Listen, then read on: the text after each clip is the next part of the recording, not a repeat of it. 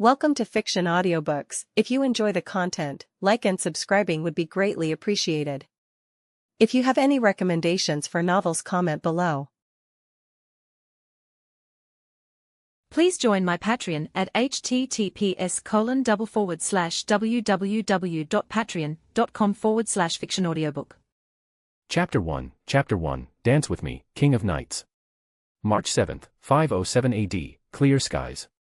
Great Britain, in the territory of King Leodegrance, a beautiful young girl was practicing her swordsmanship in the courtyard of the royal castle. Her name was Guinevere, the daughter of King Leodegrance, an unfortunate transmigrator who had died in a car accident. She had now reached her 18th year. Your Highness, Princess Guinevere, it's time to prepare. The king requires your presence at the banquet honoring the King of Knights today. With long, silver-gray hair, practical trousers, and a short tunic, Princess Guinevere possessed a pair of emerald-green eyes that shone like jade. Yet, beneath their serene surface lurked an undeniable amusement. When she first transmigrated, Miss Guinevere had assumed she'd landed in medieval Europe. She was content with her status as a princess, knowing she wouldn't starve to death. But as she grew older, around 1 or 2 years, she learned that King Uther had recently died of illness in London. Only then did she realize the era she'd been thrust into and remember the tragic fate awaiting her namesake, Guinevere. Now, the King of Knights had not only drawn the sword in the stone but also quelled the rebellion of the 12 kings, effectively pacifying all of Great Britain. Her presence at this banquet was also due to the King of Knights' intervention. After King Rience declared war on King Leodegrance, the King of Knights personally led her knights to assist, securing victory for King Leodegrance. Understood. I'll prepare immediately. Setting down her sword, she took a deep breath and wiped the sweat from her forehead. Back in her chambers, Guinevere allowed her maids to dress her in the magnificent gown specially prepared for the occasion. As a transmigrator, Guinevere had spent a long time getting used to the cumbersome dresses of this era. But she refused to become a sheltered flower. She was a knight, and no one in King Leodegrance's entire realm could match her in combat. In the war against King Rience, she had personally slain numerous enemies on the battlefield. In her view, even if the King of Knights hadn't arrived, she could have led King Leodegrance's knights to victory. Yet the King of Knights did come, just as she remembered from the legends. Only. It's not the male Knight King from history, but the golden-haired saber I know so well. In that case, marrying her wouldn't be so bad after all. Playing coy despite getting what she wanted. Of course she was. Soon, as night fell, the banquet commenced in the great hall of King Leodegrance's castle. Guinevere, gritting her teeth against the discomfort of her tightly laced corset, walked hand in hand with King Leodegrance, descending the grand staircase into the hall. The banquet hall was filled with far more burly knights than noble ladies. Despite being the center of attention, Guinevere's gaze found the King of Knights in the dining area, dining with graceful elegance. Small yet dignified, her golden hair shimmered under the light of hundreds of candles. At this time, only a few knew that the King of Knights was a girl, but Guinevere was one of them. Ignoring the fawning attentions of the many knights and disregarding her father's prepared introductions, Guinevere gracefully lifted her cumbersome, cake-like gown and stood steadily before the King of Knights. Yahoo, long time no see. Guinevere grinned, her emerald eyes sparkling with unreserved amusement. After her greeting, she scrutinized the King of Knights, who was dressed in formal men's attire, from bottom to top, her smile blooming even brighter. At this bold greeting, King Leodegrance and the local knights groaned inwardly, clutching their foreheads. They knew Princess Guinevere's beauty was legendary, but they also knew her notorious temperament was equally unmatched within the kingdom. From Guinevere's greeting and movements, they knew their princess had set her sights on the King of Knights. Hello. For years, ever since the King of Knights had drawn the sword in the stone outside London Cathedral, her appearance had remained virtually unchanged. Some claimed this agelessness stemmed not from the sword in the stone itself, but from the sword of promised victory in its scabbard, which she later obtained from the Lady of the Lake. Regardless of the cause, the result was that the King of Knights, though chronologically older than Guinevere, looked noticeably younger. At this moment, the King of Knights suddenly stopped, was trying to recall where she had seen this beautiful, big sister before. It wasn't until the young woman's smile faded and she spoke again that the memory clicked. Thank you for your rescue yesterday, but it was only a dozen or so riders. I could have handled them myself. King of Knights, after the banquet, would you accept my challenge? It's you. Her expression remained blank, but she reluctantly set down her plate. She now remembered who Guinevere was, the lone rider who had relentlessly pursued and cut down over a dozen enemy horsemen, leading King Leodegrance's knights to shatter King Rience's battle lines. How could she forget such a ferociously wild knight on the battlefield? I accept your challenge. The King of Knights never backed down. In fact, she felt a surge of anticipation. She might not always understand what others were thinking, but she knew her own mind. Since drawing the sword in the stone, Guinevere was the first powerful female knight she had ever encountered. She instinctively felt a sense of affinity and treated her with unconscious generosity. With the King of Knights' swift acceptance, many of her own knights, who had been about to speak, could only swallow their words. Then, before we cross swords, may I have this dance? In her past life, Guinevere had been an ordinary otaku. She loved the Type Moon stories and, during her Chunai phase, had spammed comments like, "Where my king's sword points," on a certain video-sharing site. Now, she had transmigrated, become Guinevere, and was seeing the King of Knights she had admired in her past life with her own eyes. Guinevere's current state perfectly matched the diplomatic pleasantries her father had spoken earlier, that his daughter had long admired the King of Knights and envied the king's invincibility on the battlefield. As the music began, the knights from both kingdoms collectively cleared the dance floor. They watched as the petite King of Knights frowned, struggling to lead the dance, while Princess Guinevere, gritting her teeth, fought to take the man's part. But the King of Knights could not lose, and Guinevere knew it. Halfway through the dance, after gaining a slight advantage, the more skilled dancer of the two deliberately changed her steps, allowing the King of Knights' hand to rest on her waist. "If it were just the two of us, I wouldn't lose." Leaning slightly closer to the King of Knights, Guinevere whispered the words into her ear. As their bodies touched, the King of Knights sensed that Guinevere must have noticed something. She turned her unchanging, stern face toward Guinevere and saw from her expression that she had no intention of using this discovery to cause trouble. As the dance ended to thunderous applause, the two rested briefly on the dance floor. It was the King of Knights who spoke first. "They all say I should have a queen. Guinevere, will you be my queen?" As her words faded, the King of Knights felt a flicker of apology. She wasn't sure if Guinevere, who must have realized her true gender, would accept the proposal. But within seconds, she had her answer. She watched as Guinevere stepped forward, gently took her hand, and pressed a long kiss to her fingertips. The answer was unspoken but clear. The banquet hall erupted in a roar that threatened to shake the very foundations, though a few individuals harbored hidden unease. Their king would have a queen. The kingdom of Camiard, with its formidable military might, would now become their ally. With this, the King of Knights took a giant leap forward in her quest to completely unify Great Britain. Chapter 2, Merlin, you will be the Queen of Calamity. In the banquet hall, thunderous applause filled the air. Though the betrothal had come suddenly, anyone with a shred of sense could see it was, at the very least, an excellent political alliance. After releasing the King of Knights' hand, Guinevere smiled and retreated to her father's side. She noticed the worry etched on his face. With a small smile, Guinevere said, "Father, I hope you understand." King Leodegrance was old, his hair white and temples frosted with age. Guinevere was his only daughter, and her dowry would be an entire kingdom. Still, he had always held the King of Knights in high regard. He gave a slight nod, signaling his consent.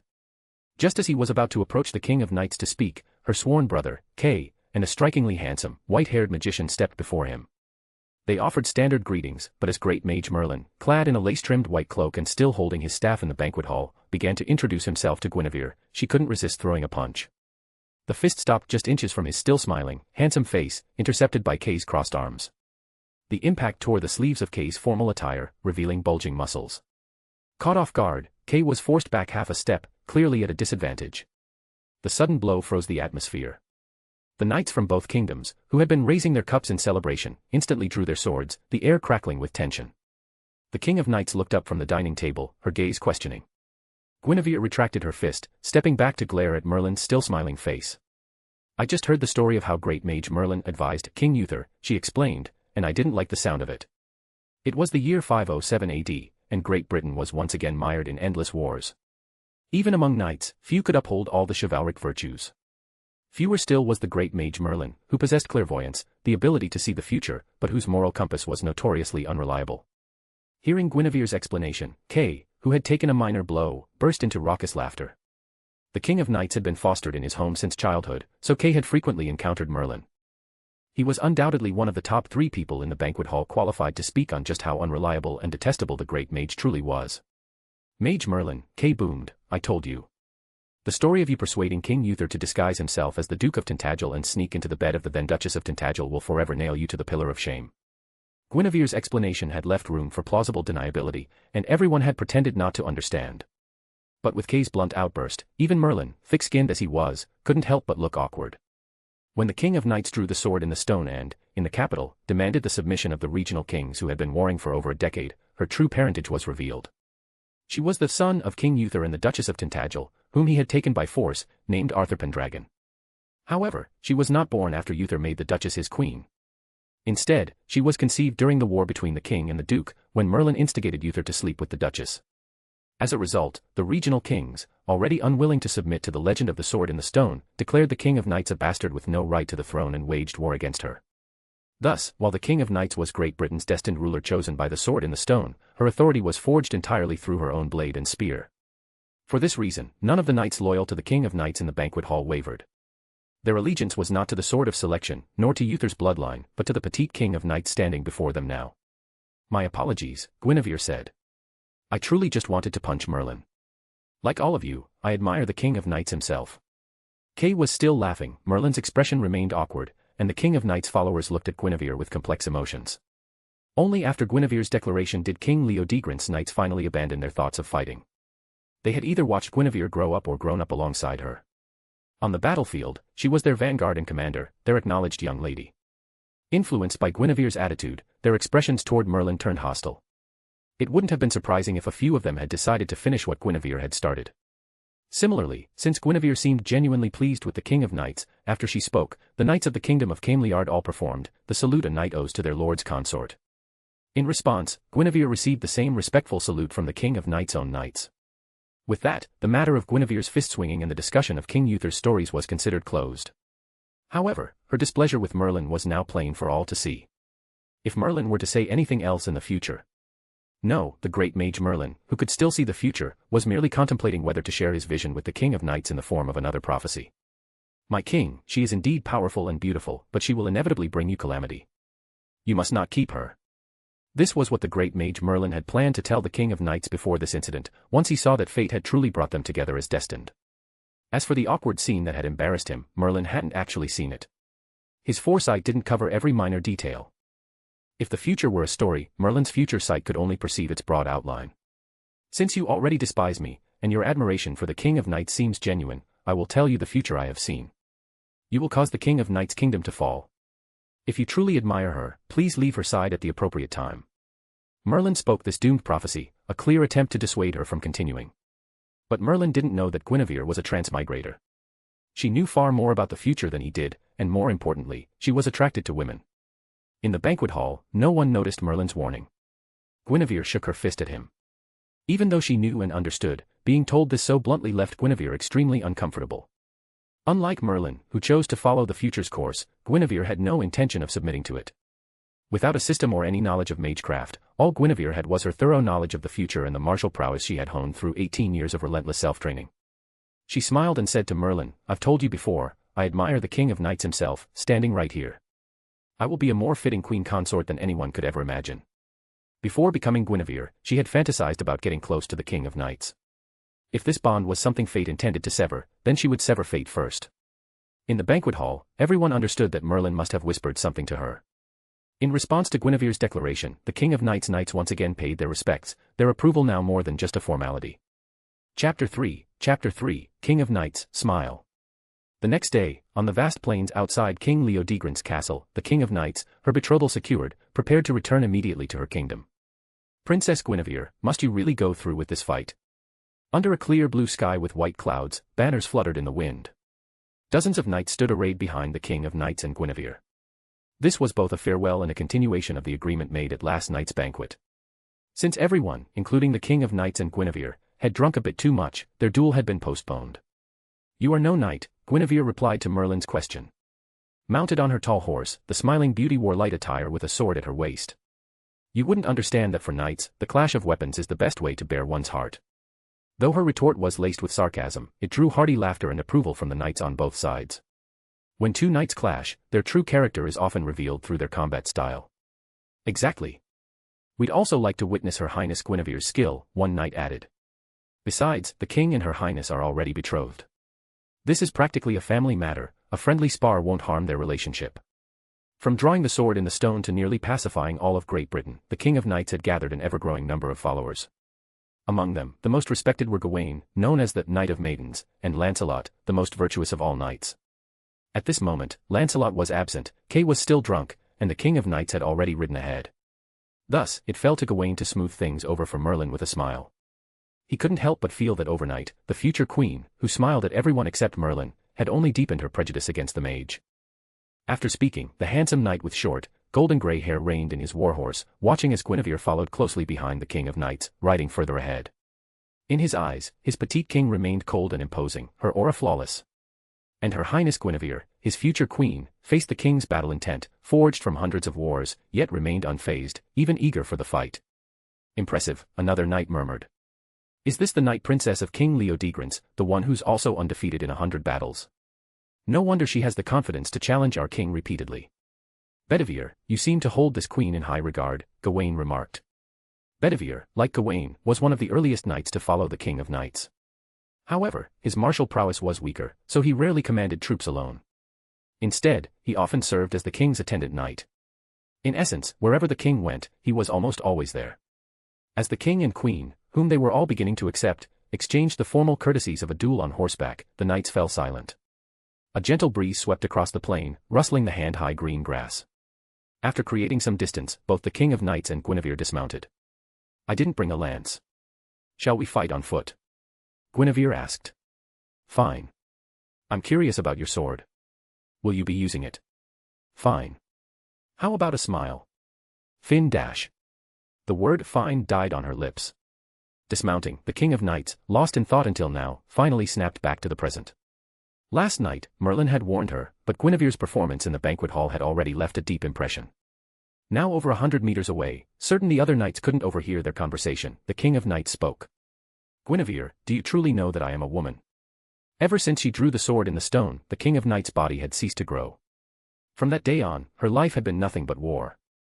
And terrifyingly, her talent for it was so extraordinary that her knights needed only to follow her charge. As a result, she lacked genuine communication with them, seeing only their adoration. That scoundrel Merlin, while teaching her statecraft in her dreams, had conveniently neglected to instruct her in the nuances of human relationships. But the King of Knights merely lacked understanding of the human heart, she did not lack a heart. If she didn't understand, she simply needed to learn. In the gentle breeze, Guinevere met the King of Knights' gaze. Memories of the king's story from her past life flashed through her mind. She smiled. Of course. And I happen to like women. You are the most remarkable woman I have ever met. She didn't understand the human heart, but she certainly possessed one. Praised so directly by Guinevere, who looked both more mature and more beautiful than her, the King of Knights' breath hitched, and she fought the urge to look away. She tried to twitch her facial muscles, attempting to form a smile that hadn't graced her face since she drew the sword. After 2 seconds of effort, she gave up and declared solemnly, I am Arthur Pendragon, son of King Uther, the destined King of Great Britain. I know. Hearing this, Guinevere's radiant smile faltered. She sighed, drew her own long sword, and assumed a serious stance. The sword was 1.23 meters long, 12.7 centimeters wide, and 4 millimeters thick, the finest knight's blade in the kingdom. Yet compared to the star-forged sword, Excalibur, which Guinevere had already glimpsed resting on horseback, this sword paled in comparison. Meanwhile, seeing that Guinevere understood her meaning, the King of Knights revealed a natural smile, as radiant as the spring sunlight. Guinevere's eyes widened, her heart pounding, until the King of Knights dismounted, retrieved the knight's longsword Guinevere had already seen, and drew it from its scabbard. So beautiful, Guinevere breathed. The blade was free of dust, rust, and even the slightest chip. Its hilt and guard were inlaid with brilliant gold. As Guinevere breathed her praise, wind gathered around the King of Knights' hand, completely concealing the sword within it. This made it seem as if the King of Knights, having completed the display and assumed a stance with both hands clasped before her, was merely gripping empty air. This is a blessing I carry, the King of Knights said. Please allow me to face your challenge with my full strength. The King of Knights was a deeply earnest person. In her mind, concealing the blade was a greater sign of respect for Guinevere than revealing it, especially since she had already shown the iron-cutting sword. For a truly powerful being, even that brief glimpse was a significant concession. Of course, Guinevere replied. I will also give it my all. She took a deep breath, shifting her mindset to combat mode. In an instant, a frenzied magical energy, tinged with the scent of blood, began to pour from her. Under the morning glow, it seemed to dye her hair red. Without a system or knowledge of magecraft, and knowing the kind of world this was and the fate that awaited her, Guinevere could only rely on her decent natural talent and training harder than anyone else to force herself to grow stronger. Born from the same battlefield carnage, Guinevere's bloodthirst and the King of Knights' noble and awe-inspiring aura diverged into completely opposite paths. When Guinevere unleashed her magic and launched an attack against the King of Knights, the King's Knights stirred slightly. Gawain and Bedivere, who had just been praising Guinevere, fell silent. Only Guinevere's own knights erupted into loud clamor, their cheers surging with varying intensities, yet all carrying the same bloodthirsty, frenzied magic that mirrored Guinevere's own. Merlin, don't you have anything to say? The Princess Guinevere I know shouldn't be like this. While the knights were suddenly filled with concern, Merlin, who who should have been gloating over her misfortune, was instead thrown into disarray. He wondered if he had misread the situation or if King Leodegrance had another daughter named Guinevere. Seeing Merlin's confusion and emotional turmoil, Kay, who had sobered up, fell silent after asking the question. They all turned their gazes back to the battlefield, and their affection for Guinevere surged anew. Guinevere's magical aura was bloodthirsty and frenzied, yet her fighting style remained exceptionally rational. After their initial clash, she focused primarily on evasive maneuvers and probing attacks. The frenzy couldn't control her. Chapter 4, Give me a sword that can rival Excalibur. Clang. Boom. In the morning light, the clash of steel rang out intermittently, but more often, the sound was of hypercompressed magical energy carving deep furrows into the flat grassland as swords swung through empty air. At the center of the battlefield, the two figures moved like phantoms swallowed by the wind. Weaker knights couldn't even track their movements. Even at such high speeds, the King of Knights' every step was perfectly steady, her magical energy lifting her just above the surface of the soil. Each swing of her sword carried the full might of her sword, forcing Guinevere back with the heaviest, most ferocious strikes. Guinevere only chose to block when evasion was impossible.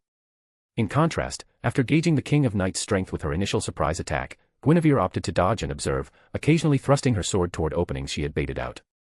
Is this the King of Knights' instinct? Guinevere asked herself this internally, but the answer came to her as soon as she posed the question. She understood that defeating the King of Knights by exploiting her openings was nearly impossible. The skill, instinct, allowed the King of Knights to instantly determine the best course of action even when faced with unforeseen surprise attacks. As I thought, the best way to beat you is head-on. Guinevere spoke the words aloud, waiting for the King of Knights to be momentarily distracted by the urge to reply.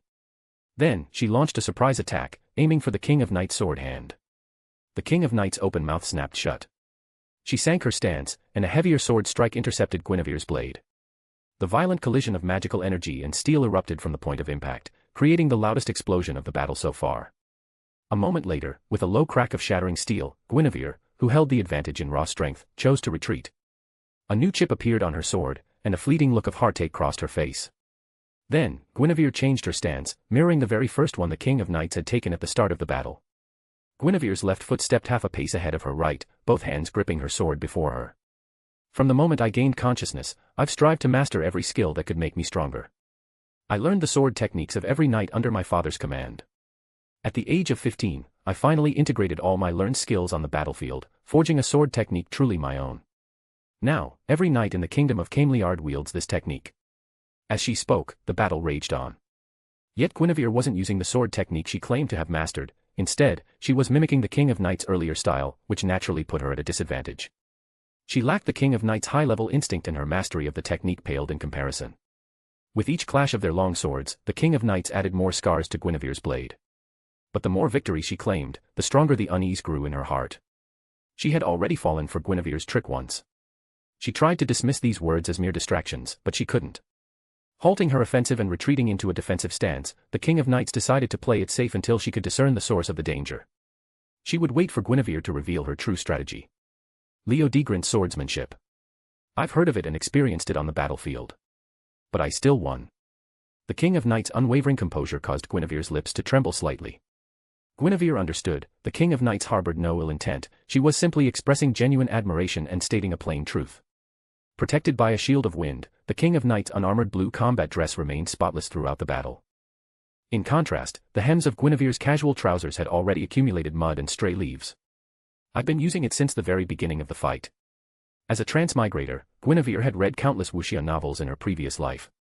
From the moment she began training in swordsmanship, the concept of no form surpasses form had become her ultimate aspiration. At 15, she had forged her own unique sword style. Now, at 18, she had completely forgotten it. Though still far from achieving her ideal state, Guinevere had mastered the art of adapting to her opponent's moves. By observing and subtly guiding the flow of combat, every lethal strike she unleashed targeted their precise weaknesses. However, while Guinevere possessed the ability to perceive and guide her opponent into revealing weaknesses, the King of Knights' instinct nullified every opening she created. King of Knights, let's stop here, Guinevere said. With the sword I have now, I cannot defeat you. Besides, it wouldn't be appropriate for me to win against you in front of everyone. I am your queen, after all. The battle had lasted only 3 minutes since it began. In that short time, the ground within a 100-meter radius around them had been churned as if deeply plowed, becoming soft and fine. Farther out, sword pressure gashes scarred the earth like a constellation, each recording their distinct sword styles. And this was the result of them holding back, with no killing intent in their strikes. Are you sure you want to stop? The King of Knights felt left hanging, having just warmed up. From Guinevere's words, it didn't sound like she was admitting defeat. Instead, she was blaming her sword and showing consideration for the king's pride, implying she could have won otherwise. Yes, I'm done. If you still want to fight, then first give me a sword that can rival your sword, one that won't be shattered by it. Seeing the cunning look on Guinevere's face, even the King of Knights, who was naive about worldly matters, couldn't help but think, Guinevere had known the outcome of the battle all along. The only reason she insisted on fighting was to swindle a good sword out of her. But a sword that could rival Excalibur was not something one could find easily. Just as the King of Knights hesitated, she heard Guinevere continue, "The sword I ask for is my only betrothal gift request. My dowry, however, is an entire kingdom. And I truly wish to fight you without holding anything back." With Guinevere's words and the heavily scarred knight's sword in her hand, the King of Knights found it impossible to refuse. Besides, her own fighting spirit had been ignited. She wanted to settle the score with Guinevere once and for all. As their long swords clashed and their mana intertwined, Guinevere's true intentions were laid bare. The King of Knights saw a spirit forged through sweat and effort, a fierce determination to slaughter every enemy on the most desperate battlefield and emerge as the sole survivor. Indeed, Guinevere's mana was bloody and frenzied, capable of slightly influencing the King of Knights' thoughts and making her recall brutal battlefields. But the dominant emotion within her mana, the reason she sought to slaughter every enemy, was simply her desire to survive. Guinevere's sword was a blade of survival. "I understand," the King of Knights said, her resolve finally hardening. "I will prepare the betrothal gift you desire." Only then did she truly commit to marrying Guinevere. In her heart, Guinevere was a good woman. Yet, because she had no understanding of same-sex relationships, even after Guinevere had explicitly stated her preference for women, the King of Knights still felt she was wronging her. With her promise made, her gaze inevitably fell upon the great mage Merlin. The betrothal gift she had pledged, she would have to ask Merlin for help once again. Chapter 5, Merlin, has the future already changed? My king, does Princess Guinevere truly desire a sword that can rival your Excalibur? After the battle, the King of Knights and her retinue had resumed their journey. They traveled at a leisurely pace, discussing the recent duel as they rode. From the knight's perspective, Guinevere had held a slight advantage during the initial probing. However, the moment she began improvising and mimicking, she seemed to be marching straight toward defeat. Yet, all the knights believed that behind her seemingly foolish move, there must lie a trap. After the battle, Guinevere had explained to the knights that the disparity in their weapons had limited her to less than 70% of her true strength. Their king, she claimed, had won solely due to the advantage of her superior blade. "My king," Gawain spoke up, "if Mage Merlin is unwilling to help, you could give Princess Guinevere my sword." In the eyes of the knights, the King of Knights' Excalibur was a holy sword forged by the Lady of the Lake, a truly rare treasure. But only rare. Gawain's Galatine and Lancelot's Erendite were comparable. The former was Excalibur's sister sword, while the latter, also forged by the Lady of the Lake, possessed a durability that rivaled Excalibur's. "Sir Gawain, do not speak of this again," the King of Knights replied firmly from horseback. "Once we return to Camelot and arrange matters, I will personally travel to the outskirts of Avalon to seek an audience with the Lady of the Lake." Gawain had merely offered a suggestion as a loyal subordinate, and the King of Knights' refusal was exactly what the other knights had expected. "Sire, should I accompany you? Let's return to Camelot first and discuss this further." In the eyes of the knights, Excalibur was not unique. Obtaining another holy sword from the Lady of the Lake seemed entirely feasible.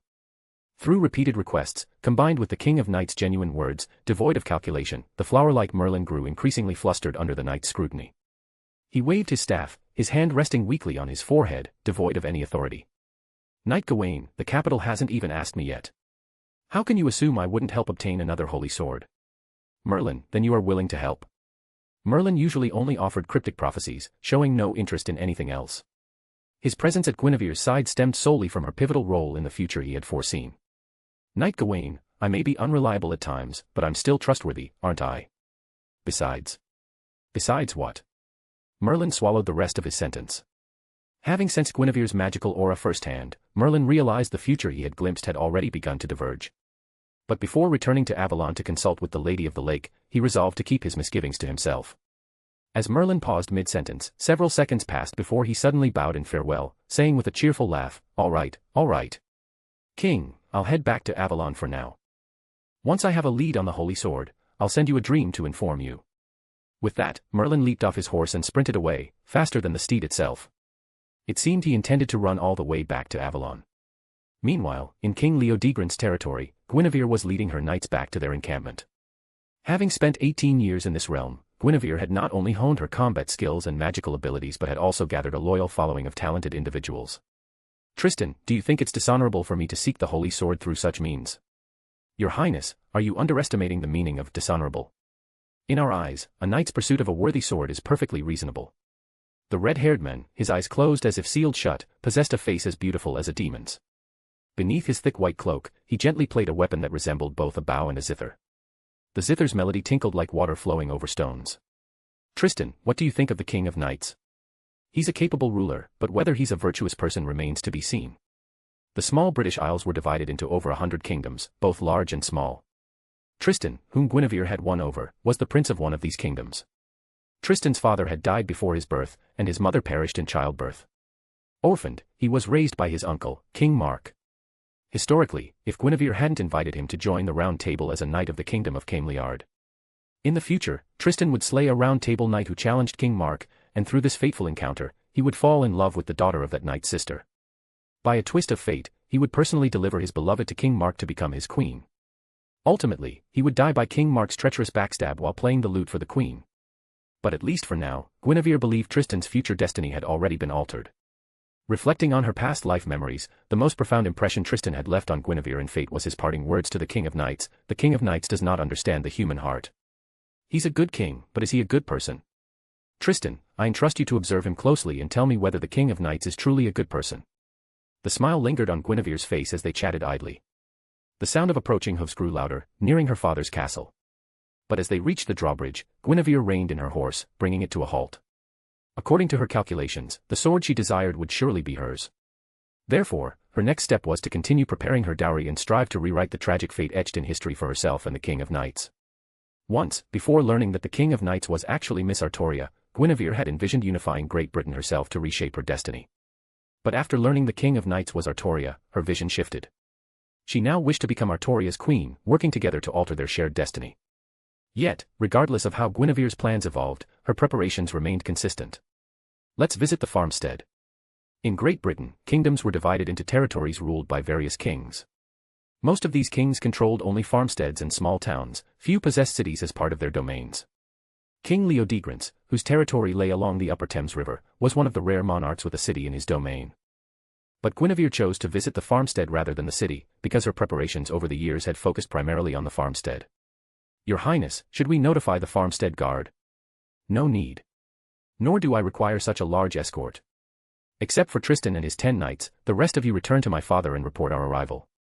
The muffled thud of hooves echoed across the soft, muddy grassland. Within half an hour, herds of cattle and sheep, accompanied by their herders, began to dot the horizon. The warring kings had only recently begun to settle their conflicts. In this era, merely having enough to eat each day was the highest aspiration for most people. 2 years prior, when King Leodegrance's territory experienced a bountiful wheat harvest, Guinevere had seized the opportunity to launch a propaganda campaign. She attracted large numbers of people from neighboring kings' lands, which in turn sparked several wars. Of course, the outcome of these conflicts was always the same, the expansion of King Leodegrance's territory, leaving Great Britain with a few fewer feckless kings. Your Highness, look. The herders are bowing to you, expressing their gratitude for the food and stability you've provided. Chapter 6, Guinevere, beloved by the people. As a transmigrator, Guinevere ranked among the least prepared. She had no system, and her own knowledge reserves were limited. In terms of governing a territory, she lacked any prior experience from her previous life. She could only rely on broad principles gleaned from history books, appointing capable officials, implementing light taxation, promoting agriculture and sericulture, investing in irrigation projects, improving transportation infrastructure, and so on. As a knight, Guinevere always charged at the forefront of battle. Yet even with just this, she had earned the knight's unwavering loyalty, the adoration of the people in her territory, and despite never venturing far from King Leodegrance's realm, her reputation for kindness and martial prowess had spread across half of Great Britain. Your Highness, Princess, after this battle, now that you've personally slain King Rience, will his territory be annexed into the kingdom? Your Highness. You just gave birth. Shall I slaughter a lamb and send it to you as a gift? Your Highness. I heard you've become betrothed to the King of Knights. Is he worthy of you? Nomadic herders traditionally follow water and pasture, but this requires vast, safe grazing lands to support large herds. King Leodegrance's territory, though sizable, did not meet these conditions. As a result, herders only established pastures around the oxbows of the Thames River within the kingdom of Camiard, grazing livestock within the carrying capacity of these pastures. During spring and summer, when the livestock couldn't consume all the fresh grass, the herders would harvest and dry the surplus to stockpile for winter. These herders did, in fact, have settled encampments. As Guinevere and her entourage rode toward the farmstead, the sparse distribution of herders and livestock gradually gave way to denser concentrations. Because Guinevere never whipped the herders, many dared to approach and greet her, offering what they considered precious gifts. Smiling and occasionally nodding, she signaled her accompanying knights to offer fair compensation for each offering. By the time Guinevere's party reached the farmstead's high fences and were greeted by an even larger crowd, the knights' horses were laden with 2 lambs, several wolf pelts, a number of rabbits, and some coarse flatbread. The knights accompanying Guinevere had devoured the biscuits. The wolf pelts were distributed, while the lambs and rabbits were handed over to Captain Allen, the guard captain who had received the message and was waiting at the farmstead's entrance. Today's lunch, as expected, would be roasted lamb and rabbit. Your Highness, I never expected you would visit today. Dressed in simple coarse cloth, with only a short sword at his waist, Captain Allen stood before a group of 20-odd soldiers in similar rough clothing, each armed with a short spear. Captain Allen, I have no time for idle chatter.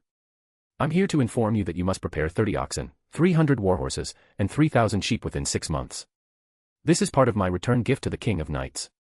Since the warhorses are the kingdom's property and their upkeep is part of the labor service required of pastoralists, I won't be paying for them. As for the cattle and sheep, you know we've just won the war against King Rience. Guinevere cut straight to the point, explaining the purpose of her visit to the farmstead. For a vast agricultural estate with over 10,000 inhabitants, procuring such livestock posed no challenge. Initially stunned by Guinevere's sudden inspection and filled with trepidation, the guard captain listened intently to her demands. His face lit up with relief as he replied. Your Highness. Is your betrothal to the King of Knights true? Captain Allen, that's not what you should be concerned about. Your Highness, of course that's what I should be concerned about. This farmstead is your territory, and we are all your subjects. Even if you don't give us a single coin, we will prepare cattle, sheep, and horses for you. We've never forgotten that it was you who gave us homes, reduced our taxes, and granted us the status of free citizens. It was you who secured us 3 meals a day, livestock, and seedlings, personally overseeing our development to this day. And you even established a night school within the farmstead, forcing all children of suitable age to enroll. Though called a farmstead, over the past 2 years, it had already begun to resemble a small town. Due to its vast expanse of land, the farmstead covered nearly 5 square kilometers. Its location along the Thames River also allowed for a small wharf at one end, facilitating trade with the royal capital of Camiard upstream. This not only ensured a plentiful supply of fish but also led many idle farm women to open shops, selling various small goods imported from the royal capital. Because Guinevere was particular about hygiene, the herders themselves collected livestock manure for various uses, making her decree to establish public toilets and prohibit public urination and defecation run particularly smoothly. The non-combustible human waste, once accumulated in sufficient quantities, was taken by the people to irrigate the still small wheat fields developed along the riverbank. This very land, this farmstead, was what Guinevere had come to claim as her territory. It had been gradually built by the displaced people she had recruited through policies like food rations and land grants. The night school the guard captain mentioned. She had established it by winning duels against the opposition of numerous knights and nobles, silencing them with the era's most effective form of negotiation. As a transmigrator, Guinevere understood the paramount importance of education. Moreover, after gaining approval for the Knight Academy, she personally funded its establishment with her own money, even when her father refused to allocate any funds. Now, the Knight Academy, located at the very heart of the farmstead, bore her name as honorary headmaster. In addition to teaching the traditional skills expected of knights, she had also mandated foundational cultural courses that she insisted on establishing. In this era, literacy rates among nobles and knights were low. Captain Allen's sons and daughters were all students at the night school. Enough, Captain Allen, Guinevere said. I've long taught you not to drain the pond dry. You are the fish I've carefully nurtured in my pond, how could I possibly harm you? You will receive every penny you're owed. As for my betrothal, forget it, Captain Allen. Tell everyone to rest assured that even if I marry into Camelot, everything here will continue as it always has, and will only improve. I'll return often to check on things. Don't forget, I've always said this place is the foundation upon which I'll build my ideal future. Though Guinevere spoke these reassuring words, Captain Allen's worry remained undiminished. At 40 years old, he had witnessed too much war, famine, and death before coming here, and even survived several plagues. That's why he understood how rare a ruler like Guinevere was, and why he felt more joy than resentment that she viewed them as her own fishpond. In this era, the church thrived, and there was a saying, so and so shepherds God's lambs. Captain Allen, a devout believer, would thank God for Guinevere's guidance, considering her a divine treasure bestowed upon the world. However, due to Guinevere's aversion to the church, they dared only offer such praise in private after she repeatedly rebuked them. Your Highness, I will relay your words to everyone. Would you like to visit the Knight Academy now? Yes, I've come all this way already. Chapter 7, Guinevere's Pie in the Sky. According to Fate lore, the British Isles' remote location allowed their mystical essence to linger far longer than on the mainland. During the era of the King of Knights, the Isles still teemed with heroic spirits, fairies, witches, and various magical beasts. As the primary military force of that era, knights possessed the formidable power of a one-man army. They wielded magic, razor-sharp swords capable of slicing through steel like butter, and armor of such exceptional durability that it shouldn't have been possible to forge in that era. Any elite knight under Guinevere's command could easily breach the formations of ordinary human armies single-handedly. Consequently, warfare in this era revolved around knightly clashes. The side with the stronger knights invariably secured victory. In other words, if Guinevere could truly mass-produce knights and ensure their unwavering loyalty, no one would deny her foresight in establishing the Knight Academy. Of course, training an ordinary knight from scratch was an exceedingly difficult task. Among the Academy's over 1,000 students, fewer than 100 would ultimately qualify. Yet even those who failed to graduate would have undergone knightly training, acquiring literacy and numeracy skills that would make them invaluable to the common army. They could serve as its backbone, assisting in the administration of various settlements. While knights formed the main force in war, the common army remained essential for logistical tasks such as transporting supplies, preparing provisions, and maintaining garrison duty in settlements. Across the entire British Isles, a kingdom with 10 qualified knights would be considered powerful among smaller nations. Even the current King of Knights commands fewer than 100 knights under her banner. Drink. Drink. Drink. Keep swinging your swords. Don't stop. Andrew, what the hell, did you forget to eat? Sarah, do you really think you can become a knight as powerful as Her Highness Guinevere? Will, try harder. Don't forget that, according to tradition, Her Highness will select 3 knights from the Academy to oversee the newly acquired King Rience's territory. That's when you'll be formally knighted and become a true knight. The Knight Academy had been open for less than 2 years. Currently, among the commoners enrolled, not a single one had reached graduation level. Will, currently being reprimanded by the chief instructor, was like Tristan, drawn by the allure of knighthood. He was an unc-eyed knight already possessing knight-level skills. They came here to train, teach, and swear allegiance to Guinevere, all because they could obtain everything they desired from her. A flat plot of land with a few dozen thatched-roofed wooden huts, this was the current Knight Academy. Yet beyond training, the Academy had attracted over 20 unc-eyed knights drawn by Guinevere's charisma, as well as over 1,000 apprentices of all ages, all scattered across the farmstead. It's Her Highness Guinevere. Her Highness Guinevere has come to inspect us. The training grounds were flat, bordered only by low fences separating them from the residential areas. A child first spotted the approaching group of riders, and his shout alerted everyone to Guinevere's arrival. The chief instructor's angry curses fell silent as the apprentices lined up in formation. As the nominal headmistress of the Knight Academy, Guinevere had no time to teach personally.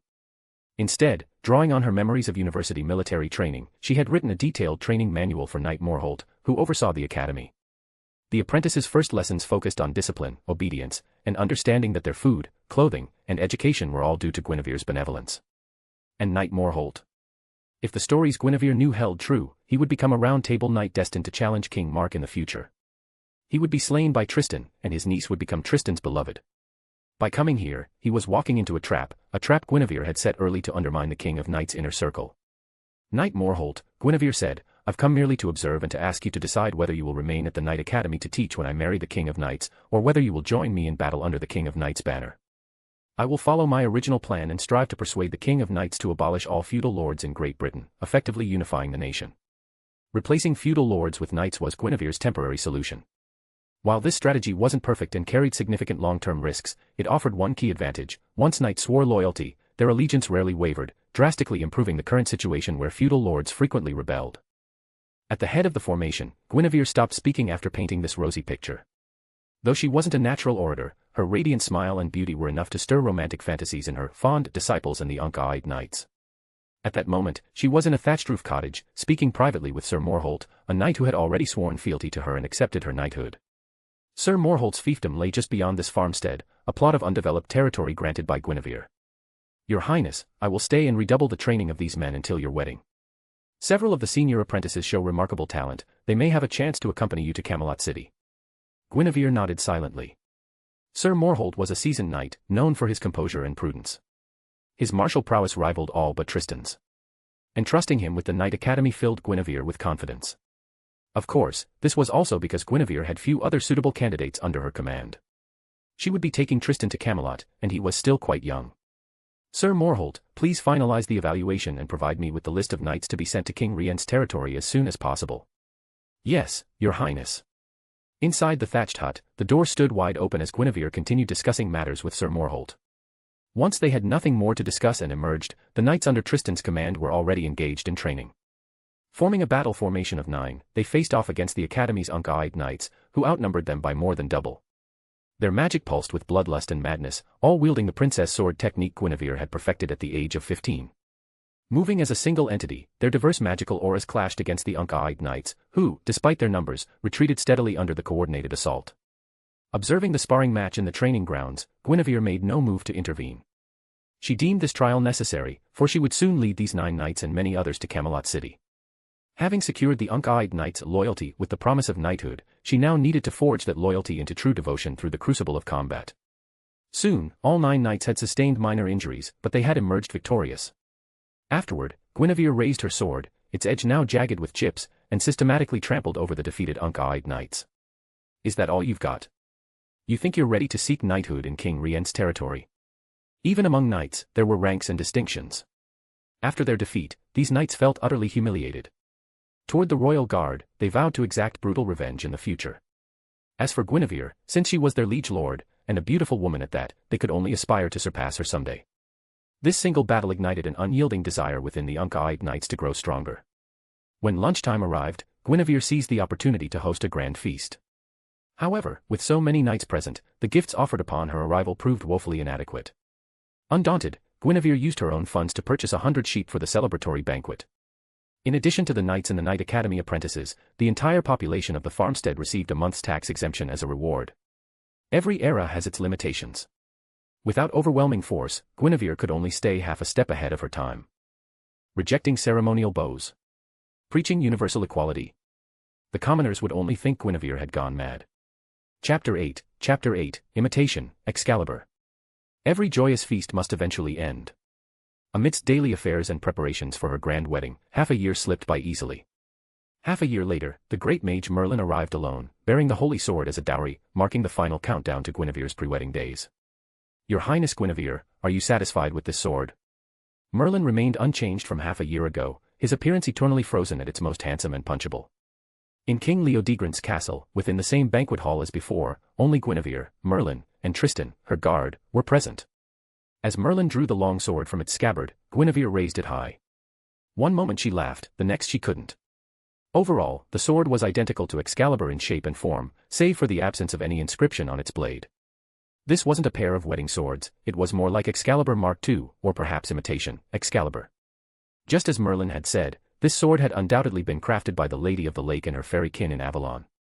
Even merely holding it, Guinevere could feel its immense power coursing through her. When she lightly tapped the blade, which shimmered with a faint, natural radiance, the crisp ring that echoed confirmed its exceptional resilience, rivaling that of Excalibur itself. Finally, Guinevere touched the tip of the blade with her fingertip. A bead of blood instantly welled up, tracing a path down the blade's edge to the hilt. The blood was absorbed upon contact, transforming into a wisp of magical energy that gathered within the blade. It cuts hair like silk, strikes without bloodshed, and even absorbs the magical energy from spilled blood, storing it for a single, explosive release. From what I've observed, your magical reserves pale in comparison to those of the King of Knights. Merlin, never one for tact, completely ignored Guinevere's frustration with the sword's appearance, continuing to extol its virtues. Guinevere nearly punched him in the face again, but this time Kay wouldn't be there to take the blow for him. Yet she restrained herself. After all, she had only requested a sword comparable to Excalibur, making no specific demands about its appearance. And as for the fact that Excalibur was a holy sword forged from starlight while this was merely a rush job by the fairies, Guinevere saw no point in dwelling on such matters. Guinevere sheathed the sword. The scabbard was identical to the one that housed Excalibur, the King of Knights' sword, but it was merely exceptionally sturdy, lacking the ability to heal wounds or halt aging. Naturally, it could never unleash any noble phantasms. Merlin, that will be all. I accept the sword. Return and inform the King of Knights that I will soon lead the Knight Order down the river myself, bringing a dowry worthy of this blade to complete our marriage. Also, please deliver this letter to her. Over the past 6 months, Guinevere had already prepared most of her own dowry. King Leodegrance's contribution, at her request, would be ready within the next few days. It would be a massive round table capable of seating over 100 knights.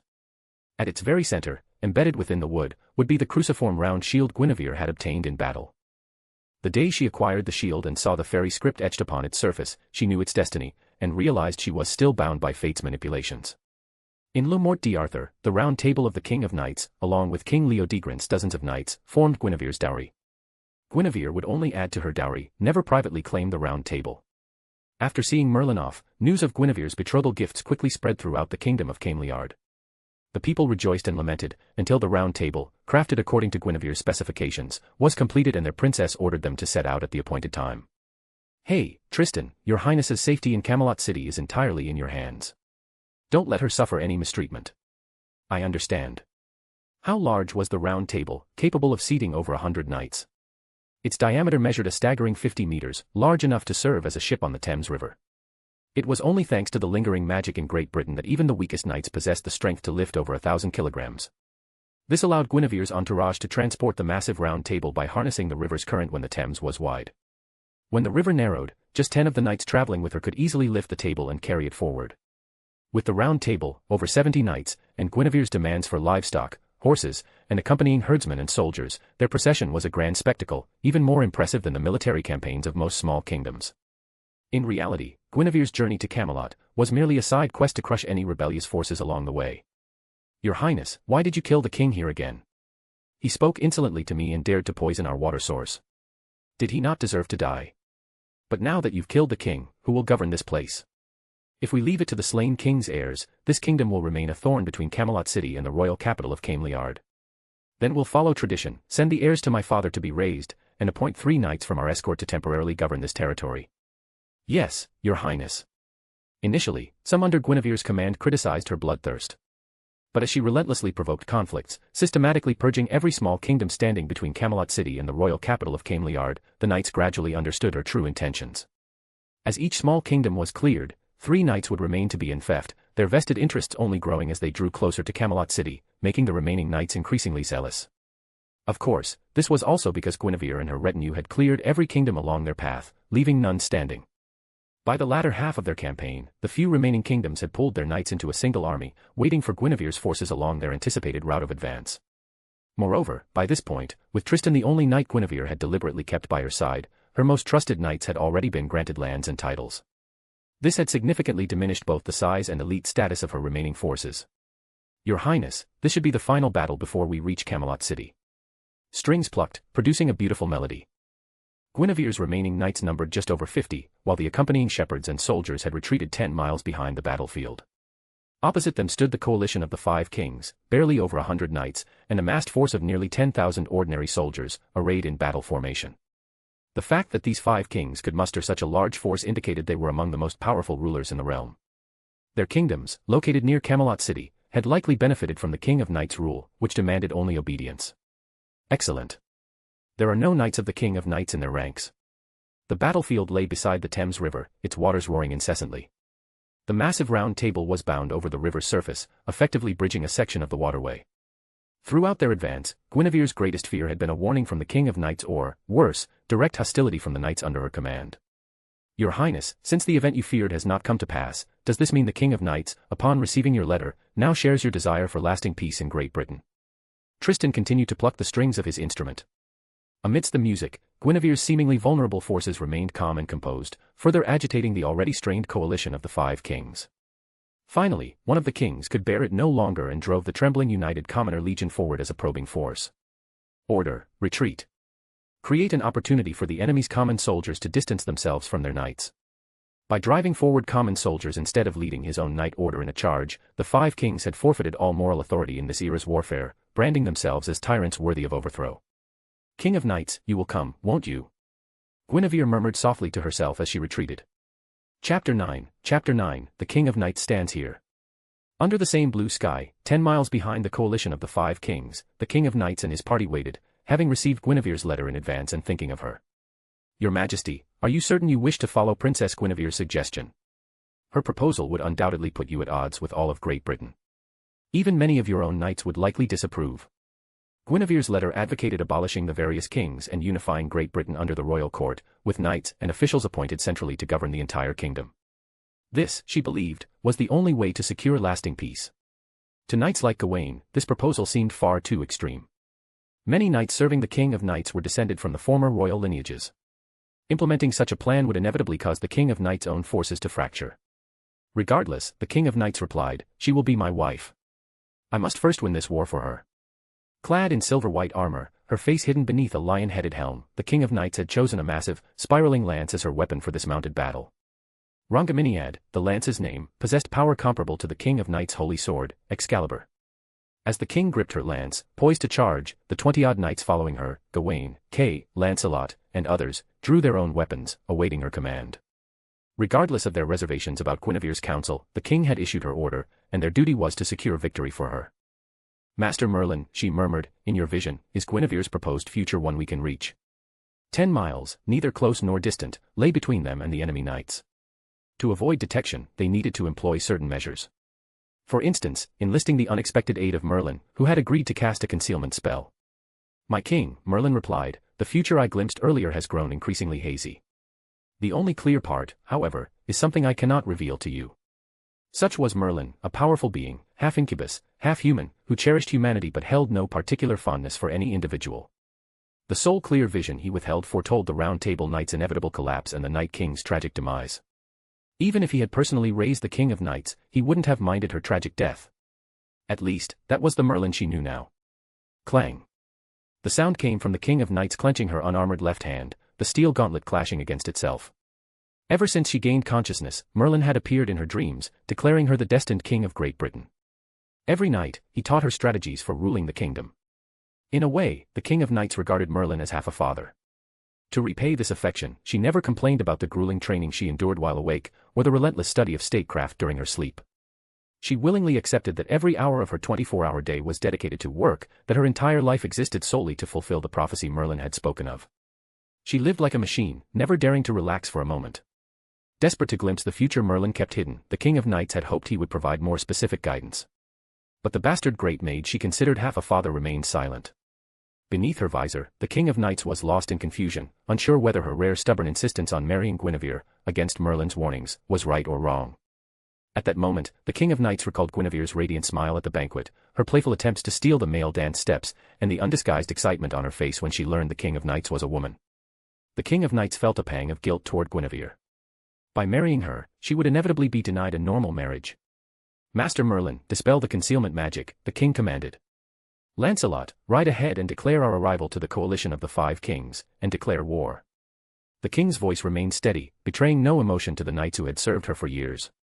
At her command, Lancelot responded with a firm "Yes, sir," and spurred his horse forward. The instant the concealment magic lifted, the coalition of the 5 kings, who had already sensed their presence, received the declaration of war. Meanwhile, the King of Knights and her remaining knights continued their silent, measured advance, conserving their horses' strength until they reached the optimal charge position. At the same time, Guinevere's party had also detected the King of Knights' arrival. "Your Highness, your wait is over. The King of Knights has not disappointed you," Tristan remarked. "Tristan, did you overhear my musings just now?" Guinevere asked. "A skilled musician must have keen ears, naturally," Tristan replied. Tristan's face, usually shadowed by sorrow from the hardships of his early life, now wore a rare smile. His otherworldly beauty was accentuated by the slight upward curve of his lips as he rejoiced for Guinevere's sake. Guinevere clicked her tongue, unable to suppress the smile spreading across her face. "Han, throw the round table back into the Thames. 10 knights, follow me onto the round table. We'll crush those rabble." Han, the strongest knight under Guinevere's command, heard the command and single-handedly heaved the colossal, 5,000 kilograms round table onto the river's surface. But he was too late to leap onto the round table after Guinevere and seize one of the 10 coveted knight slots. Between Guinevere's forces and the coalition of the 5 kings, tens of thousands of ordinary soldiers had already descended into chaos. Ordering them to clear a path without bloodshed was impossible. Similarly, with such vast numbers, the soldiers' battle lines stretched too long. Circling around them on land would take too long, likely missing the crucial battle between the King of Knights and the Knights of the 5 Kings. "Your Highness, did you foresee this moment when you had the round table built?" Knight Marco asked. "Knight Marco, you overestimate me. I possess no clairvoyance to foresee the future. I proposed building the round table solely as a gift for the King of Knights. Its current use is merely a fortuitous coincidence." The round table drifted downriver, rocking and pitching, yet the 11 riders, including Guinevere, maintained perfect balance. As they drifted past the ordinary soldiers, the sparse rain of arrows and javelins was instantly shattered by the music Tristan conjured with his strings. As they drifted past the knights of the 5 kings, they noticed the knights had already donned their helmets, prepared for a desperate battle. They're not surrendering. Caught between two forces, but with the King of Knights leading over 20 riders while Guinevere commanded only 10, the knights of the 5 kings still held a numerical advantage and were perfectly capable of fighting. Moreover, in this era, life was considered a small price to pay for honor among knights. After the 5 kings resolved to fight to the death, their knights remained steadfast, choosing to demonstrate their loyalty. They split their forces. One detachment faced Guinevere and her 11 riders on the riverbank, but instead of attacking them mid-crossing, they waited until Guinevere's group had disembarked and gained firm footing before slowly advancing.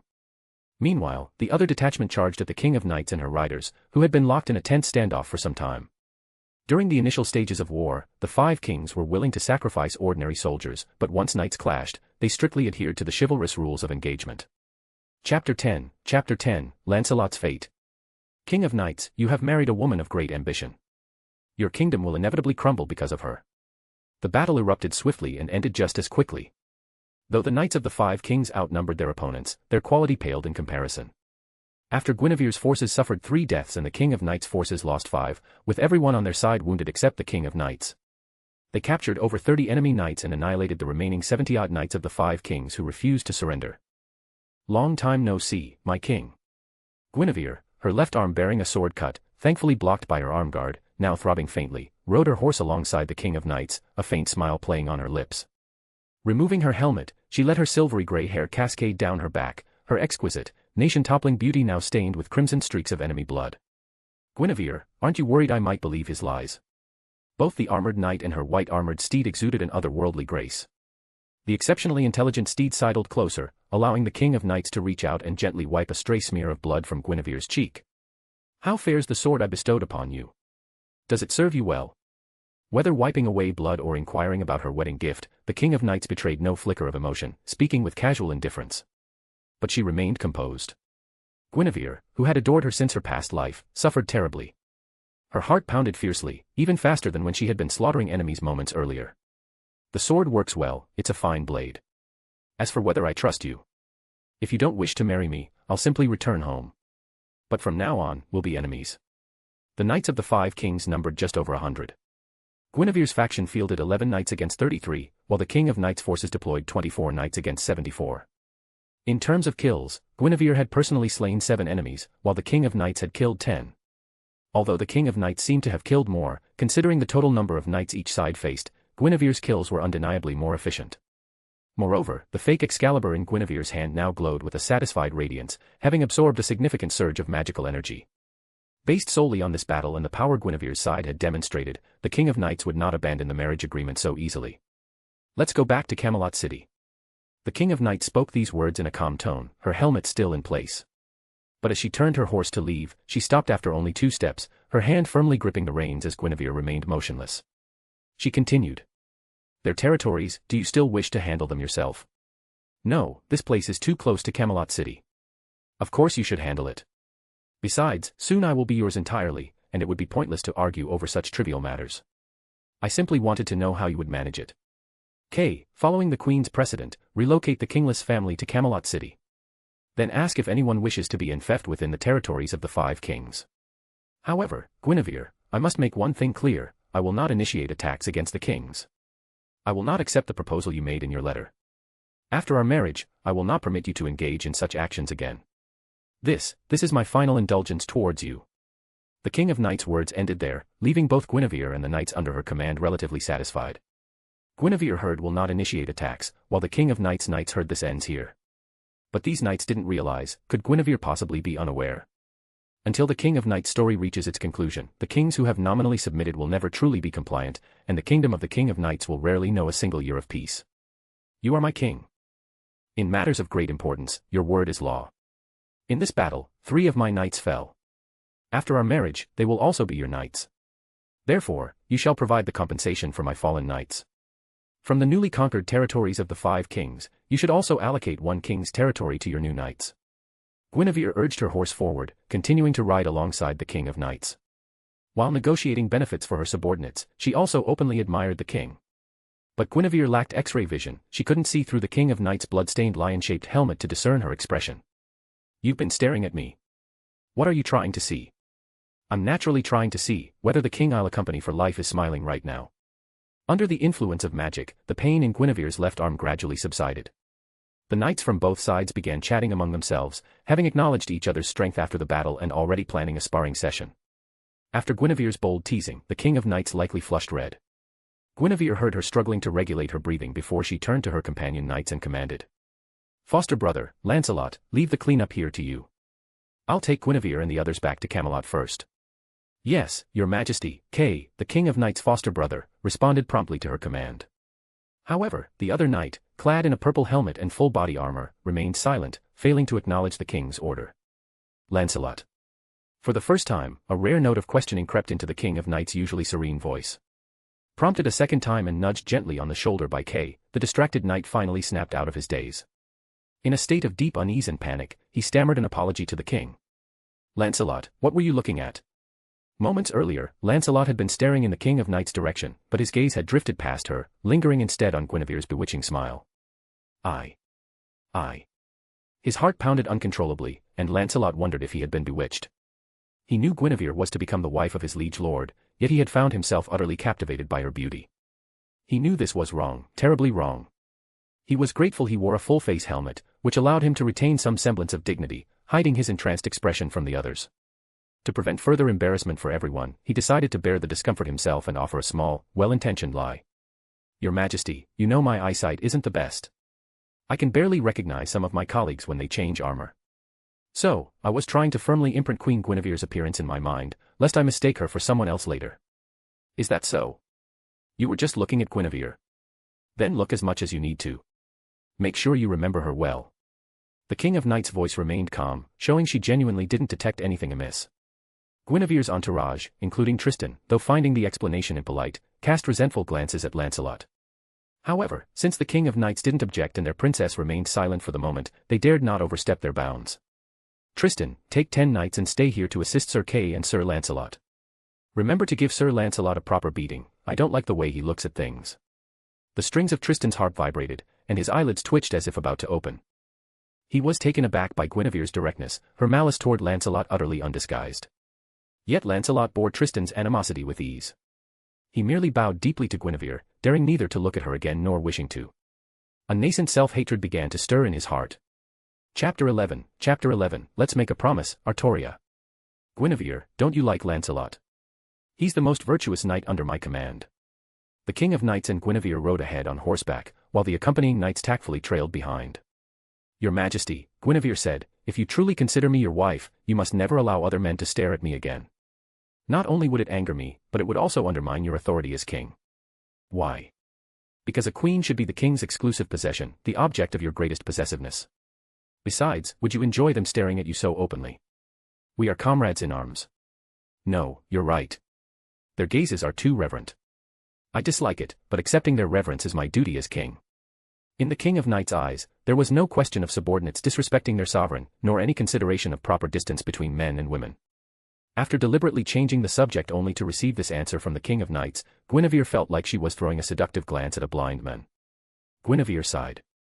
"Just promise me you won't do anything so foolish again," she said. "As for Lancelot, just think of us as naturally incompatible, his mere presence makes me uneasy." Because of her past life memories, she knew the King of Knights' downfall began with the illicit affair between Guinevere and Lancelot as depicted in the books. Therefore, whether Lancelot stared rudely at her, prompting Guinevere to lament her difficult fate, or if he behaved impeccably as a loyal subject, she would never see him favorably. She would always guard herself against this noble knight. "Your Majesty," Guinevere said, her voice earnest, "if Lancelot isn't married yet, arrange his marriage soon to settle his heart." These words came from the bottom of her heart, though she didn't know if her suggestion would be effective, or if it might inadvertently hasten the very fate she feared. In her previous life's memories, she clearly recalled that Lancelot had a son named Galahad.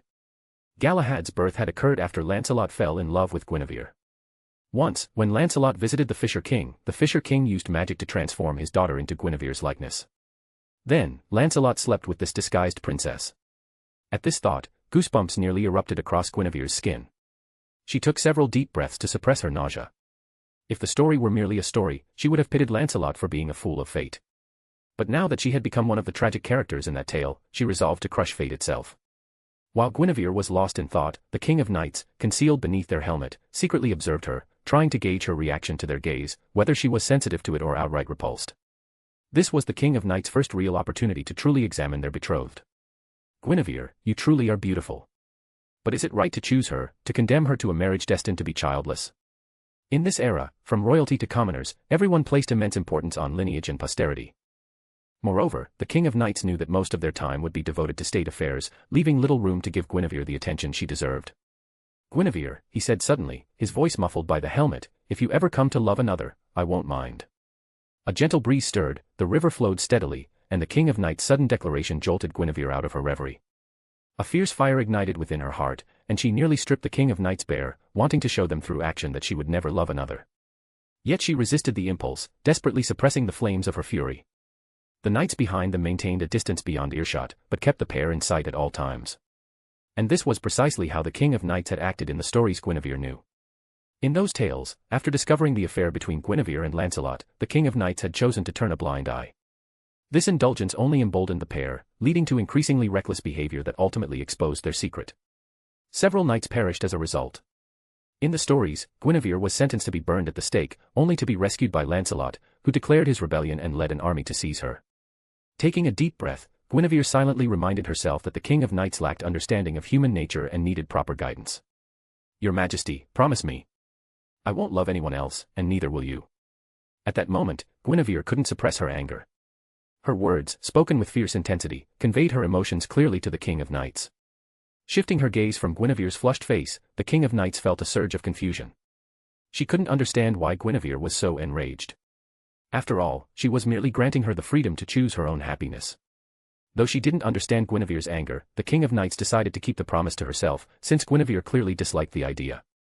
Moreover, the King of Knights had never intended to fall in love with anyone. She declared, I can promise you this, I will never love anyone else. Perhaps Guinevere's fury had awakened a flicker of emotional intelligence in the King of Knights, making her realize Guinevere genuinely loved her. As the words left her lips, she instinctively replaced anyone with anyone else. By the time the King of Knights' steady voice, filtered through her helmet, reached Guinevere clearly, Guinevere opened her mouth, wanting the King of Knights to repeat the entire sentence. But the King of Knights had already lightly kicked her horse's flank, urging it forward a few steps to end the conversation. Bastard! Guinevere cursed under her breath. After her outburst, she sighed. At least she had secured a personal promise from the King of Knights. Whether she herself would fall in love with someone else shouldn't have required the King of Knights' guarantee anyway. Taking another deep breath, Guinevere realized she would have plenty more to be angry about after marrying the King of Knights. But I brought this on myself, didn't I? Thinking of the face beneath the King of Knights' helmet, Guinevere chuckled, a smile returning to her face. If they weren't betrothed, her boldness might seem brazen. But since their marriage was inevitable, she considered it playful banter between partners. She urged her horse forward, riding alongside the King of Knights, and changed the subject. King of Knights, you know my name, Guinevere L-. No, after we marry, I'll be Guinevere Pendragon. So, can you tell me your true name? Art. I know you're Arthur, but I want to know the name you had as a girl. The King of Knights fell silent, her thoughts drifting. Ever since drawing the sword in the stone, she had never used the name Guinevere longed to hear. Artoria Pendragon. Hearing this, Guinevere couldn't resist pumping her fist in the air, her smile genuine and radiant. She urged her horse forward, reaching out to remove the King of Knights' helmet, but Artoria flinched back, slightly flustered. Leah, can I call you Leah, just when we're alone together? Haven't you been calling me that already? For some reason, a flicker of happiness stirred within the King of Knights' heart. Was it because even Merlin and Kay no longer addressed her by that title? After letting Guinevere approach and gently tightening the reins, it was the King of Knights' turn to take a deep breath. She was grateful her helmet remained on, knowing she hadn't completely controlled her emotions, the corners of her lips must have curved upward. Ultimately, Miss Artoria wasn't without human warmth. It had been merely a few years since she drew the sword in the stone at the age of 15, leaving her still in the bloom of youth. Conversely, if Guinevere were to count her past life's age, she would be the one described as an old ox grazing on tender grass. Hee, Leah, hee. My Leah. Mine. Saber. Guinevere only murmured the word saber in her mind. Hearing Guinevere's foolish giggling and sensing her manic excitement, the King of Knights unexpectedly felt an urge to chop someone down.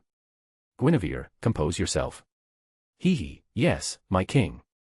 Chapter 12, Camelot. The night passed without incident. The next morning, the King of Knights and Guinevere, leading the vanguard, had already reached Camelot royal city. Under the brilliant sunlight, Guinevere realized with newfound clarity that the mystical realm still lingered in this era of Great Britain. The pure white royal city before her was a colossal creation that could never have been built in the year 507 AD without the aid of magic. Guinevere, do you like this city? In this era, cities fell into two categories: fortified castles serving primarily as military strongholds, inhabited by lords and their armies, and ordinary towns, primarily inhabited by commoners and functioning as regional economic hubs. Camelot City, with its meticulous planning and 3 concentric walls dividing it into outer city, inner city, and castle districts, was a rare fusion of both types. From a distance, Camelot City appeared to Guinevere like a small mountain, its highest point being the central castle district, the residence of the King of Knights. Extending outward from the castle was the inner city, home to officials, nobles, knights, and their families.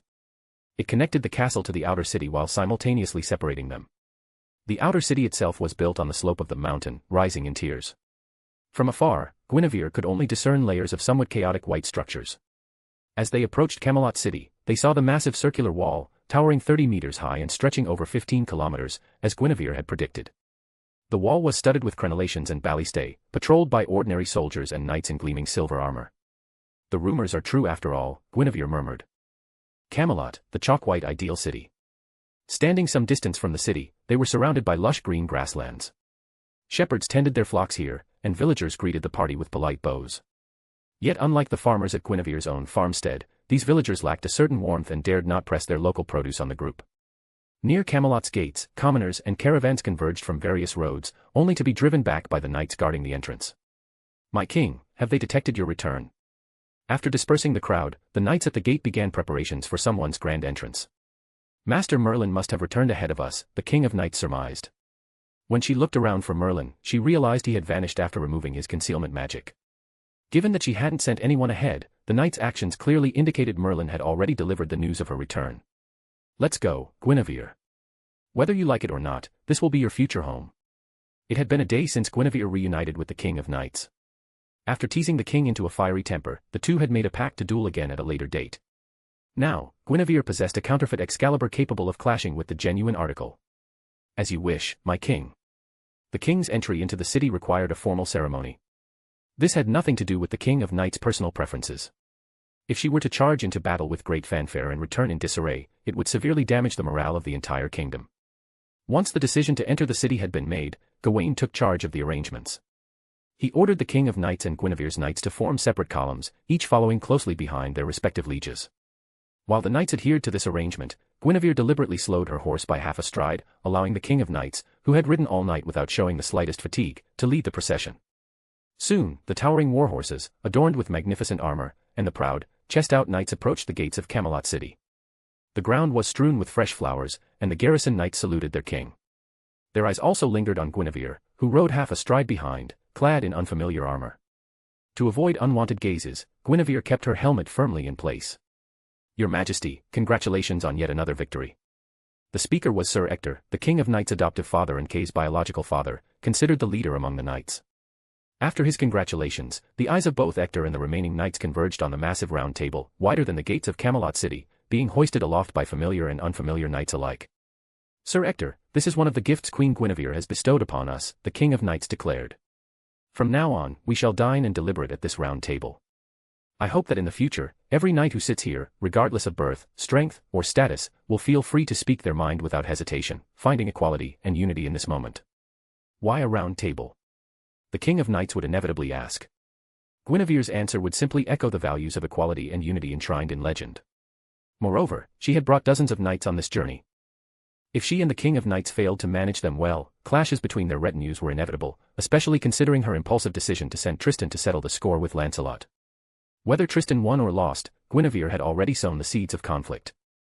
I hope any issues can be discussed openly at the round table. Only when words fail should we resort to force, Guinevere said, following the King of Knights. Her voice was as clear as a mountain stream, and the knights who had never seen her face knew instantly that its owner must be a great beauty. At the city gate, Sir Ector discerned from the words of the King of Knights and Guinevere that she had come in goodwill, at least. Her deferential position, stepping half a pace behind the King of Knights, also suggested she wasn't seeking to usurp power under the guise of equality. Yet Hector couldn't be blamed for his suspicions.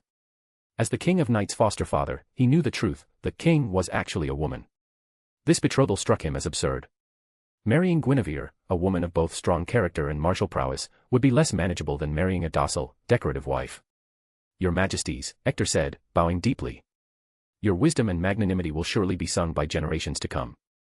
Suppressing thoughts he dared not voice, Hector bowed in a knightly salute to the King of Knights and Guinevere. His words were sincere.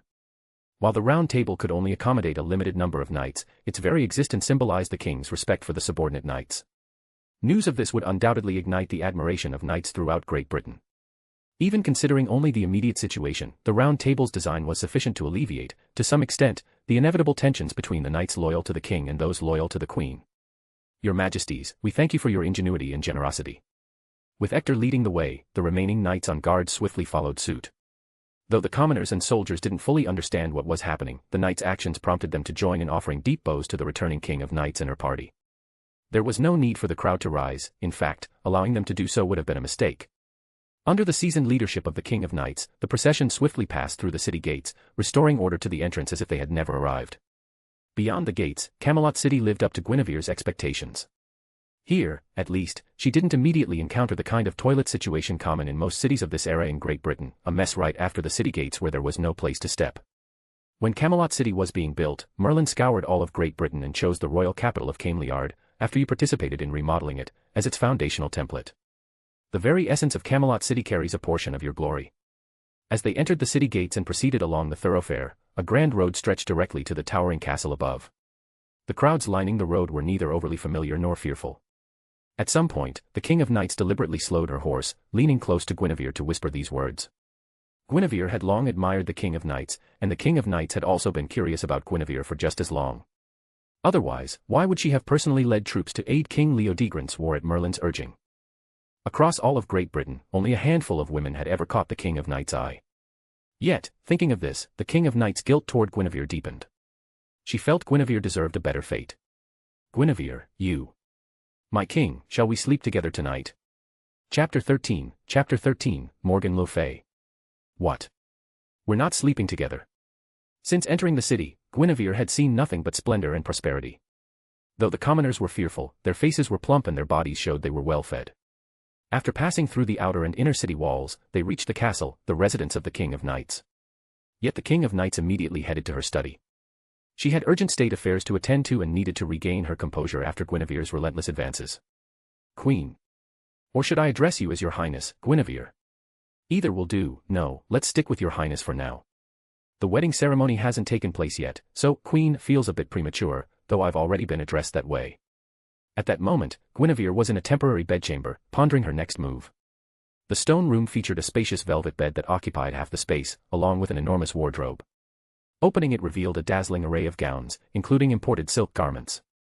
Yet despite the opulent wardrobe, after removing her armor, Guinevere had changed into a white training knight's uniform.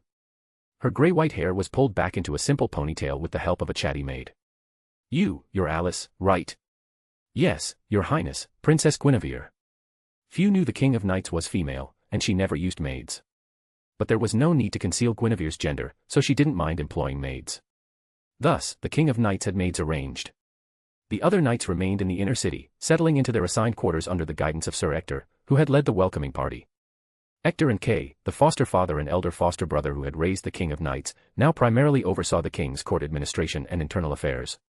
With Kay still absent, all these responsibilities fell squarely on Hector's shoulders.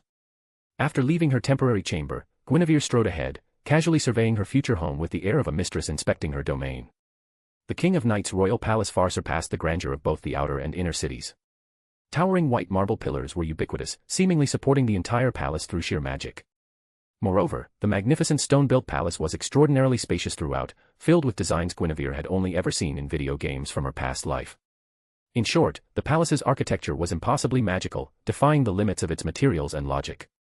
"Alice, what should I do? I'm starting to feel like a true country bumpkin after all." Guinevere hadn't excelled academically in her previous life, and after completing her basic education in this life, she had primarily taught others in subsequent cultural studies.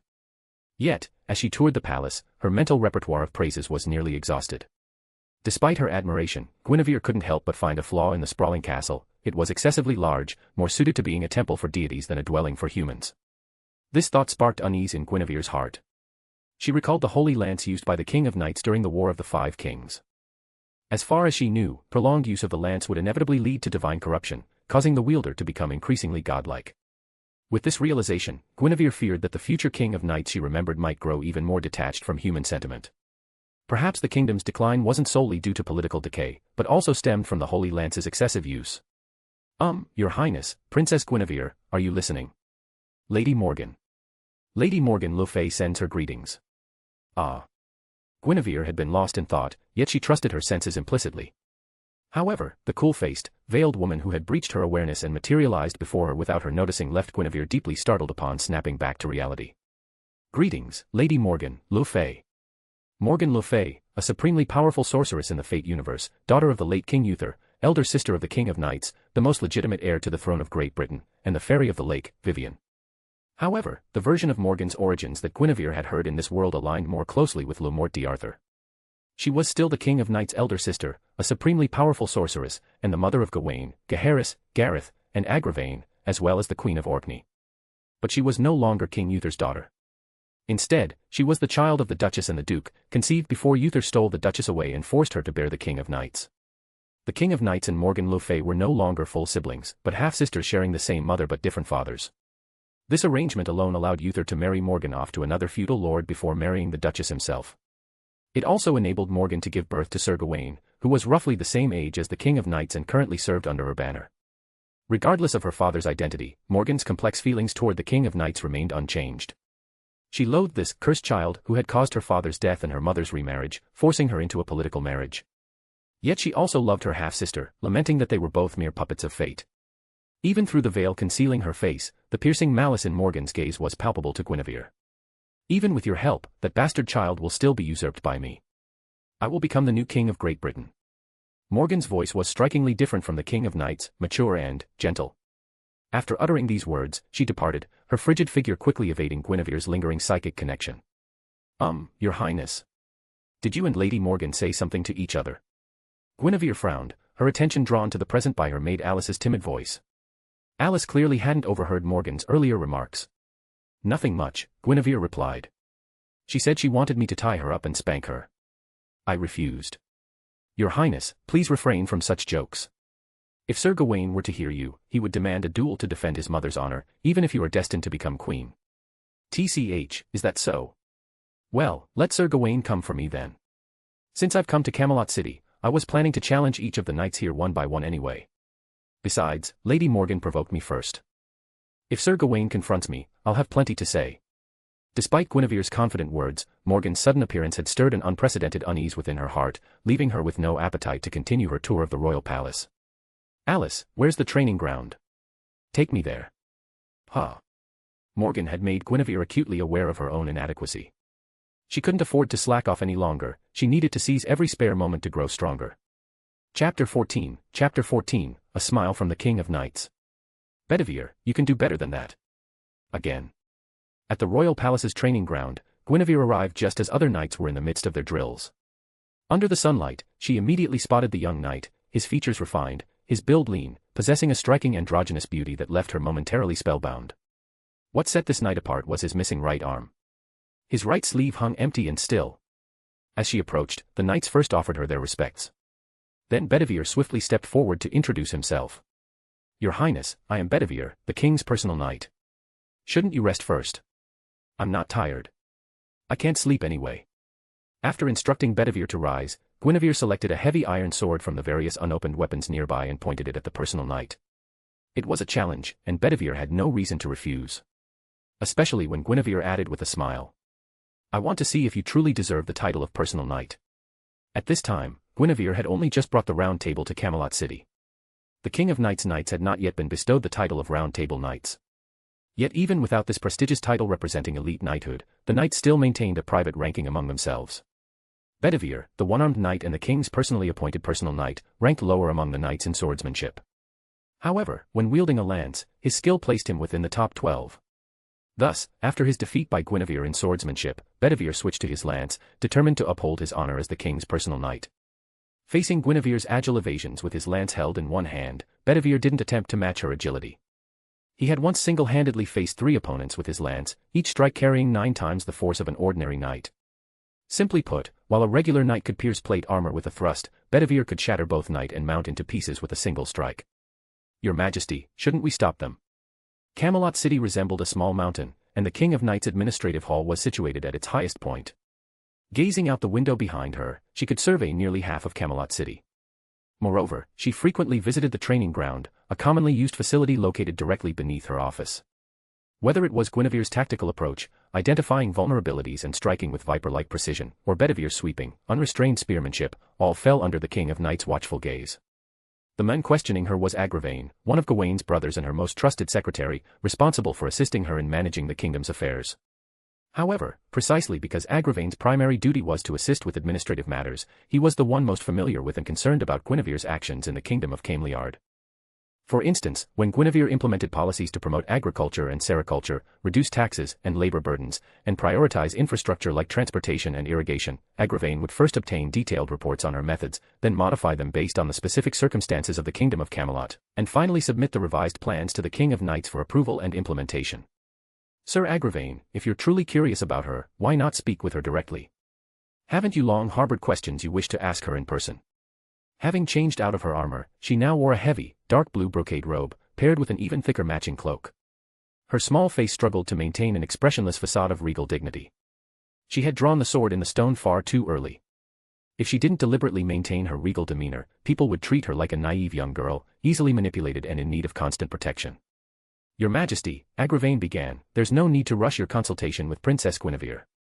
However, in my humble opinion, you shouldn't linger here, attending to these endless trivial matters. You should be at Princess Guinevere's side, nurturing your bond with her. Whether from her personal perspective or considering the influence behind her, you shouldn't have rushed straight here after bringing her to the palace, neglecting her entirely. To those with ulterior motives, this neglect could be interpreted as a rift between you and Princess Guinevere, providing them with ammunition for their schemes. Agravain was younger than Gawain, but he carried himself with a more mature air. His once handsome face, now perpetually shadowed by worry from handling too many state affairs and bearing too many inner burdens, retained an air of grim seriousness.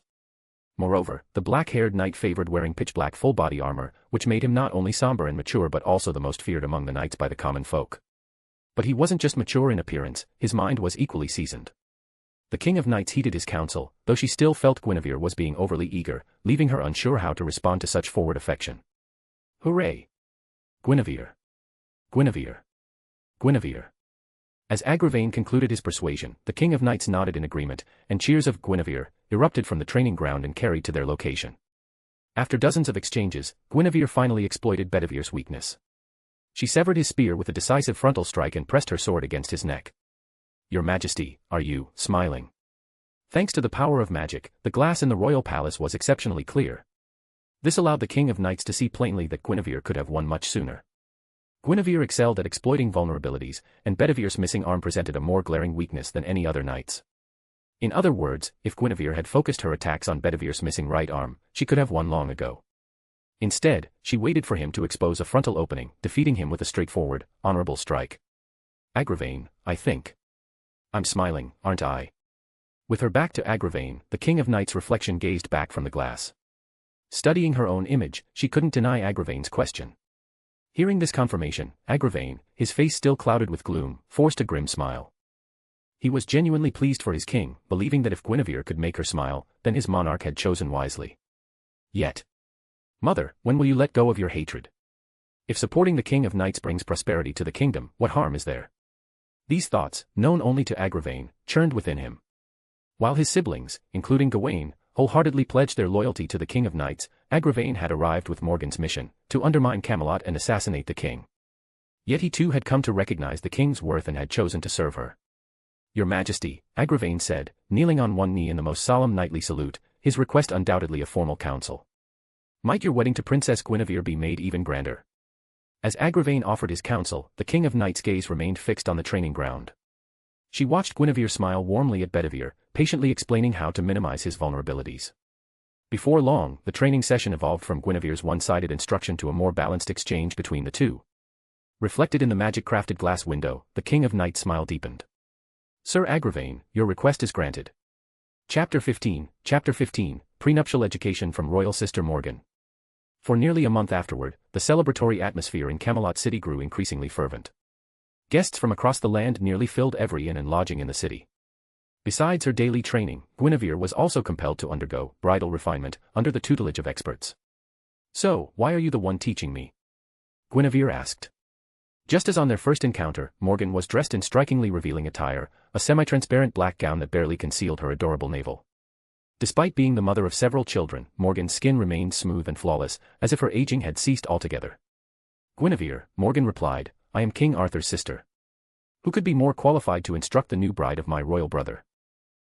Very well, you are indeed the most qualified. But don't you think what you're trying to teach is a bit excessive?" At that moment, the two were in Guinevere's temporary chambers. All the other maids had been dismissed. Guinevere sat on the bed, while Morgan stood before her. Just moments earlier, Morgan had tossed Guinevere a small illustrated book and a piece of jade carved into an unspeakable shape. But when Guinevere caught the new jade, she showed neither the bewilderment Morgan had expected nor the discomfort of holding a hot potato. Instead, with a slight squeeze, she shattered the pristine jade into hundreds of tiny pieces that scattered across the floor. "Speaking of which," Guinevere asked, "you know the king is a girl, yet you haven't revealed this." Morgan showed no reaction. She still wore her veil, but her malice remained undisguised. "Guinevere, if the knights won't accept a queen, why would I bother seizing the throne from her? And if they do accept a queen, why would I risk open conflict with such crude methods? Guinevere, you shouldn't be so foolish." Morgan's voice dripped with mockery. With a flick of her hand, the shattered jade pieces reassembled themselves, flying back into her palm. "Then, are you planning to take it back for your own use?" Morgan had hoped to awe Guinevere with her magic, to make her respect it, but she failed. Her demonstration of magical power only provoked Guinevere's mocking retort. Beneath her veil, Morgan's face stiffened abruptly. Without thinking, she hurled the jade at Guinevere, who shattered it even more completely. "It seems you truly have no need of my guidance," Morgan said coldly. The atmosphere froze, as if swords were about to be drawn. Morgan remained still because she still wanted to witness the spectacle of the two girls' wedding. Guinevere remained still because this woman was still the king's sister. However, one couldn't blame the king of knights for favoring and indulging her. After all, besides their sisterly bond, Morgan had given birth to a host of exceptional knights, including Gawain and Agravain. Out of respect for these knights alone, the king of knights had no choice but to show favoritism and indulgence. Though Guinevere harbored no murderous intent, her desire to test Morgan's limits persisted. Just as Morgan turned to leave, Guinevere, clad in her magnificent gown, suddenly sprang from the bed and lunged at her. Morgan's passive-activated magical artifact momentarily restrained her. In the room, Guinevere remained frozen in her hand-dagger strike pose. Her thrust had pierced the semi-transparent magic circle, creating cracks across its surface. So easily provoked. Just a test. Though she hadn't drawn her sword, Guinevere's half-strength strike was easily blocked. She abandoned any further probing. However, Guinevere didn't immediately withdraw. Instead, she increased her force until the magic circle cracked further and finally shattered. Beneath her veil, Morgan's expression remained unreadable, and she made no further moves. Guinevere truly harbored no murderous intent. After shattering the magic circle with her increased force, Guinevere sat back on the bed as if the attempted assassination had been a mere illusion. She smiled and continued in a mocking tone. "Sister Morgan, let's end this trivial matter here. Just days ago, you came to me to declare your ambition to usurp the throne, and now you come to provoke me. Don't you think you're acting too willfully? Sister Morgan, can you be honest and tell me what you truly seek from me? You're not just acting on a whim or going mad, are you?" What was Morgan's motive for seeking out Guinevere? She merely wanted to observe the new bride. Her declaration of ambition had been a casual threat, nothing more. As for her offer to guide Guinevere in her bridal preparations, it was genuine. Morgan was the most qualified. And the jade ornament wasn't a deliberate provocation, it was merely part of the teaching materials prepared by her subordinates. Looking back now, Morgan realized that giving Guinevere, a girl she knew was marrying a girl, a gift like that had indeed been a provocation. Guinevere had accused her of acting on whims, driven purely by madness. After further reflection, Morgan admitted to herself that this was true. Whether dispatching Gawain or Agravain, or repeatedly scheming against the King of Knights, she had never planned for the long term. With this realization, Morgan lost all desire to speak further. She turned and headed straight for the door. Yet, just as she was about to open it, she turned back and said, "The king needs an heir. How do you intend to bear children with the king in the future, Guinevere? The Pendragon bloodline must not be tainted, even if the king herself permits it." Morgan departed, leaving behind her cryptic warning. She actually cares about the Pendragon bloodline. Guinevere mused. Despite herself, she couldn't dismiss Morgan's warning. In fact, it further lessened her desire to kill Morgan. She acknowledged the validity of Morgan's concern about an heir. In that regard, Guinevere recognized that she might need Morgan's assistance in the future. In her memory, Morgan's most infamous feat was her artificial creation of Mordred. After Morgan left, the maids entered the room, their expressions tinged with confusion. To them, the room was too clean, as if Lady Morgan had taught Guinevere nothing at all. "Your Highness. The king has time this afternoon and wishes to invite you to dine with him. Also, Sir Tristan has returned from his mission and seeks to report to you. I've asked him to wait in the corridor. Alice, let Tristan in. No, take him to the training ground. I'll be there shortly. As for the king, I'll attend." Though Guinevere wore a gown, it wasn't particularly private. And while this was a temporary chamber, it wasn't convenient to have her knights enter. After dismissing the maids to deliver the messages, Guinevere quickly changed into her training gear and headed straight to the training ground, a place she had become quite familiar with. "Tristan, it's been a few days. You look exhausted. Your Highness, please spare me your teasing. I accept my punishment for failing to defeat Lancelot. From now on, I'll dedicate more time to training. So, Lancelot is truly that strong. 2 of me still wouldn't be a match for him. 3 of me might barely hold my own." Tristan was no weakling, even Guinevere could only barely handle 2 of him. From Tristan's words, Guinevere finally grasped the vast gulf between her own abilities and Lancelot's. 3 of you could barely hold your own against Lancelot. Was he still holding back? Guinevere knew Lancelot was truly formidable. In her memory, during the battle when he was caught in adultery, he had slain several of the Round Table knights, all among the most powerful.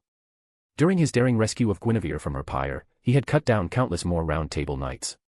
In terms of raw martial prowess, even the King of Knights was no match for Lancelot. Only Gawain at high noon could face Lancelot head-on. "Your Highness," Tristan said, kneeling on one knee, even abandoning his lute. "I cannot say whether Sir Lancelot held back, for I was unable to force him to use his full strength." This crushing defeat was a source of deep shame for Tristan.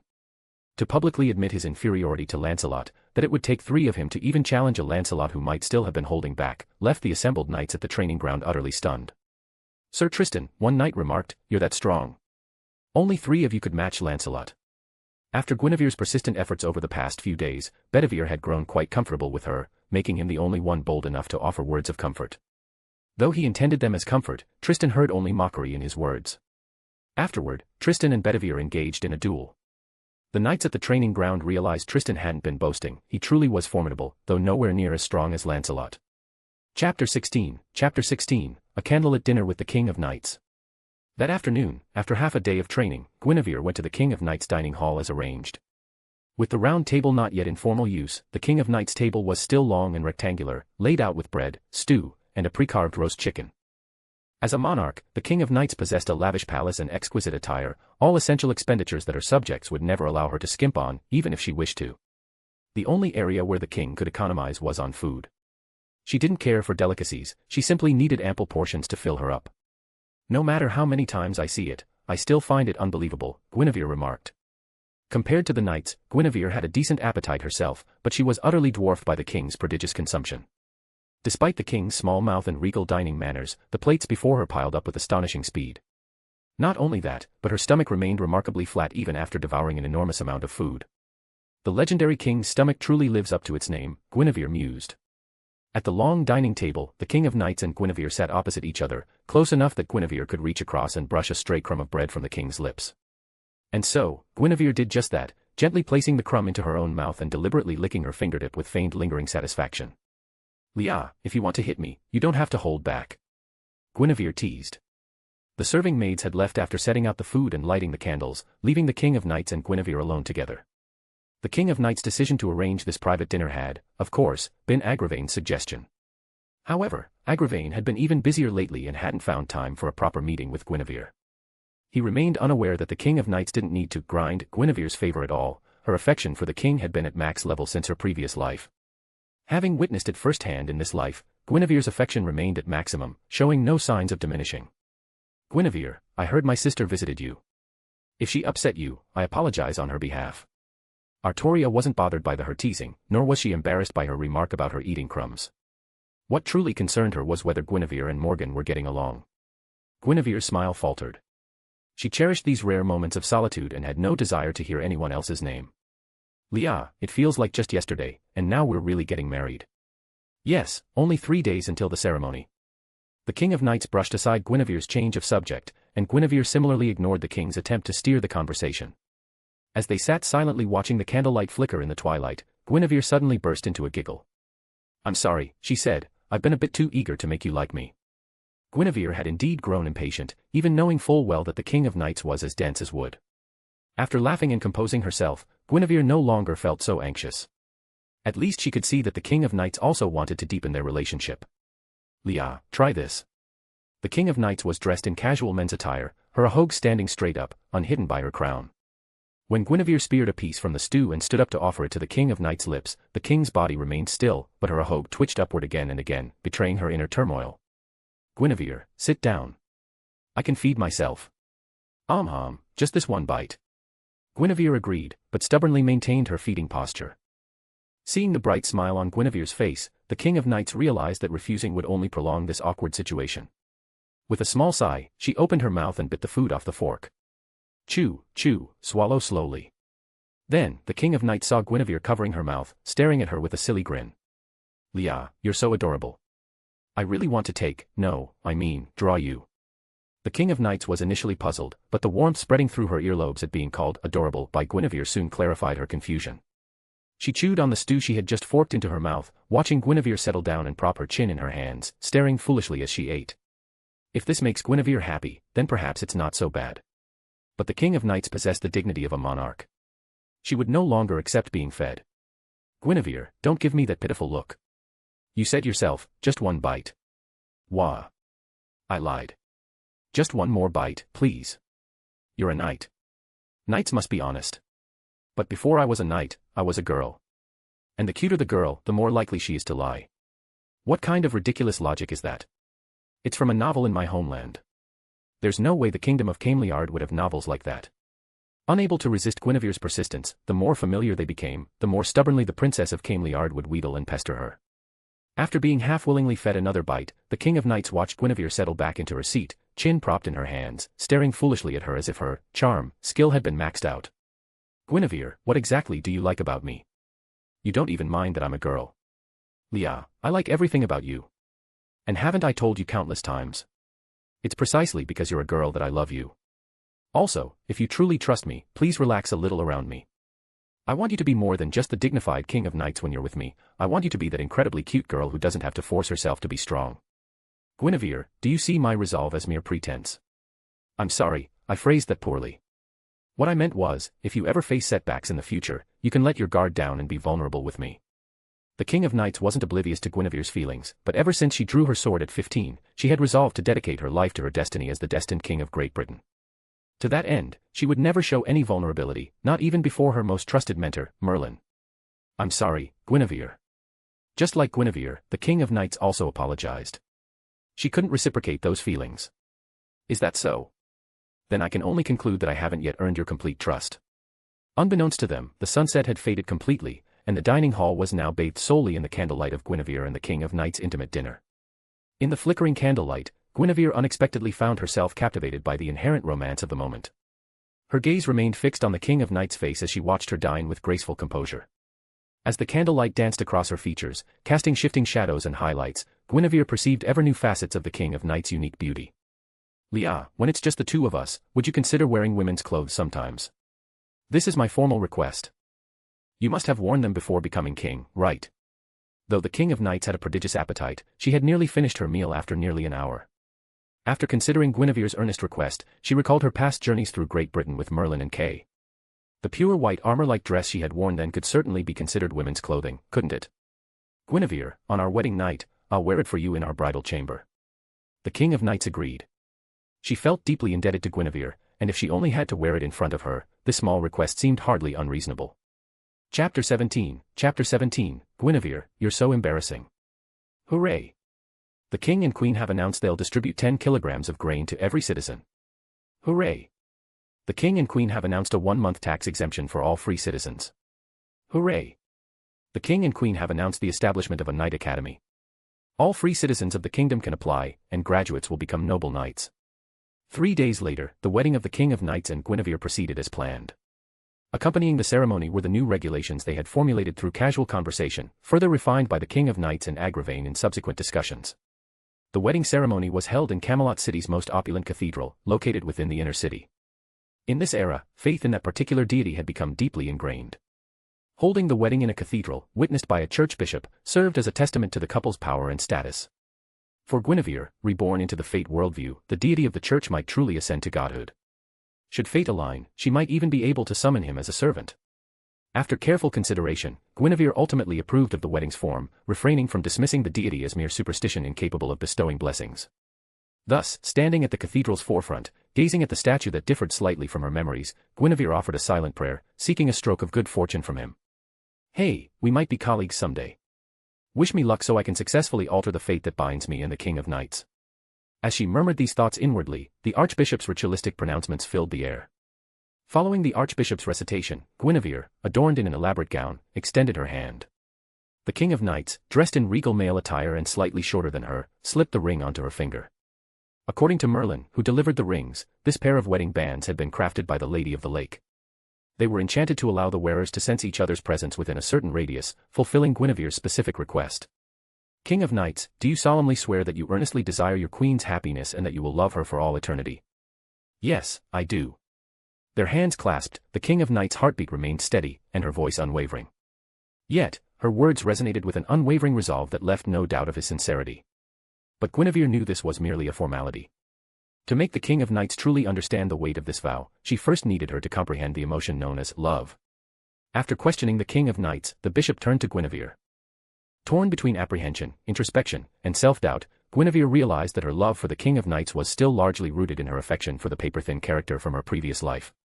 The two strands of love remained separate, yet to intertwine. "But I will unite these two loves as soon as possible. I swear, I will always love the King of Knights, Artoria." Guinevere's response was equally resolute, brimming with genuine sincerity, but the subtle difference remained hidden, known only to herself. The name Artoria was uttered only in her heart. After the ring exchange and vows, the next step was, "Now, King of Knights, you may crown your bride under God's blessing." There was no public kiss, the King of Knights had deemed it insufficiently dignified and cancelled it. As the King of Knights personally placed the crown upon Guinevere's head, the church, packed with onlookers, erupted in applause, marking the completion of the ceremony that united the two as one. Next came the procession through the streets, where the king and queen rode in a flower-bedecked carriage, basking in the cheers of the populace. Having just announced a series of policies beneficial to the people, they were indeed met with enthusiastic acclaim. The crowd marveled at the King of Knights' majesty, while Guinevere's partially veiled beauty left them mesmerized. As twilight descended on yet another day, the grandest ball of the era was held within the royal palace. Simultaneously, the King of Knights and Guinevere, weary from the day's events, could now legally and legitimately share a chamber. "Guinevere, do you want to kiss me?" Her hand was held, her waist embraced, her body frozen. In a room adorned with festive decorations, why had Guinevere gone this far with the King of Knights?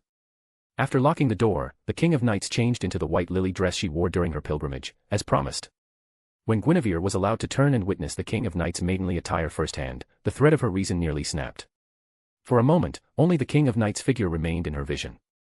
The strapless, backless little dress, with a hem that was slightly too short, revealed two anachronistic black stockings beneath the skirt, obviously woven with magic. After a moment of dazed shock, Guinevere pulled the King of Knights close, pressed her onto the velvet-covered wedding bed, and imprinted the sight before her onto the King of Knights' eyes. When embraced, the King of Knights instinctively struggled, but she couldn't break free. Guinevere's strength surpassed her own. Seeing her own reflection in Guinevere's eyes, she finally believed that Guinevere truly liked girls. "Guinevere, are you going to kiss me?" For the second time, beneath the white lily dress, the King of Knights, her regal presence undiminished, asked the question. She was no longer the naive girl who had first drawn the sword in the stone. With those words, the King of Knights in Guinevere's eyes ceased to be merely an innocent maiden. A tremor ran through Guinevere's heart, snapping her out of her daze. She realized what she had just done, but the lingering sensation of the King of Knights' waist beneath her hands made her reluctant to let go. "No, let's wait until you truly fall in love with me," Guinevere murmured. Despite her reluctance, Guinevere released Artoria and rose to her feet. Yet even as she stood, she continued to gaze down at the reclining King of Knights, etching her current pose into her memory. "Leah, you don't feel guilty towards me anymore, do you? You believe I genuinely like girls now, right? So, you won't despise me anymore, will you?" The blush gradually faded from the King of Knights' earlobes. It took considerable effort for her to maintain a solemn expression, but she wouldn't have minded if Guinevere had kissed her. She believed Guinevere deserved it. Moreover, as a king who had ridden across countless battlefields, she understood perfectly well what marriage entailed. She couldn't give Guinevere the happiness she deserved, including the traditional pleasures of the bed. I don't despise you. This suits me perfectly. Witnessing Guinevere's desire and realizing her genuine attraction to women had dispelled much of the King of Knights' guilt, allowing her to speak these words with newfound ease. Even as she changed out of the white lily dress, Guinevere remained turned away, yet the King of Knights sensed something was amiss. Guinevere, logically speaking, will need to sleep together tonight and for a long time to come, right? A newly married king and queen couldn't possibly separate into separate chambers immediately after the wedding. Such a move would only incite discontent among their respective knights. As she spoke and pondered, the King of Knights didn't wait for Guinevere's response. She turned and stepped forward, gently twisting Guinevere's body around. Guinevere, come help me change. It's your duty as queen. The King of Knights had considered the matter. If this too was a necessary part of fulfilling her role as the fated king, she would suppress her own feelings and choose to accept it. But she hadn't anticipated that while she had come to terms with it, Guinevere, upon seeing her dress half removed, would widen her eyes and faint. At that moment, the King of Knights recalled Morgan's pre-marriage assessment of Guinevere.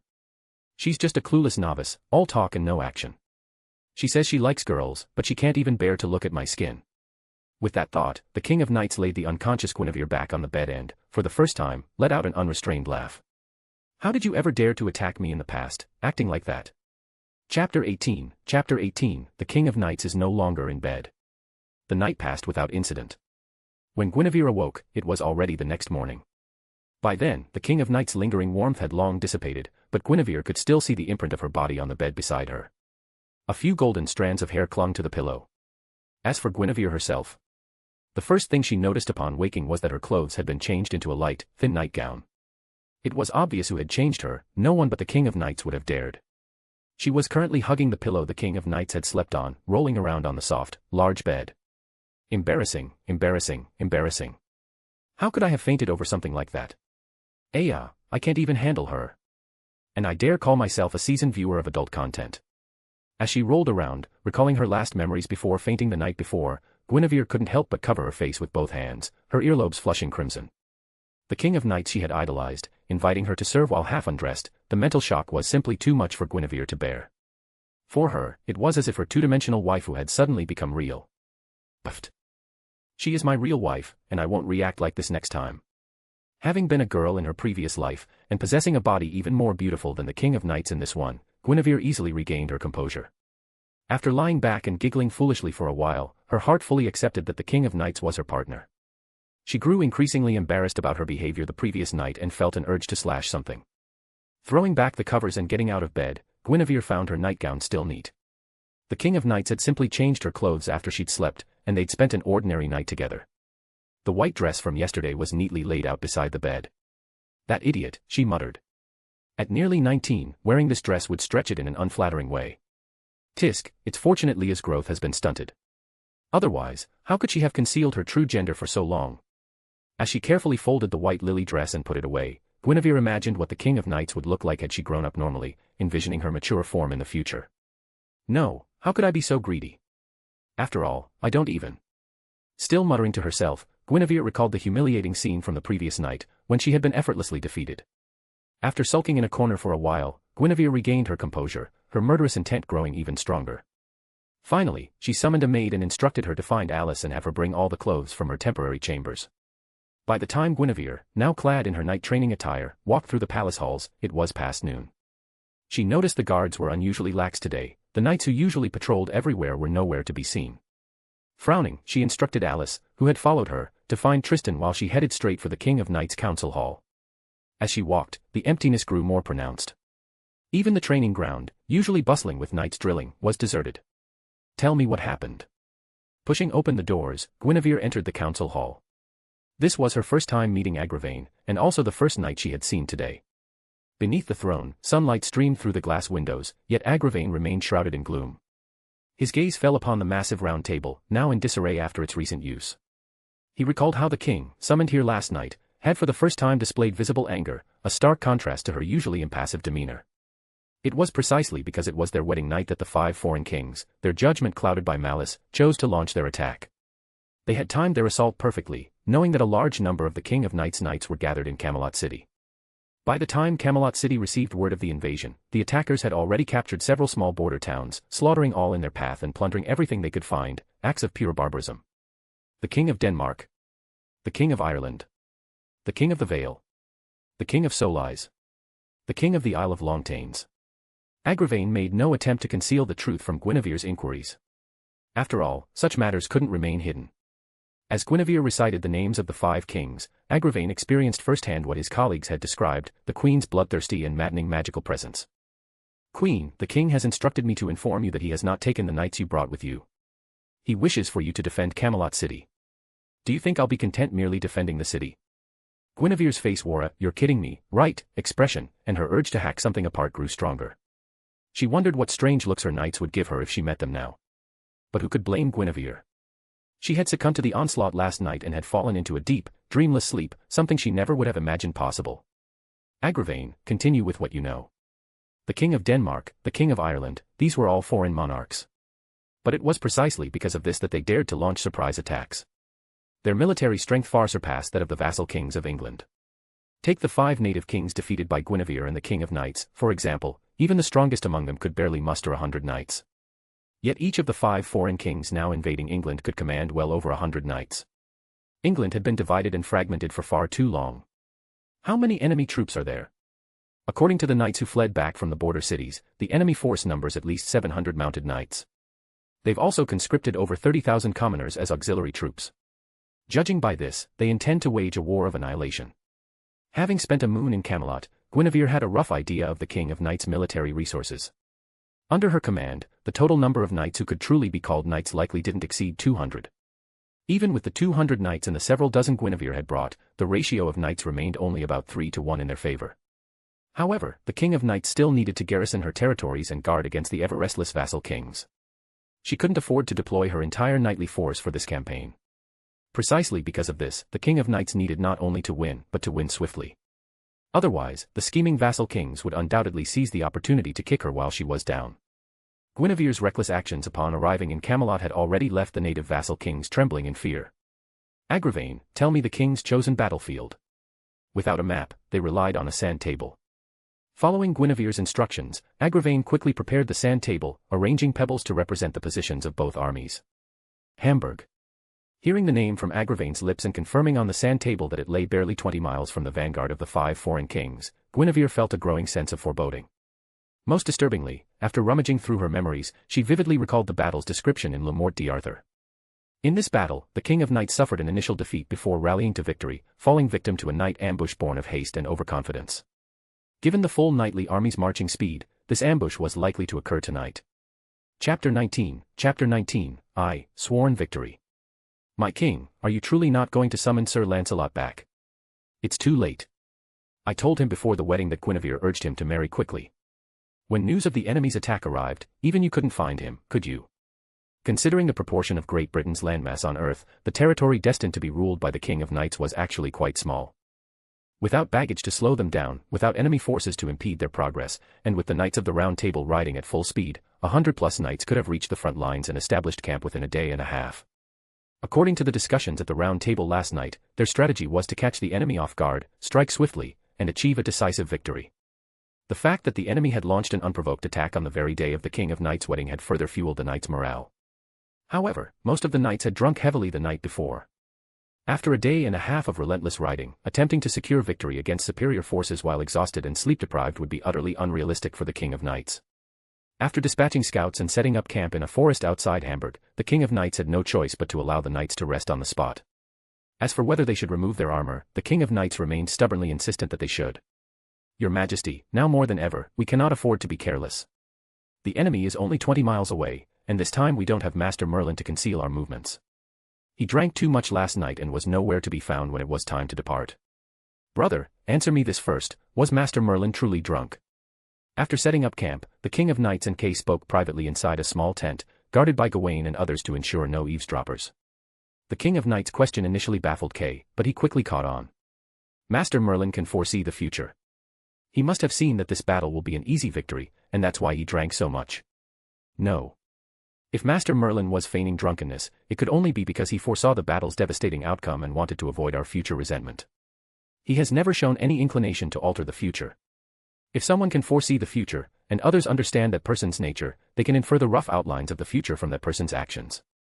In the past, Merlin had accompanied the army, even personally dissuading enemy forces from advancing.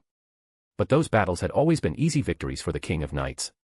Your Majesty, do you truly believe we'll be defeated? Then why have you placed us in such a desperate situation and ordered us to remove our armor? Kay stopped his questioning, realizing the urgency of a swift resolution, a point they had discussed at length the previous night. Even if they ignored the possibility of the vassal kings rebelling, they couldn't afford the consequences of a slow advance. Given the enemy's military strength and the kingdom's border defenses, the enemy forces would inevitably secure a series of victories. Every day they delayed their arrival increased the risk of the kingdom's western territories devolving into a living hell. Only by making themselves a target could they force the enemy to consolidate their forces. This would give the kingdom a chance to seize a once-in-a-millennium opportunity for a decisive battle and compel the enemy to gamble everything on a single, desperate attack. A weary army, your Majesty's presence here, our defenseless state while removing our armor. If I were the enemy commander, the only reason I wouldn't attack would be if they genuinely hadn't detected us. So, your Majesty's insistence on removing our armor is merely a ploy to lure them out. Not just that. If the enemy intends to strike, I believe they'll wait until 2 hours from now, when most of the knights will have fallen into deep sleep. By then, night will have fallen, making a night raid even more advantageous. The King of Knights paused, a flicker of sorrow briefly crossing her eyes. Go tell everyone, the King of Knights said.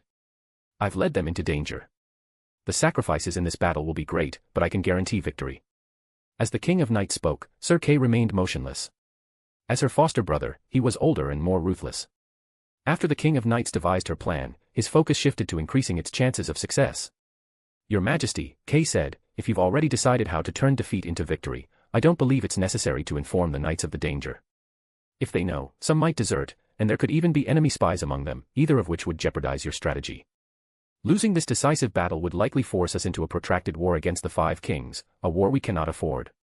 Therefore, we should consider making the bait even more tempting. Inside the tent, the King of Knights' emerald eyes met Kay's unwavering gaze.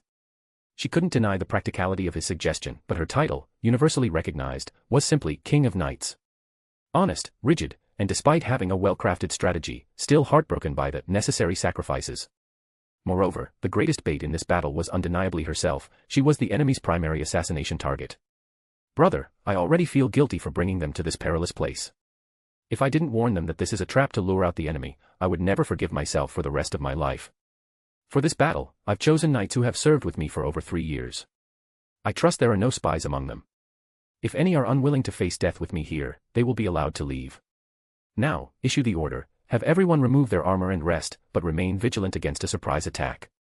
With these words, the King of Knights fell silent, her hand resting on the sword of promised victory as she closed her eyes to meditate. After Kay departed, a commotion quickly erupted in the small camp. But once the clamor subsided, not a single knight chose to leave, nor did any show signs of wanting to betray the army to the enemy. Moreover, the knights who had previously refused to remove their armor now stripped it off faster than anyone else. Their king was willing to trust them, and as knights, they could only repay such trust with unwavering loyalty. In the hearts of every knight here, courageous sacrifice was a knightly virtue, fear of death disqualified one from knighthood. Soon, the clatter of armor being removed outside the tent ceased. The veins on the King of Knights' hands, which gripped her sword with excessive force, bulged conspicuously. Moments later, Guinevere entered the tent, unarmored. As the king's personal knight, he was ready to stand guard by her side. Yet, precisely because he was her personal knight, he understood better than anyone else who she had entrusted with the scythe of harvest when she personally led the vanguard as bait. Guinevere, do you think Guinevere will obey my orders when she wakes up, or?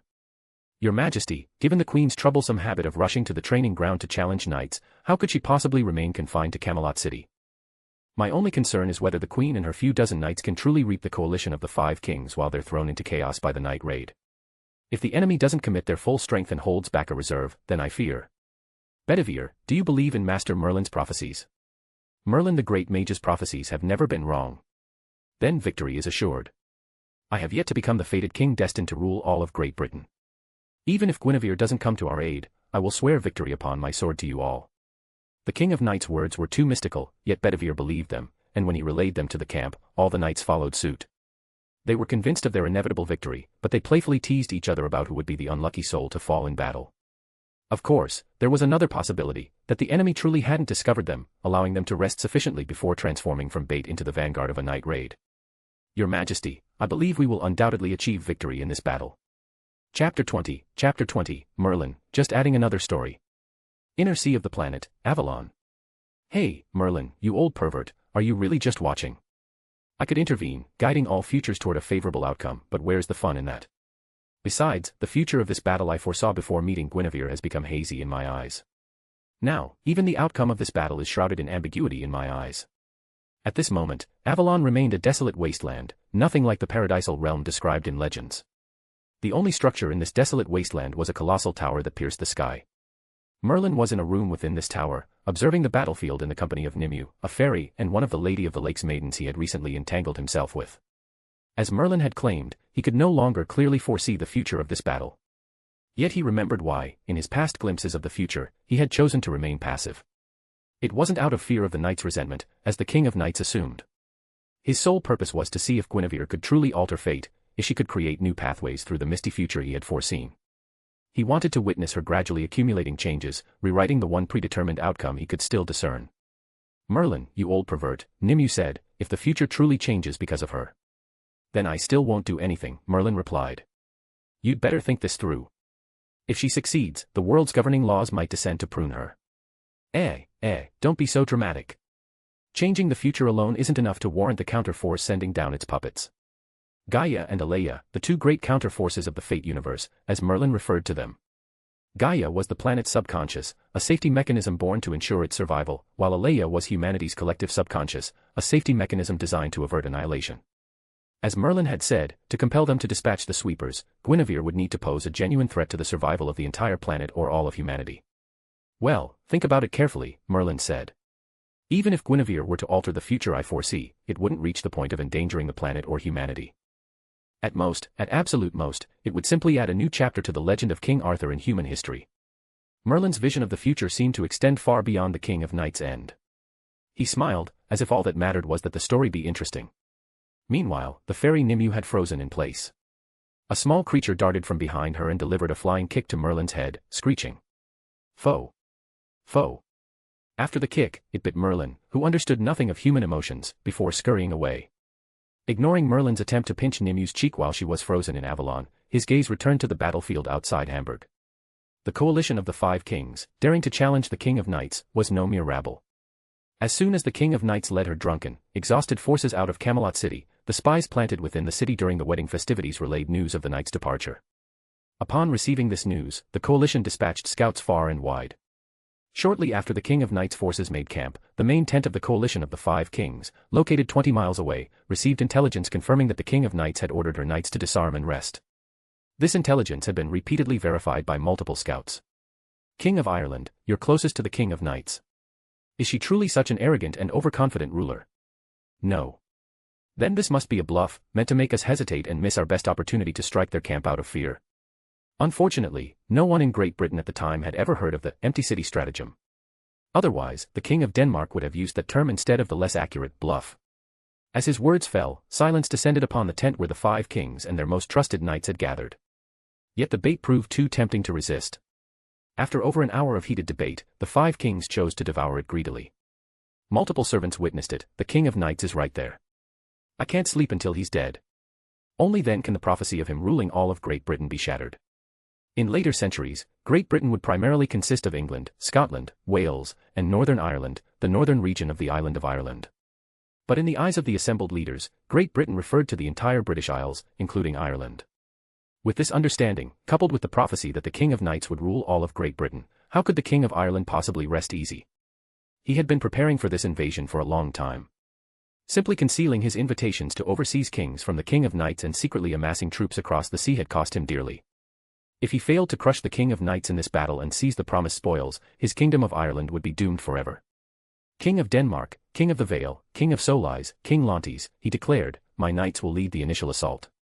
Observe the outcome of our attack and decide whether to press the offensive, withdraw to defensive positions, or await a more opportune moment. King of Ireland, the King of Denmark countered, we are allies. How can we stand aside and watch you gamble everything? Besides, whatever traps the King of Knights might have laid, she can only muster about 100 knights. Didn't your spy in Camelot report via pigeon last night that even the knights Guinevere brought with her didn't accompany the King of Knights on this campaign? The King of Denmark continued. Even if the King of Knights has traps prepared, it's still just over 100 knights against more than 700. The advantage is ours. Thus, the King of Denmark's only remaining concern was that if they hesitated now and refused to advance, he'd be too embarrassed to claim his share of the spoils after the battle. Besides, as kings from across the sea who had never truly clashed with the King of Knights, their fear of him was minimal. Very well, let each of us contribute 100 knights, leaving over 200 to guard the main camp as a precaution. We don't need to wait for nightfall. As soon as we're prepared, we'll launch an immediate all-out assault. The coalition of the Five Kings strategy meeting on whether to strike the King of Knights ended abruptly. While somewhat hasty, in an era where literacy was low and warfare relied primarily on knightly charges, it was remarkable that the Five Kings had even deliberated this much before making their decision. After the orders were issued, the knights under their command swiftly prepared for battle. As skilled warriors, they had been ready for action since receiving news of the King of Knights' rapid advance the previous night. Their preparations mainly involved determining who would remain to defend the camp and who would participate in the assault. "Brother, I envy you so much. You'll have the chance to take the King of Knights' head." "Enough chatter," one of them sneered. "It's your own fault for being weaker than us. After we win this battle, our goal is to sweep across all the kingdoms of England. The King of Knights' puny kingdom of Camelot won't satisfy our king's appetite." "Exactly. The king who rules all of Great Britain should be the one with the strongest army. What does a great mage's prophecy matter anyway?" Throughout Great Britain, many sought to defy fate, but this time, Guinevere had no choice but to force them to submit. Let's rewind to midday. After confirming the King of Knights' chosen battlefield and the condition of the king's forces from Agravain, Guinevere realized the king wouldn't be so foolish. She suspected the king was fighting with her back against the wall. Of course, Guinevere also sensed that the king likely had hopes for her, otherwise, she wouldn't have been ordered to remain behind to serve as bait. Thus, Guinevere asked only one question. "Have you secured all the foreigners in the city overnight?"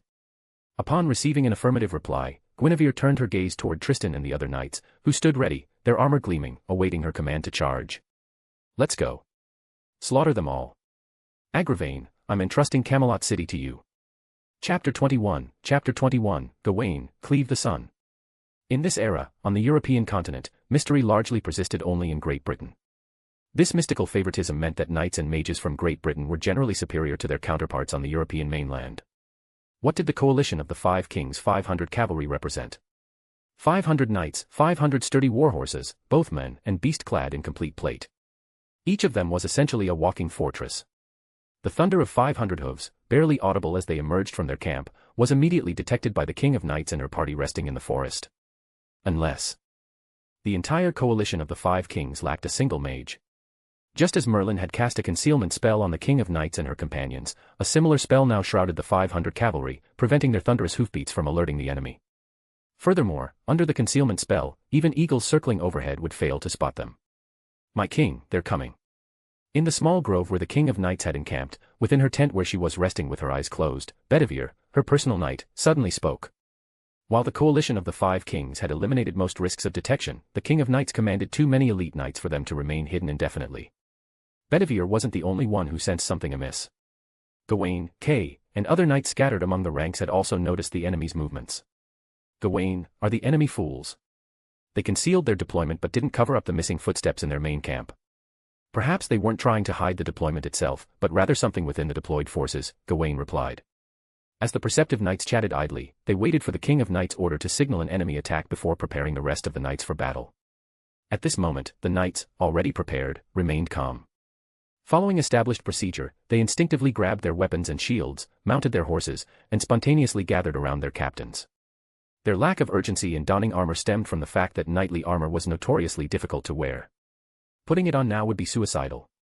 This made the 30-odd knights who could wear armor stand out conspicuously.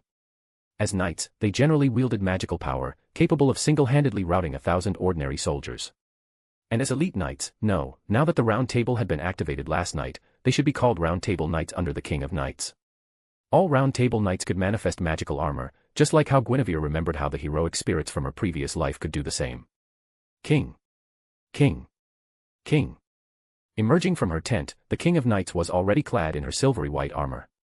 As she prepared to charge the enemy forces, she chose to wield a lance. She rode Dun Stallion, her warhorse, a creature whose blood flowed with magical power. This equine magical beast could even summon magical armor for itself through sheer willpower. Fully armored, Dun Stallion carried the fully armored King of Knights as they rode to the vanguard of the knights, ignoring the loyal pleas of some to remain in reserve. As the King of Knights and her forces prepared to engage, the coalition of the Five Kings detected their movements. Yet the 50,000-strong coalition halted their advance without entering the forest and maintained their concealment. They were gathering their strength, and what they sought to conceal was not the mere 500 knights themselves. Soon, as the King of Knights led her forces closer to the forest's edge, the coalition of the Five Kings' temporary commander gave the order. The concealment lifted. 20-odd mages raised their staves in unison, causing dense, intricate magic circles to materialize across the twilight sky.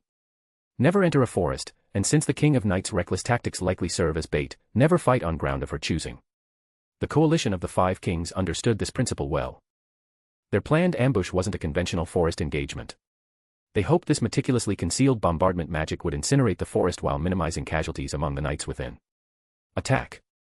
As dusk fell, the magic circle covering the sky reached its final stage of completion.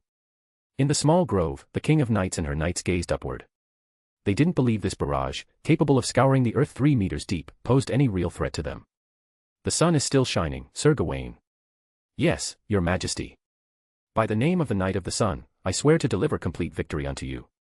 Gawain's sword was named Excalibur Galatine, which translates to the Sword of Revolving Victory, or more commonly known as the Holy Sword of the Sun. Wielding this blade and blessed with the protection of the sun, Gawain could unleash 3 times his normal strength under sunlight.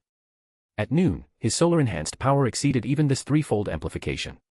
The coalition of the Five Kings, eager for battle, abandoned their planned night assault, granting Gawain a precious window to fight at triple his usual power. Even if the coalition had known of Gawain's unique ability, they wouldn't have granted the King of Knights' entire army more recovery time simply because of him. Holy Sword, unleashed. This blade is the manifestation of the sun. The other Holy Sword of the Star, rotating. Sword of Victory. As a storm of magecraft bombardment rained down from the sky, a sun erupted from the grove. Its blinding light transformed into a torrent of radiant energy, single-handedly devouring the incoming barrage. The blazing stream surged forward, shattering the sky-obscuring magic circle and obliterating the crimson sunset clouds beyond. When the sun's brilliance faded, the coalition of the Five Kings stared in stunned silence. Their painstakingly accumulated bombardment magic had been shattered, leaving the mages who had expended most of their magical energy temporarily unable to fight. My king, I fear I cannot unleash the Holy Sword a second time before sunset. The glorious torrent of light pierced through the magic circle and the crimson sunset clouds beyond, bathing the grove in a fleeting, ethereal glow, as if the sun itself favored them, illuminating their path out of the woods. Under the setting sun, the two armies stood 500 meters apart. The King of Knights and her companions wore helmets that concealed their expressions, but the knights whose magic could not conjure armor revealed their faces clearly. Their faces showed no fear, only unwavering confidence in their inevitable victory. Against them stood 100-odd riders, weary from battle, reeking of wine, and mostly unarmored, facing 500 fresh, battle-ready, fully armored knights brimming with morale. The clash of gazes revealed the King of Knights' formation, steadfast as a mountain. Among the coalition of the Five Kings, only the Irish knights, hailing from Great Britain like her, remained silent. Before the charge even began, the superiority of the King of Knights' forces was already evident. Raising her lance, she pointed it forward, its tip aimed directly at the Irish King's contingent, the strongest among the enemy ranks. Seeing the King of Knights' choice, the Irish King and his knights showed no fear. They spurred their horses forward, silently taking the vanguard position for the charge. There were no war drums, no trumpets, only the gradual approach of the two cavalry formations. Now, the thunderous hooves, no longer concealed, and the clang of armor and weapons became the most ferocious battle horn on the battlefield. I, Arthur Pendragon, swear to you once more that I will lead us to victory in this battle. Finally, when the two sides were only 200 meters apart, the King of Knights and the Irish King kicked their horses, each choosing to become the foremost arrow of their respective forces. Following them came the drumming of the earth itself. Spy the drums of war are a-comin'. Chapter 22, Morgan, useless King of Knights. The thunder of hooves, the roar of battle cries, the clang of weapons, the thud of knights falling from their horses. By the time Guinevere led her forces to the battlefield, it was already a chaotic melee. The King of Knights' 100-odd knights had successfully drawn the enemy's 500 into a swirling clash. As time wore on, the King of Knights had slain the King of Ireland in a single exchange, and the Round Table Knights, capable of conjuring magical armor, continued to dominate their individual duels. Yet among the ordinary knights, the King of Knights' forces were struggling to hold their ground. Despite their superior individual strength, the enemy knights were still knights. Fighting unarmored against armored foes, and outnumbered more than 2-to-1, their slight advantage quickly evaporated. By the time dusk had deepened into night, nearly half an hour had passed. Over 4 Round Table Knights and more than 30 ordinary knights had fallen, and most of the survivors were wounded. On the enemy side, apart from the King of Ireland, only about 100 knights had been slain. Though the kill ratio appeared favorable, the King of Knights' forces couldn't afford to rotate their troops for rest. Already exhausted, they would inevitably struggle to maintain their current exchange rate, and signs of defeat would become increasingly apparent. Your Highness, aren't we going to attack? If we delay any longer, the King of Knights will fall, and even more knights will die. Tristan, attacking now wouldn't be ideal. We can't secure a decisive victory in a single strike. The best-case scenario is to wait until the King of Knights retreats into the forest, and the pursuing enemy knights lose their formation. But what if the King of Knights doesn't retreat? Do you think I specifically donned the King of Knights' armor in the bedroom for no reason? If they fight to the death and refuse to retreat, then it will be my turn to impersonate the King of Knights and charge into battle. This will create chaos among the enemy ranks and draw a portion of their forces toward us. 5 miles from the chaotic battlefield, Guinevere, Tristan, Morgan, and the 63 knights who accompanied them gazed steadily at the carnage. The knights awaited Guinevere's signal, the raising of the counterfeit Excalibur, to unleash their attack. After deciding to come to their aid, Guinevere and her knights had rushed here at breakneck speed. Each knight had 3 horses, and having rested well the previous night, they were ready to engage immediately upon arrival. As for why Morgan was here, Guinevere had specifically sought her out. Although the witch desired the King of Knights' death and sought to usurp the throne, she had no wish to see the king's kingdom fall. Therefore, after Guinevere agreed to certain conditions, Morgan chose to accompany them and, in place of the unreliable Merlin, whom Guinevere couldn't find either, provided the entire group with concealment magic. Furthermore, Morgan's mastery of water magic greatly alleviated the fatigue of the journey for Guinevere and her knights. Your Highness, perhaps we could launch a surprise attack on the enemy's main camp. It wasn't Tristan, nor Morgan, but a knight of slightly lesser renown under Guinevere's command. After considering his proposal, Guinevere replied. The idea is sound, but if our forces fail to quickly overwhelm the enemy's camp and become entangled with their 200 cavalry and 30,000 ordinary soldiers, and if the King of Knights is defeated in the meantime, then all hope would be lost.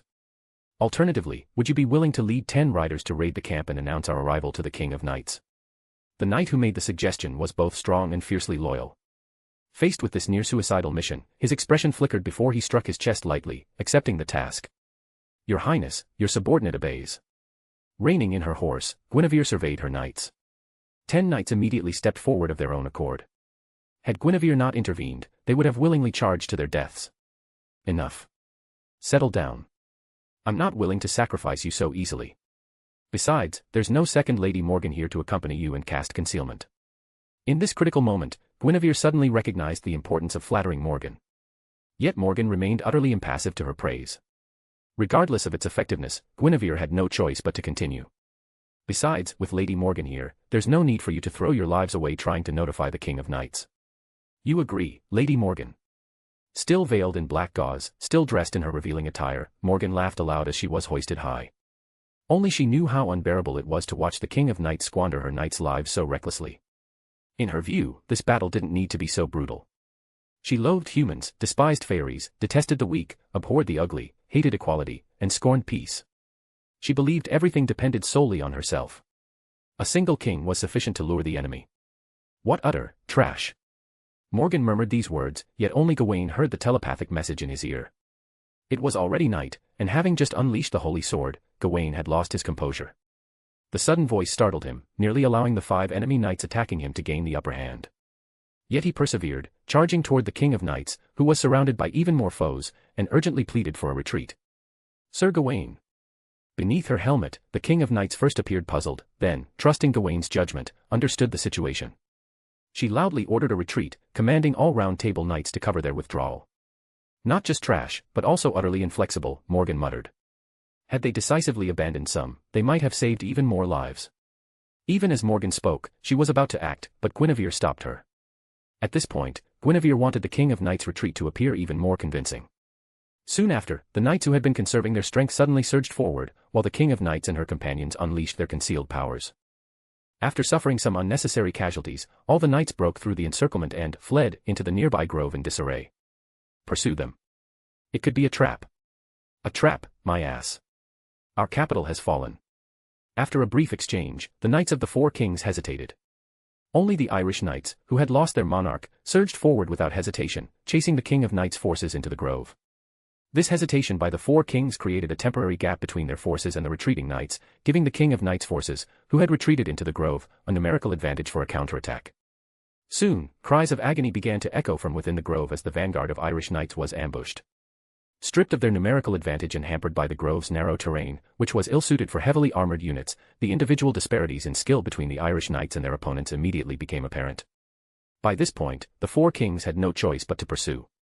If the Irish knights were annihilated, their own forces would likely be picked off one by one. Fuck. The din of battle, shouts, clashes, curses, and a growing unease spread through the ranks of the knights of the four kings. They had come here not for a death match, but to raid and plunder at the invitation of the King of Ireland. Before the battle, they had believed this invasion would be a swift and easy victory. But the root cause of their current predicament lay in their knights' lack of strength. Despite outnumbering the enemy 5 to 1, 500 knights against just over 100, they had failed to crush the smaller force in short order.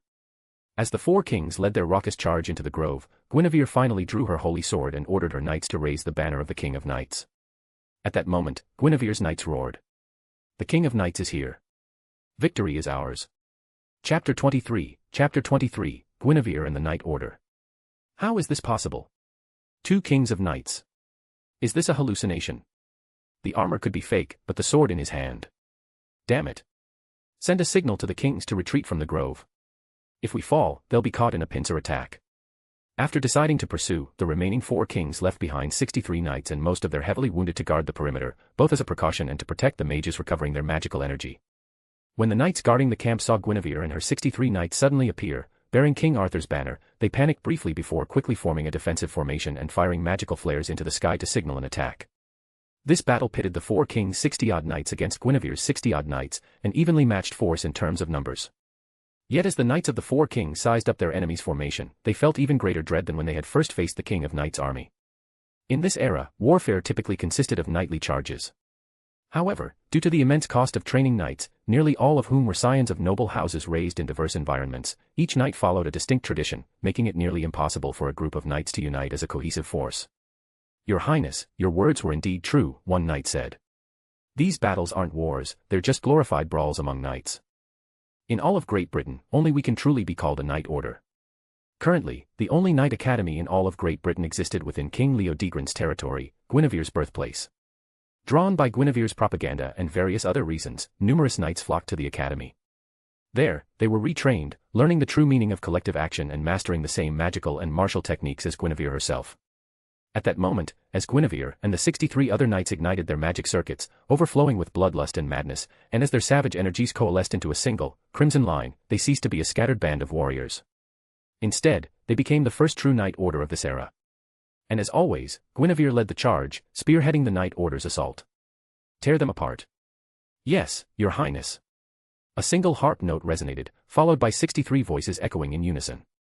After advancing steadily to a certain distance, the Knight Order surged forward, tightly following Guinevere and forming a spearhead formation behind her. Meanwhile, as the spearhead hurtled toward them, the knights of the four kings, still arranged in neat ranks, momentarily faltered. It was the various enhancement spells cast by the mages that roused them from their daze, spells that had served as a warning shot, signaling Guinevere's approach. When the primary magecraft, a meteor shower, rained down, it once again proved ineffective. At the heart of the arrowhead, Tristan, the only knight radiating a distinct magical aura, opened his eyes and drew his cherished fairy bow, fail not. Sing of pain, sound the wails. Fail not, phantasmal music of the painful lament. Though not a heroic spirit, Tristan possessed power comparable to those who were. In fact, for beings who had already been formidable in life, becoming a heroic spirit, while granting them a class, often meant having their true strength restrained, preventing them from unleashing their full potential. Tristan's fairy bow sang, and strands of magical energy wove into a net across the sky, shredding the enemy's descending magecraft into dust. The enemy mages erupted in curses once more. Emboldened by this, the enemy knights charged forward, hastily forming a crude, arrowhead formation in imitation of Guinevere and her knights. Guinevere's Knight Order, honed by countless battles, maintained perfect synchronization in their charge. In contrast, the enemy formation disintegrated almost immediately, their knights' uneven speeds causing it to collapse into chaos. Die. 100 meters, 10 meters, 5 meters. As the enemy's strongest knight thrust his lance, Guinevere leaned slightly to evade it. As the two riders crossed paths, her swift follow-up strike severed the knight's head. Then came the second, the third, until her blade had pierced through everything before her, bringing the panic-stricken enemy mages into view. She did not falter, continuing her charge until the iron hooves of her and her Knight Order had crushed every enemy mage underfoot. Throughout this slaughter, the enemy mages hurled various small-scale magecraft and deployed magical artifacts. When all the knights' magical energies were linked together, they gained an extraordinary magic resistance that no large-scale spell could penetrate. Your Highness. Turn back, charge again, and leave no enemy alive. Normally, Guinevere would spare surrendering foes. But these vermin had dared to launch their war on her wedding night with the King of Knights. After crushing the border towns, they had chosen to slaughter every man, woman, and child, looting and pillaging without mercy. Yes, Your Highness. In a single charge, Guinevere's knights lost 6 warriors, but the enemy's knights were reduced to less than half their original number. This disparity was further amplified by the enemy's inability to form a proper charging formation, preventing most of their knights from even engaging Guinevere's forces. They formed a net, while Guinevere's forces acted as a cone. Once the cone pierced the net, no entanglement could occur. Should the enemy dare to reform their net, it would only be smaller and weaker the second time around. Cough, hack. So, he's not the King of Knights after all. On the other side of the pierced net, a gravely wounded knight chuckled weakly. He had survived the charge despite being at the spearhead, but at the cost of his left arm, severed by Guinevere's blade. This encounter confirmed the identity of the suddenly appearing second King of Knights. King Leodegrance' monstrous princess, Tristan the Child of Sadness, and the invincible Berserker Knight Order under her command. They are indeed a single entity, just as the legends foretold. Ahem. Just as the King of Ireland feared, this princess and the King of Knights have become one. No kingdom in Great Britain can stand against them now. Captain, what should we do? What, you want to abandon the king and flee? The knight captain paused, seizing the moment before Guinevere's forces charged forward, and barked orders. You, ride to the main camp and tell Knight Torna to accelerate his advance. Order him to bring reinforcements at full speed, but warn him against direct confrontation. If possible, use ordinary soldiers to exhaust the enemy's momentum. As for the rest of us here, we must hold out as long as possible to secure the king's retreat. On my command, scatter and adopt hit-and-run tactics. Avoid direct engagement with their cavalry. I've heard that the magical link binding this knight order can't last forever. In that critical moment, the knight displayed remarkable quick-wittedness, effortlessly conjuring a lie that even Guinevere and the knight order couldn't have maintained. This lie, however, successfully bolstered morale, and his order to execute harassing tactics was endorsed by knights sworn to different kings. Unbeknownst to these loyal knights, their 4 kings had been slain shortly after charging into the grove during a counterattack led by the King of Knights, Kay, Gawain, and others. Now, the knights in the grove not only received news of the external enemy assault but also learned of their king's deaths, plunging them into barely concealed panic. Kill them all. 2 hours later, the battle concluded. The King of Knights' forces suffered 8 round-table knights and over 60 ordinary knights killed in action, while the enemy, 20-odd mages, over 700 cavalry, and more than 30,000 foot soldiers, refused to flee. Only a handful of knights and fewer than 10,000 ordinary soldiers surrendered to the King of Knights. Chapter 24, Artoria, Let Me Snuggle Up. October 9th, 507 AD, sunny. 3 days had passed since the King of Knights and the 5 kings clashed outside Hamburg. With Kay staying behind to handle the aftermath and oversee the construction of the Church of Great Deeds, ordered by the king, the rest had returned to Camelot City. According to Le Morte d'Arthur, the King of Knights lost 300 soldiers and 8 round-table knights, while completely annihilating the 5 kings and their 30,000 troops. The victory was secured when, during the King of Knights' escape from a surprise attack, Kay furiously retaliated, killing 2 of the enemy kings and creating the opportunity for their side to turn the tide. Leah, we won. Don't be so down, okay? In the central castle, within the shared bedroom of the King of Knights and Guinevere, Guinevere had been brushing the King of Knights' hair for over 10 minutes. Near the end of the battle, after Guinevere had dealt with the enemy knights resisting in the small grove, she turned to face the enemy soldiers pressing forward at the front lines. Guinevere chose to unleash the fake Excalibur, which had absorbed enough blood and accumulated sufficient magical energy. As a fake, its destructive power was inferior to the genuine article, yet it still possessed army-level destructive capabilities. As the blood-red light cannon, seemingly capable of devouring all, erupted, it crushed enemy forces in its path and detonated at the center of their formation. This single strike shattered the enemy's morale and annihilated over 3,000 soldiers. However, unleashing a holy sword against ordinary soldiers violated an unspoken rule of knightly warfare. Great Britain was a small island nation, and its nobility frequently intermarried with families from continental Europe. A knight who meticulously traced their genealogy could likely find a multitude of relatives who were also knights. This meant that even in life-or-death battles, army-level techniques were generally prohibited from being used directly against enemy troops. In this very battle, the enemy forces still held 1 or 2 holy swords capable of army-level attacks, but they had refrained from unleashing them. Leah, they may be ordinary soldiers, but they're also invaders. They're not innocent. Some enemy knights pride themselves on their honor and wouldn't harm civilians in captured towns. But these common soldiers are different. With their king's blessing, they burn, pillage, and slaughter without restraint. If you ask me, unleashing my holy sword against them right from the start was the right move. Invaders who dare slaughter city residents should be massacred themselves and their corpses piled into a corpse mound, serving as a warning to rebels and enemy nations alike. In some matters, Guinevere would compromise with the King of Knights, nodding and agreeing readily. But when it came to her core beliefs, she would never easily yield, even knowing it would displease the king. This was one such moment as her words remained unyielding. Hearing Guinevere's continued obstinacy, the King of Knights clenched her teeth, barely restraining herself from storming out. Instead, she spoke in a stern tone. Guinevere, whether you used your sword or not, the enemy initiated this battle with army-level magecraft. My anger stems from your refusal to accept the surrender of the remaining enemy forces. Your actions will only compel future enemies to fight to the death rather than surrender. In my view, regardless of what they did during the war, once they surrender, they must face legal judgment before any execution. Had the King of Knights fixated solely on Guinevere's use of the holy sword, Guinevere would have grown disillusioned and continued to argue. But when the king spoke of refusing surrender, and of law and judgment, Guinevere had to turn away, admitting in a low voice that her own views were extreme. After all, her talk of building a corpse mound was just rhetoric, she would never actually do such a thing. Her refusal to accept surrender at the battle's end had been partly for the king's sake, and partly to curry favor with her. All right, I promise I won't refuse surrender or kill prisoners anymore. But you must agree to one condition: any prisoners involved in the city's massacre, you'll personally identify them and hang them all from Camelot's city walls. Very well. Guinevere took a step back, but the King of Knights froze, surprised by her easy retreat. Leah, don't move. Just let me hug you. I'm backing down for your sake. Besides, did you know?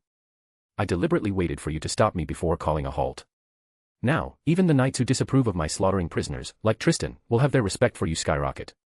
Inside the bedroom, the door was locked and the curtains drawn.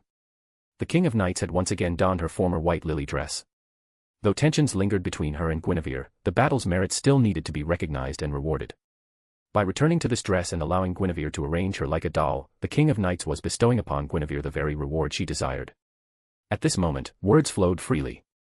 Caught off guard by Guinevere's claim that her actions were for the King of Knights' sake, the King of Knights had no time to resist Guinevere's sudden embrace. According to Guinevere, her deliberate refusal of surrender and slaughter of prisoners were merely strategies to establish the King of Knights' authority among her knights. As Guinevere finished speaking, she pressed herself against the King of Knights' shoulder, her cheek nuzzling her earlobe. One would never guess that on their wedding night, she had fainted at the sight of her partner's disheveled clothes. Guinevere, you don't need to go to such lengths. I can't help it, it's because I love you. Besides, a kingdom shouldn't have two centers of power. Tristan and the others may be more loyal to me, but they can't treat you as nothing. Artoria, you'll be responsible for distributing the compensation to the families of the knights who fell in this battle. But do you truly trust me? Are you really entrusting me with managing the Knight Academy we're planning to establish? The earlobe was the bait, Guinevere's lips the fish, now nibbling at the lure to test its reaction. Meanwhile, the King of Knights' mind echoed with Guinevere's words, it's because I love you. Suppressing her urge to flee, she clenched her fists, reasoning that this was a reward that Guinevere deserved. After all, they were now legally married. Guinevere, you have the experience, and you're not one to be content weaving tapestries in the royal palace. Then leave it to me. I'll work hard to train several knight orders for you. But have you really thought this through? Every knight we train requires a knight's fief to support them. If you don't actively conquer other vassal kings, where will you find enough territory to grant? As she spoke, Guinevere went completely limp, hanging bonelessly on the King of Knights' shoulder. Her gaze slid down past the king's A-cups to easily glimpse the absolute territory between her black stockings and skirt hem. Instinctively, Guinevere covered her nose, terrified of embarrassing herself again. Guinevere had realized she only fainted around the King of Knights, never anyone else. Leah, why aren't you saying anything? Why you, stop sucking on my earlobe. The King of Knights' regal dignity had never crumbled so completely. Her body betrayed her will, her face and ears flushed crimson the moment Guinevere's lips closed around her earlobe. Seeing her so flustered and utterly feminine, Guinevere's own resolve wavered. Her body, too, rebelled against her intentions, refusing to support her mischievous schemes. She closed her eyes, taking a deep breath, oblivious to the King of Knights' heightened discomfort at her nearness. When she had regained some composure, Guinevere straightened up and resumed brushing the king's hair, as if determined to tame that unruly stray strand. Since we're already married, we should savor our growing bond and these intimate moments at our own pace. Guinevere spoke as much to herself as to the King of Knights. Once was all it took. Now that Guinevere had seen her in women's attire again, there was no way she would faint again. Guinevere, the King of Knights said, I still stand by what I said that day. I will never initiate an attack against the vassal kings of England. But I will not hesitate to march on Ireland, now without a king, and Scotland, overrun by barbarian tribes in the north. In the future, I also plan to launch expeditions to Gaul and Rome, to show the knights of the continent that Great Britain will no longer allow herself to be carved up by continental empires. Guinevere, please, assist me earnestly. The King of Knights sat ramrod straight before the mirror, a petite figure harboring colossal ambitions. Camelot was currently flourishing. After defeating the King of Ireland and the other 5 kings, no nation or territory in all of Great Britain could rival the King of Knights. She had grown slightly arrogant. Chapter 25, What Morgan Desires. Time passed, a day, a month. Guinevere had become a familiar face among the King of Knights knights. At present, the Knight Academy she was responsible for was still in its preparatory stages. Her daily routine consisted of morning training at the training ground, followed by free time in the afternoon, and sleeping with the King of Knights at night. During her free time recently, Guinevere had been spending most of it in her elder sister-in-law Morgan's room. During their previous battle, Guinevere had agreed to certain conditions to secure Morgan's assistance. Now that the debt was due, Morgan had no reason to refuse Guinevere's fulfillment of those terms. No means no. I'll never give the sex-change potion to Leah. Is your promise worth less than air? Don't you know I even deceived the King of Knights? You always said the prettier a woman is, the more likely she is to lie. What does a witch's chamber even look like? At least Morgan's chamber bore no resemblance to one, it was merely an ordinary, lavishly decorated room befitting a noblewoman. Guinevere, I've told you the potion's effects are temporary. Besides, do you truly not want a child by that bastard's offspring? Regardless, shouldn't you hate Merlin and King Uther instead? Why take your anger out on Leah, who wasn't even born then? Is it because one is long dead and the other is impossible to defeat? Fine, I won't call her a bastard. Let's call her my useless little sister instead. Now tell me, do you really not want a child by that bastard's offspring? The original condition Guinevere was supposed to fulfill was simply to obtain a drop of the King of Knights' blood, though she had intended to renege on even that. The situation escalated because Guinevere asked if Morgan could create a child for her and the King of Knights. This sparked Morgan's ambition, and she somehow procured a potion that allowed the drinker to transform. The witch had always been obsessed with perpetuating the Pendragon bloodline. You're a witch. Surely you can create the child with just my and Leah's blood. Who told you blood alone was enough? Fine, if you despise even your transformed, worthless sister, then just give me her essence after she transforms. In Le Morte d'Arthur, the King of Knights is male, and Mordred is genuinely Morgan's illegitimate son by him. In the Fate setting, the King of Knights is tricked into transforming by Morgan's schemes. She then extracts her essence and blood, combining them with her own materials to create Mordred. Guinevere, you've only just married that worthless sister of mine. You have time to think about this slowly. But what about 2 years from now, or even longer? A kingdom without an heir is destined for turmoil. I can't wait to see your expression then. And let me remind you again, I will never allow you to taint the Pendragon bloodline with foreign blood. From behind her veil, Morgan's voice remained stern. Yet, no matter how harsh her tone, her voice itself was still gentle, a contradiction that made Guinevere want to punch her all over again. I understand. I'll make a decision within 2 years. But in the meantime, could you please look into a way to conceive a child using only blood? Guinevere had been a girl in both her past and present lives, and she couldn't even bear to imagine being intimate with a man, even if that man was the King of Knights transformed by a potion. She was certain that no amount of time would ever change her mind. Lady Morgan, let's stop here for today. In truth, Guinevere and Morgan had little to say to each other. Every conversation they had inevitably ended with both of them feeling resentful. After watching Guinevere leave, Morgan stood motionless for a moment before abruptly bursting into laughter, her eyes filled with pity for the girl. If you weren't so fond of women, you'd be ecstatic right now, wouldn't you? Removing her veil, Morgan revealed a face strikingly similar to the King of Knights, the most significant difference being their completely different hair colors. She sat down, sipped her tea, and began to anticipate the future. She found herself wondering what expression Guinevere would wear if she were the one to create a child with the King of Knights. Did you think I wouldn't do it just because you refused to help? You have only yourself to blame for sparking my interest. Morgan had borne many children with men she didn't love. In her eyes, Guinevere's anguish was nothing more than self-inflicted misery. It's just. Gawain is disobedient, Agravain is disobedient, and Gaheris and Gareth are disobedient too. In that sense, I've been a complete failure as a mother. If I create another child, will she also refuse to listen to me? She raised her cup, and the red tea slid down her throat. Morgan couldn't help but think of her children, and the serene expression on her face began to crumble. She gripped the delicate teacup so tightly that the handle shattered, sending the cup and its contents crashing between her closed legs. Thud. Morgan slammed her fist on the table, her anger mounting with every thought. Meanwhile, Guinevere had wandered off in a daze, so lost in thought that she didn't even hear her attending maidservant calling her name. It wasn't until a stunningly cute young girl blocked her path in the wide corridor that she snapped out of it. "Greetings, Queen Guinevere. I am Elaine Pellas, daughter of the Fisher King Pels. I am to be married to Sir Lancelot." Her thoughts shattered, Guinevere's eyes focused, instantly imprinting the image of the girl, who radiated an inexplicable hostility toward her, into her mind. Elaine Pels. Lancelot. Just as she emerged from her daze, Guinevere fell back into another. She remembered the story from Le Morte d'Arthur. Lancelot had been tricked by the Fisher King and slept with Princess Elaine, who had used magecraft to disguise herself as Guinevere. At this thought, a wave of nausea washed over Guinevere, but she also understood Elaine's inexplicable hostility toward her. "Queen, I must thank you," Elaine said, her voice dripping with sarcasm. "It was your command, that Sir Lancelot must marry before returning, that fulfilled my wish. The moment my father proposed the marriage, Sir Lancelot agreed to take me as his wife." She paused, her smile twisting with undisguised resentment.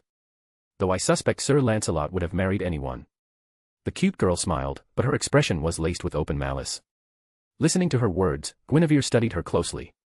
Then, Guinevere's brow arched in surprise, she realized she didn't need to feel nauseated just yet. She sensed that this Princess Elaine was still a virgin. The disgusting event from her memories hadn't happened yet. "Is that so?" Guinevere replied, her own smile now genuinely kind, her tone uncharacteristically gentle. "Then you should thank me properly. And I wish you the best in capturing Sir Lancelot's heart. Judging by your expression, you must be quite pleased with him, aren't you? Otherwise, you wouldn't be looking at me with such eyes." As Elaine stared, momentarily stunned, Guinevere's mood lifted slightly. She reached out and patted the young girl's head. "So, Lancelot, he's really back."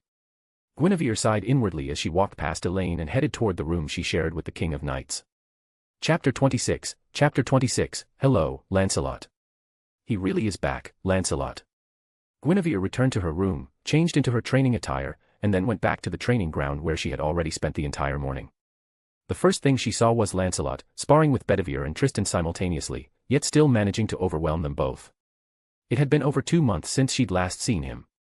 The Knight of the Lake, whom she had met only once, looked haggard, nothing like a man about to be married. "Don't tell me, he's really been obsessed with me since that one glance." Lost in thought, Guinevere, now dressed in her training gear, didn't approach immediately. She watched the fight, searching for any weakness in Lancelot's swordsmanship. But even after Tristan and Bedivere were defeated one after the other, Guinevere couldn't find the opening she was looking for. Lancelot's sword technique was too refined, too flawless in its execution. Though for different reasons than the King of Knights, she murmured to herself, "He's another knight I can't defeat in a direct confrontation right now." Murmuring to herself, she recalled her fight with the King of Knights. The King of Knights had relied on her instinct to cover her weaknesses, leaving Guinevere utterly helpless. Lancelot, on the other hand, relied purely on his martial skill. Whether in a real battle or a sparring match, Lancelot is the only one whose martial skill alone makes me feel I can't win. In that regard, he's even more formidable. As a warrior, how could she not feel a thrill upon encountering a stronger opponent? Though Guinevere didn't want to face Lancelot, her hands were already itching to personally test his flawless swordsmanship. She pondered, hesitated, then gritted her teeth. Lancelot brought Elaine back and is willing to marry her. Doesn't this mean the story has already changed? In the original tale, Elaine was abandoned immediately after their one night together. This led to Galahad, their son, having a strained relationship with Lancelot even after becoming a Round Table Knight. Besides, even if I can't trust anyone else, I must trust myself. Whether fate is inescapable or not, I will absolutely never fall for Lancelot and repeat the tragedy of the story. Guinevere was trying to convince herself, finding every possible excuse to indulge her itching hands. I am the King of Knights' consort, and Lancelot is her strongest knight. Even if he leaves Camelot again for a time, I can't avoid him forever. Alright, I'm done making excuses. I just want to fight Lancelot. In the end, her desire to wield her sword completely overwhelmed her disdain for Lancelot. Or perhaps, Guinevere's confidence that she would never fall for a man had utterly conquered her fear of the fate Lancelot represented. He's Lancelot, not the female fairy knight Lancelot. What do I have to be afraid of? With this final thought to bolster her resolve, Guinevere stepped out of the shadows and into the sunlight, announcing her presence to the knights in the training ground. Queen. Queen. Your Highness. The King of Knights' knights addressed Guinevere as Queen, while her own knights called her Your Highness. Regardless of the title, their demeanor was relaxed. Some offered a half bow, others simply waved, and one even just smiled and plucked a lute string. Among all the knights, only Lancelot dropped to one knee, offering a full, formal salute to Guinevere as queen. Guinevere didn't know that her unreasonable command had caused Lancelot to think of her name every day, replaying the image of her on horseback in his mind. His 2 months away had not diminished the dazzling impression she'd left on him, instead, it had ensnared him as if by a spell. Seeing her again after 2 months brought Lancelot a sense of fulfillment, yet that very fulfillment felt like a knife twisting in his heart. He finally understood why, after he'd sobered up that day, his fiancée, Princess Elaine, had furiously smashed a wine cup against his face and demanded, "Are you trying to betray the King of Knights?" "Queen, Rise. There's no need for such ceremony. And, draw your sword." Guinevere stared down at the bowing Lancelot, completely missing the mix of joy and anguish on his face. But even if she had seen it, Guinevere, who had already armed herself with countless excuses, would not have backed down. As Lancelot hesitated to rise, Guinevere had already taken up a blunted training greatsword. "Come," she said, her stance upright and dignified, her eyes gleaming with a fascination for martial arts. "Let me witness the prowess of the undefeated Knight of the Lake." That gaze reminded Lancelot of his former self. Back then, his thoughts had been as pure as water, focused solely on becoming stronger each day. To be frank, Lancelot was no longer young. Abandoned as an infant, he had been raised by the Lady of the Lake. After leaving Avalon, he had searched for his blood relatives and discovered he was the older brother of Sir Ector, the King of Knights' adoptive father. By lineage, both Kay and the King of Knights should have called him great uncle. This complicated relationship was no small part of Lancelot's inner torment. The thoughts flashed through his mind and vanished. Lancelot, still youthful in appearance, recalled his past, his true age, and his seniority. For a rare moment, he managed to suppress the forbidden feelings in his heart and offered Guinevere a bright, open smile. "Queen," he said, "I await your instruction." Though they wielded identical swords, the moment Lancelot casually held his, Guinevere felt as if she were facing an immovable mountain. The thrusts she could land against the King of Knights were now utterly impossible to execute. She realized her earlier optimism had been naive. Tristan's judgment had also been flawed. A serious Lancelot was worth far more than 3 Tristans. Back in the King of Knights' throne room, Artoria made less and less effort to hide her amusement. Her smile seemed to spur Agravain to work even more diligently. "My king, what's happening in the training ground now?" "Guinevere is sparring with Sir Lancelot. She's getting her butt kicked." "Ah. The queen is getting her butt kicked, and you're happy about it, my king." "Because Guinevere always gets the better of me." Though the King of Knights said this, as Guinevere fell further and further behind, her smile gradually faded, replaced by a flicker of worry on her face. Yet, as she watched, she couldn't help but admire Guinevere's resilience. Though on the verge of defeat multiple times, Guinevere somehow managed to force openings in Lancelot's defense, creating precious moments to catch her breath. Indeed, under such intense pressure, Guinevere's sword technique was rapidly evolving. She shifted from probing for weaknesses to actively creating them by guiding her opponent's movements during high-speed exchanges.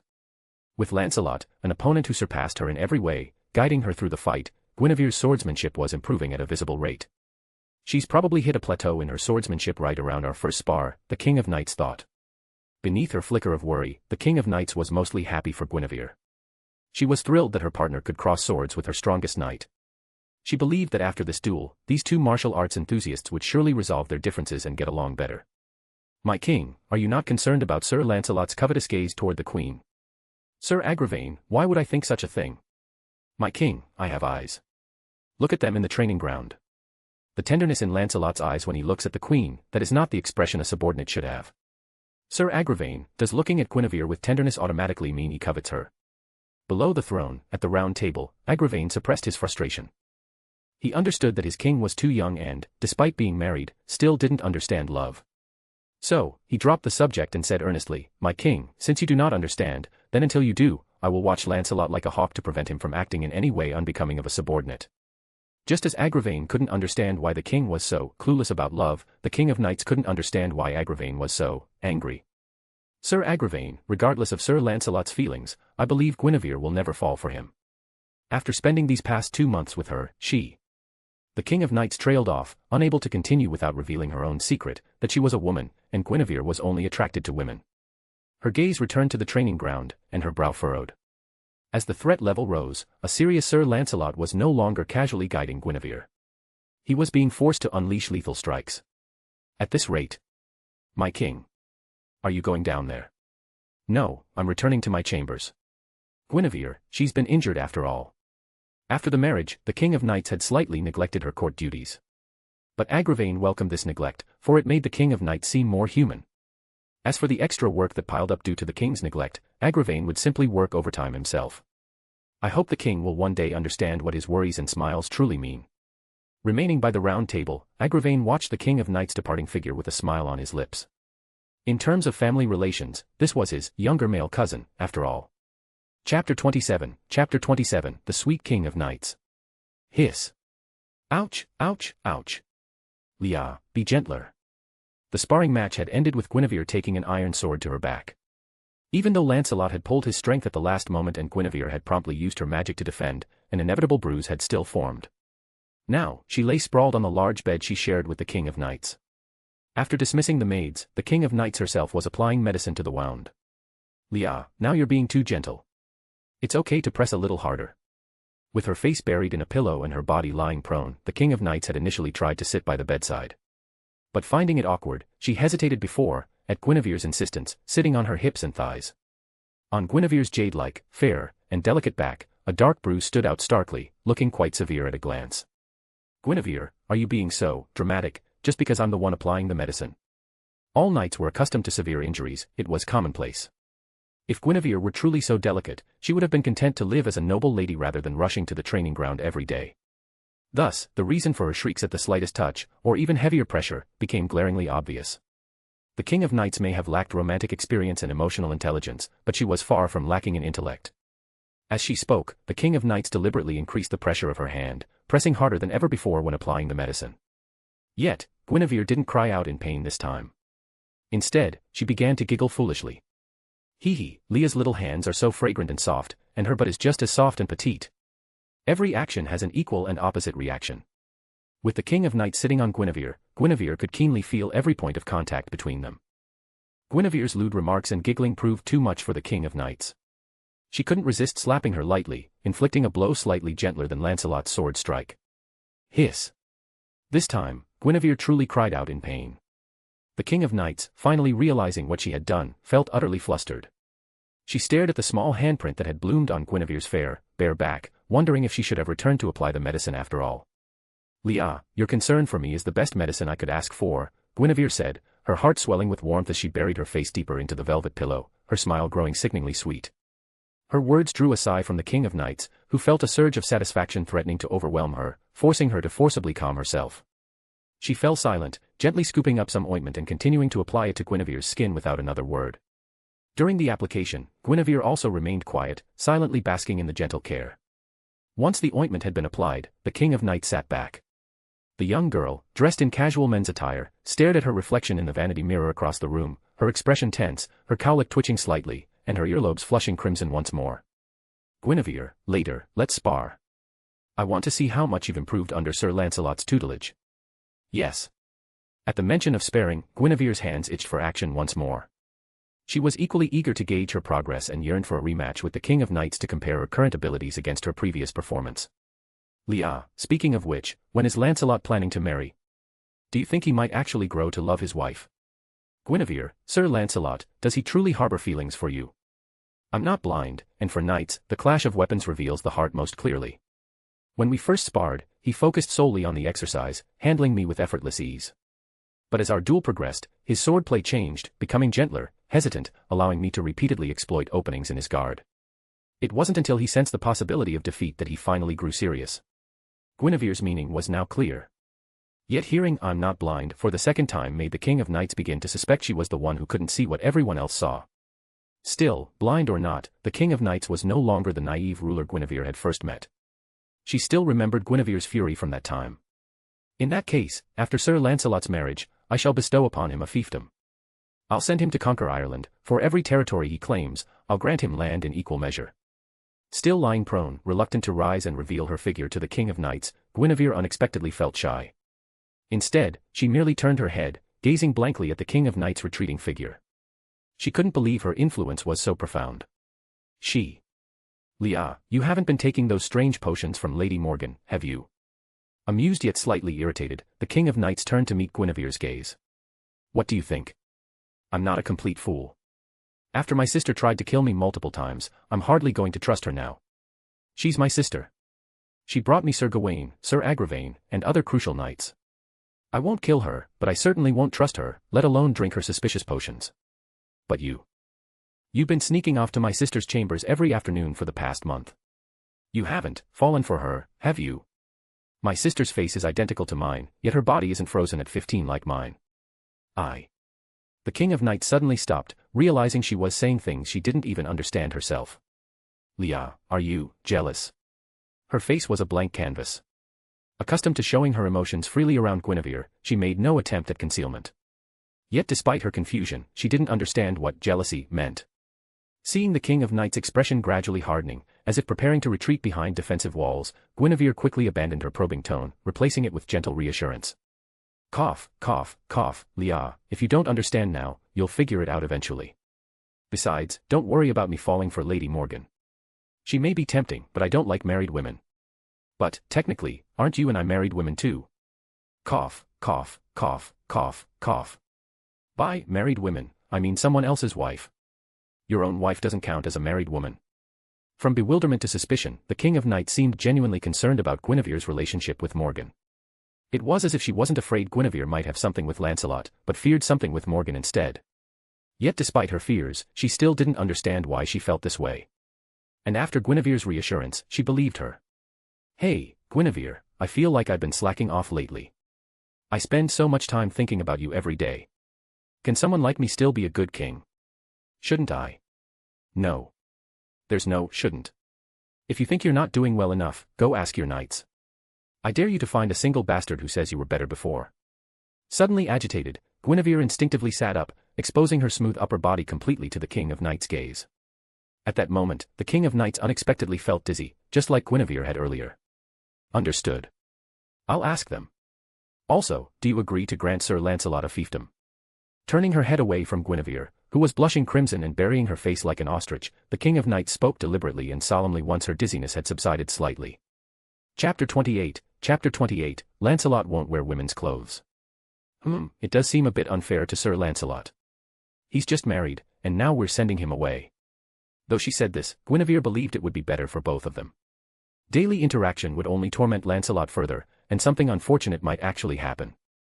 Having agreed to let Lancelot leave after the wedding, Guinevere cherished their remaining time together even more.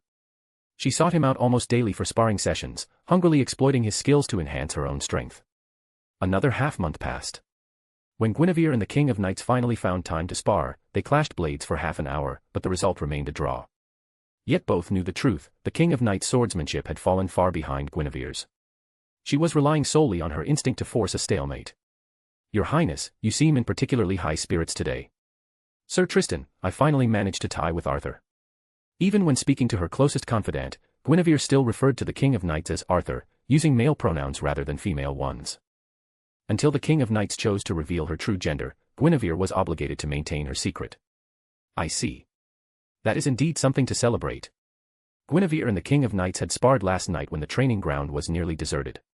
After all, the King of Knights needed to maintain her regal dignity. This meant that Tristan, her personal knight, only learned of the match when Guinevere told him herself. Speaking of which, whether we follow Le Morte d'Arthur or the Fate universe, Guinevere's personal knight should have been Lancelot, the knight the King of Knights trusted most. But that was now utterly impossible. And speaking of Lancelot, we arrive at the reason Guinevere was strolling through Camelot City with Tristan. Regardless of the circumstances, having used Lancelot as a sparring partner for half a moon, Guinevere owed him a debt of gratitude. Moreover, as queen, she felt it was her duty to prepare a wedding gift for this strongest of knights. Sir Tristan, what do you think I should give? Your Highness should focus on Princess Elaine. Lancelot tries hard to hide it, but everyone can see his feelings for you. He'll be happy with whatever you give him. Sir Tristan, is this my fault? Yes, it's all your Highness's fault for being too charming. Not only has the King of Knights become gentler because of you, but you've even captured the heart of the noble Knight of the Lake. Having served Guinevere for so long, Tristan, the child of sadness, now smiled more often. His fairy-like beauty also drew the attention of many women, but his eyes always sought only his wife. Teased by such a devoted knight, Guinevere laughed confidently. Indeed, who can resist Guinevere? As they walked through the streets of Camelot City, Tristan wore his gleaming silver armor, now paired with the heavy, standard-issue cloak for Round Table knights. Guinevere, too, wore armor and a cloak, her ash-gray hair styled in a ponytail. With makeup, she was unrecognizable to those unfamiliar with her true appearance. Yet whenever she encountered people, they were invariably struck by Guinevere's beauty, especially now that she smiled so readily, her good mood making her kinder and more approachable. "So, Sir Tristan, what do you think about gifting Princess Elaine a complete set of jewelry? As for Lancelot, if I sent him women's clothing, would he actually wear it?" For some reason, Guinevere's thoughts jumped to fate/grand order, picturing the burly Lancelot neurotically changing into a skimpy catgirl outfit to please his daughter, revealing over 90% of his skin. Guinevere quickly shook her head to stop herself. "Never mind that. I take it back. I was just rambling." "Your Highness," Tristan replied, "what I meant to say is, if you truly sent such a gift, Lancelot would likely wear it. However, you would undoubtedly incur the wrath of countless knights.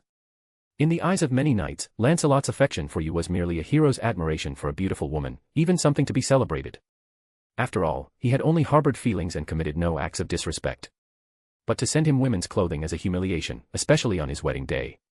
If someone were to take this to an extreme, they might think you're suggesting he's not a man, that he doesn't even dare to compete with the King of Knights for a woman. Sir Tristan, please stop. And don't tell anyone about my momentary lapse."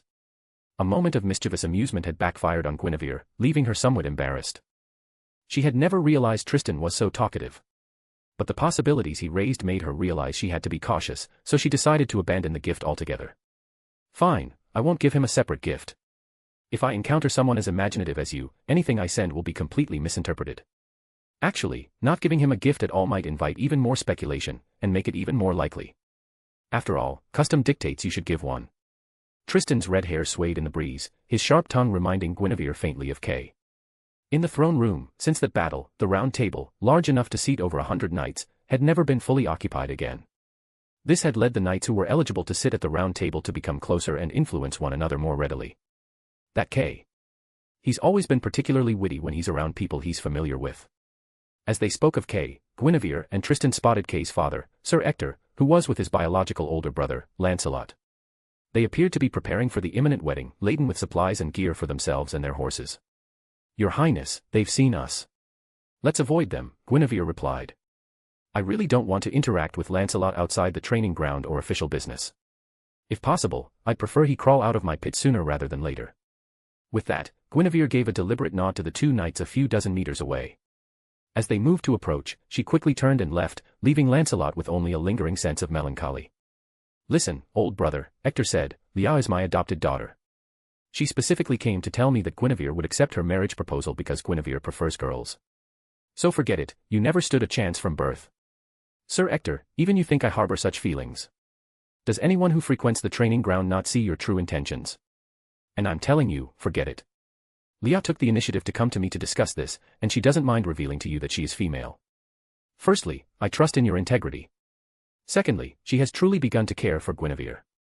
Please uphold the virtues of a knight and do not betray the king's trust in you." Though they were on a public street, the two round table knights spoke in hushed tones, ensuring their conversation remained unheard by any third party.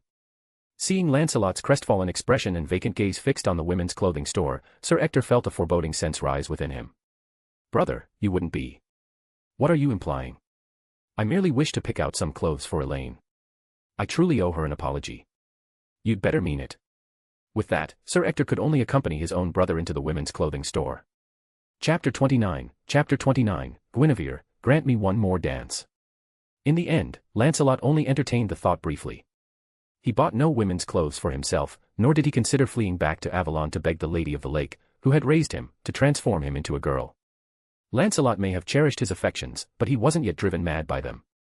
In the blink of an eye, the day of Lancelot's wedding to Princess Elaine arrived. "My apologies, Lady Elaine. For certain reasons, I cannot offer you a lasting memento of your union. I wish you both enduring happiness and hope you capture his heart soon. Oh, by the way, I made today's cake myself. I hope you both enjoy it." The wedding ceremony for Guinevere and the King of Knights was almost identical, except they wore crowns, while Lancelot and Princess Elaine exchanged a kiss. At that moment, as the two kissed, most of the knights in the cathedral breathed a sigh of relief, finally able to relax and smile with genuine joy. After Guinevere whispered her blessings into Princess Elaine's ear, she finally announced loudly that the new dessert at tonight's banquet was her own creation. All eyes immediately fell upon the colossal cake, which dominated the center of the hall, displayed on a round table brought in specifically for the occasion. "Sir Lancelot, Lady Elaine," Guinevere declared, "with my permission, you may now approach the table and cut the cake." The cake, 5 meters in diameter and over 3 meters tall, had required considerable effort from Guinevere. With the King of Knights' permission, Lancelot took Princess Elaine's hand, and together they stepped onto the table to cut the cake, personally serving slices to all the guests at the banquet. For the knights, it was merely a lavishly made and improved version of cake. But for the ladies, a single bite of the soft, sweet delicacy was enough to win them over completely. "King, aren't you going to rescue the queen? Foster brother, does she need rescuing?" The cake had split the ball in two. On one side were the men, who cared little for dessert, on the other were the ladies, who had crowded around Guinevere, eager to learn the recipe for the improved cake. Thanks to the cake, the grand ball had ground to a halt, with no one dancing at all. Just as Kay was about to try a different approach, suggesting the King of Knights remove the source of the ladies' gathering, Lady Morgan, who was also attending the ball tonight, glided forward. She took the initiative and pulled Guinevere away from the crowd. "Care for a dance?" Though her veil remained, Morgan had changed into an evening gown befitting the ball's atmosphere. As Guinevere placed a hand on Morgan's lower back, she felt only smooth, delicate skin. "King, you seem angry." "I am not." Ever since drawing the sword at 15, the King of Knights had grown accustomed to concealing her emotions, maintaining her regal authority with a stoic expression. She watched Guinevere dance with Morgan, her own male attire merely a return to her usual appearance. Yet this simple change was enough to make Kay want to laugh. His sister had recently been shedding her robotic demeanor, but now she had abruptly reverted to her human-machine state. The reason was self-evident. You don't mind Lancelot and Guinevere sparring every day, but you object to Guinevere sharing a dance with Morgan. Kay mused inwardly. At that moment, before he needed to say anything, Morgan, having finally obtained the cake recipe, finished her dance and set Guinevere down. The King of Knights strode forward, extending a hand to Guinevere, who was quickly being surrounded again.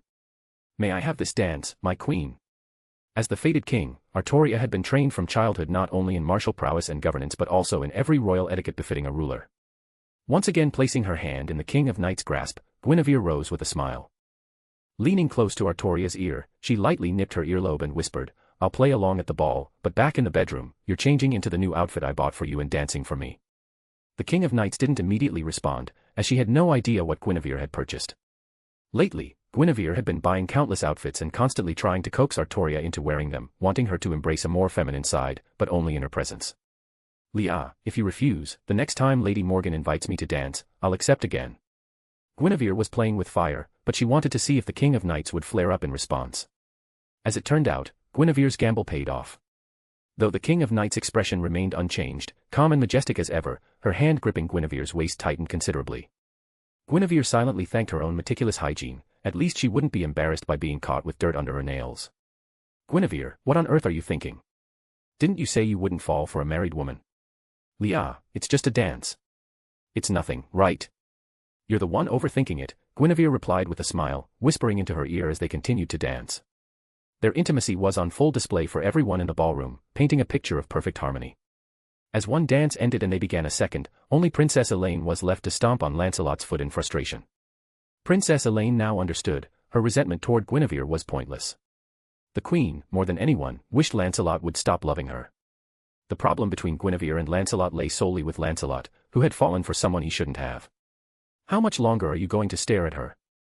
Shouldn't you be sincerely wishing them happiness? Furious, Princess Elaine didn't even use his name, yet her words were undeniably reasonable. Lancelot tore his gaze away and looked at his wife, a woman just as beautiful as Guinevere, but with completely different features.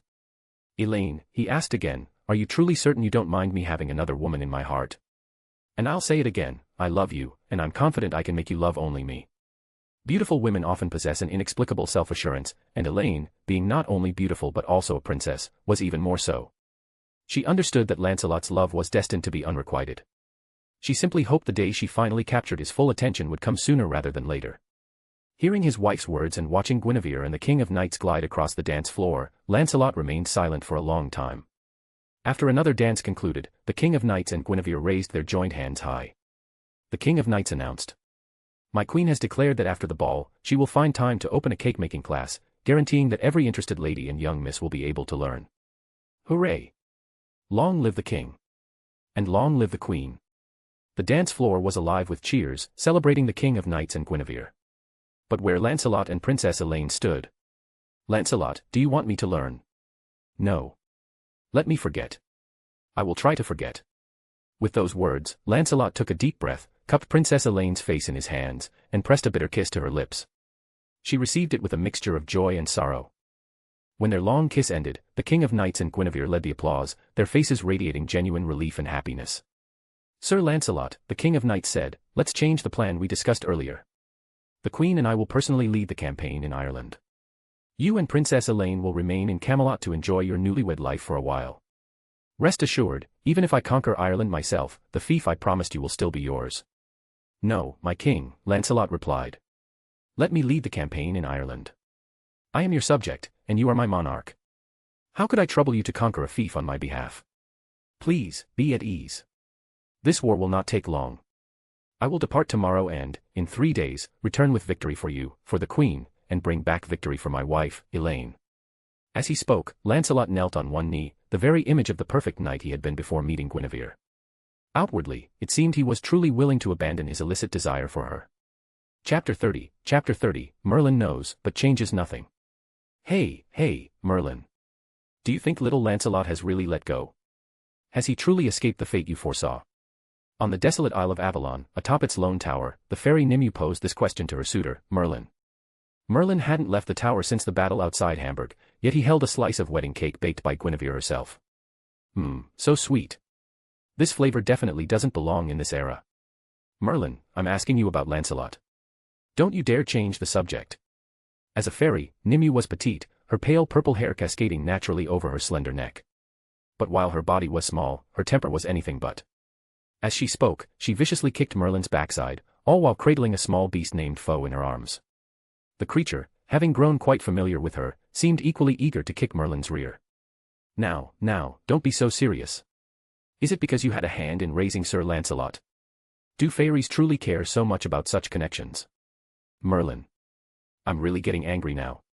Merlin was a lecherous old man, but his interest in beautiful women was purely aesthetic. Incapable of understanding human emotions, he was equally clueless about love. Faced with Fairy Nimue's furious glare, he remained inwardly calm but feigned panic, finally answering her question. My dear Nimue, I don't know the answer either. After all, I can only see the King of Knights' final end now, the path leading there has long since blurred. You know this, don't you?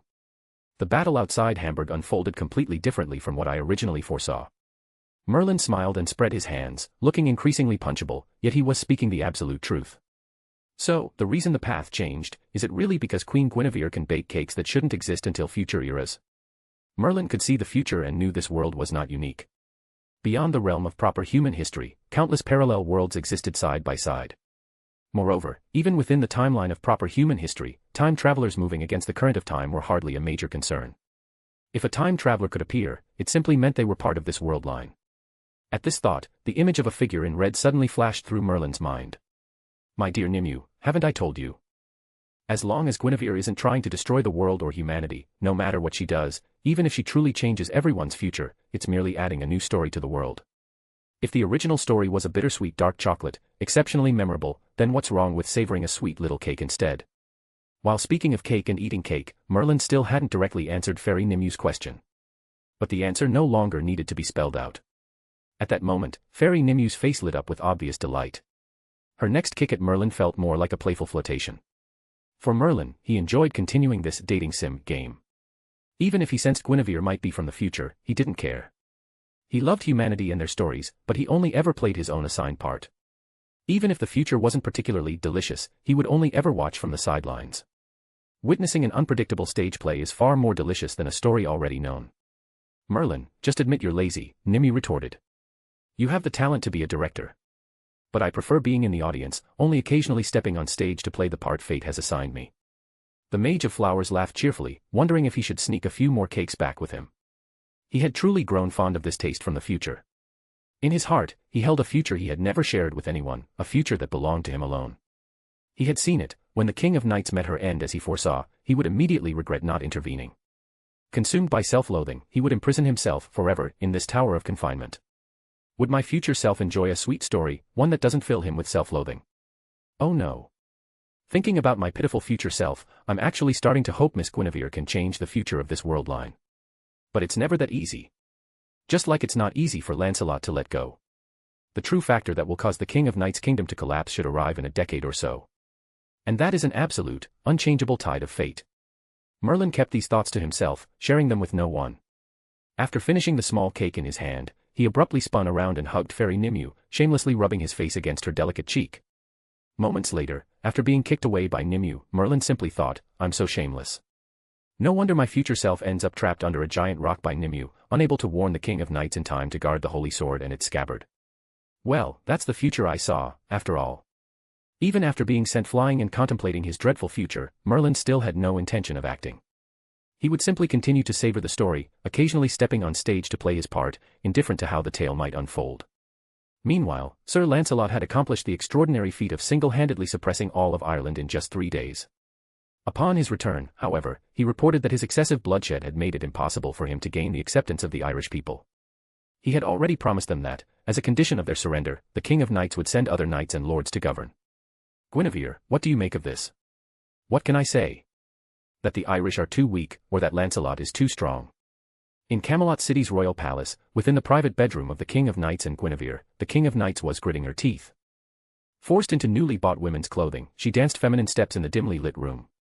The door was sealed shut, the curtains drawn tight, and only candlelight illuminated the space. At the same time, Guinevere, also wearing a long dress, embraced her. Using her half-head height advantage, she gazed down at the tip of the King of Knights' nose. Finally, unable to resist the temptation, she leaned in dizzily and pressed her red lips against hers, tightening her grip on the startled King of Knights, who tried to flee. "Leah," Guinevere murmured, "since Lancelot can't bear to leave Camelot, let him stay. At this point, you'll just have to trust my preferences, and we'll have to trust in his knightly character." The touch of their noses lasted less than a second, yet it was enough to make the King of Knights blush. When she looked up and met Guinevere's eyes, she saw the last traces of worry vanish from Guinevere's face, replaced by brimming confidence. Next, Guinevere murmured, "May my king taste the lips of her queen." "Guinevere, isn't this a bit too soon?" Leah was momentarily dazed, only realizing it was a tease when Guinevere burst out laughing with a soft puff. In an instant, the King of Knights' cowlick stood straight up. She cupped Guinevere's face and did what a king ought to do to her queen. The sensation, entirely new to both of them, was like an electric shock. They instinctively recoiled, like fish zapped by a current. "Leah, you actually did it." Guinevere could barely contain her laughter, wanting to roll around on the bed. The King of Knights, overwhelmed with embarrassment, impulsively leaned in and kissed her again. Afterward, neither had the courage to ask if they should continue. They would have to wait for the right moment and let things unfold naturally. Chapter 31, The Inevitable Calamity of Camelot. Leah, don't get up so early. Give me a kiss first." Another morning dawned. Ever since their impulsive kiss several days ago, Guinevere had clung to the King of Knights every night before bed and every morning upon waking, demanding a kiss. But after that impulsive act, overwhelming embarrassment made the King of Knights unwilling to do it again. Moreover, she once again began to doubt whether she had changed too much. Ever since pulling the sword from the stone, she had painstakingly suppressed her own human emotions to become a worthy king, hoping to avoid any mistakes when handling official duties. However, she now had to admit that ever since meeting Guinevere, many of her decisions had been influenced by her personal feelings, like choosing Lancelot to conquer Ireland. "Leah, what's so bad about smiling more? At yesterday's round table meeting, didn't you ask the 60-plus knights present whether they preferred the old, expressionless you or the you who's now more willing to show emotion? Guinevere, you saw right through me, didn't you? Lately, all your turmoil has been about feeling uneasy over your own changes, hasn't it? But you've already accepted the round table. It's impossible to return to your former, aloof self now." As part of her dowry, Guinevere had brought the massive round table, which was already in use, and not just as a cake table at their wedding feast.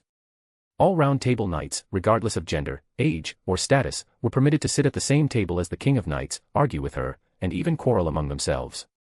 When disputes escalated to table slamming and glaring, it was the King of Knights who had to mediate.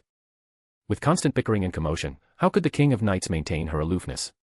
"Guinevere, you haven't been plotting against me since you first gave me the round table, have you?" "No, silly." Guinevere feigned innocence, but the King of Knights sighed in exasperation. After a moment, she finally admitted that things were better as they were now. As for the round table knights' opinions, most preferred seeing the King of Knights display her emotions. It made them feel like their king was by their side, not charging ahead and leaving them far behind. "Hee, Leah, just one kiss, please. Consider it an advance on my reward. I'm going to be teaching at the Knight Academy soon, you know." Guinevere's skill at being coy grew with practice, but thankfully, she reserved this behavior solely for the King of Knights. Held firmly around the waist and forbidden from leaving the bed, the King of Knights glanced at the sunlight streaming through the curtain gaps. She knew they'd miss today's round table meeting if they didn't leave soon. With a resigned sigh, she helped Guinevere sit up, pressed a quick kiss to her forehead, and said sternly, "Satisfied now?" "Not really, but this will do for now." Guinevere wasn't seeking mere lip-to-lip contact, she wanted a gradual, progressive approach. She rose and first helped the King of Knights dress, then had the King of Knights help her dress. Today, in addition to her tailored training attire, she wore a veil she had obtained from Morgan. To recruit instructors for the Knight Academy, she would attend the round table meeting today. Lancelot, who had recently returned victorious from battle, would also be present. Thus, partly to declare her stance, Guinevere requested the veil. A dozen minutes later, in the throne room, at the round table capable of seating over 100 knights, Guinevere sat resolutely beside the King of Knights, watching servants fill the massive table with dish after dish. Mountains of meat, loaves of bread, and pitchers of milk covered the table. If the initial spread proved insufficient, servants would bring second servings. Influenced by the lingering divine aura, Great Britain teemed with colossal beasts, and its agricultural output far exceeded its needs, allowing for stockpiling and export, a state that persisted until at least the previous year. Ugh, Gareth, is mutton the main course again today? Gareth, a young girl of 12 or 13, was one of Morgan's daughters and the younger sister of Gawain and Agravain.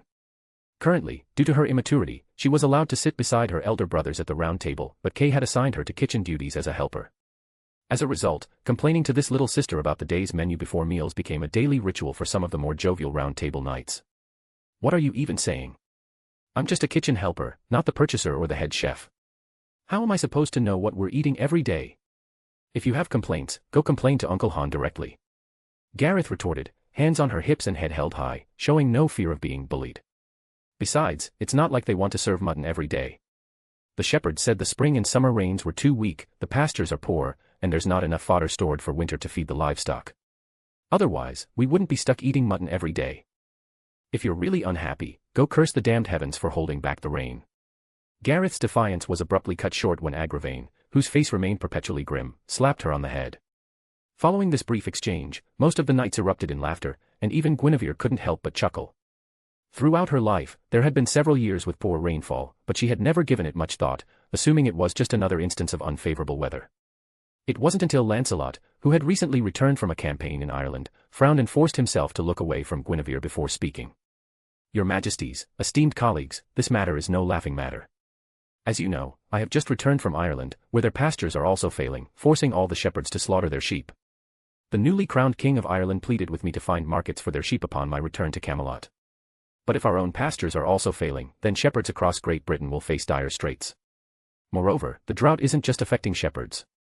The lack of rain is also causing poor harvests of wheat and other staple crops. Shepherds at least have sheep to slaughter, even if it means hardship. But farmers without state support may struggle to survive this winter. Regional droughts were common enough, but for Camelot to suffer a drought while even distant Ireland was affected was an extremely rare occurrence. Most importantly, Great Britain is an island nation, there should never be a nationwide drought. At that moment, everyone around the round table simultaneously realized the gravity of the situation. My king, Sir Lancelot suggested, we could temporarily reduce the number of knights stationed at the Knight Academy and dispatch them across the land. We need to determine the full extent of this year's disaster first. If this were Le Morte d'Arthur, the kingdom of Camelot's collapse would be almost entirely due to human folly. But this world was rooted in fate. Therefore, the kingdom of Camelot's downfall had to consider the rapid decline of magic after a certain point. This had caused Great Britain's climate to become erratic, crop yields to plummet, and public resentment to boil over. Guinevere, at that moment, was envisioning this very future. She understood that while the calamities brought about by Morgan, Lancelot, and others might be averted, the inevitable decline of magic, a force inherent to the world itself, was a natural disaster she was powerless to prevent. Chapter 32, Guinevere, having you. It's truly wonderful. The morning's round table meeting passed quickly in a flurry of heated debate. Throughout the session, many round table knights marveled at the table's resilience, praising how it had withstood their furious pounding without even a dent.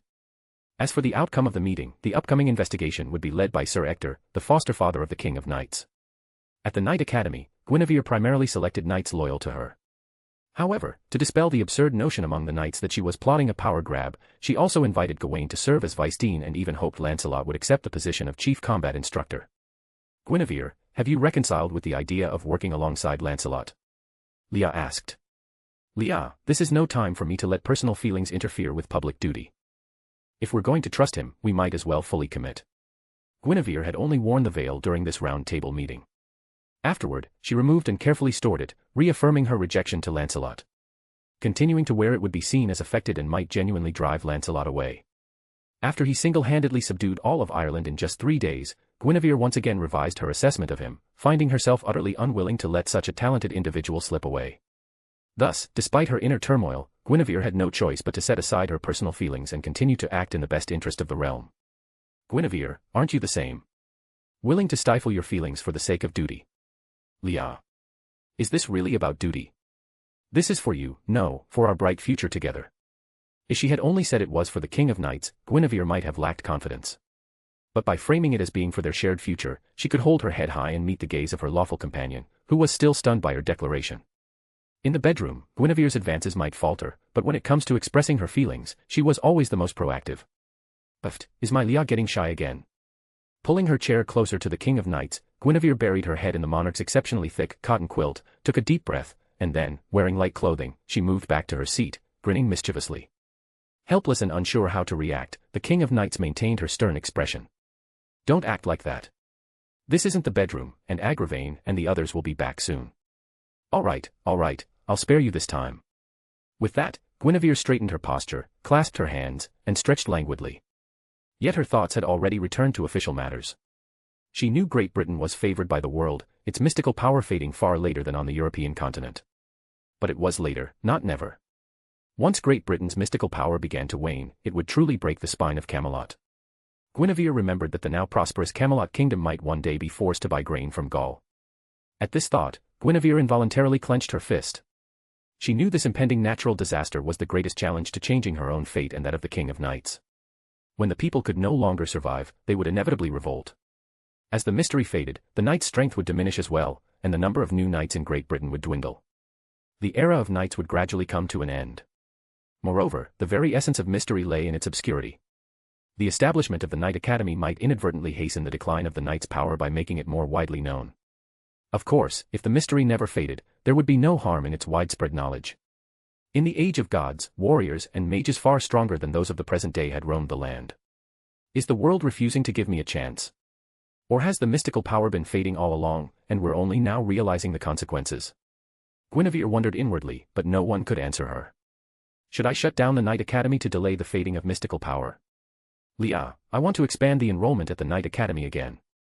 I think we truly need to put the expedition to Gaul on the agenda. If the mystery is inevitably fading, we must act swiftly before it disappears completely. The anomalous climate across Great Britain, a nationwide drought in this island nation, is something Guinevere can't ignore. Could we further develop our water resources? Build more irrigation canals?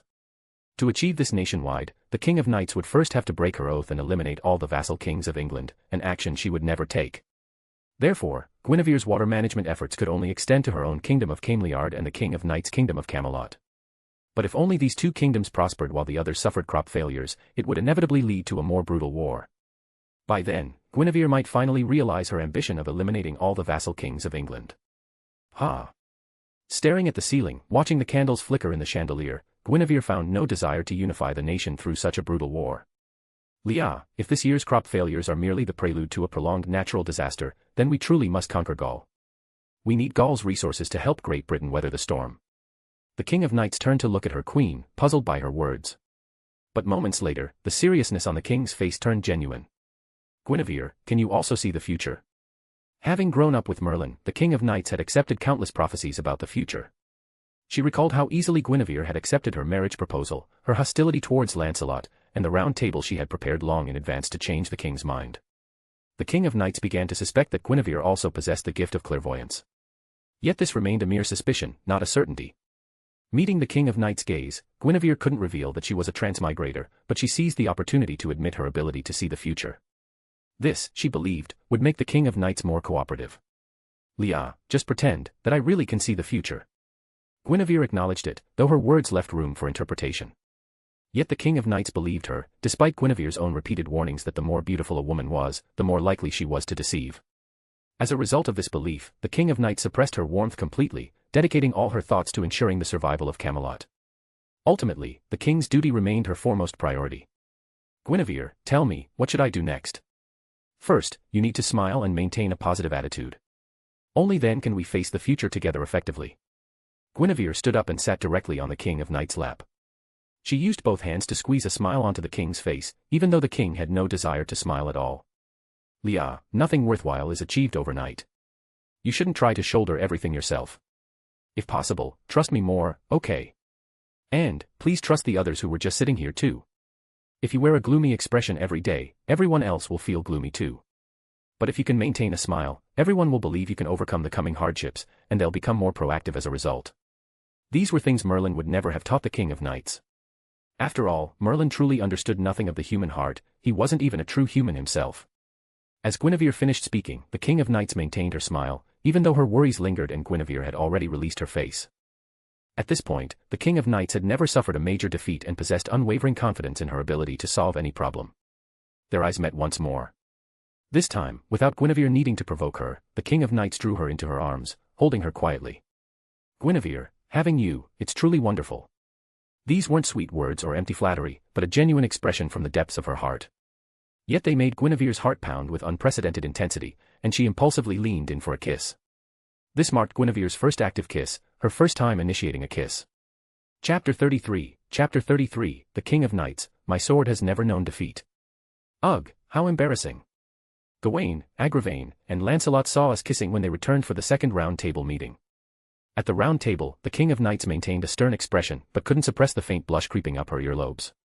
Guinevere thought this with a serene, even smug expression on her face, brimming with pride. Among the three returning knights, only Lancelot looked like he might crush his own hand from the force of his grip. Gawain and Agravain, however, beamed at the sight of their king and queen's harmonious union. A mere kiss, in the eyes of the knights, it was simply a cause for admiration. Your Majesty, Sir Ector has already departed with his men. If the kingdom suffers widespread disaster, then... Merlin had not provided any guidance on how to handle such a crisis in the knowledge he had imparted to the King of Knights in his dreams. After Guinevere settled back into her chair, she first turned to Agravain and said, Sir Agravain, what you should be doing now isn't speculation, but dispatching men to survey the remaining grain stores across the land and calculating whether the affected farmers can survive until the next autumn harvest without national assistance. And Sir Lancelot, you must also prepare yourself. If Sir Agravain's survey reveals a critical grain shortage, we may need you to lead an expedition to Gaul to assess whether they have surplus supplies to cover the deficit. My apologies. I invited you to serve as chief instructor of the Knight Academy, only to immediately assign you another mission abroad. While you remain in Camelot City, please spend ample time with your newlywed wife. The King of Knights couldn't refute Guinevere's orders. Though she commanded many knights, only a handful were capable of leading independently and earning her complete trust. Agravain had to remain to handle political affairs, while Gawain's position at the Knight Academy held greater importance than Lancelot's.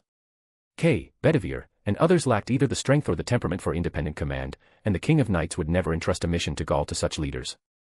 Moreover, one of Lancelot's parents was from Gaul, granting him some claim to Gaulish vassal king bloodlines. Sir Agravain, Sir Lancelot, I entrust this mission to you. Agravain would execute any order jointly approved by the king and queen with unwavering resolve. As for Lancelot, after completing his wedding and traveling to Ireland, though he hadn't entirely relinquished his desire for Guinevere, he had become even more determined to sever that longing from his heart. His hasty return was indeed due to the Irish proving unexpectedly weak and unwilling to accept rule by this conqueror. Lancelot had no objections to going out for some fresh air again. His only reservation was, Your Majesties, if we're truly going to Gaul, I plan to bring Elaine with me. We're married now, and I want to grow to love her as soon as possible. Everyone was seated around the round table, foregoing formal courtesies during the discussion. Upon hearing Lancelot's words, Gawain, who sat beside him, flashed a radiant smile and clapped him hard on the shoulder. Gawain didn't realize that by severing the intertwined fates of Lancelot and Guinevere, he was also sparing his younger brother Agravain and sister Gareth from the dishonorable deaths that awaited them in the original timeline. Nor would Gawain ever have to confront Lancelot in battle out of hatred, fighting him all day until, gravely wounded by Lancelot in the night, he succumbed to his injuries. Watching Gawain's radiant smile and his camaraderie with Lancelot, Guinevere's lips curved into a complex, emotional smile. If only everything could go smoothly, she mused inwardly. Though she couldn't imagine how she and Lancelot could ever fall into the forbidden love described in historical records. All right, Sir Gawain, if you keep this up, Sir Lancelot will get angry. If you want to fight, take it to the training ground. But before that, let's discuss the Knight Academy. After over 2 months of preparation, a small city had risen beside Camelot City, the Knight Academy of Camelot. Spanning several square kilometers, the fully equipped academy was designed to accommodate 10 grades, each with 300 students, just as Guinevere had envisioned. In its first year, Guinevere planned to fill all 10 grades at once, grouping students based on their existing abilities at enrollment. For the lower grades, recruitment was no issue, the kingdom had no shortage of children aged 8 to 15. The highest 3 grades, however, Guinevere intended to fill with current knights, using the same approach she had implemented in the kingdom of Camiard, providing these knights with further training in areas such as magical application, coordinated combat, and cultural studies. So, as vice principal, I'll be a student as well. Sir Gawain, if you aspire to command a knight order, you must master coordinated combat and leadership. You've seen the knight order I lead. Each of its members is weaker than a true round table knight who can materialize armor with magic. Yet when I lead them into battle, I have the confidence to unseat even Sir Lancelot from his horse. Lancelot hadn't personally participated in the battle outside Hamburg, but he had witnessed Guinevere training the knight order firsthand. He wanted to say, even with your leadership, Guinevere, the current knight order still isn't up to par. However, he also understood that if the order's members were just a bit stronger, each barely reaching round table level, then a force of 20 such knights would guarantee his defeat. Gawain, it's not just you. I need to learn this as well. If we led not mere knights but proper knight orders, then even if the former king of Ireland and his elite forces still lived, either of us could lead a knight order of 30 or fewer and crush the fully mobilized kingdom of Ireland in 3 days. Lancelot was speaking up for Guinevere, and his words rang true. Which knight among them failed to grasp the power of a knight order? With this, all agenda items regarding the Knight Academy had been settled, and today's round table meeting could now conclude. At that moment, King Arthur's personal knight, Bedivere, pushed open the door, his urgent news shattering the council's carefully laid plans. Your Majesty the Queen, and esteemed members, Bedivere announced, his voice urgent, the northern barbarians have begun raiding our borders. According to reports from the northern lords, they've mobilized their entire horde, not just their peasant armies but even including children and the frail elderly in their battle formations. Before Bedivere could finish speaking, the assembled nobles already understood the barbarians' true motive. If they won, well and good; if they lost, they would at least deplete their surplus population, just as herders slaughter their sheep when winter fodder runs short. Your Majesty, this battle. I will lead this campaign myself. Bedivere, you will accompany me. Guinevere, would you lend me Sir Tristan and the entire knight order? My king, I. Guinevere, the Knight Academy needs your attention. Don't forget about Gaul, the matter you urged me to prioritize. Rest assured, I will return victorious swiftly. During the preceding council meeting, Guinevere had orchestrated nearly every detail. Despite being his consort and receiving his complete trust, the King of Knights couldn't shake the feeling of being utterly useless. Fortunately, the barbarians had raided the border, reminding the King of Knights of her sword's exceptional sharpness. Guinevere gazed at the King of Knights and took a deep breath. She realized she had indeed fallen in love with the ruler before her heart aching at the thought of parting. Yet for the sake of their future, and knowing that separate paths were the best choice, Guinevere nodded and said, "May victory be yours, my king." Chapter 34, the King of Knights' moral standards remain too high. Your Majesty, look, it's snowing. In the blink of an eye, the King of Knights had led her troops into battle a week ago. This time, however, she sent word that the campaign might be prolonged. In her war report, the King of Knights detailed the northern barbarians' tactics. First, they had abandoned conventional warfare, refusing to concentrate their knight-level forces for decisive battles. Second, when forced into unavoidable engagements, the barbarian main force would scatter into smaller units, regrouping later. To delay the King of Knights' pursuit, they would deliberately leave behind the elderly, weak, and starving. The King of Knights' prolonged struggle to achieve victory stemmed from her exceptionally high moral standards. Not only did she refuse to slaughter her way through the elderly, weak, and infirm, but she also insisted on providing aid and care to those left behind. As a result, Camelot was forced to allocate a significant portion of its already scarce grain reserves to the northern prisoners, even amidst their own disaster. It's been a week since Arthur left, and Lancelot departed for Gaul 3 days ago. As the northern war shifted tactics, the King of Knights was forced to adopt a strategy of gradual attrition, devouring the northern territories and populations bit by bit. This required immense logistical support. The resulting food shortage became so critical that Lancelot had to depart immediately, unable to wait for Sir Ector to complete his assessment of the disaster-stricken areas within the kingdom or for Sir Agravain to finish his inventory of food stockpiles across the land. Alice, though the snowfall is beautiful, it's still early autumn. This isn't auspicious snow, it's a sign of impending disaster. Historically, Great Britain rarely experienced heavy snowfall in the south, while the north typically saw blizzards only between December and February. The snow had arrived more than 2 months early, blanketing even Camelot City in the south with enough snow to build snowmen. One could only imagine the severity of the disaster plaguing the northern barbarian tribes. If Leah were to abandon all caution and pursue the main force of the northern barbarians, slaughtering them relentlessly before withdrawing, by the time spring arrived next year, countless northern barbarians would have perished. A subsequent war of conquest would be far simpler, both in its execution and in the subsequent governance of the conquered territories. Yet feeding the barbarian elderly and infirm not only burdens our kingdom's resources but also risks nurturing a pack of insatiable wolves. Standing by the window, Guinevere gazed at the gloomy sky and the snow-blanketed courtyard, sighing softly. Yet she knew that if the King of Knights truly acted according to her thoughts, she would cease to be the King of Knights. As the Queen of the King of Knights, Guinevere could only dedicate herself to providing her utmost support. Alice, bring me my cotton blanket. It's time for the round table meeting. Yes, Your Majesty, Alice replied. In Alice's heart, she strongly objected to Guinevere calling her cloak a cotton blanket. But who could argue with the queen she served? Suppressing her disapproval, Alice complied, secretly hoping Guinevere would dress warmly. With no one to warm her bed at night, she might sleep earlier and avoid catching a cold. When Guinevere arrived at the round table, the knights in attendance had dwindled to just a dozen or so, including Agravain, Kay, and others primarily focused on domestic affairs. Queen, perhaps you should advise the king to stop concerning himself with those forsaken northern barbarians, Agravain suggested. Sir Agravain, do you truly believe the king would listen? Guinevere countered. No. Then are you trying to undermine the bond between us? Do you want me to beat you to a pulp? I wouldn't dare. With the king absent, Guinevere's usual elegance was noticeably absent. Yet, having risen through the ranks on the battlefield, her uninhibited manner only endeared her more to the knights. After silencing Agravain, Kay propped his feet up on the round table and burst into unrestrained laughter. With the King of Knights absent, he too indulged in unchecked informality. Agravain, I've been telling you to dedicate more time to martial training. See. You're even admitting you wouldn't dare. Kay, I wouldn't dare, refers to undermining the bond between the king and queen. As a knight, even knowing I'm outmatched, I would never fear battle. Ha. So, you want me to spend more time on martial training? Are you volunteering to handle my backlog of administrative duties? With the King of Knights away, Agravain had been forced to shoulder her administrative responsibilities. He only sent matters requiring her personal attention to the northern camp, sleeping barely 2 hours a night. His haggard appearance spoke volumes of his ordeal. Ugh, I'll pass. I have my own matters to attend to. If I keep working overtime, I won't have time to train my martial skills. Unlike you, I still plan to return to the battlefield. Such light banter was commonplace at the round table. With that said, Kay finally lowered his legs and turned his gaze toward Guinevere, who was lost in thought. Your Majesty, are you listening? What tasks do you intend for us to undertake today? The question brought Guinevere's focus back into sharp relief. She had been working tirelessly these past few days.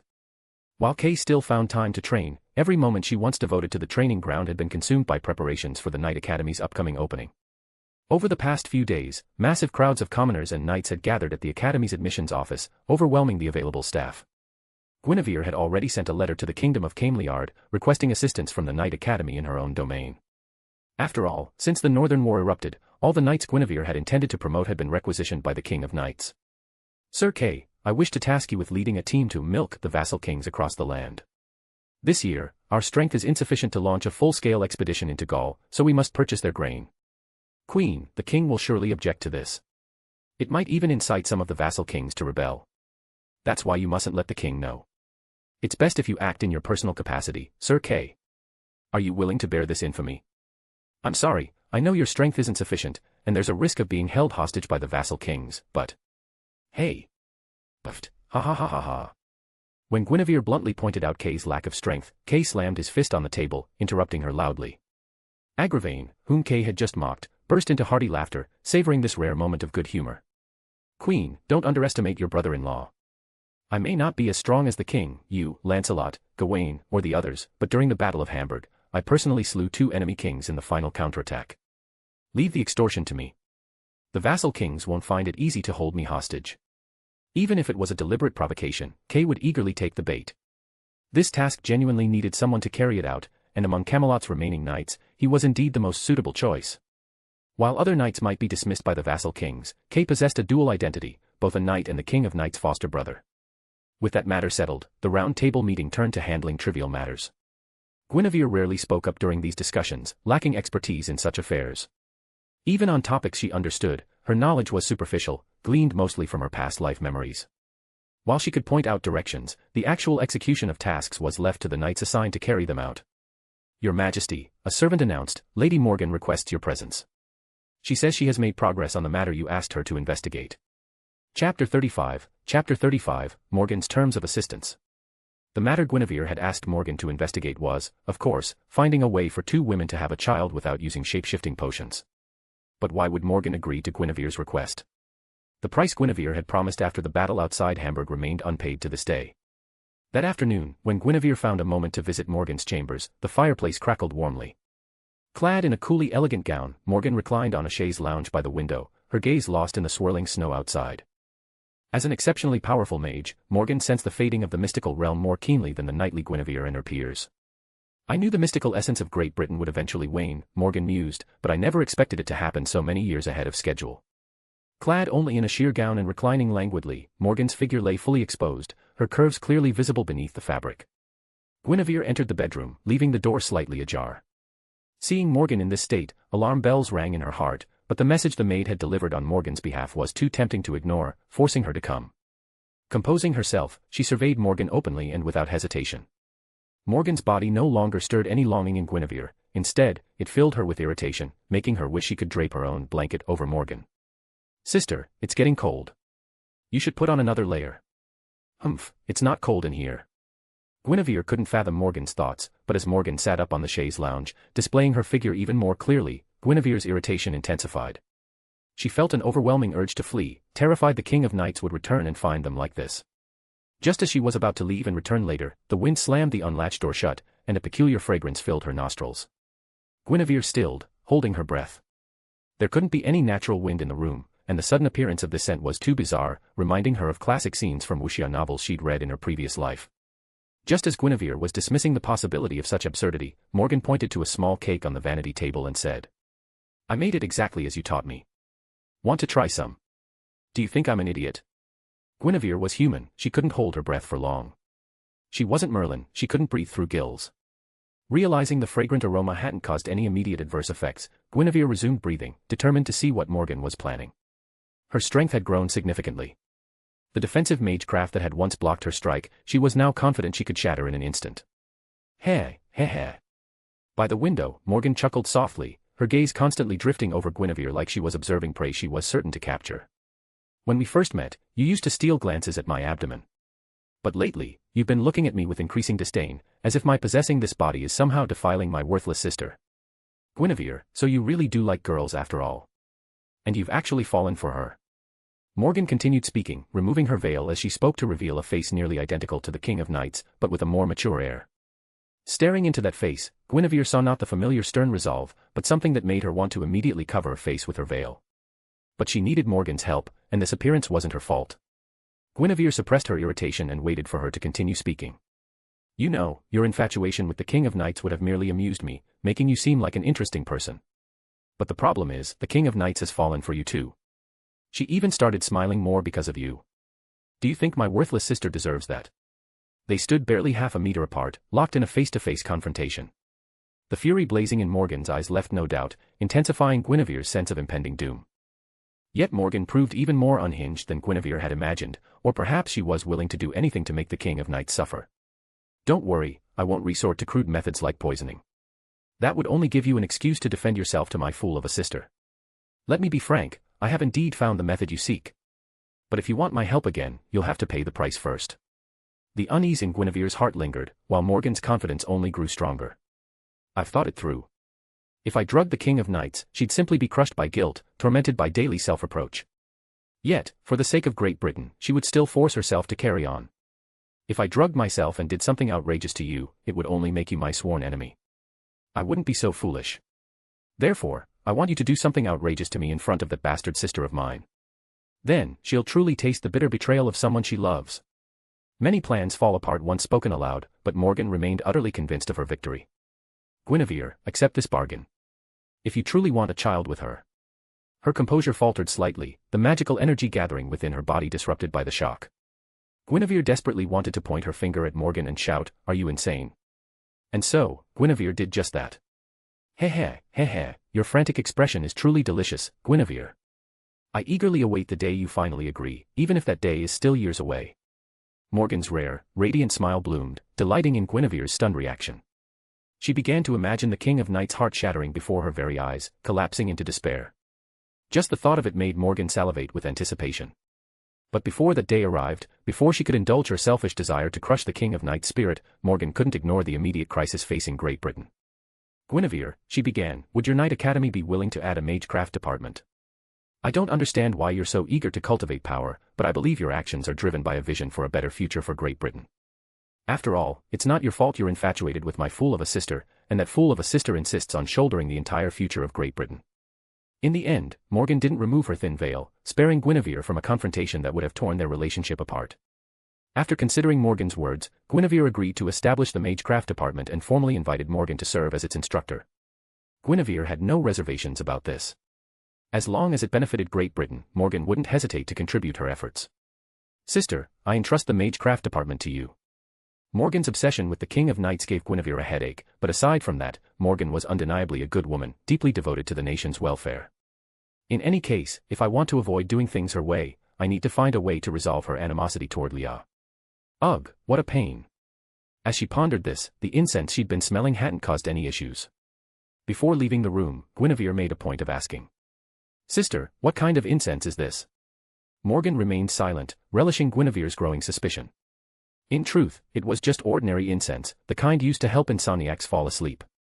Over the past few days, she'd noticed dark circles forming under Guinevere's eyes. After all, Morgan wasn't truly cruel to anyone. Except the King of Knights. Chapter 36, if we're relying on Merlin. That night, Guinevere slept soundly for the first time since the King of Knights had departed on campaign. In the days that followed, her mind was consumed with how to change Morgan's hatred for the King of Knights. Ultimately, Morgan's hatred for the King of Knights stemmed from the sins of King Uther and Merlin. To ensure the birth of the prophesied child, Merlin, guided by the future he saw through clairvoyance, assisted King Uther in successfully seizing the King of Knights and Morgan's mother, while killing Morgan's father on the battlefield. The true culprit, of course, was King Uther. For the sake of his lust, he forcibly took the Duchess, waged war against his own duke, and deserved to be drained of his life force and die of illness during the war against the northern barbarians. But the problem is, he's already dead. Even Morgan couldn't bring herself to exhume his corpse and flog it. So, should we capture Merlin and let Morgan kill him to vent her rage? Even if that were possible, Morgan doesn't hate Merlin. She believes he was merely acting according to the prophecy. In the headmaster's office at the Knight Academy, Guinevere reviewed student exam results while fretting over the strained relationship between the King of Knights and Morgan. She genuinely didn't know where to begin. Was Morgan merely taking her anger out on the King of Knights? Guinevere had already raised this point, but the only result was that Morgan stopped cursing the King of Knights with such vitriol. Damn it. It's all Merlin's fault. Guinevere slammed her fist on the table, cursing aloud. Unlike the sturdy round table she had brought with her, this solid wood table splintered under the force, sending wood chips flying. After leaving 2 gaping holes in the table, Guinevere decided to put the matter aside for now. She still had ample time to wait for a turning point. For the moment, no one was pressuring her to produce an heir with the King of Knights. Even after 2 entrance exams, the Knight Academy is still overflowing with applicants. It seems we'll need a 3rd exam. However, most candidates who passed the first 2 exams are noble-born children from various regions. We'll need to give preferential treatment to candidates of common birth. They won't need to participate in the 3rd exam at all. After pondering, she made her decision. Within the Knight Academy, Guinevere could act with absolute authority. If students disagreed, she allowed them to settle their grievances through martial combat. If they could defeat her in a duel, their argument would be considered valid. From the north, Leah reports that she has taken in over 50,000 more elderly, infirm, and disabled refugees. She plans to construct a new city in the north. From Gaul, Lancelot sent word of a bountiful harvest this year, keeping grain prices low.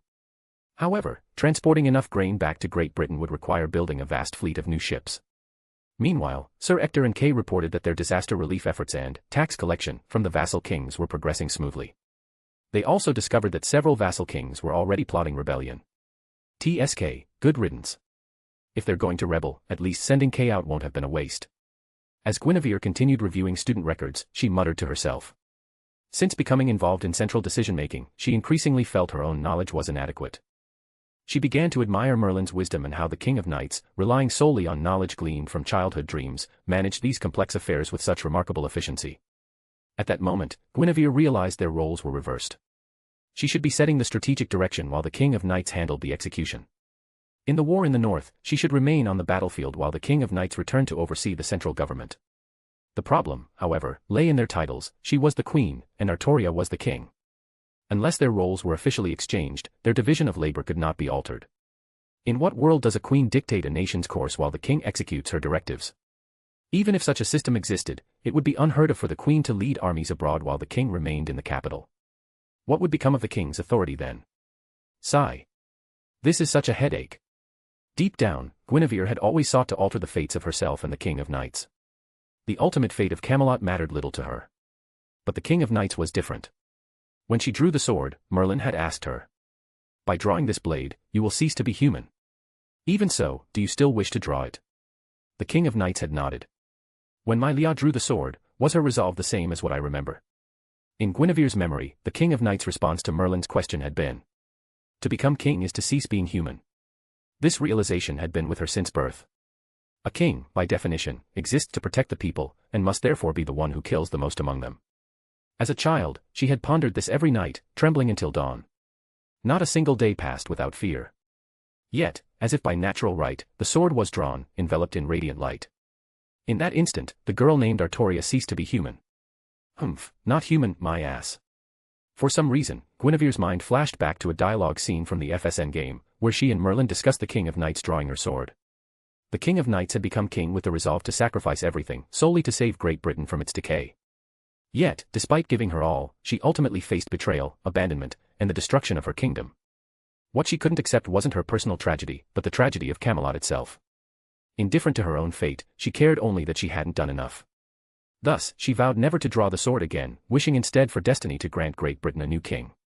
From that perspective, if I were to surpass Leah in leadership and propose to her, let me be king, you be queen, Leah would likely accept with a smile. Guinevere merely entertained this fantasy in her heart.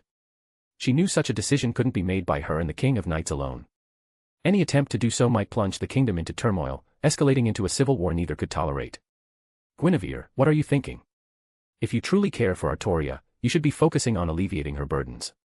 Right now, you should be systematically providing all possible support to Camelot in its current crisis. After all, you are her queen, and you vowed to be her steadfast pillar. Had Morgan's mad ravings planted these doubts in Guinevere's mind? She couldn't be sure, but she was happy to blame Morgan anyway. This train of thought led Guinevere to a possibility.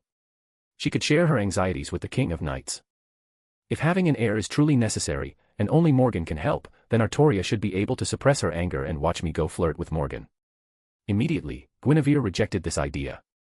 The mere thought of the King of Knights' expression at such a sight filled her with a sharp, heart-wrenching pain. The King of Knights had only recently begun to show emotions because of her. She refused to let her revert to the emotionless, betrayed figure she remembered, the one who couldn't even muster a smile. Wait a minute, does this really mean we have to rely solely on Morgan's help? That bastard Merlin can't possibly stay away from Camelot forever, can he? Morgan was an exceptionally skilled mage, but Merlin was an absolutely exceptional one. Though he tended to bite his tongue when chanting long spells, he preferred wielding various weapons to hacking people down rather than using magic. Still, Guinevere could reasonably hope for his help, provided she asked him. When Lancelot returns, ask him to go to Avalon. He grew up there.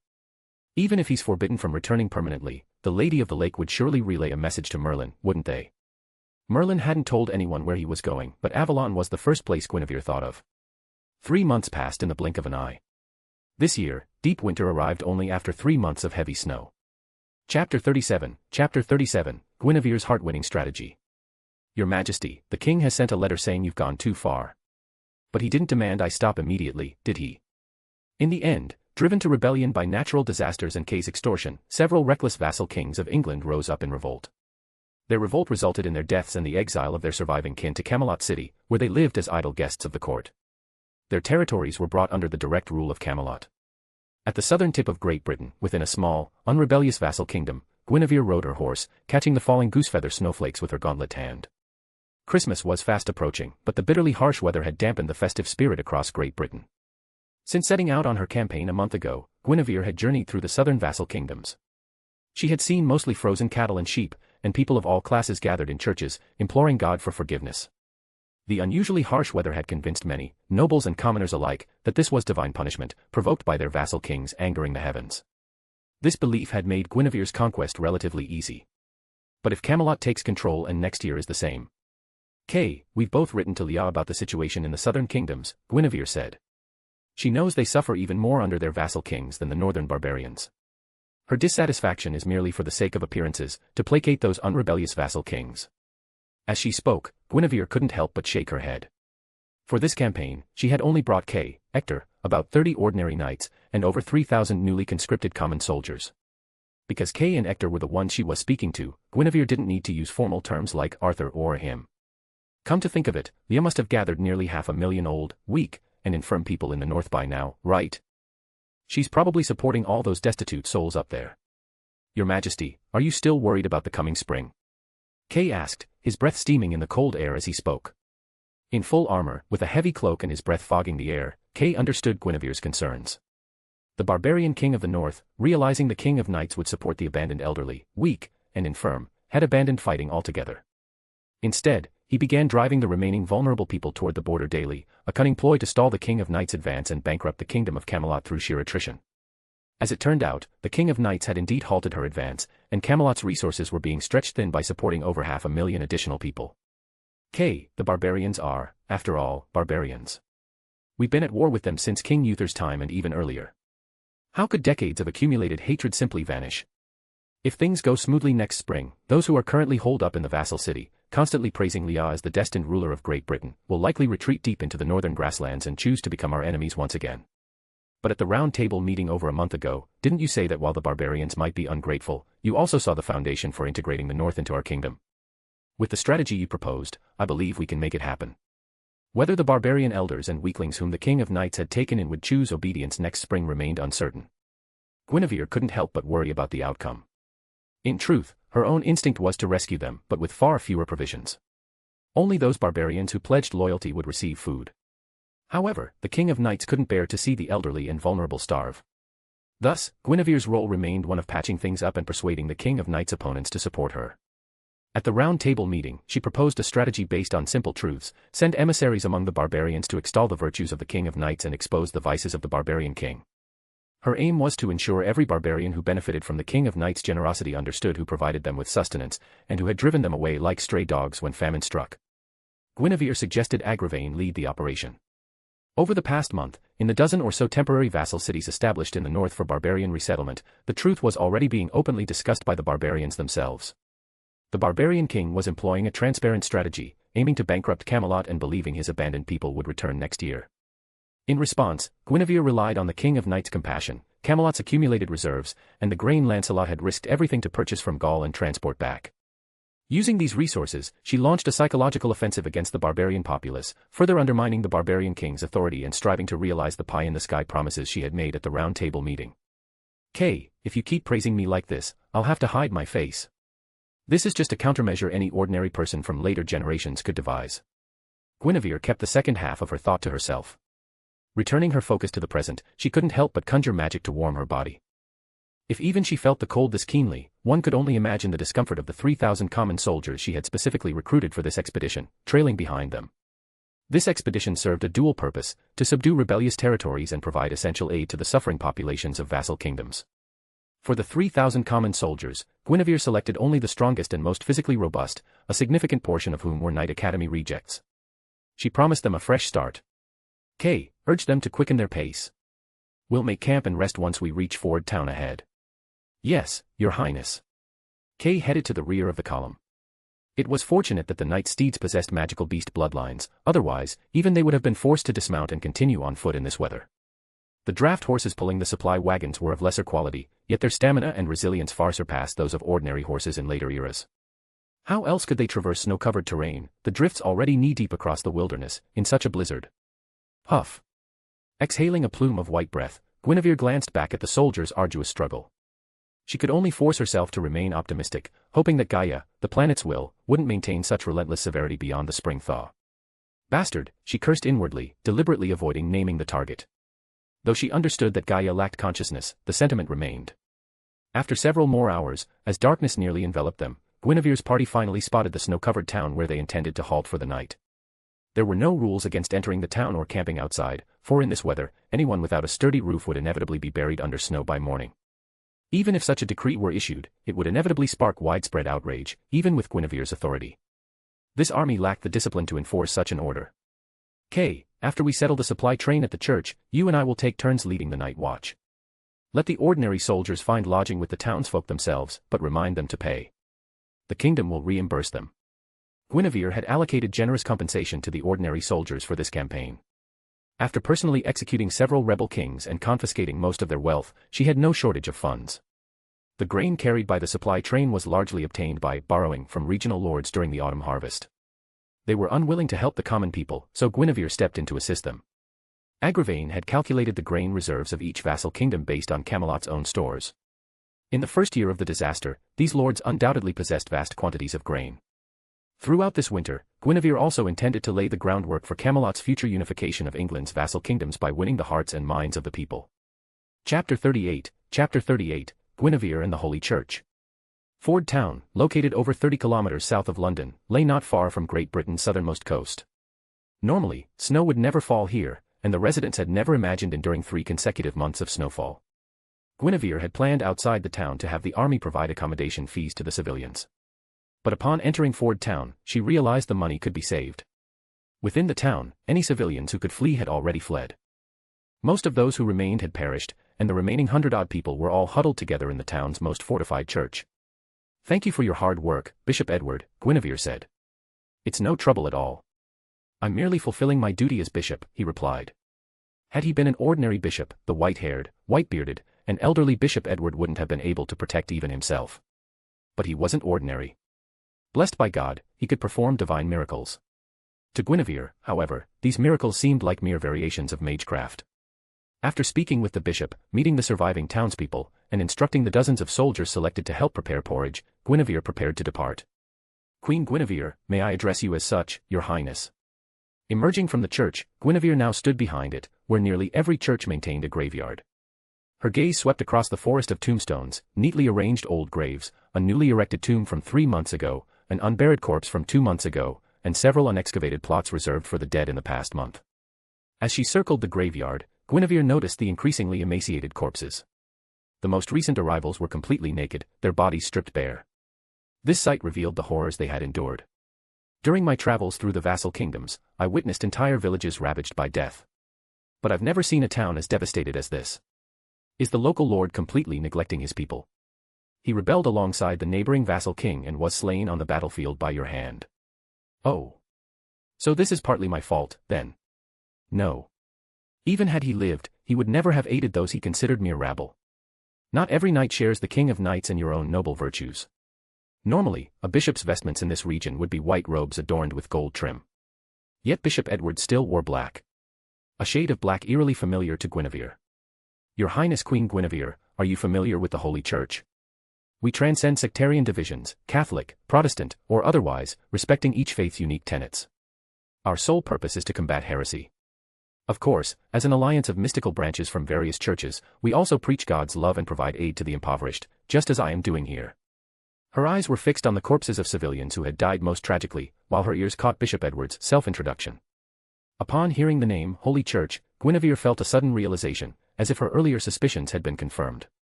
She raised her head, gazing at the bishop, waiting for him to continue. Your Highness, there's no need to look so grave.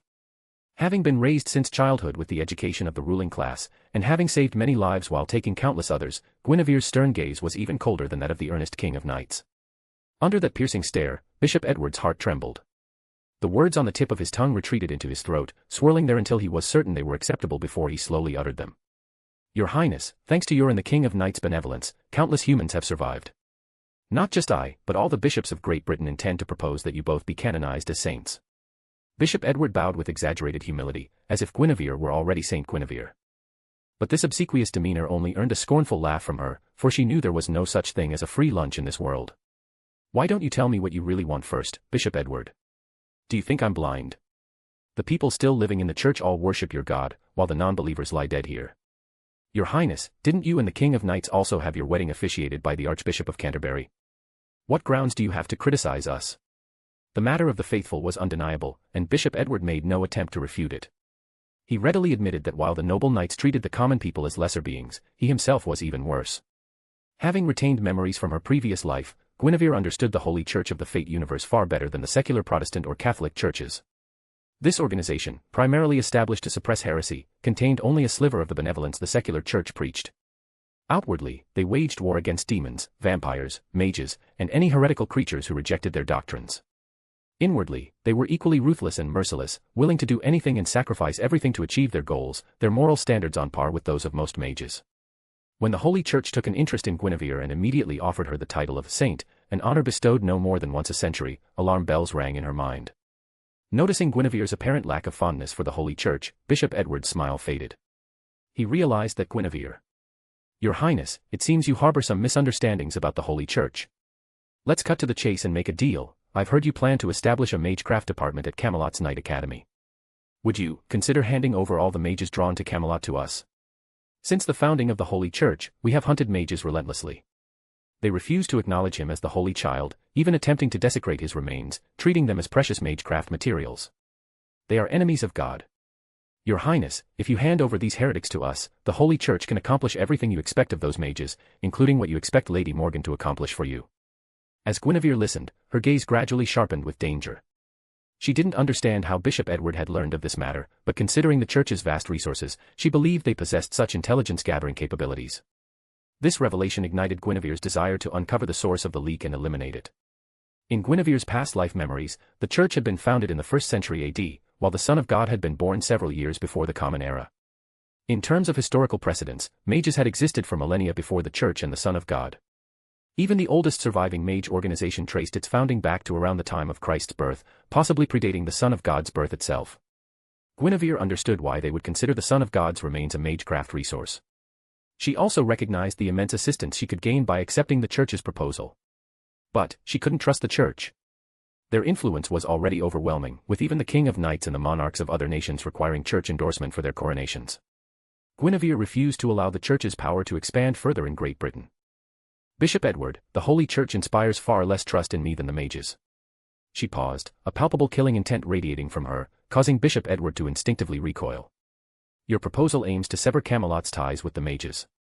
But remember, Merlin, Camelot's revered prophet, is himself a mage. Moreover, Great Britain remains steeped in mystery, a land you consider heretical. I, Guinevere, will tolerate the regular Church's missionary activities in Great Britain. But the Holy Church? I have no intention of welcoming you. If the Holy Church insists on meddling where it isn't wanted. As she spoke, Guinevere merely smiled, but Bishop Edward felt his head might be severed from his neck at any moment. He held his breath, nearly suffocating under the weight of Guinevere's murderous intent, until a holy artifact he carried activated, dispelling the illusion that had gripped his mind. Yet even after this stark warning and personally experiencing Guinevere's hostility toward the Holy Church, he refused to give up. He had gone to great lengths to secure this mission, arriving long in advance to wait for her. After all, why would a regional bishop-level figure waste his time in a small, unremarkable town? Your Highness, he persisted, this is the title of Saint, the friendship of the entire Holy Church. You're right, Guinevere countered, but if word spreads that I rejected your offer, I'll gain the friendship of all the mages. I'll assure them that once Camelot unifies Great Britain, it will become a paradise for all mages. Their gazes locked. Bishop Edward couldn't understand why things had turned out this way. He knew he had been rash, eager to prove himself, but Guinevere's response left no room for negotiation.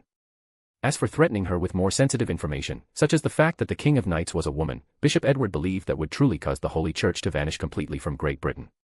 Your Highness, please reconsider. Everything can still be negotiated. Once the heralds of Great Britain's mystical decline cease with the arrival of spring, a specialist from headquarters will come to Camelot City to meet with you. I believe that when Great Britain's mystery decline truly begins, the Holy Church will prove far more trustworthy than self-serving and utterly unreliable mages. Bishop Edward's demeanor grew increasingly humble. He knew that if only the Holy Church in Great Britain, not the secular church, were eradicated, the devout knights under the King of Knights would agree, and they possessed the power to accomplish it. Chapter 39, Guinevere and the, yet-to-be-established, clock tower. As expected, she refused. The next day, at the Ford Town Church, Guinevere and her group set off again. Apart from a few stubborn residents who refused to leave, most of the survivors chose to join the procession. Yet now, the church that should have still housed some refugees stood completely empty. Only Bishop Edward remained, standing beneath the statue, his gaze fixed on the figure cast by the candlelight. Cardinal Noy, Bishop Edward requests punishment. Even before the Holy Church was formally established, they had been mortal enemies of the mages. Over the past century or two, as the Holy Church's faith spread across Europe, it finally gained the upper hand in its conflict with the mages, driving most of them into hiding. Therefore, when news broke that Camelot's Knight Academy was planning to establish a magecraft department, the Holy Church grew particularly alarmed. They understood that if this initiative went unchecked, the world would once again have a place where mages could safely develop their abilities. Their previous efforts, if not rendered entirely futile, would at least lose much of their significance. During a recent meeting among the church's high-ranking officials, this consensus emerged. They had already considered organizing a holy war against Camelot, aiming to subdue the kingdom through force. Bishop Edward's faction even belonged to the more moderate wing of the Holy Church. It matters not, the figure projected by the flames said. You are merely short-sighted, foolish enough to pursue such a doomed endeavor. You are not guilty. Hearing these words from the flame-born figure, Bishop Edward barely managed to maintain his obsequious expression. Remembering the speaker's status, he suppressed the urge to retort. Yes, Cardinal, I have indeed been foolish. Now, should we follow the radicals' plan to launch a holy war, or send assassins to infiltrate the Knight Academy? Bishop Edward, you're even more foolish than I imagined. Haven't you heard what Sir Lancelot has been doing in Gaul these past few days? He's been accepting challenges from 10 knights every day and remains undefeated. This includes the current commander of the Holy Church's Order of Heretical Inquisition. The Holy Church has a massive, rigidly structured organization with clearly defined divisions of labor. The Order of Heretical Inquisition is one of its 3 most elite divisions. The commander of this order undoubtedly ranks among the Church's top 10 most powerful figures. Now that you understand, stop meddling. The matter of Camelot's magecraft department requires careful consideration, not forceful seizure. So we're just going to let the magecraft department be established. Bishop Edward, now that you've failed, the radicals should handle the magecraft department. As Bishop Edward himself had said earlier, the Holy Church welcomes all factions, Protestants, Catholics, and others, but this comes at the cost of severe internal factional strife. Bishop Edward has already done what his faction required. They shouldn't be the ones to pursue a suicidal course. The Church has never lacked fanatics willing to throw their lives away for their faith. As the conversation concluded, the influential figure on the other end abruptly ended the communication. Meanwhile, he recalled the killing intent from Guinevere that had forced him to back down, and he broke into a cold sweat for those madmen. It was now the year 507 AD.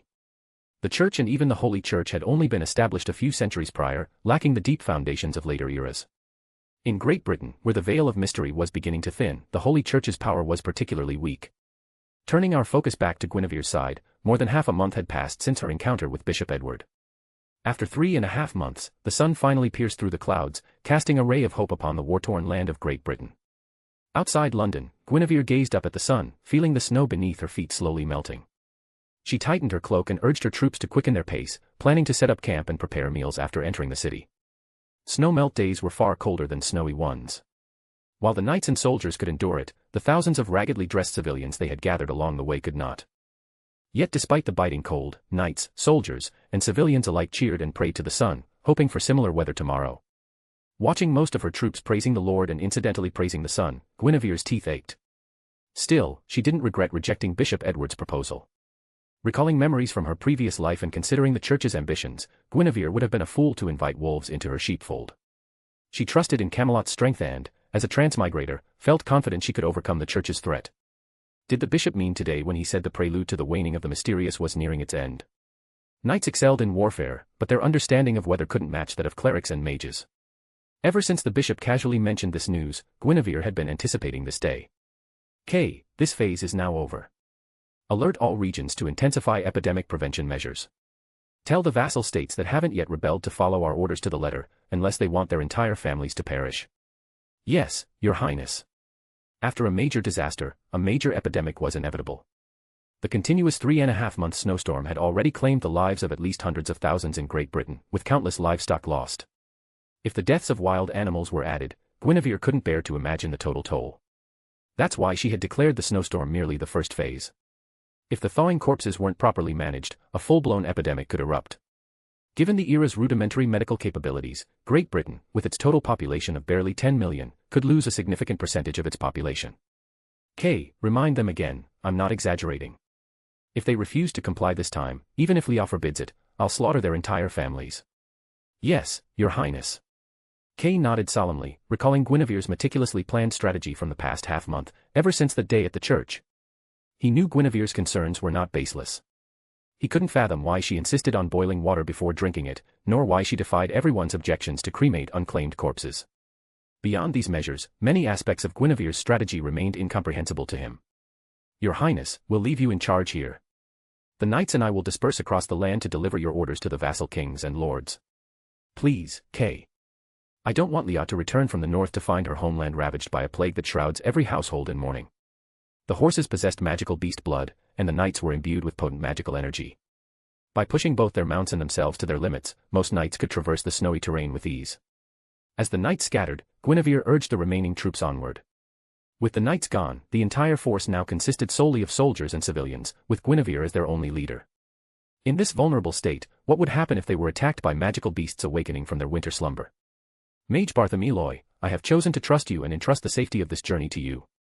Your Highness, on behalf of my family, I thank you once again for your trust. I also thank you for your courage in opposing the Holy Church to create a sanctuary for us mages. We will fulfill our agreement to the best of our abilities, accomplishing what you have asked us to do, and what we are capable of doing. This is a promise made to you by the head of the Bartholomew family. The voice carried on the wind, reaching only Guinevere's ears. Through the gentle breeze, Guinevere sensed presences radiating outward, seeing over a dozen robed mages scattered around the perimeter of the procession. The mages were already at work. Chapter 40, King of Knights, Guinevere, I've come to take you home. Another half-month passed. In London, as the snow melted and skeletal remains began surfacing across the land, Guinevere found herself busier than ever. One morning, she personally executed the entire family of a vassal king who refused to provide manpower and funds to search and clear corpses from his territory. Your Majesty, she's actually serious. Your Majesty, isn't she being too cruel? Your Majesty, how could she kill even a 3-year-old girl? A murder committed in the morning had spread across Great Britain by afternoon, such was the speed of information dissemination in an era when mystery still lingered. As the rumors spread, the vassal kings grew increasingly eager to declare their fealty, with one exception. Guinevere's reputation gained a new dimension: tyranny. Previously, even when vassal kings rebelled, Guinevere had traditionally spared their families. Your Highness, you're sacrificing too much. Let me take responsibility for this. I'll bear the full burden. Sir Gaheris, can you truly bear it? If you were to take the blame, the vassal kings wouldn't fear us. They would simply petition the King of Knights to execute you. But Your Highness, while some are now diligently following orders, others have sent petitions demanding your removal as queen. They accuse you of lacking virtue and call you a wicked queen. That's why I've sent knights across the realm to inform them that even if I'm deposed, they must obey my commands. Otherwise, I'll slaughter their entire families. In the very castle where the vassal king's family had been massacred, the 3-year-old girl rumored to be dead trembled in Guinevere's arms.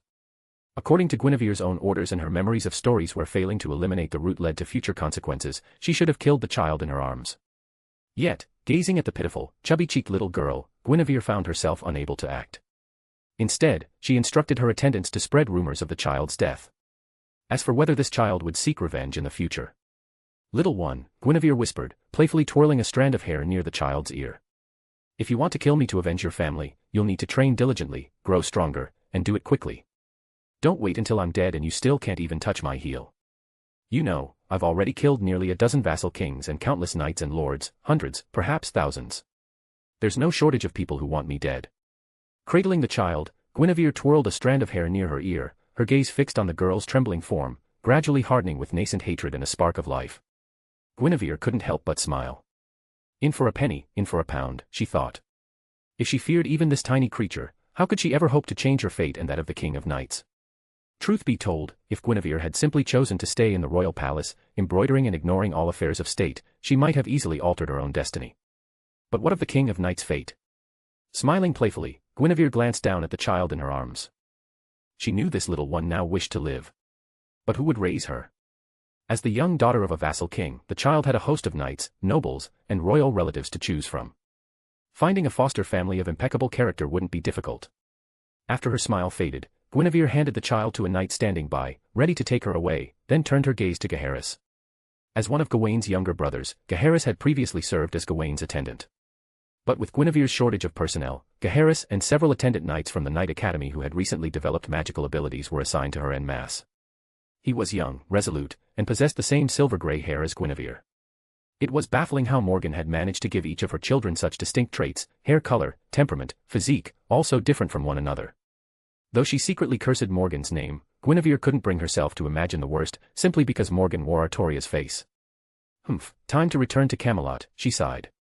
The King of Knights was already on her way back, and Agravain would relieve her of dealing with the now slightly fatter barbarian elderly and infirm. From Gaul, Lancelot sent word that his wife was pregnant. To spare her the rigors of travel, he requested to remain in Gaul for another 2 years and continue his mission of procuring provisions for Camelot. Has Lancelot overcome his ordeal? Or is it too early to relax? Either way, I need to see him in person to confirm whether he's truly moved on. Clad in full armor, Guinevere strode through the vassal king's castle, built of bluestone, the metallic clangs of steel against steel echoing through the halls. As Guinevere pondered, Gaheris and the other knights followed closely behind, their armor amplifying the metallic din as they moved. Come to think of it, they've started calling me the Wicked Queen. I'm getting this title much earlier than Guinevere in the legends, aren't I? Does this count as altering history? Though her inner thoughts were lighthearted, Guinevere's heart remained heavy. She dreaded seeing the King of Knights again, uncertain what expression her liege would wear, a cold glare or something worse. Had she truly gone too far? They hadn't seen each other in 4 months. Guinevere longed to see her, yet trembled at the thought of facing her. Your Highness, are you thinking of the king? An attendant knight asked. Given his majesty's martial prowess, it's inconceivable that he would truly depose you as queen.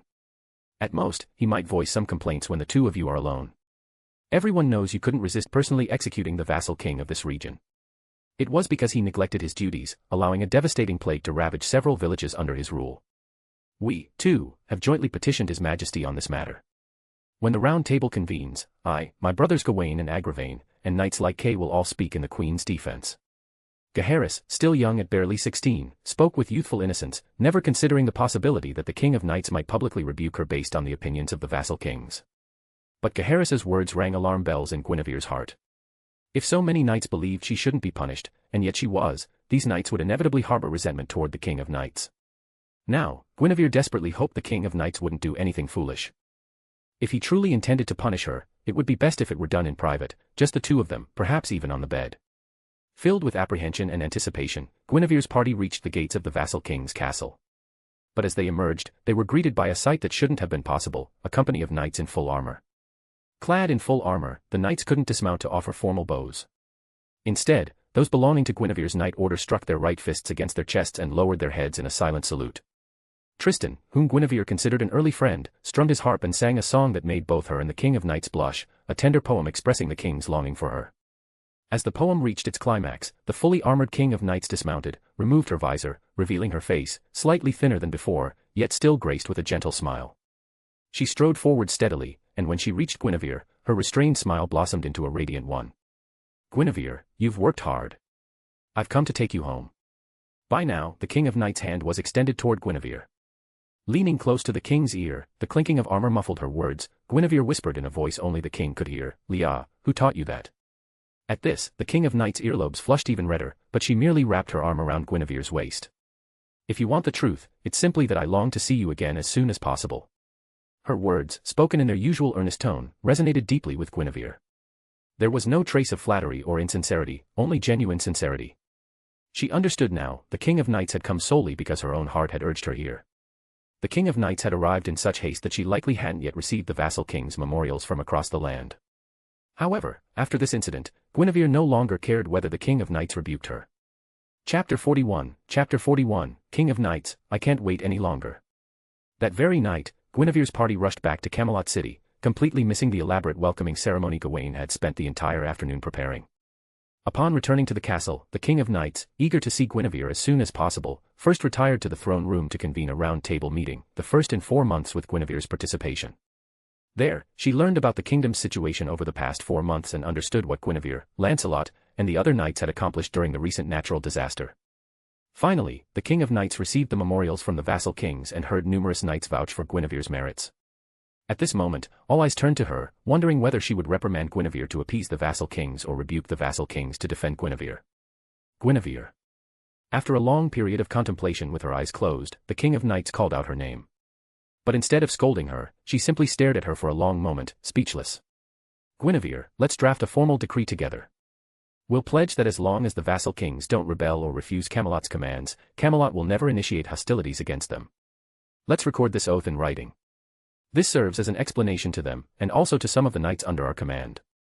On the surface, this appeared to be the King of Knights yielding to the vassal kings. But to Guinevere's ears, it sounded more like reassurance. Otherwise, the King of Knights wouldn't have needed to specifically mention that it also served as an explanation to some of the knights under their command. Guinevere knew that most knights were nobles, and through convoluted family ties, many were actually related to the vassal kings. Her earlier anxiety stemmed from her understanding that appeasement was necessary. Moreover, what pleased Guinevere most was that, in addition to the pledge of non-aggression, the King of Knights had added a clause stating that the vassal kings could not refuse Camelot's commands. Your Majesty, are you certain about adding the refuse Camelot's commands clause? This would interfere with the vassal kings' internal affairs, effectively demanding their submission to Camelot. They're unlikely to agree. Then we'll consider it an act of rebellion. At this, the round table fell silent. Even the round table knight who had raised the objection was left speechless. After a moment of silence, the King of Knights scrutinized the knight's expressions. Satisfied that she had their majority support, she continued. Didn't you all support Guinevere's decision to execute King Rience's entire family? Then you must understand that without Guinevere's decisive action, how many lives would have been lost across Great Britain had the plague spread unchecked? It is their foolishness that forces me to impose this condition. However, I can assure you further, any commands issued by Camelot to the vassal kings will be of critical importance to the kingdom's survival. The knights could see that while the King of Knights sought to reassure them, she was also furious at the vassal king's obstinacy. Though their king was sometimes rigid in her methods, she had never hesitated when lives were at stake. The King of Knights was a knight, but above all, she was a sovereign. Her royal path had been forged the moment she drew her sword. A king must protect her people, even if it means slaying the very existence that threatens them most. Artoria's royal path was extreme, burdening her with an overwhelming weight. Yet she did not fear bloodshed, she only opposed unnecessary slaughter, that which violated the knightly virtues. Guinevere's slaughter of King Rience's entire family did not violate the code of chivalry. Most importantly, she had chosen to defy her own orders rather than kill the most vulnerable member of the family, the little girl. Very well, the King of Knights declared. If there are no further objections, we shall conclude this discussion. Around the round table, knights descended from various vassal kings exchanged uneasy glances. They valued both blood ties and loyalty to their monarch. They knew the King of Knights would not back down. King Rience's foolish negligence that allowed the plague to spread had undoubtedly infuriated her. Moreover, the King of Knights had stated that any order she issued to the vassal kings would pertain to matters vital to the nation's survival. They were willing to trust the King of Knights. Your Majesty, we shall obey your command. After exchanging glances, the knights responded with unanimous agreement. Watching them, the King of Knights secretly exhaled in relief, while Guinevere, seated beneath the round table, playfully traced a tick mark on her own waist. Through the thick armor, the King of Knights felt Guinevere's gesture but didn't understand its meaning. When she looked over, Guinevere smiled warmly and playfully stuck out her tongue, signaling that the Queen approved of her choice. Unable to suppress a smile, the King of Knights let it slip. But under the round table knight's suddenly suggestive gazes, her expression immediately reverted to solemnity. Since the knights believed she was better when she showed more emotion, she had been trying to express herself more openly. However, due to her lack of practice and constant worry about making inappropriate expressions, the King of Knights had repeatedly suppressed her attempts to show emotion. Bedivere, as the king's personal knight, do you think the king is now slightly more endearing and significantly more popular? Guinevere asked, genuinely finding the King of Knights utterly adorable. She desperately wanted to drag her back to their chambers right then and reward her with herself. When Guinevere's question fell upon Bedivere, the personal knight who had accompanied the King of Knights to the north and greeted her upon her return, the smile on his face froze instantly. Seeing this, Tristan, who had become a close friend of Bedivere over their long association, burst into laughter. Your Highness, Tristan said, chuckling, this isn't a question Bedivere should answer. If you're so eager to be alone with the king, just say so. We all understand. After all, the king's welcome today, and the choice he made, must have pleased you immensely, wouldn't you agree? Indeed, immensely pleased, Guinevere replied with a radiant smile. Guinevere was far more popular than the King of Knights, every round table knight present would agree. After these words from the increasingly cheerful child of sadness, everyone began to take their leave, starting with little Miss Gareth, who couldn't understand the adults' conversation. They resolved to discuss everything further the next day. Your Majesty, may you and the Queen find happiness together. Kay, ever mischievous, winked and delivered this remark, despite knowing the King of Knights' true gender. Following him, Gawain, Gaheris, and others departed, echoing similar sentiments. Yet among the many round table knights, some remained unaware of the king's true gender. When these delicate topics arose, they would earnestly wish their king and queen would soon bless Camelot, and themselves, with a prince or princess.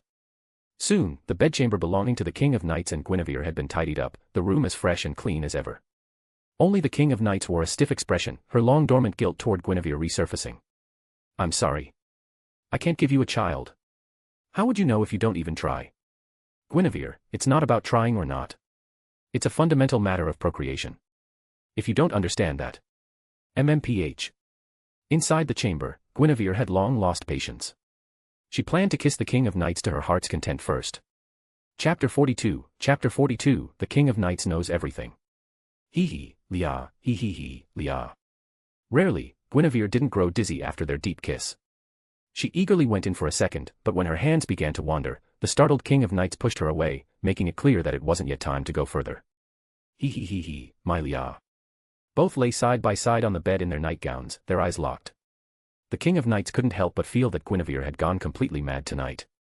She rubbed her temples, but still allowed Guinevere to move forward and embrace her, basking in Guinevere's unique warmth. Due to the Holy Sword, the King of Knights would never grow, forever frozen in her 15-year-old form. But Guinevere was different. Guinevere would continue to grow. In just 4 months apart, Guinevere had grown taller again, forcing the King of Knights to stand on her tiptoes to meet her gaze, her toes barely touching Guinevere's instep. "Guinevere, are you almost 1.7 meters tall?" "Just a little bit more." "That's wonderful." Locked in their embrace, they spoke quietly, the King of Knights' perpetual melancholy lingering on her face. Before other knights, she had to carefully curate her expressions, but only with Guinevere could she freely show any emotion without restraint. "Leah, do you wish you were taller?" "Of course, if I could. I'm only 1.54 meters tall. If I were a bit taller, I wouldn't have to stand on higher ground when I'm with the knights, and when we walk together, the people wouldn't immediately recognize me as the king." "Huh. Never mind. The shortest one is the king." "Puffed. Guinevere, you're laughing at me." The King of Knights' melancholy transformed into sternness, but she wasn't angry at Guinevere. After a prolonged gaze, the feigned seriousness melted away, leaving only the urge to tickle Guinevere's soft waist. In Guinevere's presence, the King of Knights didn't need to maintain her regal facade. She could freely express her emotions, a sign that she remained a young woman in her early 20s at heart. So, when the impulse struck, she acted on it, tickling Guinevere until tears welled in her eyes and she curled into a ball, begging for mercy.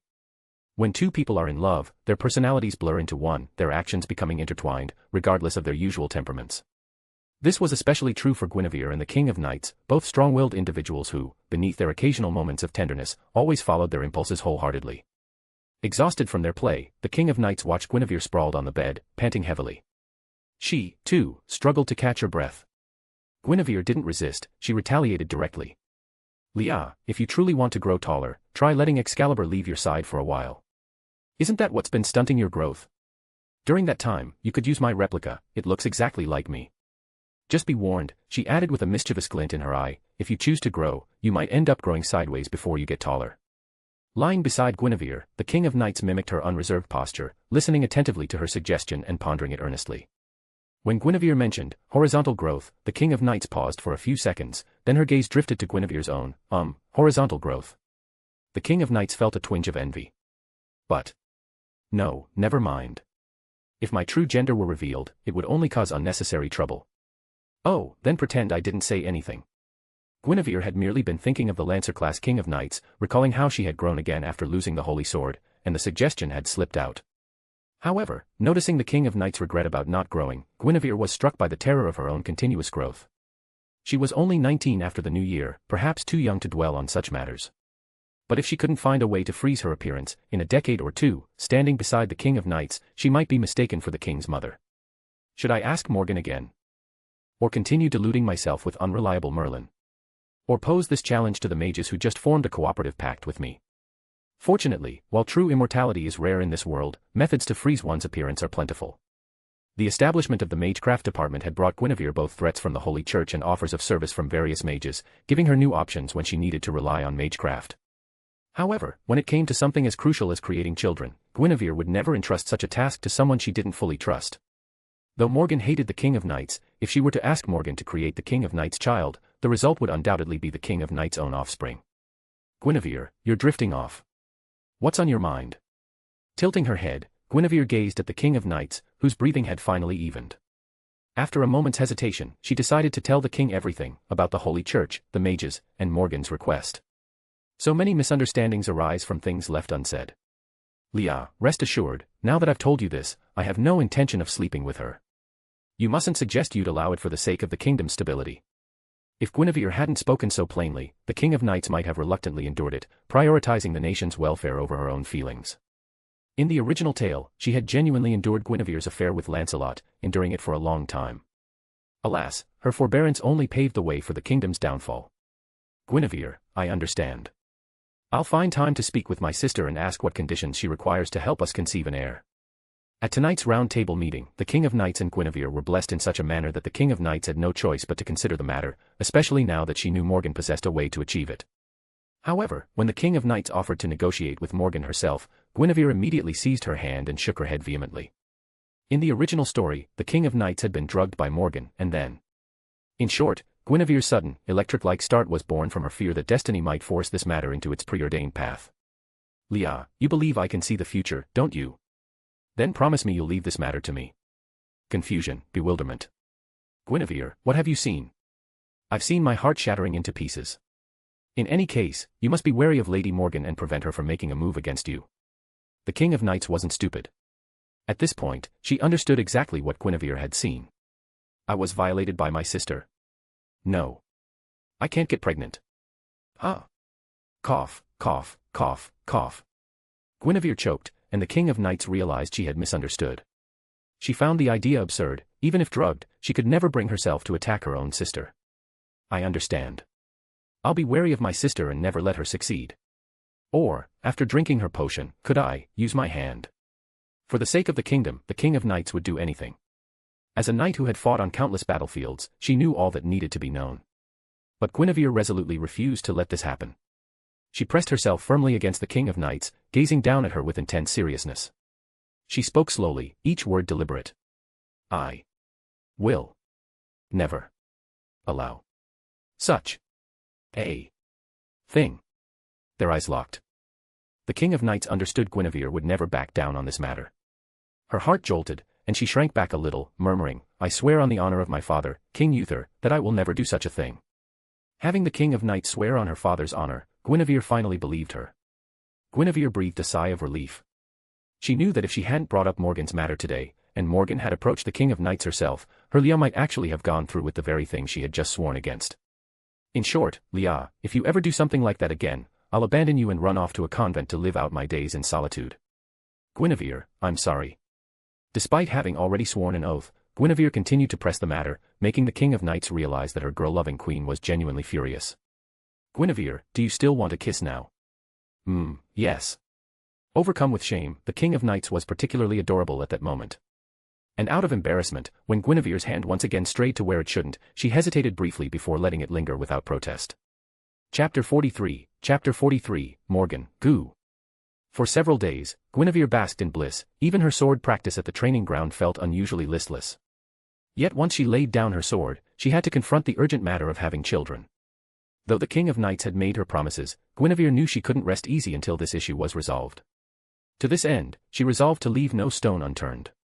Tristan, after the Lady of the Lake received Lancelot's letter, that Merlin still hasn't replied. A fairy named Nimue told me that Merlin didn't even read the letter. He simply had his pet devour it.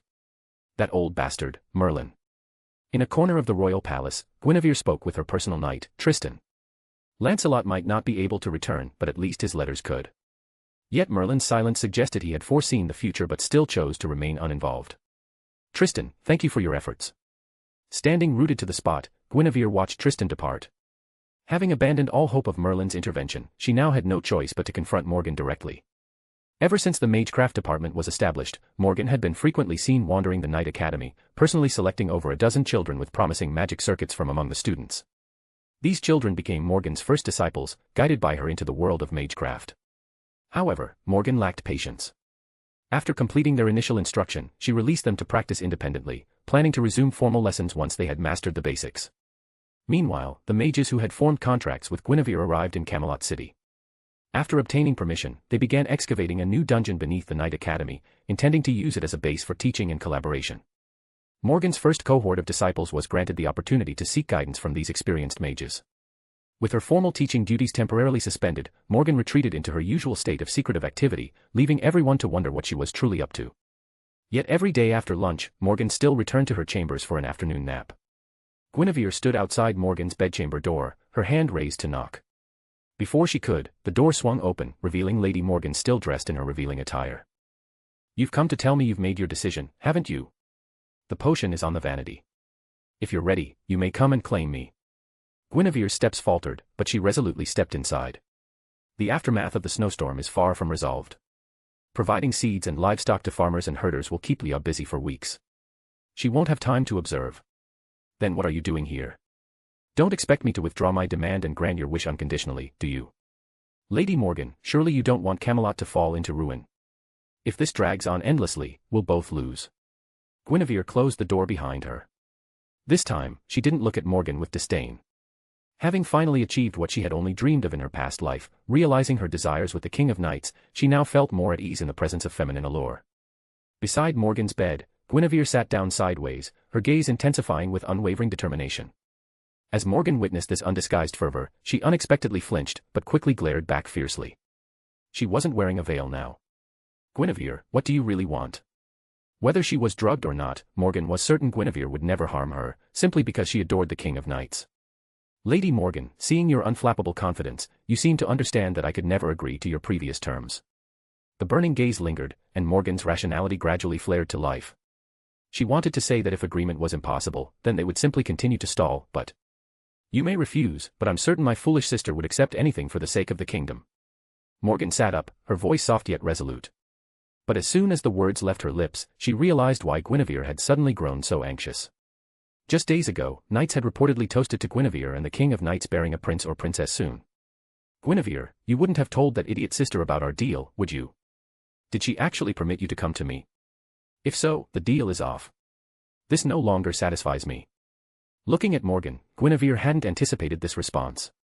But if the deal was off, then what would replace it? "I want you to tell that idiot sister with your own lips that I love Morgan and that we'll be together frequently in the future.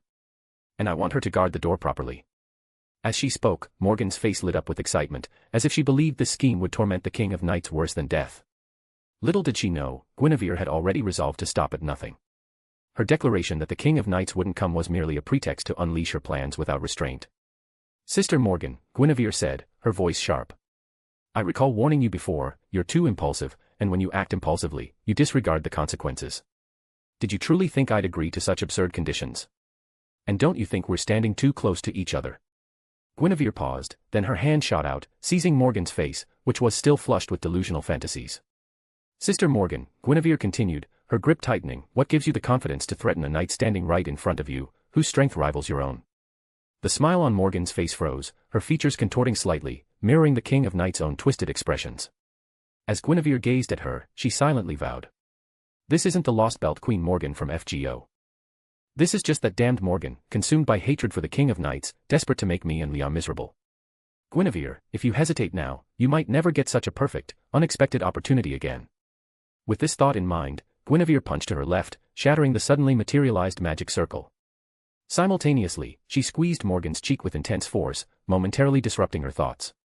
Though an immensely powerful mage, Morgan rarely engaged in direct combat and possessed an exceptionally low pain tolerance. When Morgan regained her senses, she found her magic circuits disrupted, and around her neck, a beautiful emerald necklace capable of suppressing her magical abilities. "I obtained this from a mage I collaborated with," Guinevere explained. "He warned it was fragile and advised me not to rely on it too much." Already struggling to resist, now further restrained by the necklace and the constant threat of suppression, Morgan merely glared coldly at Guinevere, trying to discern what she intended to use to force her submission. Pain. If Guinevere went too far and left marks on her body, not only would the King of Knights be displeased, but her unruly children like Gawain would never forgive such unjust humiliation of their mother. As for humiliation that might bring pleasure, Morgan was certain Guinevere would never stoop to such tactics. Yet, after several hours, Morgan found herself grinding her teeth. She was starving, yet Guinevere continued to devour delectable pastries right in front of her, each bite seemingly more tempting than the last. In truth, she was indeed a glutton and the King of Knights' biological sister. Otherwise, she wouldn't have brazenly asked for the recipe for that new cake at Lancelot's wedding banquet. "Lady Morgan, just relent a little. Let me offer you something else in exchange for your help in conceiving a child. Think about it, what's more enjoyable and amusing, causing pain to others or bringing pleasure to yourself? Keep dreaming. My pleasure comes from making that foolish sister of mine suffer. Gurgle. Damn it. Just kill me." Everyone has their weaknesses, and Morgan hadn't yet become so extreme as to seek only the King of Knights' suffering. Chapter 44, Today's Menu for Artoria Family. "Guinevere, why have you been running to my sister's chamber so often lately? To make her submit. Guinevere, how do you always manage to create such novel and delicious dishes? Because I can see the future. Guinevere, what about my share?" Over the past few days, Guinevere had been frequently visiting Morgan's chambers, a fact not lost on most of the royal palace staff. Over the same period, Guinevere had also been frequenting the kitchen, often emerging with fragrant, steaming dishes that no one had ever seen before, another sight observed by most in the royal palace. They all knew their queen should be seeking favors from her sister, and she was currently trying to win her over. Some had doubted Guinevere's ability to succeed, but after she personally prepared a feast for the entire round table under the guise of offering condolences, every knight fortunate enough to taste her cooking was convinced. Great Britain was a culinary wasteland. In later centuries, even pie would be considered a delicacy, let alone now, in the year 508 AD. One consequence of their consumption of Guinevere's cuisine was that they often found themselves unconsciously swallowing their saliva when facing her. However, Guinevere had already begun teaching the palace chefs her recipes, so this ailment would soon be cured. After all, Guinevere wasn't a master chef. With enough dedication, anyone could learn her dishes. After that, the only ones who would still have the privilege of tasting Guinevere's cooking would be the King of Knights and her sister, Lady Morgan. In the bedroom shared by Guinevere and the King of Knights, Guinevere lay sprawled across a small round table, watching the King of Knights gracefully and swiftly devour the special meal she had prepared. Is it good? I can't even imagine going back to eating our old food now. Pfft, giggles. The King of Knights wasn't lacking in magical energy and didn't need to eat to replenish it, she simply enjoyed eating. Speaking of which, Guinevere, after all these days of effort, has sister relented at all? Not in the slightest. She's learned to eat whatever's offered without hesitation, but when asked for help, she still refuses. Then why do you keep feeding her? Because I've realized Lady Morgan is desperately lonely. She seems to genuinely enjoy my attention, even if my motives are transparent. Only the King of Knights was eating. While Great Britain didn't produce much rice, as the king, she never lacked for her favorite foods. As she spoke, Guinevere reached out and casually plucked a stray grain of rice from the King of Knights' lips, popping it into her own mouth. Leah, are you still worried about me getting too close to Lady Morgan?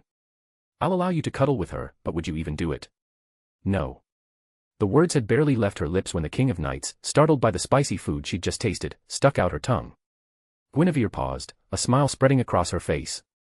Leah, should I thank you for your trust? You should definitely thank me properly. By making more delicious meals for me. Guinevere, another bowl. In high spirits, the King of Knights Ahogue bobbed merrily as Guinevere took the bowl and deftly served another helping. As both chef and companion, Guinevere's heart swelled with contentment watching the King of Knights savor her cooking so heartily. After the King of Knights had eaten her fill, she draped her blanket over Guinevere and escorted her back to the throne room. Guinevere then returned to the kitchen to personally prepare a fresh lunch for Morgan. In her previous life, poverty had forced her to be resourceful with her cooking, and she had mastered a wide repertoire of dishes. The kitchen here also stocked ingredients she had never encountered before. Even if she exhausted her repertoire from her past life, she could experiment and develop new ones. Take, for example, this earth drake meat stir-fried with wild bracken. Lady Morgan, are you not feeling well today? Why aren't you eating? The earth drake meat came from genuine earth dragonman, a type of magical beast with a trace of dragon blood. The wild bracken was equally authentic, with a slightly bitter taste. As the snow melted and spring arrived, knights across the land frequently encountered famished giant beasts and gathered newly sprouted wild vegetables. It was as if the disasters of the past had faded away, and all of Great Britain was moving toward a brighter future. I know you might be impatient, but could you at least try the dish you made? The meat isn't cooked through, and the wild bracken is even more bitter than before. After Guinevere placed the magic sealing necklace on Morgan that day, starving her into submission, she threatened to withdraw the necklace and deprive her of her handcrafted meals. With her magecraft severely restricted, Morgan had barely left the house these past few days. She'd been eating and sleeping and eating, and had already gained several pounds. Ugh, fine. Today's new dish really is a failure.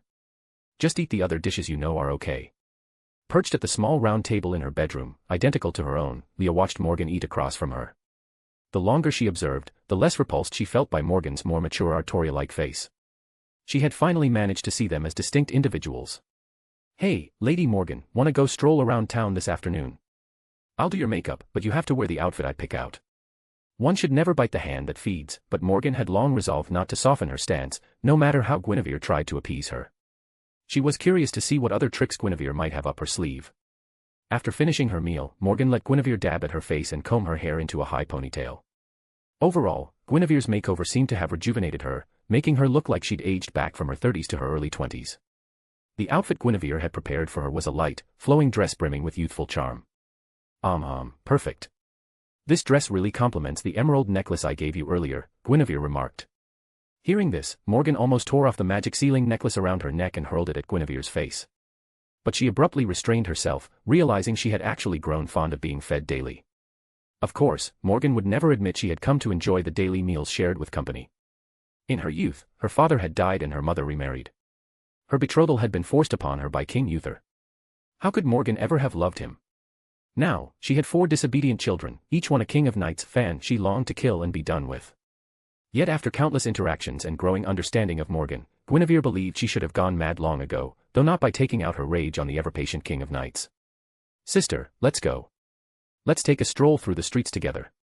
Only then did Morgan notice that Guinevere was wearing a girlish dress similar to her own, and her hair was styled in a matching single ponytail. Morgan could imagine the scene: if 2 women with nearly identical hair color, dressed alike, walked down the street, onlookers, captivated, would likely assume they were sisters. "Lady Morgan, why are you sitting there so stiffly? Are you afraid to be seen in public? Does my refusal to give you a veil frighten you so much?" A blatant provocation, but Morgan took the bait. She straightened up, extended her hand, and struck a pose like a noble lady accepting an invitation, a playful glint in her eyes as she gazed at Guinevere. "What's this? You're inviting me for a stroll but too afraid to hold my hand. Afraid my foolish sister will see." "No, it's just that girls don't usually hold hands when they go shopping together. We link arms, getting even closer." She had no ulterior motives, she was simply retaliating. This level of normalcy was truly unremarkable. As Guinevere stepped forward and proactively took Morgan's hand, she even had the audacity to taunt. "Lady Morgan, is this your first time experiencing something like this?" At that moment, Morgan couldn't quite describe the mix of emotions swirling within her. She wanted to pull away, but how could she possibly break free from Guinevere's knightly grip? The smile on Guinevere's face now began to instill genuine fear in Morgan's heart. Knowing exactly what Guinevere wanted, Morgan felt her earnestness all the more acutely. "This girl, she genuinely wants me to lighten up. You. Come on, Lady Morgan. Get up." An irresistible force surged from their linked elbows, lifting Morgan bodily from her seat and dragging her forcibly out the door. Chapter 45, Guinevere, I'll kill you. "Guinevere, you bastard. I'm indeed deeply sinful. Is that enough?" As the 2 ethereal maidens emerged from the room, they immediately caught the eye of the servants in the corridor. This was the first time they had ever seen Guinevere and Morgan like this. However, since Guinevere often smiled at them and occasionally shared small pastry she had made herself, treats usually reserved for the knights, the servants simply assumed that the girlish, fairy-like Guinevere was in an exceptionally good mood today. As for Morgan, they stared in stunned silence. They could never have imagined that the perpetually gloomy Morgan, who always looked as if everyone owed her money, could have such a playful side. Of course, due to their hair colors and the way their skirts fluttered, the servants never mistook Morgan for the King of Knights. They watched dumbly as the pair strolled out of the corridor and into the training ground. There, they saw Morgan struggling wildly, yet Guinevere stood firmly behind her, forcibly raising her hands to greet her 3rd child and the assembled knights. They could see Morgan's face, flushed crimson and on the verge of tears, as Guinevere tightened her embrace even further. "Guinevere, you bastard. I'm going to kill you." This wasn't a coincidence. Guinevere had informed Gawain, Gareth, and Gaheris to come to the training ground and wait. Besides them, the King of Knights, Agravain, and the others in the throne room, situated diagonally above, also witnessed the scene. In the training ground, the steadfast Gawain and the still youthful Gareth and Gaheris managed to maintain their composure. Only in the throne room did Agravain, ever gloomy, look like his eyes were about to pop out of their sockets. Morgan had specifically sought him out, urging him to destroy the King of Knights' kingdom. He still vividly remembered her crazed fury that day, and he could never have imagined his mother having such a girlish side. Beside him, the King of Knights wasn't surprised by Morgan's current state. Having herself been transformed by Guinevere's influence, she believed in Guinevere's power to change others. Yet, the King of Knights' gaze fell on Guinevere's arms encircling Morgan, noting their bodies pressed chest to back. Suddenly, she wondered if she was truly capable of sacrificing as much for the kingdom as she had imagined. Her hands clenched unconsciously into fists, her expression reverting to its usual solemnity, concealing all traces of emotion. But as Agravain, reeling from a psychic blow, collapsed against the magecraft-crafted glass window, the King of Knights snapped out of her daze and exhaled deeply. She repeated to herself, "I believe in Guinevere," but resolved to question Guinevere that evening about her true intentions. It was precisely because Morgan shared her face, possessed a more mature physique, and the King of Knights harbored a hint of regret about her own stunted growth, that she felt so profoundly uneasy. At that moment, the King of Knights couldn't bear to imagine the torment she would endure if, for the sake of the kingdom, she yielded to Morgan's demands and later witnessed Guinevere and Morgan entwined in their chambers. "Guinevere, this is your fault for teaching me to show my emotions. Sister, I'm sorry, but Guinevere is the one person I won't sacrifice myself for." The King of Knights recognized she was acting uncharacteristically, but fortunately, her years of concealing her emotions since drawing the sword had trained her well. Even when deep breaths failed to quell the turmoil in her heart, she could still force herself back into her usual solemn composure. Her emotions surged until Guinevere, dragging Morgan, vanished from her sight. As her mind settled, an unexpected smile graced the King of Knights' face, and she let out a deeper breath. She felt a surge of joy at Lady Morgan's appearance, and she began to hope that Guinevere might truly bring about a change in her. At least for now, the King of Knights still recognized this sister who shared her features and wished for her to find happiness. Meanwhile, back with Guinevere and Morgan. Morgan was still being dragged along by Guinevere, utterly humiliated. The promise of a meal was forgotten, she now only wanted to remove the magic sealing necklace and kill Guinevere, who had humiliated her so thoroughly. But the same problem remained. As a mage, she couldn't defeat a knight of comparable strength in close combat. Lady Morgan, haven't you had enough tantrums? If you keep acting like a child, you'll only embarrass yourself further. Morgan hadn't cried when her father died, when her mother remarried, or when all her children disobeyed her. But feeling Guinevere's warmth and having her face forcibly pinched, Morgan wanted to weep, to release all the pent-up grievances of the years. But she restrained herself, surpassing even the King of Knights in controlling her emotions. While the King of Knights masked her feelings with solemnity, Morgan hid hers behind malice. She took a deep breath, ceasing her struggles, but her gaze toward Guinevere sharpened with menace, making Guinevere wonder if she had administered too strong a dose of the potion. But after that fleeting moment of menace, Morgan unexpectedly smiled, taking Guinevere's hand.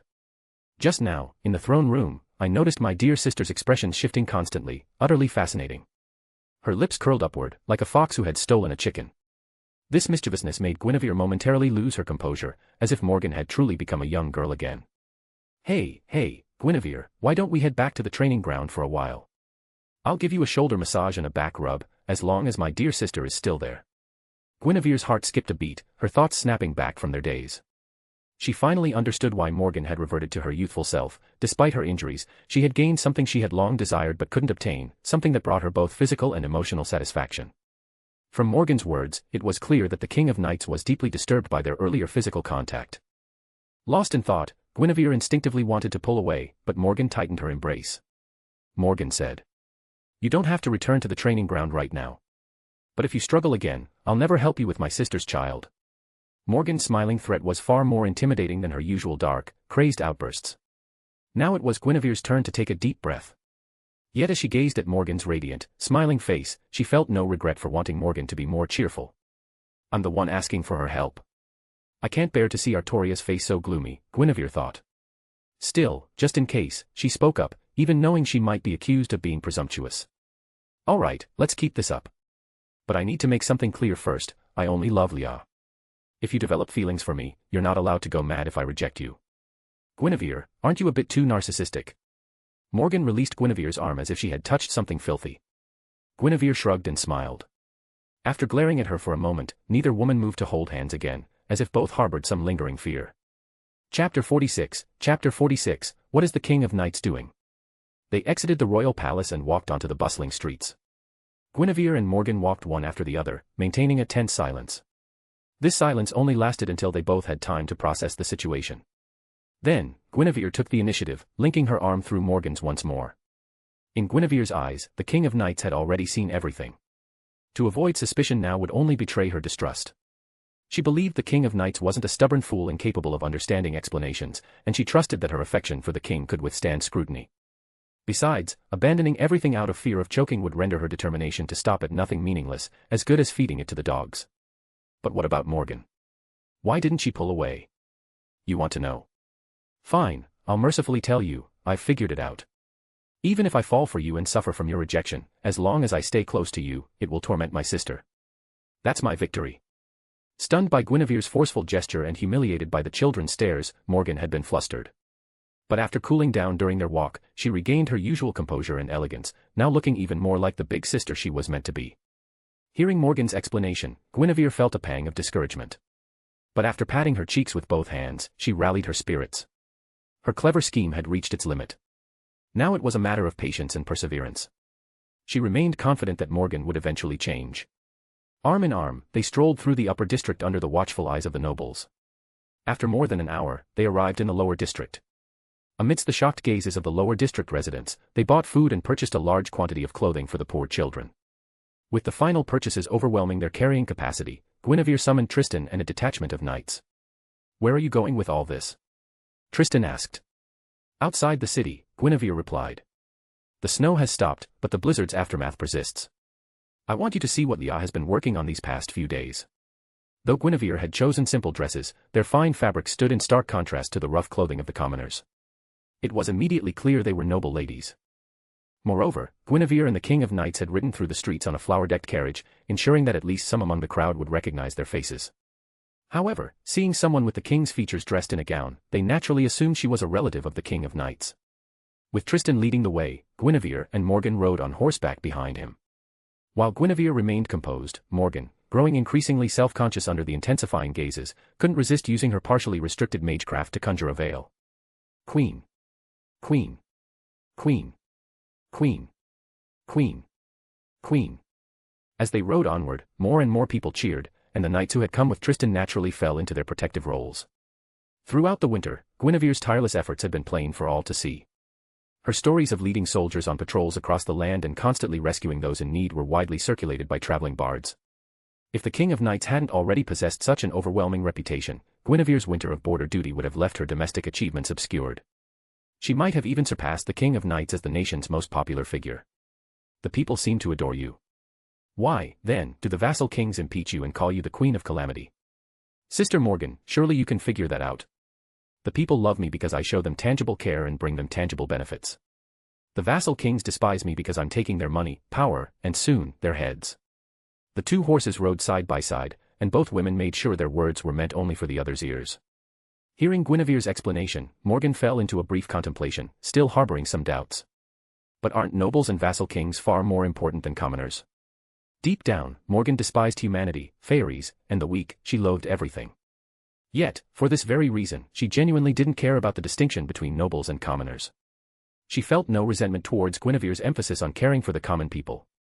In fact, she had even considered granting equal dominion to all living beings once she became the King of Great Britain. Yet she had received a noble education after all. While she didn't care, she wanted to understand why Guinevere also disregarded such distinctions, even treating nobles and vassal kings more harshly. Was Guinevere about to lecture her on the equality of all men, or tell her the story of how water can both carry a boat and capsize it? In this era, a single ordinary knight could defeat an army of 1,000 commoners. When overwhelming power resided in individuals, such theories held no weight. In my eyes, Guinevere explained, every human life holds equal value. Since commoners outnumber nobles, I naturally prioritize their welfare. Though I understand that on the battlefield, a knight's life is considered more precious than that of 1,000 ordinary soldiers. But as time marches forward, the era of knights is drawing to a close. Whether it's opening knight academies to commoners or treating their lives as equally valuable, you can see it all as my preparations for the future. In the future, even ordinary soldiers who have undergone rigorous training might be able to wound knights. Guinevere spoke from the perspective of her era, blending her own insights, which allowed Morgan to understand and appreciate her words. After listening, Morgan was most surprised by Guinevere's vision of the future. As a mage with greater insight into the future, Morgan's own foresight seemed far more limited. Guinevere, are you serious? I've already taken these actions. Do you think I'm not serious? A dozen knights, several large wagons, and the two maidens, Guinevere and Morgan, set out from Camelot amidst cheers. They gazed upon the dendro grasslands, where fresh shoots were just beginning to emerge after the devastating snowstorm, but which were now covered in an endless expanse of tents. Due to the severity of the snowstorm, most herders had lost the majority of their livestock, and most farmers had even consumed their seed grain for the coming year. These people, living closest to Camelot, had gathered outside the city. Each day, they received aid from the King of Knights while awaiting their turn to sign a seed loan agreement with the king. Initially, the King of Knights intended to give away grain and livestock seed freely. However, Guinevere dissuaded her, arguing that obtaining resources without cost would likely breed laziness among the farmers and herders, perhaps even leading them to consume the seeds themselves before returning to beg the King of Knights for more handouts. But if the seeds were merely loaned with the condition that a greater quantity be repaid after the harvest, most farmers and herders would diligently cultivate and tend the borrowed seeds. At this point, Guinevere found herself praising the era's rustic simplicity and raw nature. The farmers and herders she observed lacked ulterior motives and understood that failure to repay debts to the kingdom could result in execution by hanging. Guinevere, won't people resent you for exploiting their misfortune?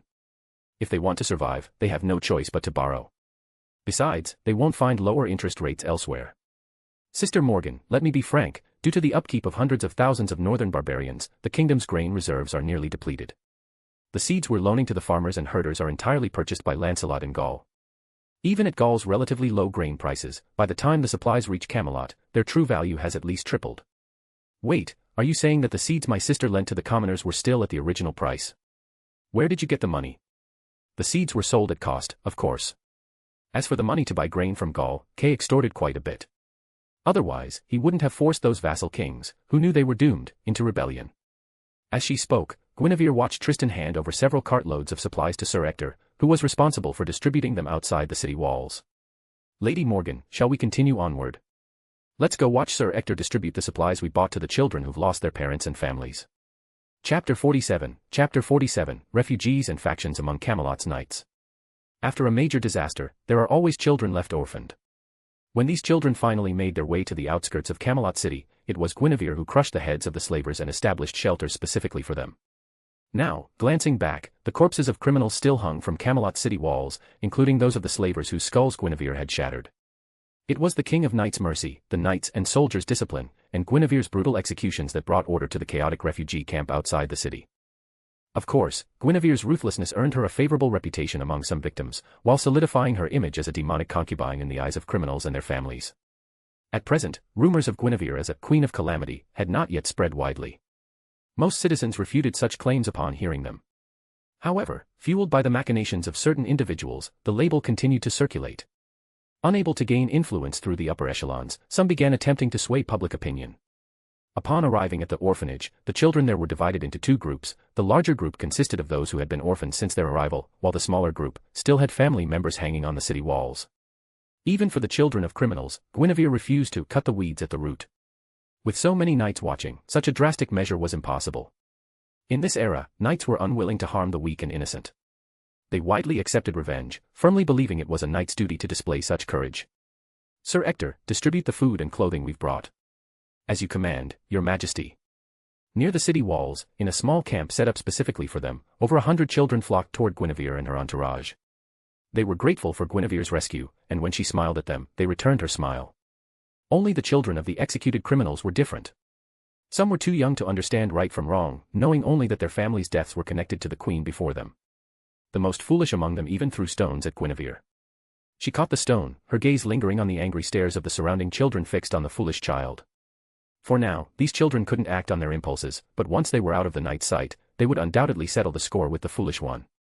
Whether this foolish but spirited child would survive would depend entirely on his luck. After the snow disaster, these children, who had long lost their parents, had already lost their innocence before Guinevere rescued them. Most of the smiles they now wore were merely masks. Doesn't it bother you? Being pelted with stones by those children. If you truly want them to live, you should separate them from the others. Sister Morgan, how many refugees do you think would be willing to eat the flesh of the corpses on the city walls? If we don't separate the camps, these criminals' children still have a chance to live. But if we truly isolate them, they'll face not just the malice of other children, but become targets for adults to vent their hatred. Surrounded by smiling children calling her sister, Morgan smiled back beneath her veil.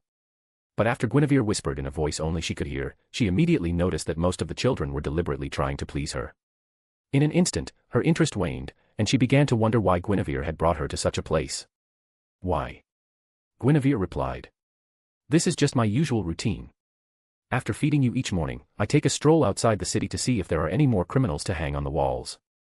Taking Morgan's hand, Guinevere led the now disinterested woman out of the children's crowd. Under the protection of Sir Tristan and the other knights, the two continued their leisurely stroll through the refugee camp. Just as they had outside the outer city walls, many refugees now recognized Guinevere's face. They cheered her name, bowed deeply, and occasionally, some would try to approach her to report grievances. However, the refugees gathered outside Camelot City weren't all locals. With the thawing of the ice and snow, knights from across the land had nearly eradicated the ravenous beasts driven mad by hunger. Refugees from the vassal territories arrived here daily. In Camelot, the knights were now largely divided into three factions. First was the noble faction, most of whom were related by blood to the various vassal kings. They had come to the King of Knights seeking a better future. Second was the Queen's faction, with Tristan and the knights originally loyal to Guinevere forming its core. These knights had either undergone re-education at the Knight Academy in Guinevere's territory or were commoners who had risen through the ranks of the Knight Academy. Third was the King's faction, sworn to uphold the King of Knights' decisions and loyalty. This faction centered around several of Morgan's children. The tension between the first two factions stemmed primarily from the recent issue with the vassal kings. A few days ago, Guinevere had proposed at the Round Table meeting that the Camelot Kingdom's policies toward commoners should be uniformly enforced across all vassal territories. However, the problem was that the vassal kings lacked Lancelot's imported grain lifeline. Without this order, they could continue exploiting their subjects even further. Now, they would not only lose opportunities for exorbitant profits but also face another significant financial blow. Guinevere, why do some knights seem to avoid you, not even bothering to greet you? Sir Tristan, tell Lady Morgan about the recent events at the Round Table. At the Round Table meetings, most noble knights opposed Guinevere's continued harsh treatment of the vassal kings and her persecution of their relatives in the name of the commoners. As a result, they frequently clashed with Guinevere's queen's faction. Could Guinevere afford to back down? If she did, how many more commoners in the vassal territories would die? Even in the refugee camps, knights debated these recent events. They had heard of the disputes at the Round Table, but when asked to take sides, their opinions contradicted each other. As knights, most of them carried noble blood and naturally sided with the vassal kings. Yet, as knights, they held the knightly code more dear than life itself. When the demands of honor clashed with their innate loyalties, even ordinary knights found themselves embroiled in heated arguments. Guinevere, you wouldn't have Tristan tell me all this just to ask me to do something new, would you? Like having me intervene and demand the vassal king's obedience. Riding alongside her, Morgan's calm voice reached Guinevere's ears, leaving her momentarily stunned. She couldn't fathom the source of Morgan's confidence. The man I was forced to marry is dead, but his vassal kingdom still exists, and I currently govern it. Guinevere was even more stunned. Ever since she arrived in Camelot City, Morgan had been living alone in the royal palace.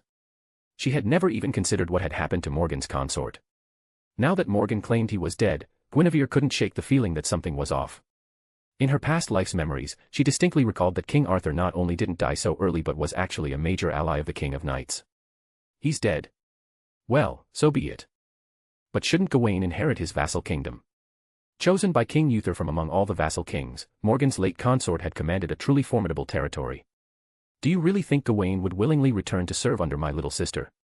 Chapter 48, Morgan, then why don't you become king? At that moment, Guinevere no longer cared how Morgan's consort had died. All she cared about was what Morgan's vassal territory could help her achieve. I heard my little sister promised all the vassal kings that Camelot would only issue orders concerning the kingdom's future. Demanding that the vassal territories align their policies with Camelot's, does that truly concern the dynasty's future? The cavalry halted outside Kay's command tent, where he currently oversaw matters beyond the city walls. After entering one of the tents, leaving only Guinevere and Morgan inside, Morgan spoke first. Don't you think your relentless pressure is becoming too dangerous? Dangerous? Guinevere was well aware of the risks, but... Sister Morgan, if by danger you mean I'll eventually provoke the vassal kings into rebellion, is it possible that this is precisely my intention? The tent was furnished with a table, chairs, red tea, and pastries, all brought in by knights guarding the perimeter shortly after their arrival. Sister Morgan, since it's just the two of us here, and your influence could genuinely aid my cause, I'll speak more plainly. Did you know that if all the vassal kings had fully obeyed Camelot's orders during this snow disaster, at least 30% fewer commoners would have perished in the vassal territories? Guinevere picked up her red tea, took a small sip, and set it down. She caused death, she manufactured death, but she loathed unnecessary death. She longed for the children she had gathered to not have to learn the art of forced smiles so young. However, I understand that the deaths of commoners hold little significance for the nobles. So let's discuss something more practical. Sister Morgan, if the decline of mystery returns, can Camelot, already stretched thin by its mere prelude, truly withstand a more devastating natural disaster? As the words fell, Morgan suddenly held her breath. She knew, of course, that this snow disaster was merely a prelude. As a mage, she was naturally more sensitive to mysterious changes. The vassal kings have called me the Queen of Calamity, and even petitioned to annul my marriage to Leah, violating the Church's doctrine against divorce. These are their rightful acts of retaliation, and I allow them their death throes. Logically, they must have prepared at least 3 contingencies. 1. To continue lobbying key knights of the Round Table, urging them to resist my increasingly harsh decrees. 2. To forge alliances among themselves, preparing for a potential large-scale war. 3. To collude with external forces, such as the Holy Church, whose advances I have repeatedly rejected. Guinevere had navigated the elimination of human-caused disasters with remarkable ease. She believed that by anticipating every possibility and wielding sufficient power, she could always turn adversity into opportunity. Natural disasters, however, were different. They couldn't be reasoned with or compromised. Survival depended solely on a nation's accumulated strength and resilience. Besides, she added, when I agreed to marry Leah, Merlin warned me I'd be the Queen of Calamity. But if all I face is being branded as such by the vassal kings, I'll find genuine satisfaction in it. Standing face to face, Guinevere smiled as she spoke, having held back her true feelings for far too long.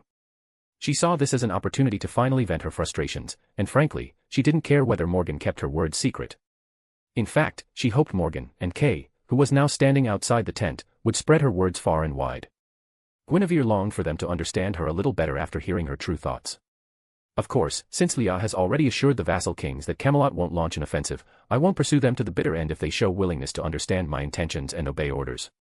But if they stubbornly rebel or disobey for their own selfish gain, then righteousness lies with Camelot. These were Guinevere's innermost thoughts. She spoke them now because Morgan's direct inquiry had offered her a chance to finally end the endless bickering at the round table. Guinevere realized that if Morgan, the one who hated the King of Knights most, took the lead in accepting orders, it would set an example for the remaining defiant vassal kings, breaking their will to resist. Hearing Guinevere's words, Morgan sighed and said, "Guinevere, I understand why you're targeting the vassal kings now. You're just a squirrel hoarding nuts before the deep winter, aren't you? But the problem isn't just here. Don't you think you're the one pushing my sister forward in this whole vassal king business? You seem more like the King of Camelot than she does. Don't you think that if you keep forcing her down this path, you two will inevitably clash? Guinevere, why don't you consider my new proposal? I'm willing to help you conceive a child with the King of Knights and support you with all the power at my disposal, as long as you personally kill her.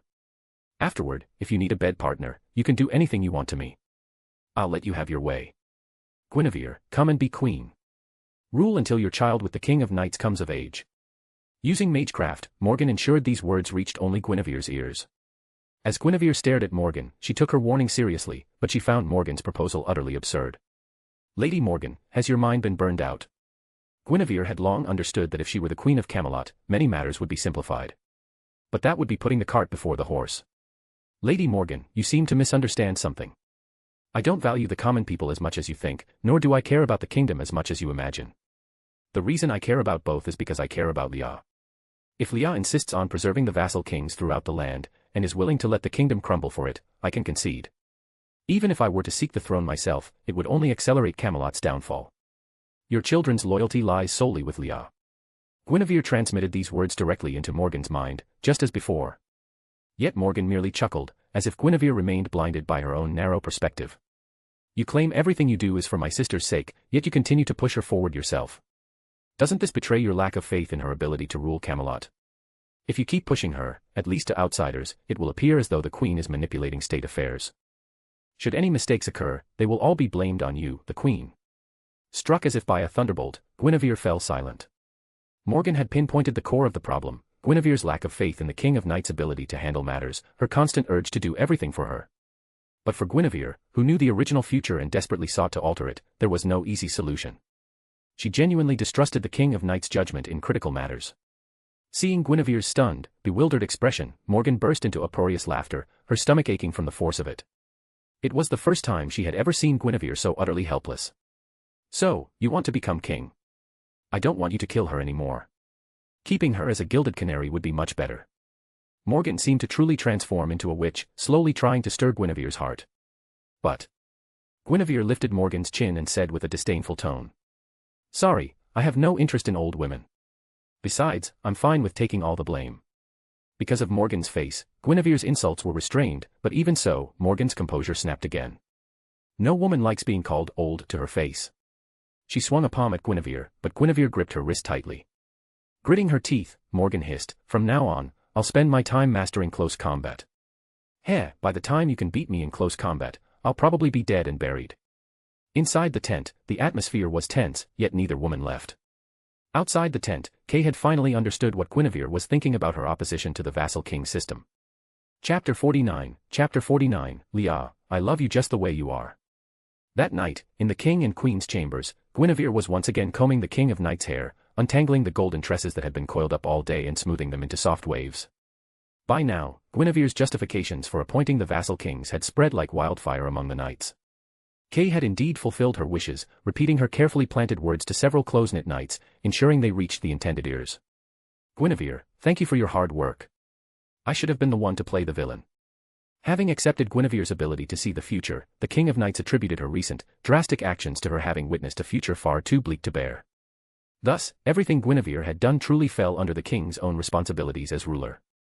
Sitting ramrod straight with perfect posture, the King of Knights felt Guinevere lean down and give a quick peck to the ahogue, cowlick, on the crown of her head. Her entire body froze. Just then, Guinevere spoke through a mouthful of food. "What's mine is yours between partners. Just don't think I'm overstepping my bounds." Guinevere shared her concerns about Morgan with the King of Knights, omitting the part about Morgan wanting to usurp her throne and keep her confined. Guinevere understood that if the King of Knights were willing to abandon her duties, she wouldn't be herself anymore. From the King of Knights' earliest days learning to speak, she had been brainwashed into believing she would one day rule all of Great Britain. She had long resolved to live not as a person but solely as the King of Great Britain. Any changes to the King of Knights could only be made within the framework of her royal role. Leah, you've been working tirelessly these past few days too. With Agravain away, the entire weight of the kingdom's affairs has fallen on your shoulders. Overall, the King of Knights focused on maintaining the status quo, while Guinevere prepared for the future. This is what a king is meant to do. I haven't suffered at all. Besides, Sir Agravain will be returning soon. Just as you predicted, the barbarians prefer returning north to settling here. According to Sir Agravain's report, only some elderly, weak, and orphaned individuals are willing to stay and cultivate the borderlands. As Guinevere spoke, she tidied the King of Knights' hair. Her long, loose tresses lent her a touch of softness, yet this gentleness clashed with her regal bearing, prompting Guinevere to rearrange her hairstyle. This works better. If too many had stayed, Camelot wouldn't have been able to support them. Now that the snowstorms have subsided, we can no longer bleed the vassal kings dry. The funds we used to buy grain will soon, run short. Guinevere carefully chose her words, but these past few days, the King of Knights had become even more acutely aware of Camelot's dire financial straits than she was. Beyond the northern barbarians, Camelot had also provided substantial aid to newly reclaimed Ireland during the blizzard. To put it bluntly, the King of Knights had even harbored a secret hope that some vassal kings would rebel. Yet she understood that milking the vassal kings was no long-term solution. For Camelot to endure, they needed the formal retreat of mystery to be delayed and for the kingdom to enjoy better harvests in the coming years. Guinevere, do you have any idea when the formal retreat of mystery might occur? I don't know the exact date, but it should be within the next 20 years at the latest. Leah, could you ask Merlin? He might have a clearer grasp of the details. In her previous life, Guinevere had never known the exact year when the mysterious force would wane. She could only guess a general time frame. As the King of Knights fell silent, she realized she couldn't rely on Merlin either. She stood up, gently removed the King of Knights' stray hair from her mouth, and used her magic to dry it. Watching the hair spring back to its upright position, Guinevere clicked her tongue softly. She shifted her arms to encircle the King of Knights' neck, pressing their cheeks together. Leah, you really are different from Lady Morgan. She's so much more womanly than you. The King of Knights froze, an indescribable emotion churning within her. She knew the statement was true, yet she disliked hearing such words from Guinevere's lips. Unable to articulate her conflicting emotions, she adopted her usual stern expression and replied in a flat, monotonous tone. Guinevere, do you wish I were more womanly? As I've said before, in the bedroom, I will indulge your every whim. But outside the bedroom, I can only be king. Or do you truly want my sister instead? The King of Knights couldn't help but say it. Though she claimed to trust Guinevere, her growing affection for her only intensified her worries about Morgan's allure. In her heart, the more feminine Morgan was the one who should be receiving romantic attention. Yet as the words left her lips, a pang shot through her chest. She tried to pull away from Guinevere's embrace, surprised by her own petty reaction. It was partly rejoicing in the King of Knights' jealousy and partly regret over her teasing, but Guinevere had to find a topic to speak about. She tightened her grip on the King of Knights, preventing her from rising, and lowered her head to gently nip at her neck, leaving a damp, barely visible mark. Leah, I've told you more than once, I have no interest in married women. I even said it to Lady Morgan's face, I have no interest in older women either. She didn't kill you. At close range, I could subdue her with a single strike. Guinevere said, her tone still proud. Noticing that the King of Knights had stopped trying to pull away and seeing the mark on her neck, Guinevere suddenly swallowed hard, mustered her courage, and said, Leah, I love you precisely because you lack femininity, because of your righteous and awe-inspiring presence. This didn't seem to be the first time Guinevere had confessed her feelings to the King of Knights. The King of Knights' heart skipped a beat, a blush spreading from her earlobes across her entire face, and her carefully maintained composure crumbled. Guinevere, If you can't say it now, you can wait until later, okay? Guinevere, I love you. Originally, the King of Knights had only intended to ask Guinevere about her relationship with Morgan, why they had appeared at the training ground with her dressed as a young girl. But now, Guinevere had easily stirred her emotions, and the King of Knights found herself moved by Guinevere's liking. As for the King of Knights herself, she had long understood what loving someone meant, and she was not a soft, gentle girl unable to speak her mind. As soon as she confessed her feelings, Guinevere froze, then recovered, and began jumping up and down like a child. The King of Knights' earlier worries vanished like smoke. Because one cares, one is concerned, and because one is sure of the other's concern, one is willing to trust the other's feelings. Now, the King of Knights maintained her smile, her thoughts drifting to Morgan's hardships over the years. She sincerely hoped that Guinevere could truly help Morgan live a brighter life. Guinevere, did you specifically mention my sister just to confess your feelings to me? Yes, exactly. I could tell Leah wanted to ask but was holding back. Besides, I felt that no matter how I explained, it wouldn't convey my feelings as clearly as having you confirm them for yourself. Guinevere had discerned the King of Knights' unspoken desires, but she had also been wanting to clarify her own feelings. Just as her heart fluttered with uncertainty, the King of Knights' lips curved into an even wider smile. She pulled Guinevere into a warm embrace, saying, "Guinevere, do what you need to do." Their eyes met, locked in a tender embrace. As the atmosphere gradually turned pink, Guinevere spoke first. "Lady Morgan, she truly is a remarkable person. Even after I criticized her over the vassal king issue, she still offered her help. What about the succession issue? She remains unwilling to budge on that. The matter of the vassal kings was crucial to Camelot's future." After Guinevere voiced her concerns, Morgan, too, acknowledged the validity of her ideals. Sister Morgan, after all, cared deeply about the kingdom's well-being. As for the succession issue, she was in no hurry compared to Guinevere and the King of Knights. Chapter 50, The King of Knights, Guinevere, pour me some wine. The next morning, dawn broke softly. The King of Knights departed early as usual. But as she rose, Guinevere approached her with a request. "Could we postpone today's round table meeting until the afternoon? I want to prepare something special for everyone and also speak with Lady Morgan beforehand. Whether my proposal passes or not, a decision must be made." Thus, prompted by this statement, more round table knights gathered at the royal palace today. Guinevere rushed to the kitchen as soon as she woke up. Once all preparations were complete, Guinevere first brought today's meal to Morgan, arriving precisely on time. "Why did you make so much today?" Morgan asked. The spread included optimized earth dragon meat stir-fried with wild bracken, steamed egg custard, and numerous other dishes Morgan had previously enjoyed and nearly finished. "Guinevere, you remembered what I like to eat." Still sensitive about being called an old woman, Morgan had applied even lighter makeup today and wore an even more ethereal white dress than yesterday. In Guinevere's eyes, however, this was overkill. Morgan was a mature woman, trying too hard would only make her appear. "Are you trying to look younger?" Guinevere asked bluntly. The smile that had been coaxed out by the dishes froze. Despite being a mage, Morgan crushed the soup spoon in her hand. But this time, she had learned her lesson and didn't lunge at Guinevere. Once she regained her composure, Morgan stood up and tore her white dress in half, revealing her mature figure. Then, she saw Guinevere's calm gaze, filled with admiration and appreciation, exactly like an ordinary girl admiring the body of another beautiful woman. In Morgan's eyes, Guinevere shouldn't be like this, her body shouldn't be so devoid of allure. Confused, astonished, and enraged that her bombshell had failed to detonate, Morgan gritted her teeth and clenched her fists. Then, using magecraft, she summoned a sheer veil from the wardrobe to cover her sensitive areas and conjured a stream of water to wash off her light makeup. Stripped of all artifice and regaining her usual proud, mature demeanor, Guinevere began focusing solely on Morgan's face. "Heh, I thought you'd truly lost interest in this old woman." Guinevere's gaze didn't waver downward, causing Morgan to chuckle softly, a wave of relief washing over her. She still possessed irresistible allure. "Lady Morgan, I apologize for calling you an old woman earlier. Mature is the more fitting term." Morgan's lips curled into a smirk, surprised that Guinevere would actually apologize and offer a compliment. As she ate, Morgan gestured for Guinevere to join her, but Guinevere replied, "I'll have plenty to eat at the round table meeting later. You've been preparing meals for them all morning." Everyone in the royal palace had witnessed Guinevere's tireless efforts. This had increased the number of returning round table knights, making her workload even more staggering. "Well, they are knights worthy of sitting at the round table. Given their strength and achievements, I should offer them some comfort, even if it's just a gesture of goodwill." Guinevere was preparing this hit and offer a treat strategy. Having retained memories of her past life and having lived fully in this world for 19 years, she understood the need to employ manipulative tactics when necessary. To Morgan, however, this wasn't merely a symbolic gesture. In this era, there was no tradition of a queen personally cooking for her vassals. Last time you cooked for the round table, you could justify it as a reward for their service. But this time, everyone knows why you're doing it, Guinevere. You may need to cook for them again in the future, but you shouldn't do it too frequently. "I understand, Lady Morgan." Their gazes locked easily as Guinevere focused on Morgan's face.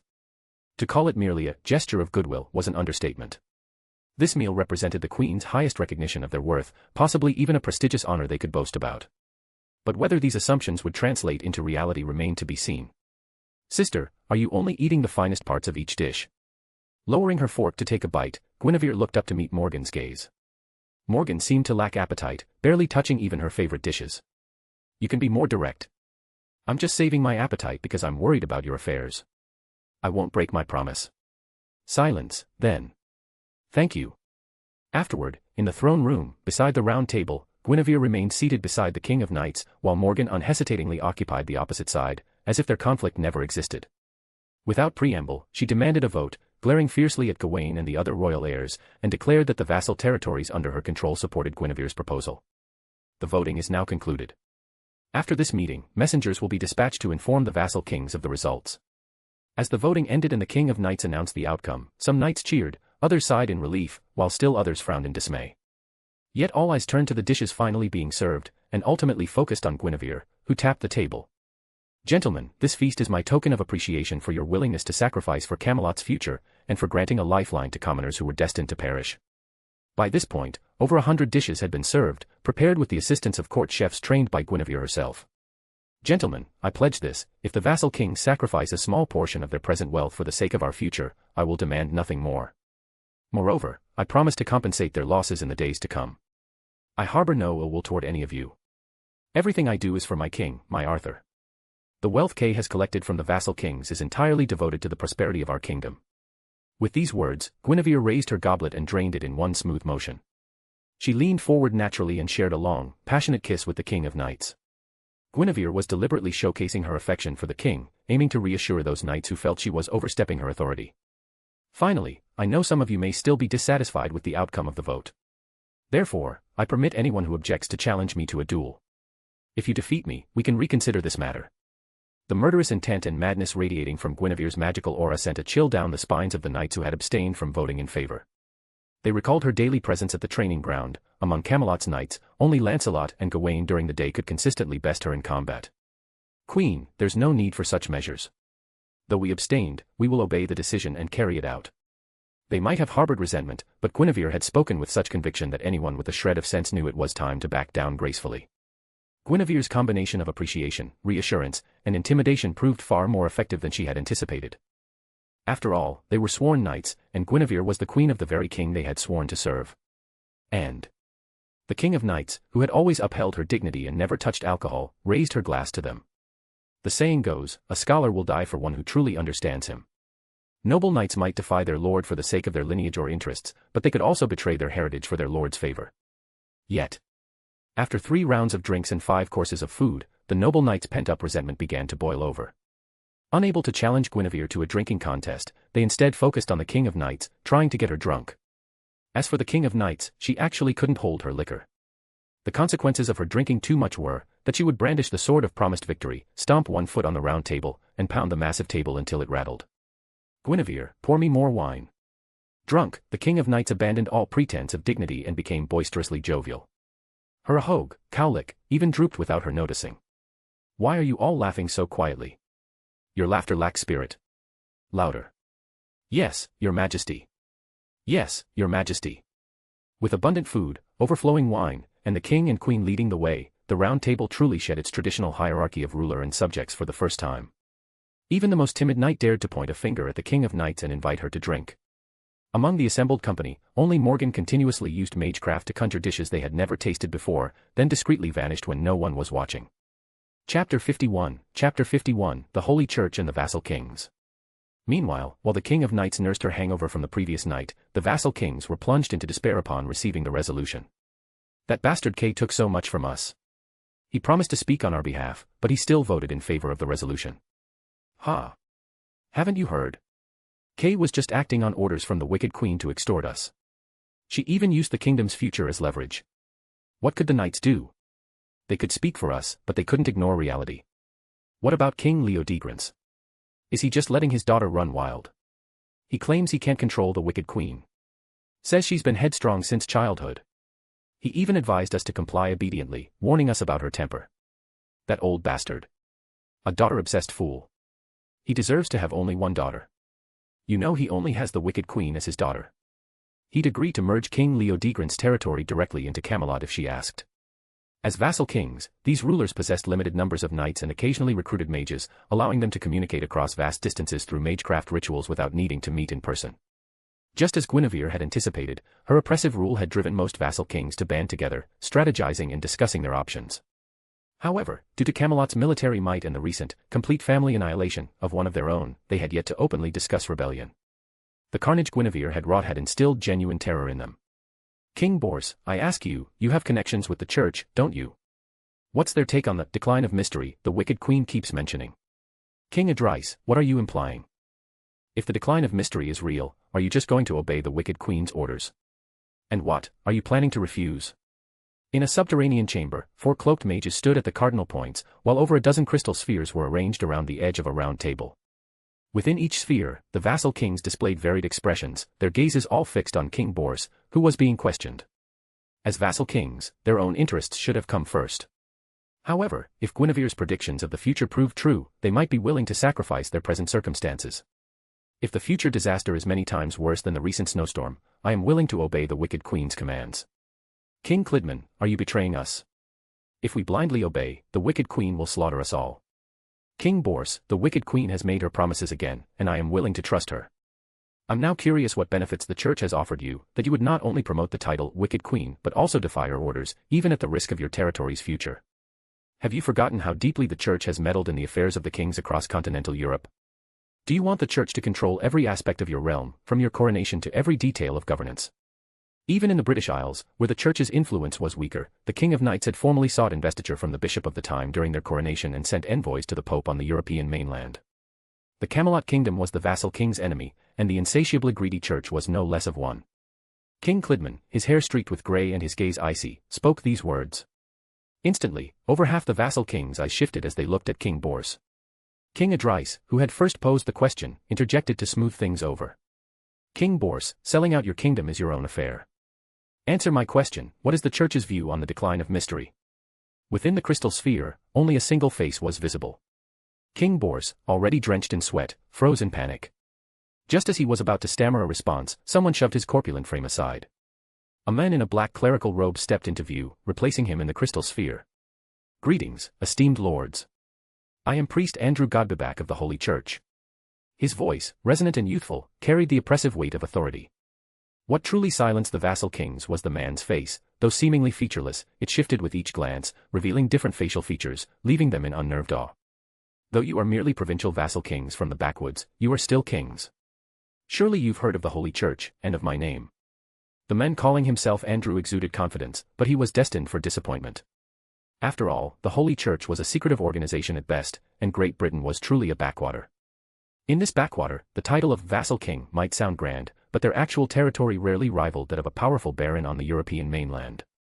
Among the dozen or so vassal kings attending the meeting, more than half had never even heard of the Holy Church, let alone the name of its radical faction. Andrew had come for the mages gathering in Camelot, planning a direct assault on the magecraft department under construction. However, the Archbishop of Canterbury and Camelot City refused to cooperate, even declaring that they were seeking their own deaths. Subsequently, this self-proclaimed radical priest abandoned his radicalism. He first spent time investigating the strengths of Camelot's knights, and during this delay, he finally learned of Lancelot's legendary exploits in Gaul. Deeply shaken, the reverend priest abandoned his plans for a pointless suicide mission. Instead, he resolved to adopt a long-term strategy, aiming to solve the problem at its root. For example, by directly plotting the downfall of the entire Camelot kingdom. Once the kingdom collapsed, the so-called magecraft department would cease to exist. The conflicts between the kingdom and its vassal kings, coupled with the looming decline of mystery in Great Britain, presented the reverend priest with clear opportunities for manipulation. The rapid spread of rumors about the wicked queen was partly due to his own efforts to fan the flames. However, Guinevere had proven remarkably adept at swaying public opinion. After the missionary's initial probe was rebuffed, he dared not press the secular church to commit. We have no interest in those who hide their true colors. I care not what church you belong to, get out of Great Britain. At last, a vassal king's voice echoed through the crystal ball. Limited by their individual perspectives, the vassal kings quickly divided into 2 factions. Some even gestured to their subordinates, preparing to sell the reverend priest for a handsome sum. Guinevere, knowing full well that the vassal kings would conspire, seized the opportunity case extortion provided to plant a few spies among them. It seemed the reverend priest was overconfident, unaware that he lacked the charisma to make the vassal kings kneel before him. Yet he possessed such power. Do you not yearn to embrace the Lord while still alive? The crystal ball required human operators at both ends, the transmitting and receiving ends. To the untrained eye, there was no discernible difference between mages and priests. Apart from the 4 mages in the basement who were actually priests guarding the vassal kings, even the mages in their mage robes serving the vassal kings were also priests. If the reverend priest hadn't deliberately sent these agents to the vassal king's doors, how could all of them have hired mages capable of using the same communication, magecraft, at nearly the same time? Having decided to play the long game and target the vassal kings, this high-ranking figure in the Holy Church naturally made every preparation he could. And because he was playing the long game, he didn't plan to abandon the vassal kings immediately after securing control over them. First, he would comply with Guinevere's orders, caring little about how much wealth the vassal kings might lose in the process. Opportunity favors the prepared. But, having never heard that Guinevere could see the future, he remained wary of Merlin, who he knew could. Has that old fool seen our interference in Great Britain's future? What will he do? Chapter 52, A Morning with the King of Knights. Meanwhile, in Avalon, just as the reverend priest was worrying that Merlin might intervene, the lecherous old Merlin was pursuing the fairy Nimue with fiery intensity.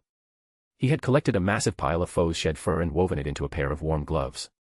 The problem was that not all of it was fur. These gloves, brimming with the aura of primate murder, failed to win the favor of the fairy Nimue. A slap to the left, a flying kick to the right, the precious gloves were incinerated by flames. Merlin, wearing an innocent expression, allowed his 2 friends, whom he could easily manipulate, to bully him. Once they had their fun and he was satisfied, he leaned against the window again, his gaze losing focus.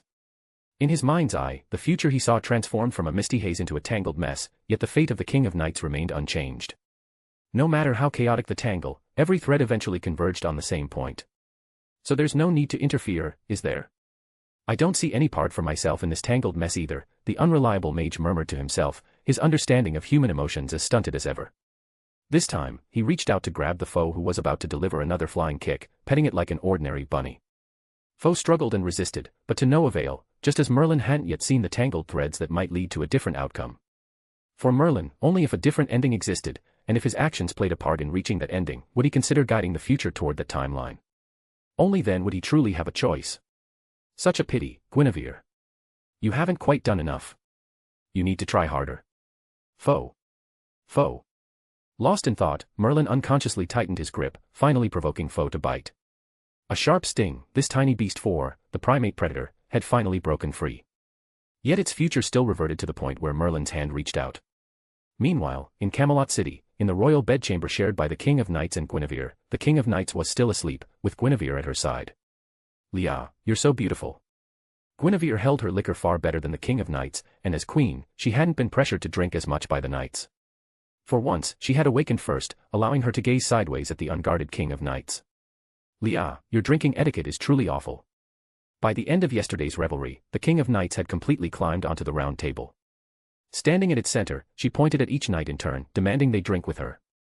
This disregard for hierarchy, however, paradoxically brought her closer to her knights. Of course, this was also thanks to Agravain, the most rigid and rule-bound knight, being absent. Leah, hee. Guinevere gently touched the King of Knights' face with a strand of her own silver-gray hair, both hoping she would remain asleep and yet longing for her to open her eyes. Once, twice, 3 times. Guinevere received only a dismissive wave, a roll-over, and a drowsy murmur, Guinevere, stop teasing. Hee. The King of Knights remained asleep, turning her bare back toward Guinevere, providing a new playground. Extending her right index finger, Guinevere traced it down the King of Knights' spine, finally stopping at the tailbone before stealthily shifting it to a spot that made her heart race. But it must have tickled, for the King of Knights jolted like a startled shrimp. She jerked upright, her eyes still hazy with wine and panic. Their eyes met. Guinevere stuck out her tongue, feigning innocence, but the King of Knights, now fully aware of what had just transpired, flushed crimson with mortification and rage. Ha ha ha ha, ha ha ha ha. The laughter erupted violently and continued for some time, but thankfully it remained contained within the soundproofed bedroom. Unable to endure the tickling any longer, the King of Knights collapsed onto her stomach, declaring surrender. Both their gazes drifted toward the brilliant sunlight streaming through the gap in the curtains. Leah, lie down a bit longer. I told you yesterday we're resting today, no meetings. You weren't the only one who drank too much last night. Oh. This was the King of Knights' first day of rest since drawing her sword. In the years before she claimed the throne, a vassal king would rebel almost every fortnight. She would finally subdue them, only to face another uprising shortly after. During this period, she earned the title King of Knights, which spoke of her noble character and formidable strength. Yet it also carried a hint of mockery for her excessive mercy and rigid adherence to knightly codes. As a king, being too merciful could lead to being underestimated. It wasn't until she married Guinevere who became the ruthless queen that the vassal kings began to behave themselves, finally obeying the commands of the sovereign of Great Britain for the first time. Guinevere, scoot down a bit. I want to hold you. No one could discern what the King of Knights was thinking, only her serene smile was visible. Though Guinevere was somewhat reluctant, she obediently scooted down, accommodating the petite Night King. Moreover, being able to rest her cheek against the Night King's A-cups filled Guinevere with a quiet sense of satisfaction. They embraced in silence until Guinevere began to fidget.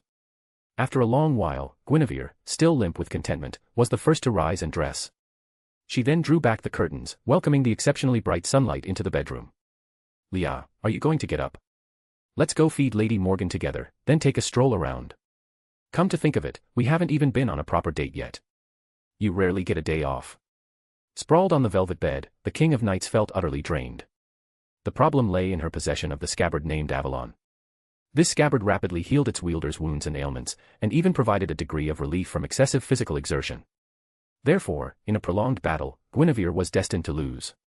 Touching the scabbard to replenish her strength, the King of Knights frowned at the alcohol-soaked clothes strewn across the floor, relieved she hadn't thrown up the previous night. As she headed to the wardrobe to change into clean casual attire, the King of Knights let Guinevere assist her, warning her never to play with fire on her own again. The King of Knights harbored no particular fondness for battles in bed, she cherished quiet embraces with Guinevere far more.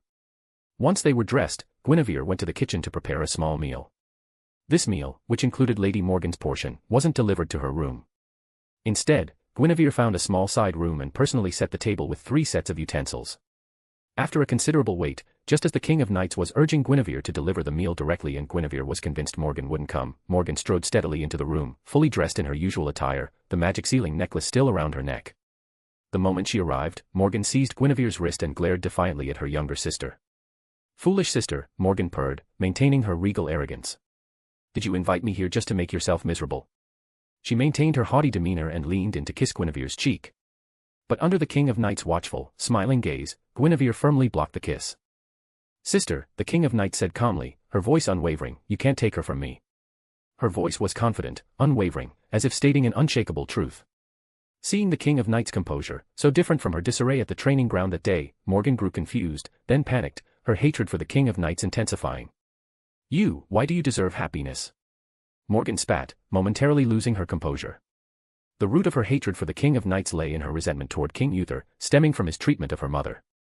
It was also fueled by envy for the King of Knights' divinely ordained destiny to rule. Now, she hated that this King of Knights possessed what Morgan had long since lost. But having come this far, leaving without a fight was impossible. Before she could decide whether to attack or retreat, Guinevere firmly clasped her from behind, pinning her in place. Chapter 53, Lady Morgan, the King You Wish to Be. Looking back on her life, Morgan's existence could be divided into 2 distinct periods. The first was her girlhood, during which she enjoyed the blessings of Great Britain and flourished as a rare and exceptional witch. Rumor had it that she was the most promising candidate to become the ruler of Great Britain, destined to transcend her mortal form and ascend as the fairy queen, Vivian. During this period, she also basked in the love of her father, the Duke, and her mother, the Duchess. The second period of her life began when King Uther sought to seize her mother. Driven by Merlin's machinations and the desire to forge the fated king prophesied for Great Britain's future, everything Morgan possessed was stripped away. Despite bearing the blessing to rule, she was forcibly married to a vassal king she despised. Having lost everything, how could Morgan possibly not harbor resentment? Guinevere, let go of me. Murderous intent radiated from Morgan's voice. All she wanted now was to escape. If Guinevere persisted in blocking her path, she wouldn't hesitate to destroy them both. Guinevere had never been one to back down from threats. Continuing to support Morgan, she forcibly pressed her into the throne and spoke directly to her. Even if you hate me more, even if our relationship reverts to square one, I can't let you leave right now. Guinevere could see that after Morgan's attempts to provoke the King of Knights failed, it was Morgan who had suffered a major shock. If she didn't forcibly keep her here now, any chance of improving Morgan's relationship with the King of Knights would become even more distant. Even after being pressed into the chair, Morgan continued to struggle. The magic sealing necklace around her neck glowed, but she ultimately couldn't break free. Her plan for a suicidal gamble was doomed. After a long while, Morgan grew weary and stopped resisting. The anger and affection had vanished from her gaze, replaced only by cold indifference. She loathed this feeling of being controlled and dominated. Even when Guinevere released her grip and brought her favorite dish to her lips, she refused to open her mouth. No resistance, no cooperation, only a simmering resolve to reclaim dominance someday. Foolish sister, what are you staring at? Enjoying my humiliation so much. Guinevere withdrew the offered dish and ate it herself, further infuriating Morgan. She couldn't resist the urge to unleash her fury on the King of Knights as well. From the moment Morgan entered, the King of Knights had been watching her intently. Not long ago, when Guinevere suggested having dinner with Morgan, the King of Knights had objected. But Guinevere insisted that as sisters, they should reconcile, saying, "Don't worry, I'll be there. Just observe Lady Morgan closely and see if she truly is the malicious which you remember." At the time, the King of Knights had retorted, pointing out the many cruel and foolish acts Morgan had committed against her since she drew the sword and claimed the throne. But now, as the King of Knights scrutinized Morgan, she realized her sister's anger manifested in such an unexpected way. I just think you're unexpectedly adorable, sister." Huh. Morgan was stunned, utterly baffled by the compliment and even more perplexed by how her wooden-like younger sister could utter such words. She watched as the King of Knights continued to stare intently, a faint smile flickering in her eyes. In that moment, Morgan panicked, as if she suddenly remembered she still had family who cared for her, and that this caring relative was none other than the sister she despised most. "I mean, you're both adorable, really." Still holding on to Morgan, Guinevere lifted her gaze and met the King of Knights' eyes. Thinking of the King of Knights' usual sternness, and the fact that she could now say such things with a smile, Guinevere felt nothing but satisfaction. The King of Knights could say this, ultimately, because she harbored no malice toward Morgan and, under Guinevere's guidance, had begun to appreciate the beauty of girls. But the King of Knights and Guinevere's adorableness only added fuel to the fire, forcing Guinevere to clutch Morgan even tighter. You bastards. I'll kill you both sooner or later." Back in Guinevere's eyes, with the two Artorias, one large and one small, by her side. The younger one was happily devouring her homemade meal, savoring every bite. The elder still wore a cold expression, this time refusing to even open her eyes. Guinevere wanted to say, "It seems it's working. Even arguing is better than not speaking to each other at all. Hey, Leah, say the words I just taught you. Just say them once, and I'll unconditionally grant you one wish, no matter what it is." Eating with elegant speed, the King of Knights had been starving since noon. But when Guinevere made this demand, the King of Knights' cheeks flushed crimson. She glanced at Morgan, whose eyelids Guinevere was forcibly holding open. After a moment's hesitation, the King of Knights first checked the doors and windows to ensure no one could eavesdrop or see inside. Then, she peeled a hard-boiled egg with her own hands and brought it to Morgan's lips, using the deliberately gentle voice Guinevere had insisted upon. "Sister, won't you have a bite?" As these uncharacteristically girlish words escaped her lips, the King of Knights shivered, as if ants were crawling over her skin. Without waiting for Morgan's response, she thrust the boiled egg into Guinevere's hand and buried her face in her food, devouring it ravenously. Meanwhile, Morgan no longer needed Guinevere to pry open her eyelids. The murderous glint in her eyes had vanished, replaced by a blank stare that quickly dissolved into amusement. This time, she easily pushed Guinevere away, clutching her stomach and laughing uncontrollably. She laughed so hard she collapsed to the ground, her body curling into a shrimp-like shape. The King of Knights' sister had stunned her speechless. The King of Knights' mortified expression was as refreshing as a cool breeze on a sweltering summer day. "Artoria, look at yourself. Do you still consider yourself a king?" "Of course Leah is," Guinevere replied. "I believe I am," the King of Knights added. Morgan, exhausted from laughter, uttered this challenge from the ground. Guinevere and the King of Knights responded almost simultaneously, nearly causing Morgan to choke. Guinevere had to pat her back vigorously for a while. "Lady Morgan," Guinevere said, "has anyone ever decreed that a king must never smile? I once read a line in a certain work. A true king should laugh louder and rage fiercer than anyone else. Only then will his subjects envy and adore him, and the light of aspiration, I, too, wish to be king, will ignite in the hearts of all under heaven." The words Guinevere spoke now were originally said by Iskandar, the King of Conquerors, to the King of Knights in the future, but she had omitted the parts she disagreed with. She didn't believe. Whether pure or sullied, a king must ascend to the pinnacle. She believed. My king should be noble, just, and unburdened by personal desires. One who places the welfare of all people above all else, and who will usher in an era of peace and prosperity for all under the heavens. For the first time, Guinevere revealed her true feelings without reservation. Her words left Morgan speechless, and even the King of Knights doubted her own ability to become the ruler Guinevere envisioned. "I know I'm asking for the impossible, but Leah has already achieved the latter half of my ideal. She is noble, just, and willing to sacrifice even her humanity to become a worthy king. Moreover, she genuinely desires an era of peace and prosperity. That's why I love Leah and will follow her. That's why I long to see her laugh more joyfully, rage more fiercely, live her own life fully, and truly become the king I've always envisioned. That's why I will personally mold Leah into the king I envision." Morgan's question had led Guinevere to this point.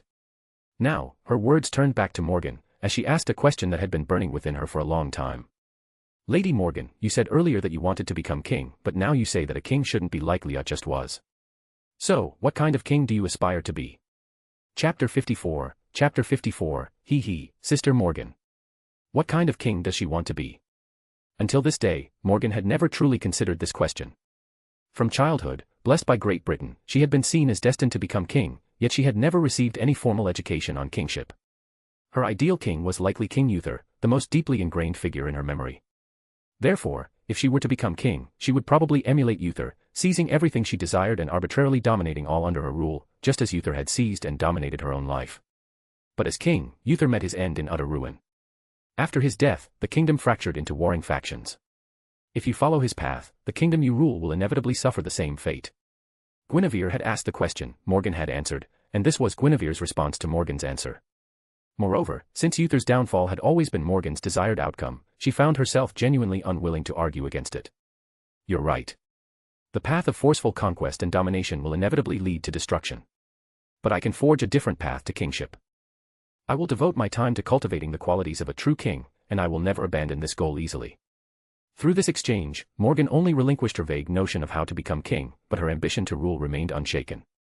Yet as she watched Morgan fall into deep thought, Guinevere, who had merely spoken on impulse, felt unexpectedly satisfied. The silent Morgan was breathtakingly beautiful. With Morgan silent, it was now the King of Knights' turn to speak. She had been listening quietly the entire time, feeling uneasy about Guinevere's reasons for liking her, about Guinevere's declaration to mold her into an ideal ruler, and about Morgan and Guinevere's discussion of the path of forceful conquest and domination. But, in that very discussion, King Uther, her own father, had been used as a negative example. Guinevere's response showed not the slightest consideration for the King of Knights' position as Uther's daughter.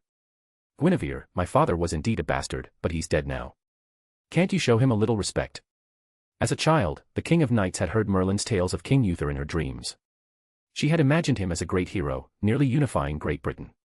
It wasn't until she grew older, especially after learning about Uther's villainy due to Morgan's hatred, that the King of Knights' reverence for her biological father quietly began to change.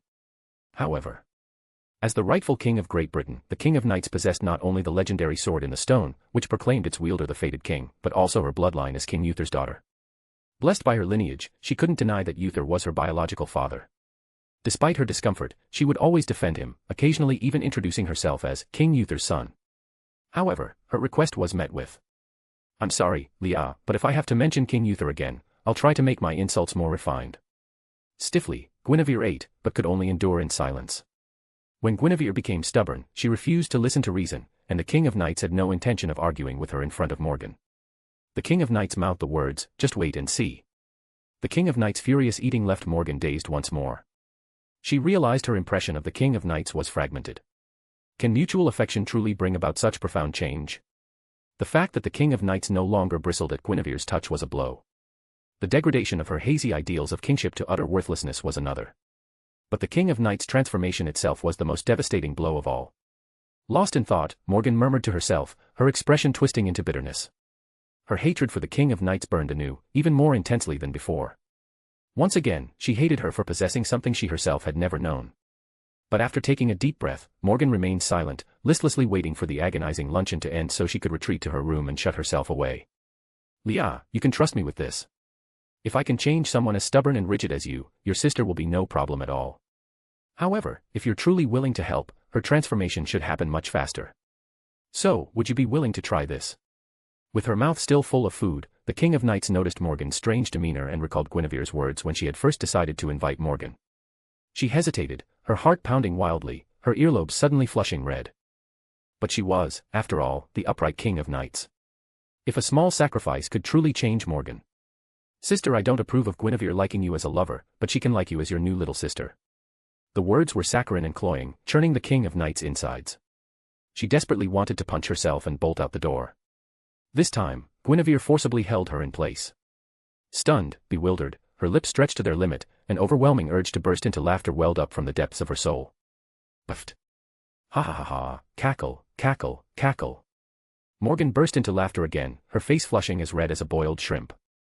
Her laughter made the King of Knights deeply embarrassed, but she secretly breathed a sigh of relief, noticing Guinevere giving her a thumbs up. Finally composing herself, Morgan whispered into Guinevere's ear and declared sternly, "Guinevere, there will absolutely not be a next time." Her earlobe and cheeks were flushed crimson. Even if this outburst had been remarkably effective, she vowed never to repeat it. Yet it was precisely because of this outburst that Morgan's gaze toward her lacked its usual hatred, replaced by a hint of pity.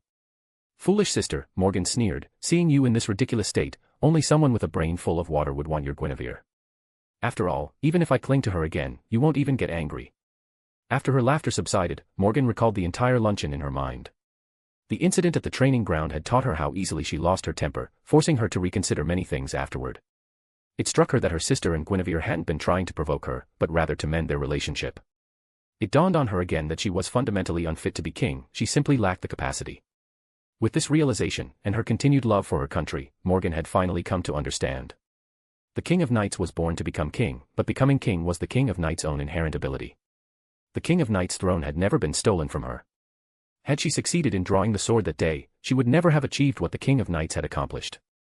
"Foolish sister, I won't attack you again until I've learned how to be a proper ruler. You can trust this promise." Though Morgan lacked foresight, she could face the present squarely and wouldn't stubbornly deny reality. Now, her hatred for the King of Knights stemmed solely from the fact that she was King Uther's daughter. Guinevere. Recalling the King of Knights' ridiculous transformation, she politely declined the memory. If all that remained was this. Sister Morgan. Shut up. Don't call me that. Ahem, then Lady Morgan, were you satisfied with Leah's recent display of affection?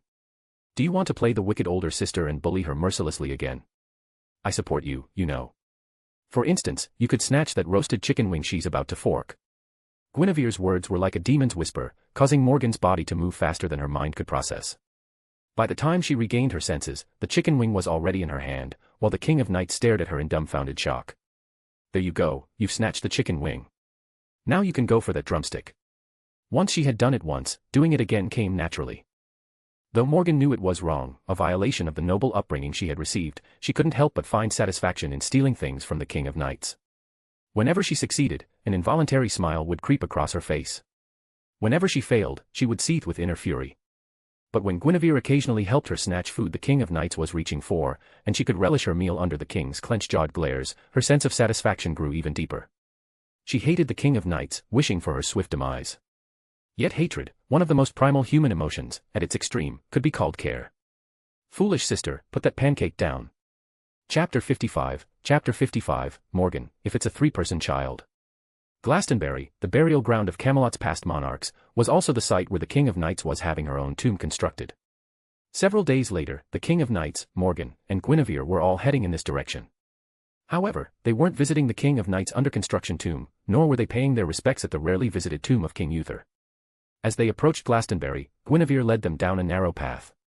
Under the King of Knights' silent gaze and Morgan's growing bewilderment, they rode their horses into a secluded valley and stopped before a grave beneath a towering tree.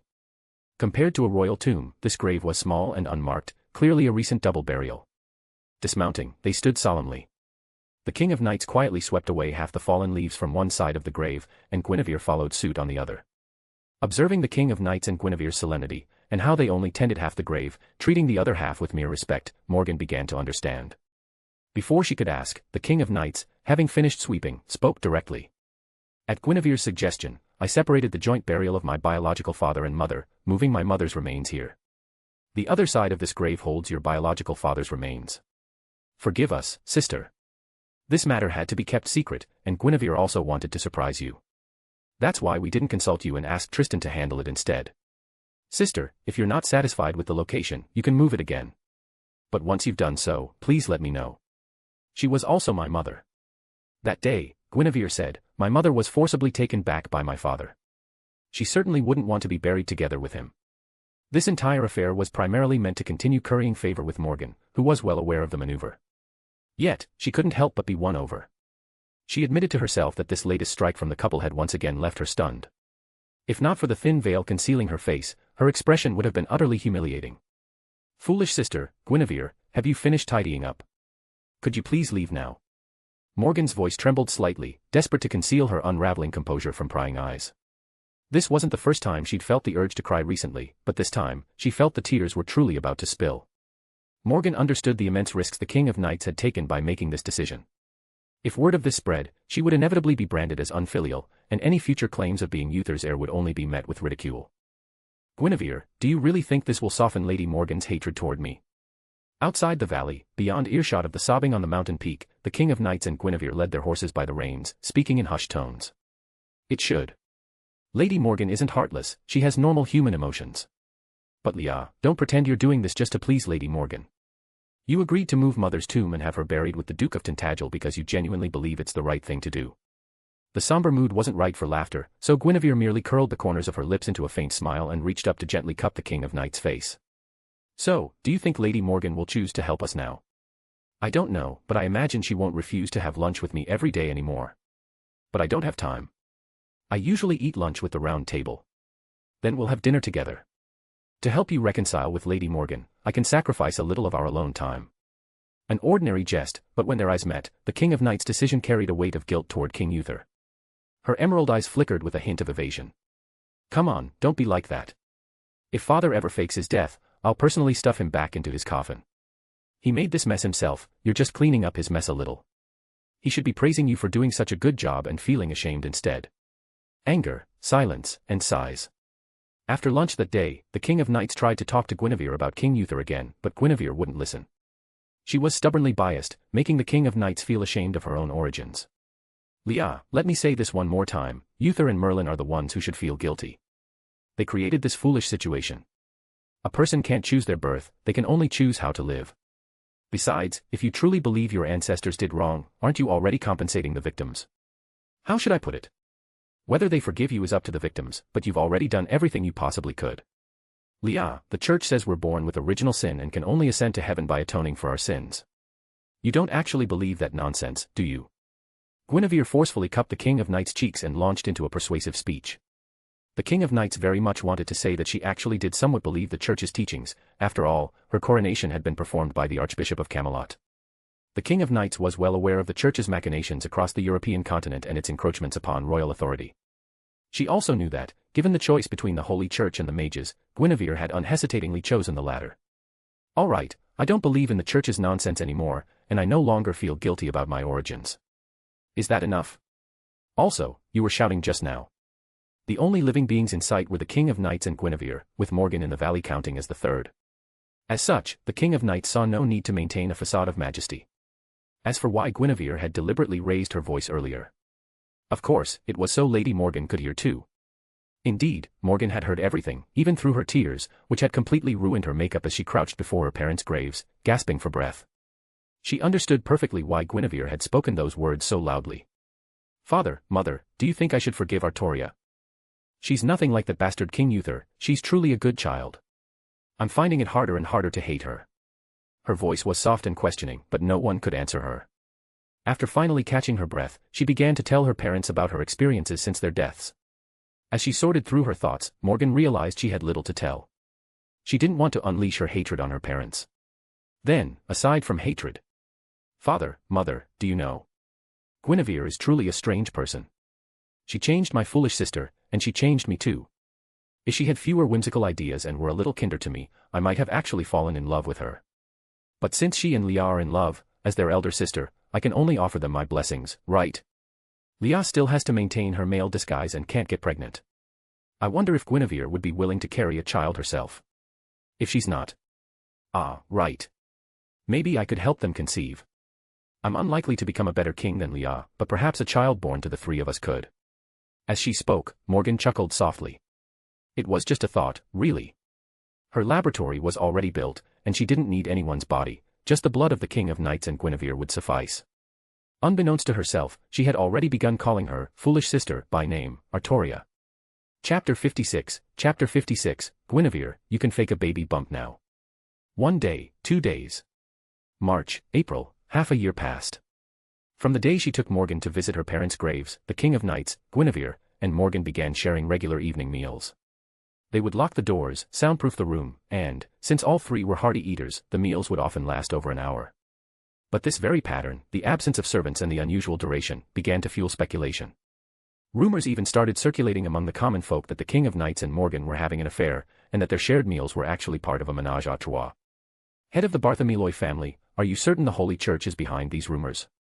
Based on my understanding of the Holy Church, they couldn't possibly remain idle after the establishment of the magecraft department. Their inaction thus far can only mean they're biding their time, preparing for something far greater. Currently, the knights have only traced the rumors spread to the vassal kings, but my experience tells me the Holy Church must be involved. Outside Camelot City, beneath the Knight Academy, in the corner housing the magecraft department, the magecraft family head, who had formed a contract with Guinevere at the end of the snow disaster, wore a grim expression as he worried about the future of Camelot and the magecraft department. In his eyes, the Holy Church's attack should have come long ago. Their continued delay only signaled a more ominous plot brewing. But I've already sent Kay to investigate the vassal territories again. Despite his capabilities, he found no evidence of the Holy Church pulling strings behind the scenes. They also vehemently denied any contact with the dozen or so mercenaries we captured. Initially, Guinevere saw nothing wrong with the three of them dining together in private. Given the King of Knights and Morgan's playful antics during meals, secrecy was essential. But once the rumors gained traction and reached their ears, Guinevere's lips twitched slightly, giving her the unsettling sensation of witnessing history rewriting itself. Yet she understood that abandoning their meals due to gossip would not only displease them but also fail to quell the rumors.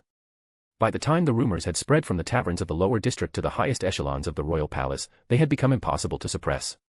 All she could do was find a new rumor to overshadow the current sensation and dispatch agents to uncover the source of the rumors, severing the hand that spread them with brutal efficiency, a lesson by example. Queen, if you're willing to hear my theories, does that mean you believe them? Yes, I believe them.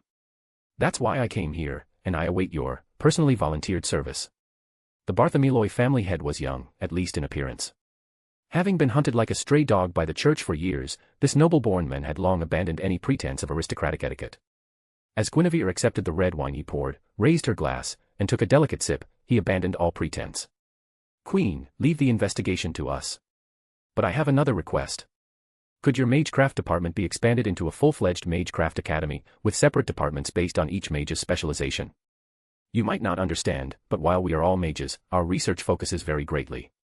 Organizing into specialized departments would greatly benefit both our individual research and the education of students. So, you're asking for more funding? No. As mages, we have no shortage of funds. What we need is your permission, Queen. After all, you are the true ruler of this land. Of course, if possible, I would prefer the reorganized Magecraft Academy to be built separately from the Knight Academy, on a new site. The existing Magecraft department here could then be used as bait. Hearing this, Guinevere finally understood. The men before her, whose name she recognized, the current head of the Bartholomew family, one of the three founding families of the future clock tower, was indeed being relentlessly pursued by the Holy Church. He wasn't just volunteering for this mission, he could no longer endure the Holy Church's ever-present, never-fired arrow, aimed at him from who knew where.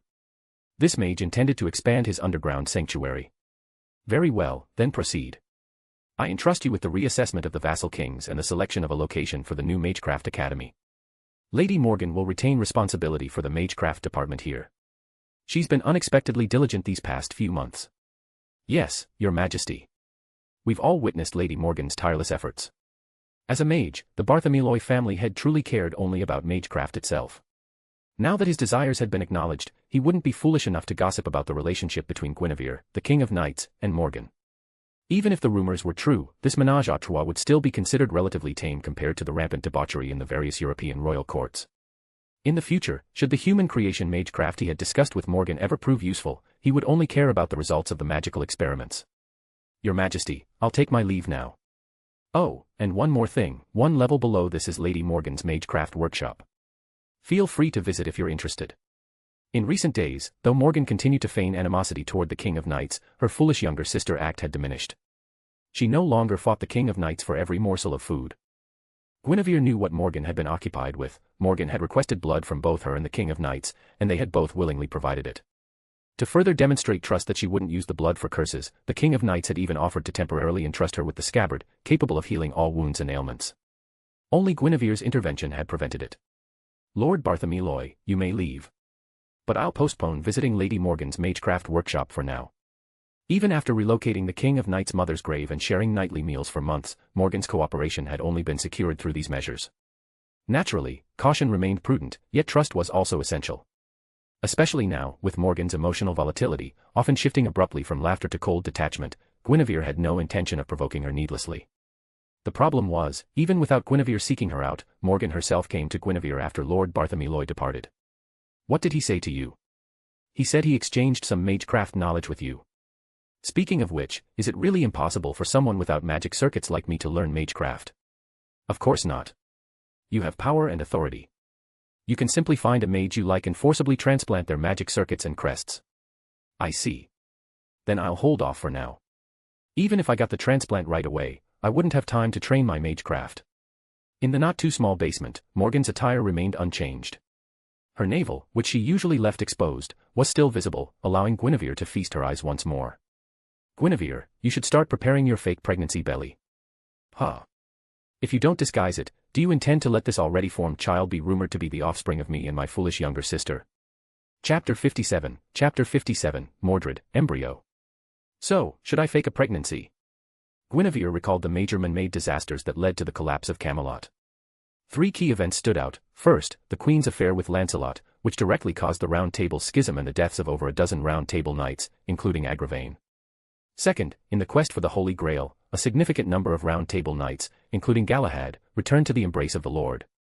Third, Morgan conceived Mordred, and for various reasons, Mordred ultimately raised the banner of rebellion, perishing alongside the King of Knights at Camlin Hill. In Guinevere's eyes, the first matter should no longer be a problem. As for the second, Galahad, the future Holy Grail Knight and son of Lancelot, was still in his mother's womb. Regarding the third matter concerning Mordred, Guinevere could begin preparing immediately. She faced a choice: either submit to Morgan's fabricated rumors and allow Mordred to be known as the child of Morgan and the King of Knights, or devise a disguise to claim motherhood herself. The decision was not difficult.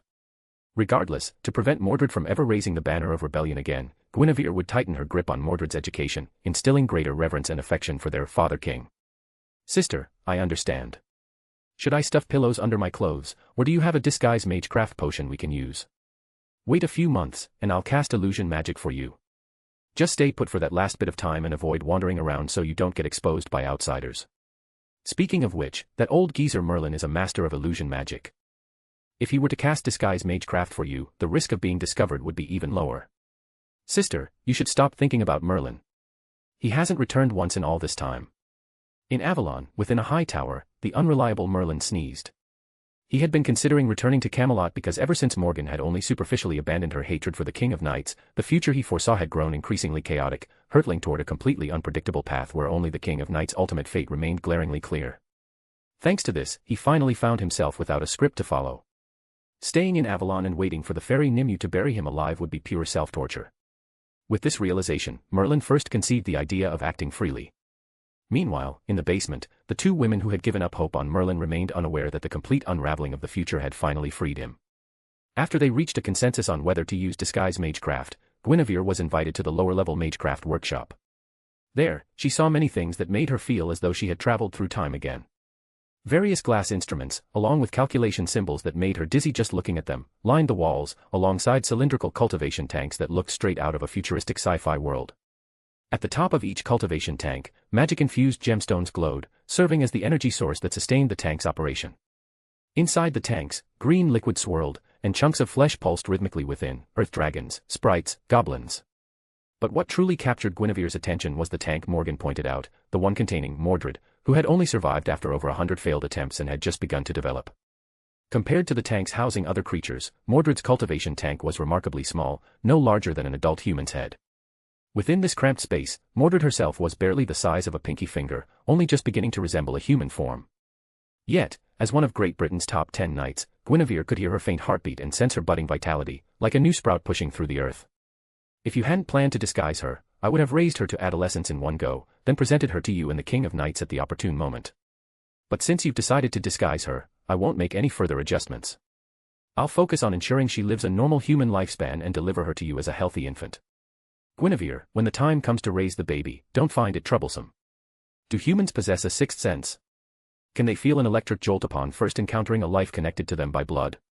The longer Guinevere gazed at the life in the cultivation tank, the stronger her sense of kinship grew. She found herself inexplicably believing that this little one carried her blood. This intuition subtly shifted Guinevere's initial cautious perspective, compelling her to take a deep breath and quickly regain her composure. However, even if she were to see her solely as a potential threat, Guinevere was not one to shirk responsibility. Lady Morgan, rest assured, she said. I will teach her everything I know, so that when Leah steps down as king, the transition will be seamless. Morgan believed Guinevere's words, but after pondering them, she couldn't shake the feeling that Guinevere was already envisioning the King of Knights in her retirement. Why do I get the feeling this child will suffer greatly in the future? Listen, I poured my heart and soul into creating her, she's practically my child too. With a cold expression but a gentle tone, Morgan issued a warning, her reluctance to part with Mordred growing stronger. Sister, you may distrust me, but I haven't forbidden you from caring for her. For instance, you could occasionally bring her snacks. But her education? Leave that entirely to me. None of your children ever listen to you anyway. Guinevere, Gawain, and the others may be disobedient, but you can't deny their excellence. Every one of my children is worthy of a seat at the round table, exceptional children all. And you? What achievements do you have in child-rearing? As her two mothers quarreled over her, the newly born Mordred seemed amused. With a delicate wave of her tiny, still-forming hand, she tugged at the artificial umbilical cord in the incubation tank, drawing both women's attention. Locked in a stare, neither willing to yield, they had quarreled countless times before. Because of Guinevere's past coercion of Morgan, even now, Morgan's attitude toward her was not very friendly. After touring Morgan's magecraft workshop, Guinevere returned to the royal palace, where new preparations awaited her. She planned to feign pregnancy, but many knew the King of Knights was a woman. Without a clear explanation, they would inevitably cast suspicious glances her way. If Tristan were to take the blame, or worse, if Lancelot, who wouldn't return for another year, were to be falsely implicated, Guinevere couldn't imagine how she would react. Moreover, having convinced herself that the Holy Church was behind the spread of the ménage à trois rumors, and knowing that the best way to dispel one rumor was to replace it with another, she resolved to make some trouble for the Church. Even if she and the Bartholomew family head had miscalculated, the scandal she intended to publicize was based on actions the Church had actually committed. Exposing the Church's dark secrets was no difficult task at all. Chapter 58, a reunion at last, Great Mage Merlin. How can the Church be so wicked? In this era, Great Britain still operated under the vassal king system. Each vassal king and their noble vassals ruled their respective territories, wielding absolute authority over all political, military, economic, and legal matters within their domains. Given this reality, if Camelot didn't proactively conduct inspections, news of conditions in distant regions would never reach the capital. Nearly a month later, when the mages collaborating with Guinevere began reinvestigating the vassal kings, this time focusing on civilian perspectives, the collected accounts of their misdeeds filled volumes beyond counting. As the knights returned from investigating churches and convents across the land, the records of their misdeeds filled a thick tome. A certain church was deceiving its parishioners into excessive donations, ultimately driving families to ruin. A particular convent had been repurposed as a brothel, forcing its nuns to serve visiting monks and nobles. Leaving aside generalities and focusing on specific individuals, Guinevere and the knights most often encountered records of exorcisms performed on young boys by certain priests. Bang! The round table shuddered violently from a furious strike. Thankfully, its sturdy construction prevented it from collapsing. Yet even the table's violent rattle paled in comparison to the pounding in the knights' hearts. They had anticipated the wickedness of the vassal kings.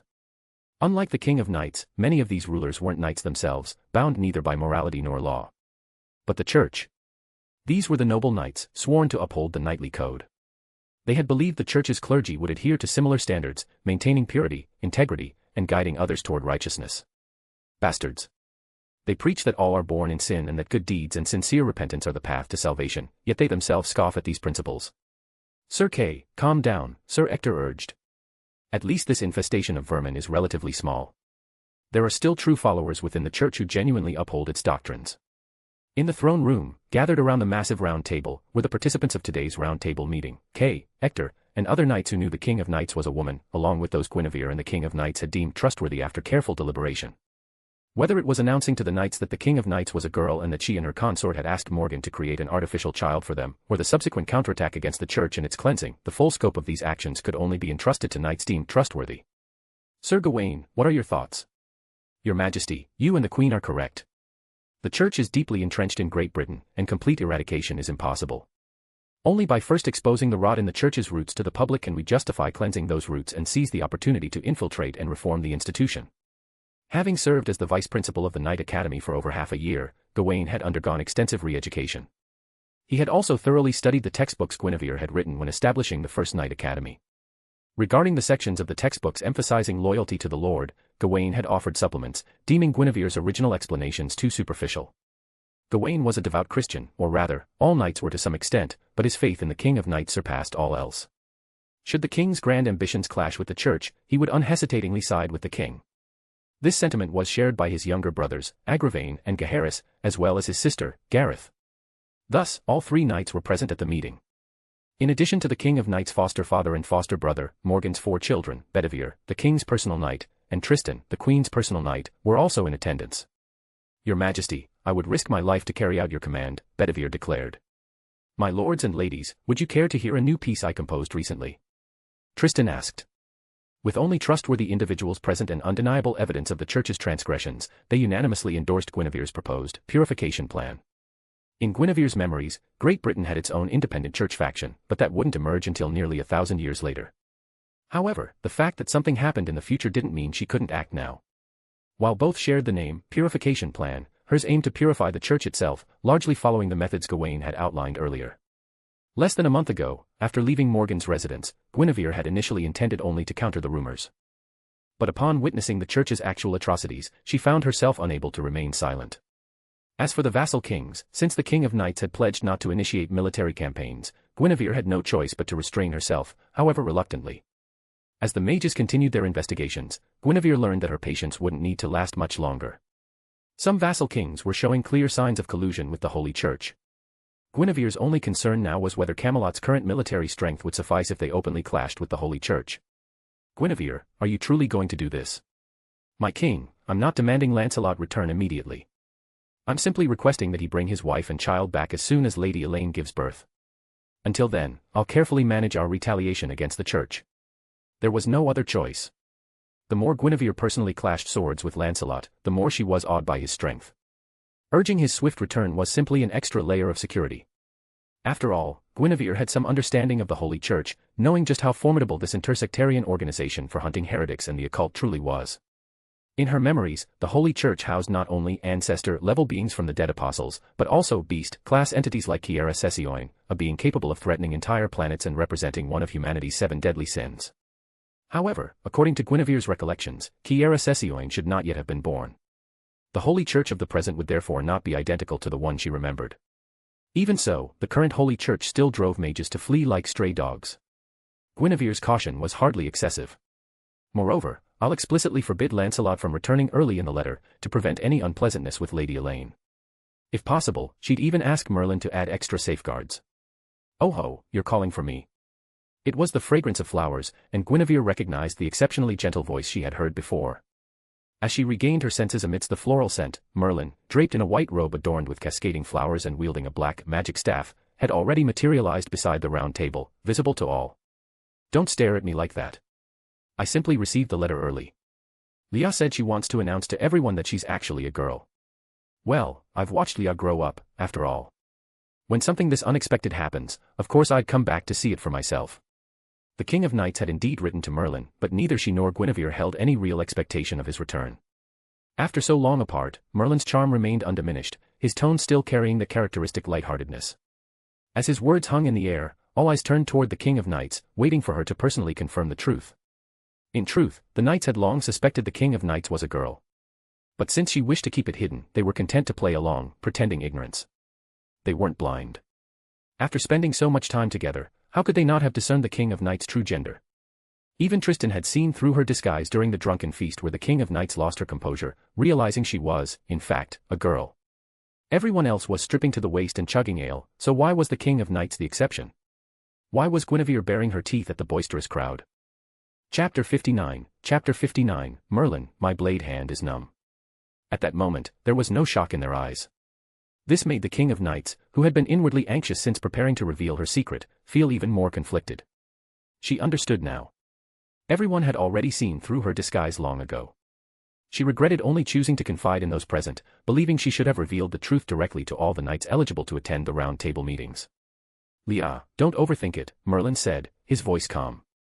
"This is the kind of thing you can't reveal to everyone. As long as you don't speak of it, people will only speculate. But if you confirm it publicly, you'll be declaring it to the entire nation. There will inevitably be those who resent having a female king, and they'll seize upon this fact to cause trouble. If the Holy Church, already our adversaries, fans the flames, things could truly spiral into chaos. So, your choice was the right one. You can only confide in those you trust absolutely." The King of Knights' guilt was genuine, reflecting her noble character. As her companion, Guinevere, who understood her deeply, could discern her thoughts. Glaring at Merlin while observing the knight's expressions of admiration, Guinevere continued. If you still feel guilty about the knights who weren't chosen, remember that this guilt is shared by all of us, me, everyone here, and you. As she spoke, Guinevere stepped behind the King of Knights, embraced her, and whispered softly in her ear. If you don't openly acknowledge this truth, you can dismiss any future accusations as baseless rumors. And if proof is ever needed, I'll allow you to drink Lady Morgan's potion.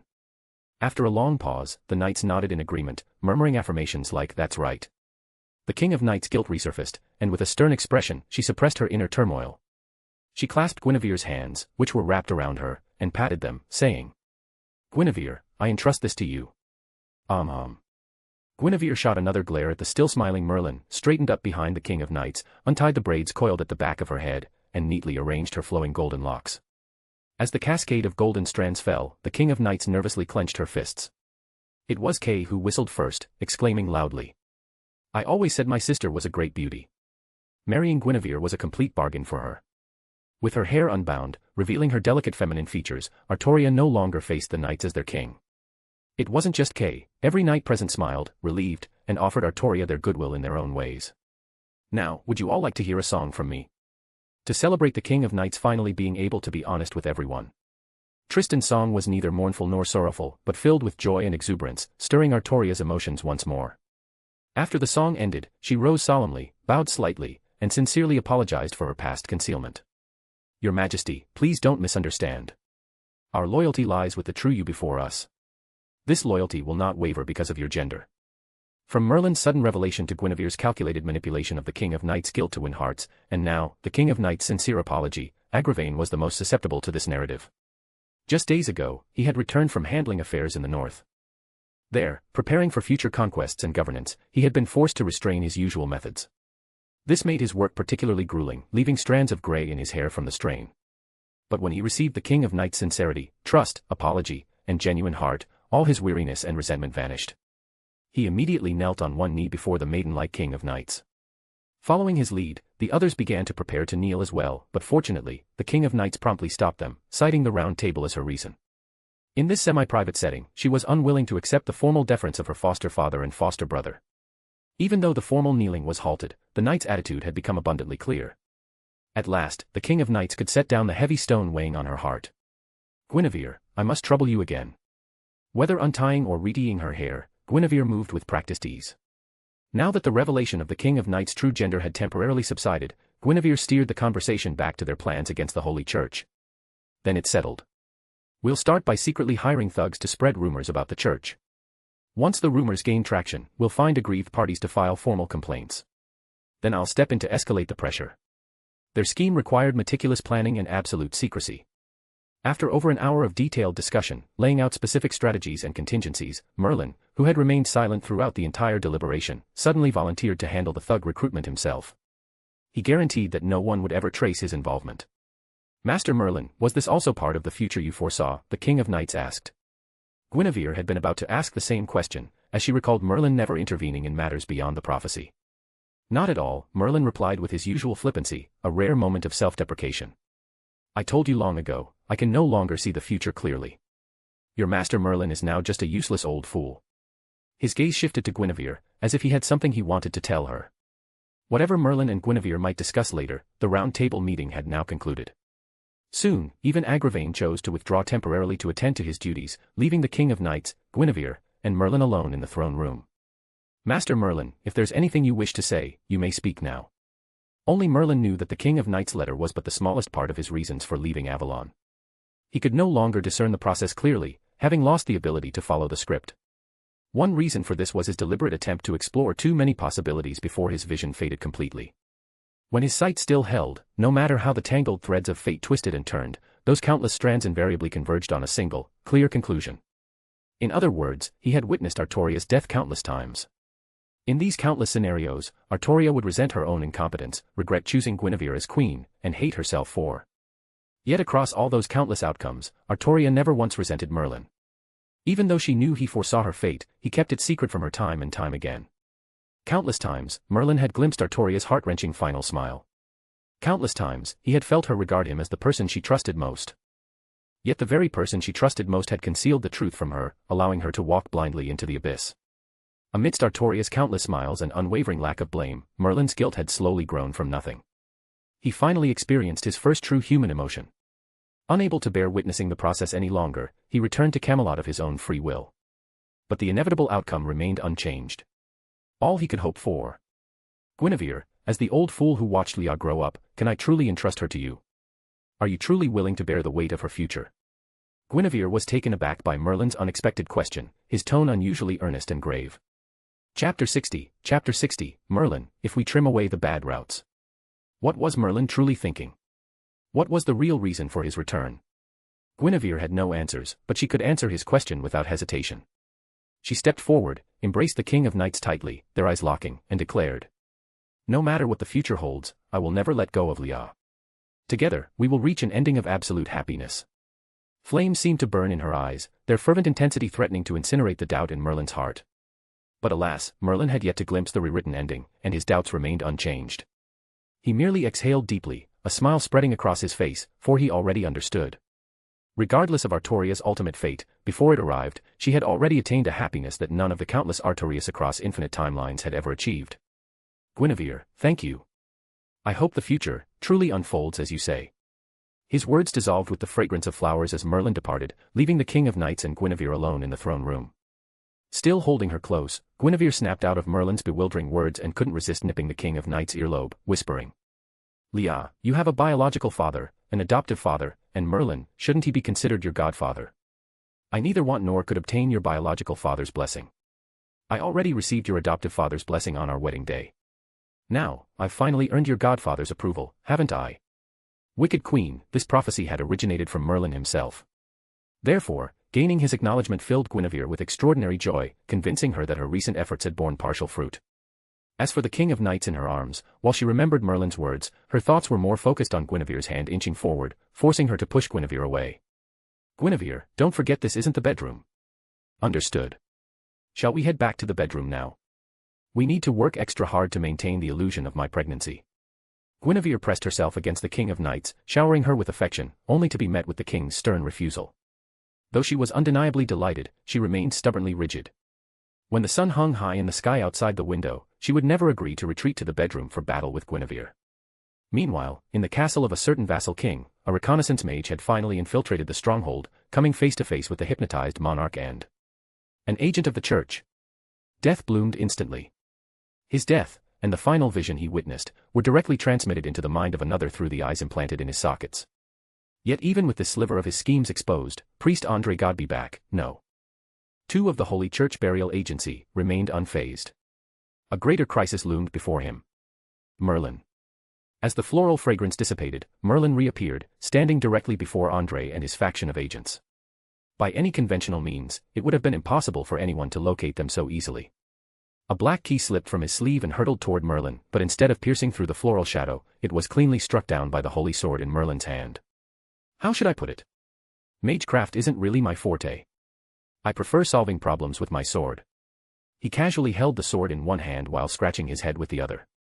To the priest, number 2, Merlin was a renowned prophet, so he could accept his sudden appearance. But Merlin drawing his sword. He raised his right hand, pointed forward, and the dozen or so executioners around him revealed their black keys and attacked in their respective fighting styles. If Guinevere's swordsmanship relied on her keen eye for spotting weaknesses, and Lancelot's was forged through endless martial training, what about the King of Knights' extraordinary swordsmanship before she drew the sword in the stone? Even back then, Kay and Sir Ector were no match for her, and her methodical, precise sword techniques differed completely from theirs, suggesting she hadn't been taught by either of them. Therefore, the King of Knights' swordsmanship could only have originated from the great mage Merlin himself. His blade was more agile than the King of Knights, more flawlessly complete than Lancelot's, and more directly aimed at his opponent's vulnerabilities than Guinevere's. It was as if Merlin, the foremost magician of Great Britain, was also its greatest master swordsman. Blood bloomed, yet death did not immediately follow, for Merlin cherished humanity and wouldn't easily extinguish its dreams. Well, now that I have your attention, will you listen to me properly? Merlin's holy sword, identical in form to the King of Knights' blade or the replica in Guinevere's hand, gleamed in the twilight. After effortlessly cutting down over a dozen formidable agents, his hair remained perfectly unruffled, and neither his sword nor his robes bore a single drop of blood. His composure and elegance deterred priest number 2 from rash action, forcing him to watch as this magician, who would undoubtedly attain the grand class if summoned as a heroic spirit, approached step by step. When Merlin, leaning on his sword, halted 3 paces away, the priest's face continued to shift rapidly, yet beads of cold sweat began to trickle down his brow. Observing this, Merlin smiled gently. Apologies, you're making me dizzy with all that shifting. Could you please stop? Though the tone lacked threat, the words carried undeniable menace. The priest clenched his fists, his face settling into a blank, featureless void. Once again, he understood, Great Britain, still steeped in mystery, truly teemed with monsters. There was good reason why No. 1 advocated for resolving conflicts through negotiation. Church intelligence suggests you only intervene in prophecies that directly involve you. Did you come here because the future unfolds this way? His face remained blank, his voice devoid of emotion. In this era, the church possessed fewer holy relics and miracles compared to later times. Most individual members were far less powerful than their descendants. The church's dominance over mages stemmed primarily from its superior talent density. These mages, not only relying on hereditary traditions, were also fiercely exclusive. Before Guinevere established the magecraft department, there wasn't a single educational institution in the world open to commoners. Well, don't you think you're asking too many questions? Though Merlin had sheathed his sword, the priest remained frozen in place, his composure gradually returning as he accepted the possibility of death. Too many? But Merlin, you must tell me, why did you reveal yourself here without killing us all?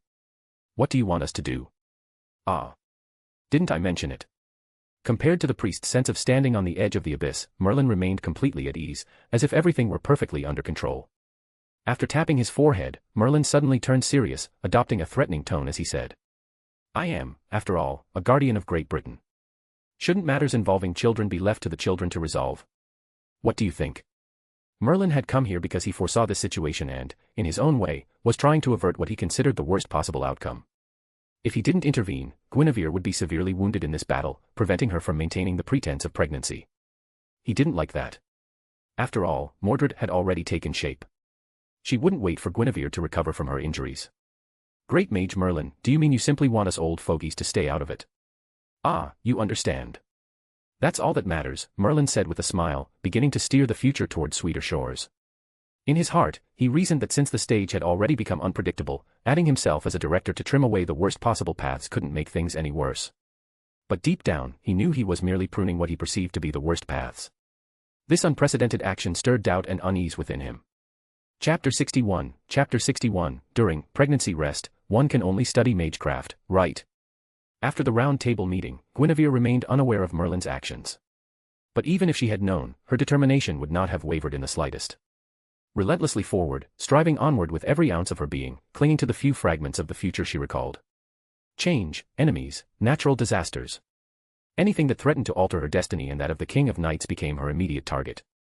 She would declare war without hesitation, determined to shatter any obstacle with her full strength.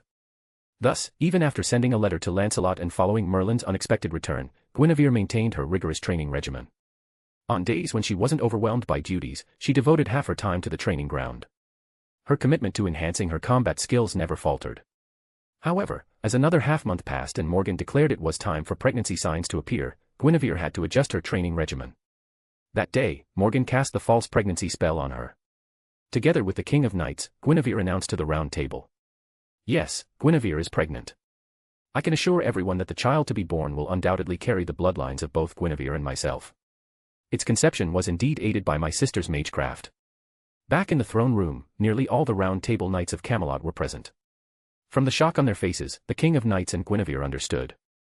How many had already seen through the King of Knights' true gender? But with the King of Knights' assurance and the revelation of Morgan's involvement, they no longer doubted the child's legitimacy. Instead, they harbored an indescribable mix of emotions about the Queen's pregnancy. Queen, are you sure you still want to spar with us? Queen, you should abandon the idea of inspecting the realm for now. Rest and recuperate, that's what truly matters. Queen, don't rush the church matters. We must wait until Merlin's rumor-spreading phase proves effective before we make our move. Queen, even though we know this pregnancy is a ruse, a truth known only to a few of us, if anyone dared to harm you, we'd all gang up on them. Guinevere was indeed pregnant. With their heightened senses, the knights could hear a faint, distinct heartbeat within her womb. This inevitably changed their attitude toward her. Daily sparring sessions in the training ground came to an abrupt halt. Even Gawain and the others, who later learned of her false pregnancy, refused to engage her in combat. As for the kingdom's administrative duties, Guinevere had never participated in them to begin with. In the end, Guinevere could only practice swordsmanship alone, though the knights insisted she reduce her intensity. After preparing meals in the kitchen each day, she would endure Lady Morgan's taunts during the meager 3-person dinners.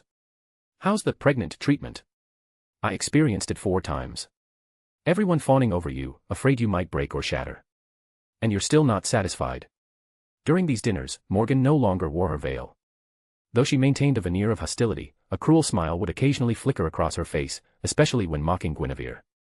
Slumped at the table, listless, Guinevere felt utterly out of sorts. After a lifetime of spending her mornings clashing swords in the training ground, she was suddenly confined to practicing alone. She pressed her lips together, gritted her teeth, and glared resentfully at Morgan. What was supposed to be a simple illusion magic to make her look pregnant had transformed into a full-blown magecraft spell for false pregnancy. Guinevere could even feel something moving within her womb, as if a living mass were stirring inside her. Morgan hadn't actually let Mordred in. With a snap of her fingers, she dispelled the illusion, and the sensation vanished from Guinevere's perception. This magecraft required daily replenishment and updates, but could be temporarily cancelled when no outsiders were present. "All right, Guinevere, you wanted to learn magecraft, didn't you? How have you been finding the books I gave you? Now you finally have the time to study properly." Morgan continued to smile, her amusement growing with Guinevere's discomfort. Yet her smile remained elegant, befitting a noble lady. In recent days, Guinevere's training regimen had shifted, primarily incorporating the fundamentals of magecraft. Sparring sessions were replaced with solo practice, and her visits outside the royal palace dwindled. Guinevere found herself with more free time, which she used to study the magecraft books Lady Morgan had provided. From Morgan, Guinevere learned her first cardinal rule of magecraft, one that resonated with her memories from her previous life. Magecraft must remain shrouded in secrecy. The fewer people who possess the same magecraft, the better. To trace magecraft back to its origins in this world, one would find a singular source, true magic. Those who mastered this singular art were known as magicians. However, as time passed, more and more mages and technological advancements replicated aspects of true magic. No matter how difficult it once was to achieve, any former true magic that could be replicated was downgraded to mere magecraft. If this magecraft continues to spread, making it easily accessible to more people, it will cease to be magecraft at all. This is why mages instinctively guard their secrets jealously. Only when driven to desperation by the Holy Church do they consider preserving their knowledge and banding together under the protection of Camelot. "Lady Morgan, I've read your book, but I understand very little of it. Magecraft has its own complex system of knowledge, with countless runes and symbols that require a teacher's guidance to decipher." Morgan's expertise lies primarily in water-related magecraft and human alchemy. She even boasts that she surpasses Merlin in crafting minor artifacts like transformation potions and sleeping draughts. "Excellent. I'll teach you myself, hand in hand. But as my student, you must achieve perfect scores in all related courses within the allotted time." When teaching students in the magecraft department, Morgan doesn't impose such stringent demands. Her current expectations are reserved solely for Guinevere. As her words hung in the air, Guinevere's expression grew even more strained. Seated between them, the King of Knights, oblivious to the tension and focused solely on her meal, suddenly chuckled, drawing both their gazes. "Sister, you shouldn't be too harsh on Guinevere. Foolish sister, who asked for your opinion?" With her chin held high and a disdainful expression on her face, Morgan's eyes no longer held their usual hatred. It was precisely this absence of hatred that left the King of Knights even more bewildered, causing her to abandon her defense of Guinevere and resume eating. She knew that the two women were actually quite close. Morgan's continued hostility toward Guinevere stemmed from the latter's overly forceful attempts to mend their relationship. "Speaking of which, Guinevere, how far do you want to take your magecraft studies? Master Merlin taught me the basics and fundamentals of magecraft back in the day, and I can teach you that part too. Also, which branch of magecraft are you planning to study? How far? Which branch?" For the former, Guinevere naturally wanted to delve as deeply as possible. As for the latter, after staring at countless arcane symbols until her head swam, she realized she lacked any innate talent for magecraft. She also knew that advanced magecraft calculations were even more complex than the advanced mathematics of her previous life, and that the experimental workload far exceeded that of research students in her past world.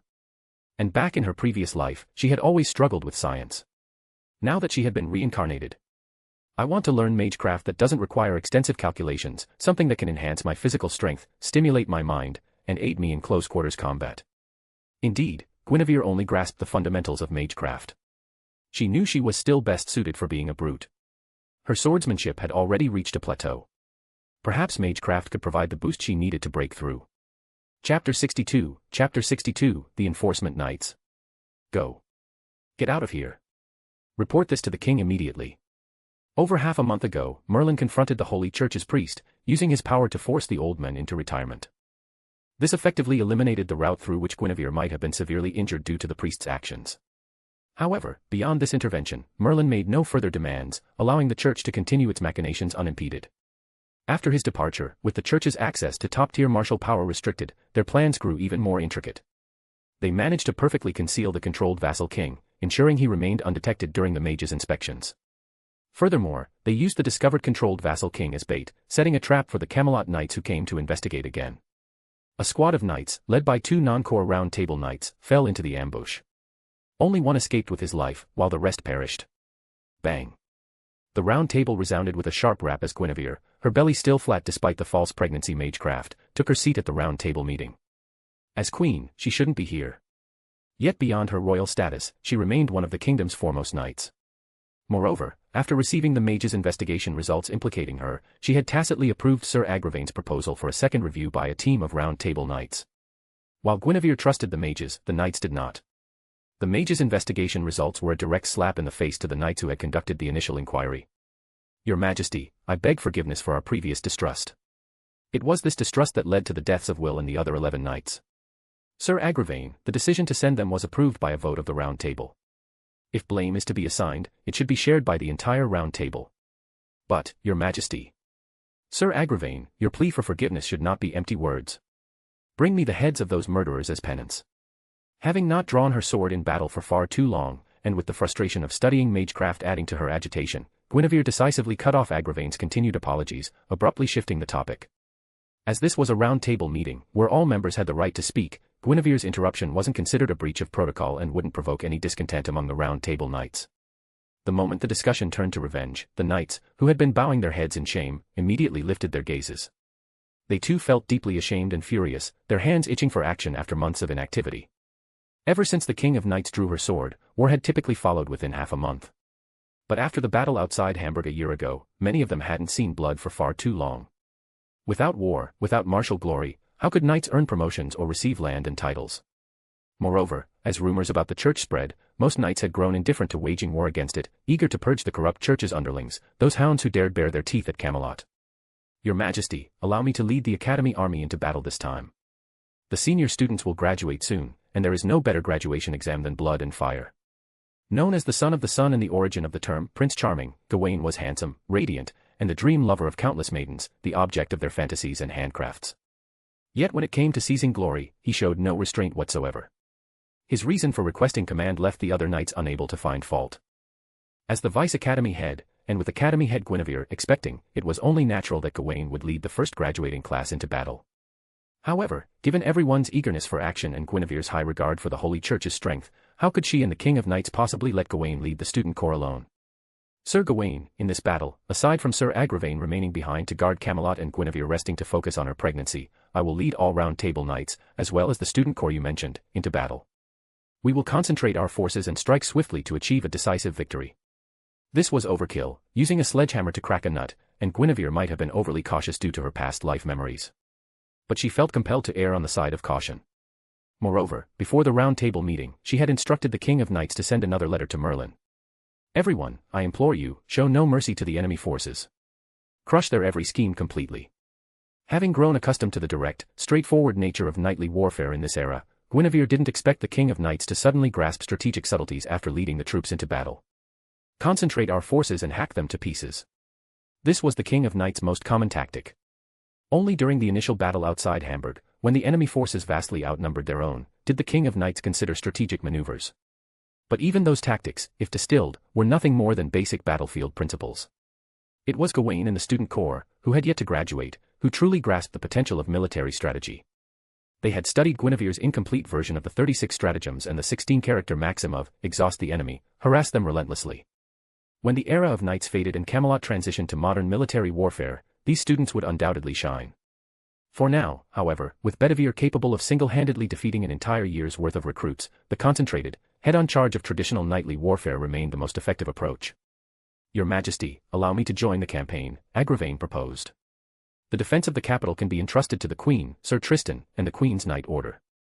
Though no one blamed him for suggesting a second reconnaissance mission, Agravain held himself accountable. Kneeling formally to make his request, he left the King of Knights with no room for rebuttal.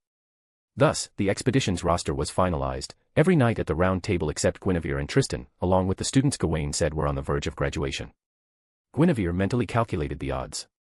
She estimated that the expeditionary force would represent 90% of Camelot's total knightly strength. If even this overwhelming force failed to secure victory, she would begin planning to feign cooperation with the church. In Guinevere's eyes, if the church's goal was to lure the majority of Camelot's forces to seize the vassal territories, then their next objective. They're unlikely to be able to defeat the expeditionary force. This was merely a prediction based on incomplete knowledge of the enemy's strength, but even taking them seriously, Guinevere couldn't believe they could pull off such a feat. Her caution, at its core, stemmed from her desire to minimize casualties on their side. By the way, Your Majesty, once the student corps goes to battle, we can't keep calling them the student corps, can we? They've been trained according to the Queen's vision for future warfare, operating as a knight order. Would you consider bestowing a name upon the soon-to-be formed knight order? Guinevere, you decide. You're their headmaster. Though her train of thought had been interrupted, Guinevere now understood that her remaining behind might not be an easy task. Bringing her focus back to the present, she continued to ponder under the watchful eyes of the assembled knights. What should they be called? Guinevere was immensely proud of the berserker knight order she had forged. But for this future cornerstone of the kingdom, her first thought went to the sixth singularity, divine realm of the Round Table, Camelot, from the first part of Fate/Grand Order. The Enforcement Knight Order. This was the name Guinevere had chosen, reflecting her hopes for their future. As one of the most crucial tools for reshaping destiny, she desired their absolute loyalty above all else. Even if it meant betraying their own beliefs, the weakest and most vulnerable among them would wield their swords wherever the king's sword pointed. Of course, the knights, including the King of Knights herself, were only discussing the term enforcement. They remained unaware of Guinevere's deeper expectations. But judging by the name alone. Enforcement. To purge enemies and proclaim justice. A truly fitting name. Chapter 63, Marching Toward Camelot's Future. Far beneath the surface, in an unknown subterranean realm, Priest Andrew had gathered a vast assembly of agents. Hundreds of candles cast an eerie glow, their flickering flames casting shifting shadows across the Lord's statue.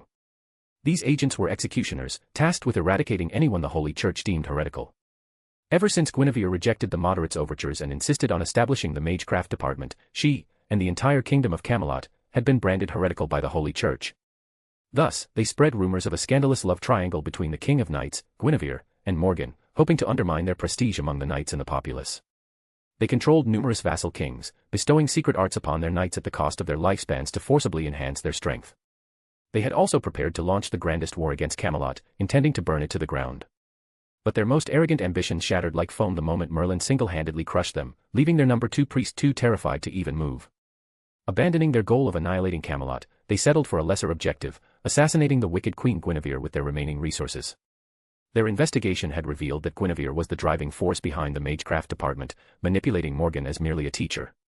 Therefore, by eliminating Guinevere, severing this driving force, they believed the problems of the magecraft department might be resolved, and the assembled mages would once again become lost dogs. As for any retaliation from Camelot, the agents were not the type to consider consequences. Reverend Priest, isn't turning your schemes against the Queen a violation of your agreement with that old fool Merlin? Silence. Merlin only forbade me from intervening directly, not from speaking or scheming. Execute the plan as devised. If we fail this time, we'll devise a longer-term strategy.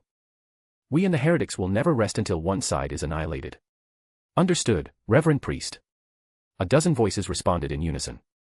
Those who became agents were the elite of the Holy Church, valued solely for their strength and obedience. Even their faith in the Lord could be scrutinized later. Trained in this manner, these agents typically possessed exceptional solo combat capabilities. In a straight fight, ordinary Round Table knights stood little chance against any one of them. Yet this formidable group, along with the priest who had gravely wounded Guinevere in Merlin's prophetic vision, was easily defeated by Merlin. What about Merlin? Did he foresee the changes that followed his pruning of the worst timeline? Driven by the unease of deviating from prophecy for the first time, Merlin intervened, but only slightly, never intending to completely nullify the challenge. He naturally observed the agent's altered plans, yet still chose to let things unfold. In Merlin's eyes, having neutralized the enemy's most dangerous forces, the King of Knights and Guinevere should have been able to overcome this crisis. Or perhaps, he thought, if the Holy Church truly manages to kill Guinevere in this battle, it might fundamentally alter Leah's fate. If Guinevere were to be critically injured, allowing the path I pruned to resurface, then, perhaps I wouldn't need to intervene proactively anymore. Above the unknown land, Merlin sat on a horizontal branch near the top of a moderately tall tree, his staff resting flat across his knees. He had ceased peering into the future, unwilling to have his wound deepened by the pricks of a fixed outcome. Instead, he simply waited with anticipation, hoping Guinevere would truly overcome the crisis perfectly. Meanwhile, on the day after the decision to march was made, the King of Knights led 43 Round Table Knights, including Guinevere, Gawain, and others, along with 207 first-term graduates of the Knight Academy, all newly commissioned as attendant knights and bearing the banners of the Enforcement Knight Order. They gathered on the Academy's main training ground to swear their oaths together, mounted their horses in unison, and rode forth toward the rebellious vassal territories they were about to crush. These first-term graduates had undergone over 6 months of training. Most already possessed foundational knightly skills and had been assigned to advanced classes upon enrollment, where their primary focus was on team combat. After over half a year of training, they were equipped with standardized armor, uniformly colored warhorses with magical beast bloodlines, and wielded identical greatswords and lances. Soon, as this knight order, forged from a single mold, began their march, their impeccable uniformity left all onlookers in awe. Under the blazing sun, their earth-shaking strides and unified momentum even overshadowed the Round Table Knights, whose armor and weapons were mismatched, and whose horses and formations lacked cohesion. Gawain, you've truly cultivated a remarkable group of knights, but sadly, they're still just showpieces. Kay, you're right, but after bathing in enough blood and fire, they'll inevitably grow into a knight order that will astonish us all. Sooner or later, I'll lead them to victory against the Queen's Berserker Knight Order in a head-on clash. Ha! You're jesting. The Queen can slaughter the entire Enforcement Knight Order, but they can't touch you. With you at the helm, the outcome of that clash remains inevitable, your triumph by day, the Queen's by night. Speaking of which, leaving only ordinary knights, Tristan, and his Knight Order with the Queen, is that really okay? Led by the King of Knights in her silver armor, the Round Table Knights, except for the scouts, followed closely behind. The King of Knights had dispatched Round Table Knights as officers to the Enforcement Knight Order, and thus hadn't assigned any to guard the flanks or rear. But this was simply because she lacked experience in such military campaigns and hadn't considered it. Kay, you've read the Queen's textbooks for the Knight Academy too. Do you really think she wouldn't have thought of what you and I have? If she did consider it and still didn't object to the deployment of troops for the campaign and defense, that proves she's confident in crushing any schemes against her. Our only task is to figure out how to defeat the enemy head-on. The mages have reported spotting Burial Agency No. 2 of the Holy Church. They used mana to bind their voices, ensuring their words wouldn't reach any third party. As Gawain and Kay chatted casually, they were subconsciously influenced by the Knight Order marching behind them, their warhorses maintaining perfect formation without conscious effort. Their horses were superior, possessing greater intelligence. Sensing the near-uniform strides of the inferior mounts behind them, their own steeds instinctively quickened their pace, as if in competition. Kay, Gawain said, what if we practice coordinating our attacks and form a Round Table Knight team? Pointless, Kay replied.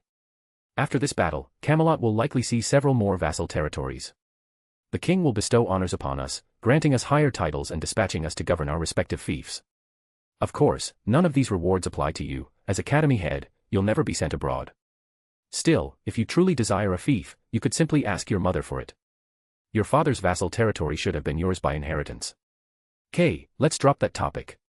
As Gawain listened, he naturally thought. Teamwork is meaningless for knights who will eventually be ennobled and leave to govern their own territories. With that, Gawain glanced at the Enforcement Knight Order. He realized that his students might never receive formal knighthood. Moreover, the vassal kings of Great Britain were on the verge of complete eradication, and Ireland had already been conquered. The Enforcement Knight Order's next battle would likely be against the northern barbarians, a foe even the King of Knights, after a winter's care, couldn't tame. And after the northern barbarians? Gawain didn't voice his full thoughts, but he was reminded of the snowstorms and the looming retreat of the increasingly harsh mystical order. Kay, continue striving to become stronger. The heavens will force us to keep fighting, and with each passing day, the stakes become higher. Let us continue to bring victory back to Camelot.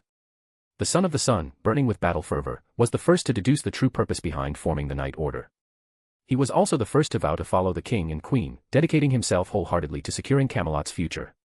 Gawain straightened his back even further. Chapter 64, Morgan, Guinevere, will you stay the night? The King of Knights had departed for war, accompanied by a multitude of knights. With Guinevere temporarily overseeing Camelot's affairs, she found herself unexpectedly less busy. For the time being, Camelot's operations could run on inertia alone. Unless a major crisis arose, officials at all levels only needed to report to her in such cases. Thus, her daily routine remained unchanged, sword practice in the morning, followed by magecraft lessons with Morgan in the afternoon. Lady Morgan, are you certain this magecraft discipline is the most likely to meet my requirements? That's right. Guinevere had no desire to learn overly complex magecraft disciplines, nor did she have the time.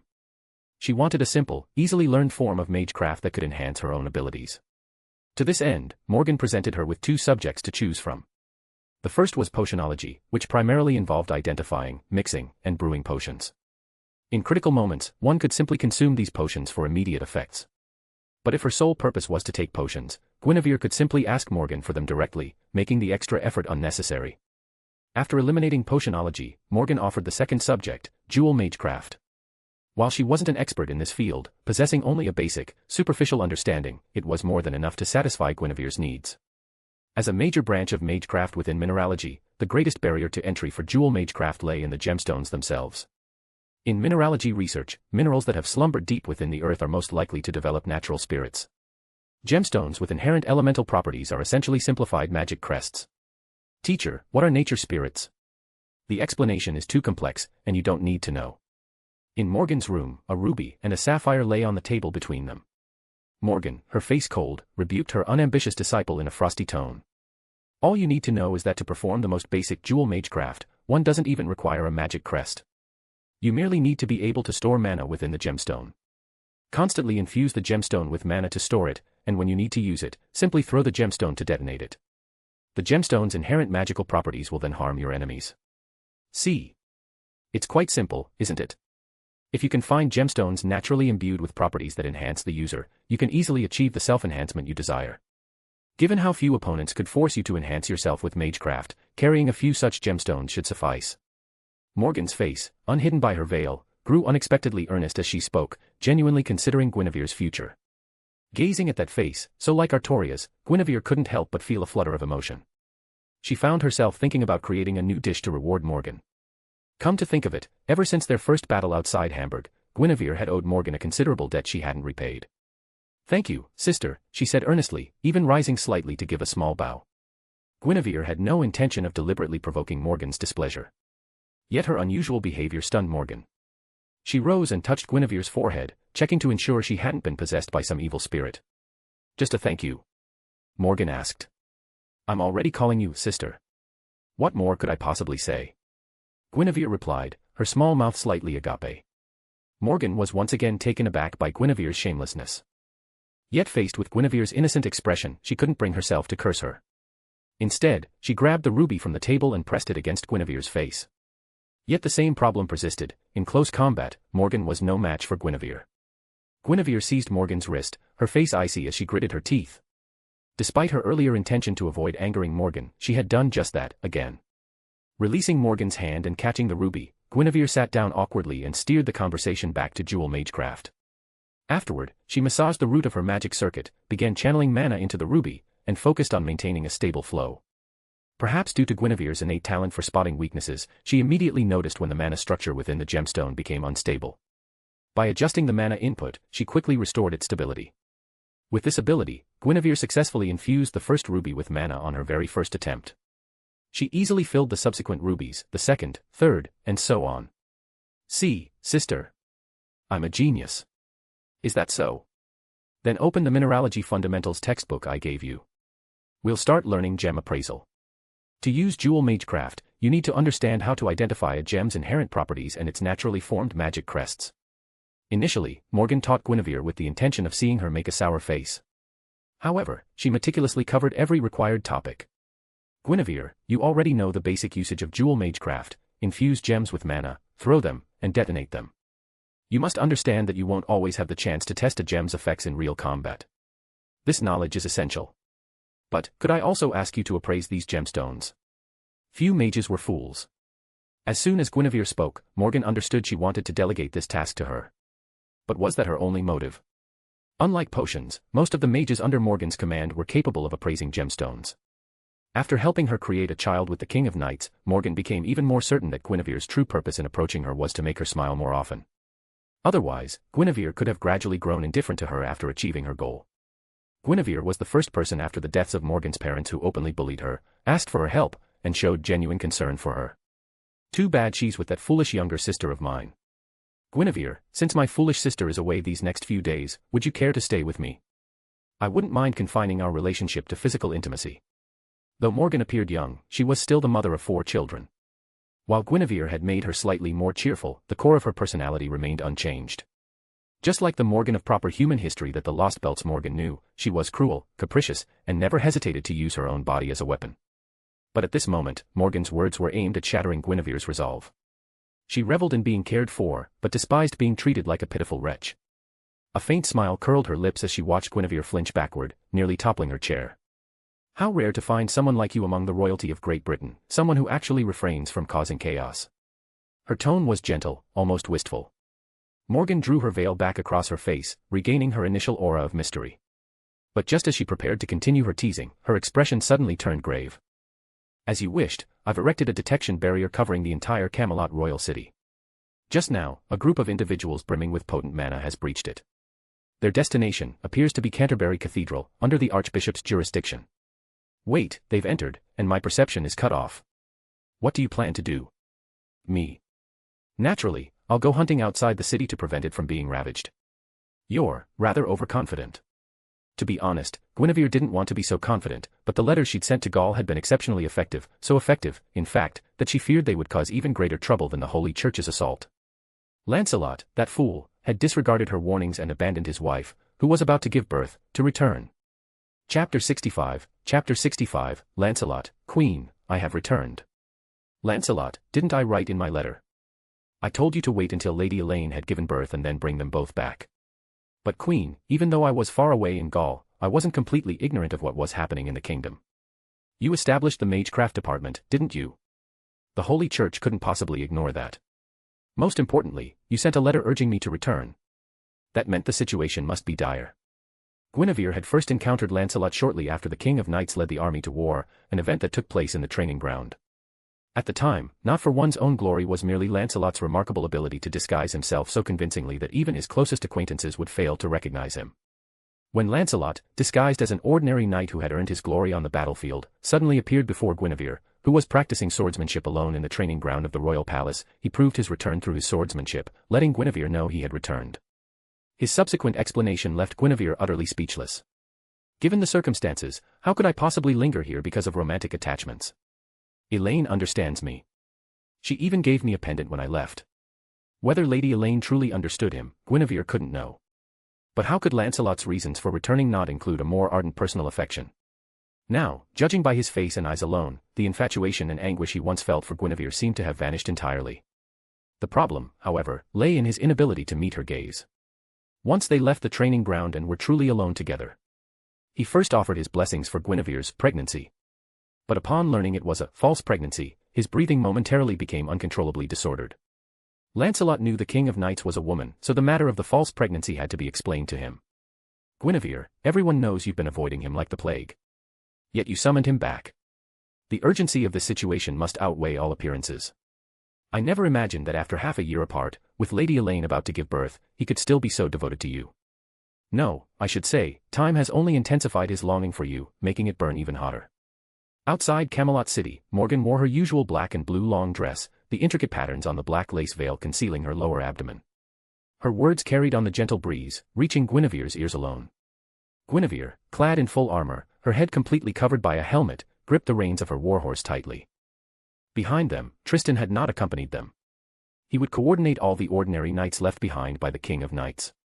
If the church launched an attack on the royal palace, he would send a signal and hold out until Guinevere and her party returned. Though the church was unlikely to attack the royal palace after they left the city, precisely because of this contingency, only 31 headquarters knights in uniform accompanied Guinevere and Morgan. Among them, disguised, was Lancelot. Guinevere's stated reason for leaving the city was to hunt a water-dwelling magical beast that had devoured dozens of people along the river. Canterbury Cathedral was currently under the personal surveillance of the Bartholomew family head. With his self-proclaimed color rank among mages, second only to the grand rank, he claimed his surveillance of the dozen or so agents already detected by Morgan would be foolproof. Speaking of which, I wonder how Leah and the others are doing, Guinevere mused. She had no further words on the Lancelot matter, fretting instead about the potential chain reaction his return might trigger. Yet she couldn't deny the joy his presence brought. With Lancelot by her side, Guinevere's only concern was that the fish wouldn't take the bait. As their group advanced, intending to lure their prey, the agents, unaware they were being lured and believing themselves to be the netcasters, began their own maneuvers. Just as Guinevere had predicted, the agents had no intention of attacking the deserted royal palace after she proactively left the city. Meanwhile, elsewhere, the priest was seething with anger at the knights under the vassal king's command. These knights are too rigid. Even when their vassal kings issue direct orders, they absolutely refuse to resort to ambushes. Priest Andrew could only watch helplessly as they arrogantly accepted their orders and sent envoys to challenge the King of Knights to a decisive battle. Are these the Knights of Great Britain? A bunch of worthless fools whose strength has been artificially boosted, making them overestimate their capabilities. Priest Andrew, I disagree. They merely possess the chivalrous pride of knights. Merlin materialized in the same basement, using the same method as before, but this time they were alone. Despite witnessing everything and having the power to intervene, Merlin had allowed the controlled vassal kings to unite and order their knights to attack the King of Knights. Merlin had returned here only to prevent Priest Andrew from resorting to desperate measures. If the priest faced imminent defeat, it was uncertain how much reason he would retain. Merlin, do you truly believe my defeat is inevitable? Priest Andrew wasn't a fool. He could clearly see the situation. He didn't believe the enhanced Knights of the Kings could inflict any significant damage on the King of Knights' forces in a direct confrontation. Their only remaining purpose was to stall for time. Meanwhile, from Camelot City, he had received news that Guinevere had left the city with only 32 companions for a hunting expedition. After pressuring the Archbishop of Canterbury into assisting, he saw no reason for concern. After all, Priest Andrew had never personally witnessed Guinevere leading a charge and still believed she was pregnant. Priest Andrew, I too am eager to see the outcome of this battle, whether it will align with my previous visions or diverge.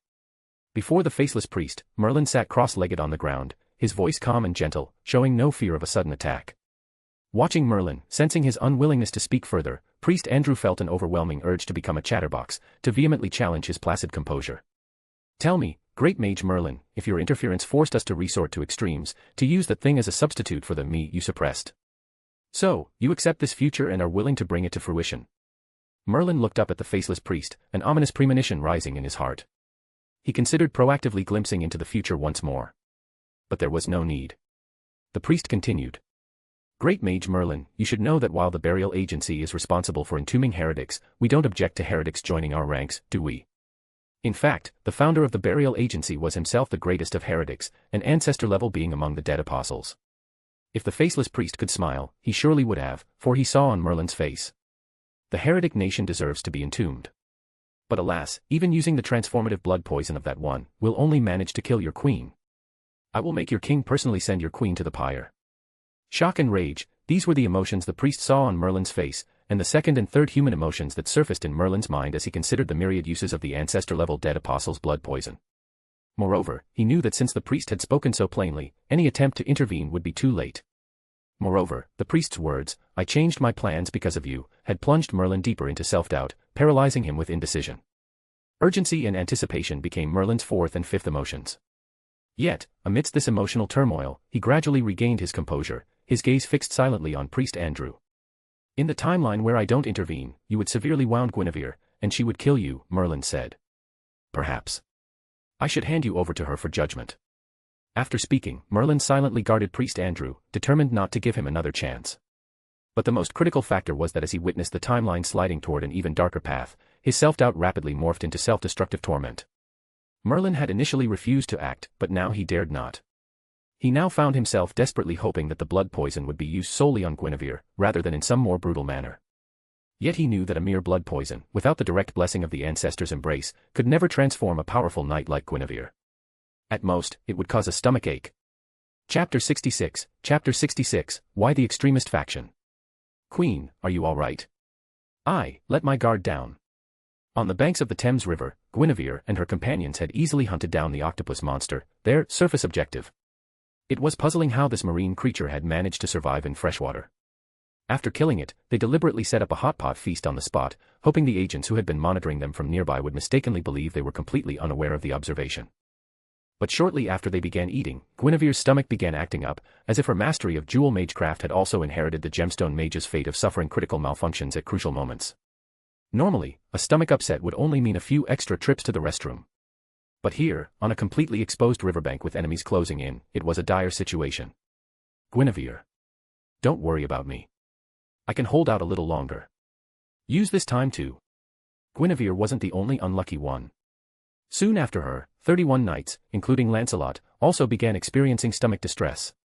A short while later, as they were taking turns addressing their predicament, Morgan's expression suddenly turned strange. Guinevere, this is my fault. I inspected the food and declared it non-toxic and safe to eat. Unfamiliar ingredients naturally required inspection. Given Morgan's mastery of potion making, Guinevere trusted her assessment implicitly. Yet this trust had backfired, leading to unforeseen complications. The peculiar nature of the problem, however, paradoxically made the agents preparing to act hesitate. In an unexpected twist, they began to suspect a trap. Queen, they seem to be trying to escape and are arguing. The wind carried back the voice of the Bartholomew family head, who was overseeing the surveillance. He was equally incredulous at Morgan's oversight, even suspecting it was deliberate. He reminded Guinevere to keep some octopus monster samples for further examination. Hearing this, Guinevere, unwilling to believe Morgan had colluded with the church, agreed to the Bartholomew family head's request. Driven by hunger, she abandoned any thoughts of luring the agents into a trap for a clean sweep. With a wave of her hand, she ordered her knight order to mount their steeds, instructing them to protect Morgan within the charging formation. As for Lancelot, she had no intention of revealing him until unexpected circumstances arose.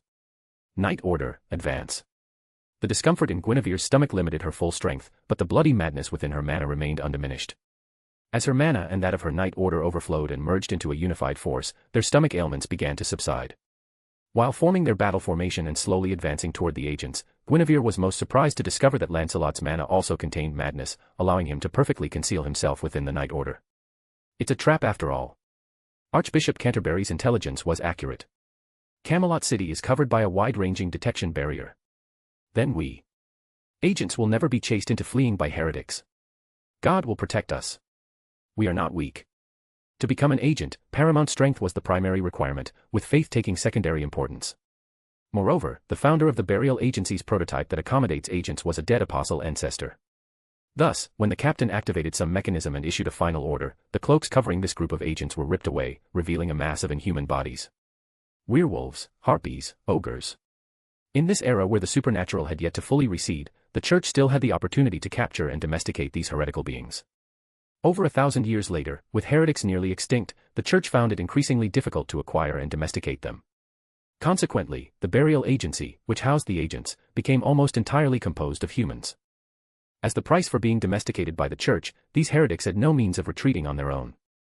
A wolf's howl, a harpy's shriek, accompanied by red light erupting from their collars, the heretics charged Guinevere and her knight order with even greater ferocity. By now, night was approaching. 10,000 plumes of cooking smoke were rising over Camelot City, nestled along the lower reaches of the Thames River, and the blood-soaked sea of slaughter had yet to reach their doorsteps. Charge. Crush them.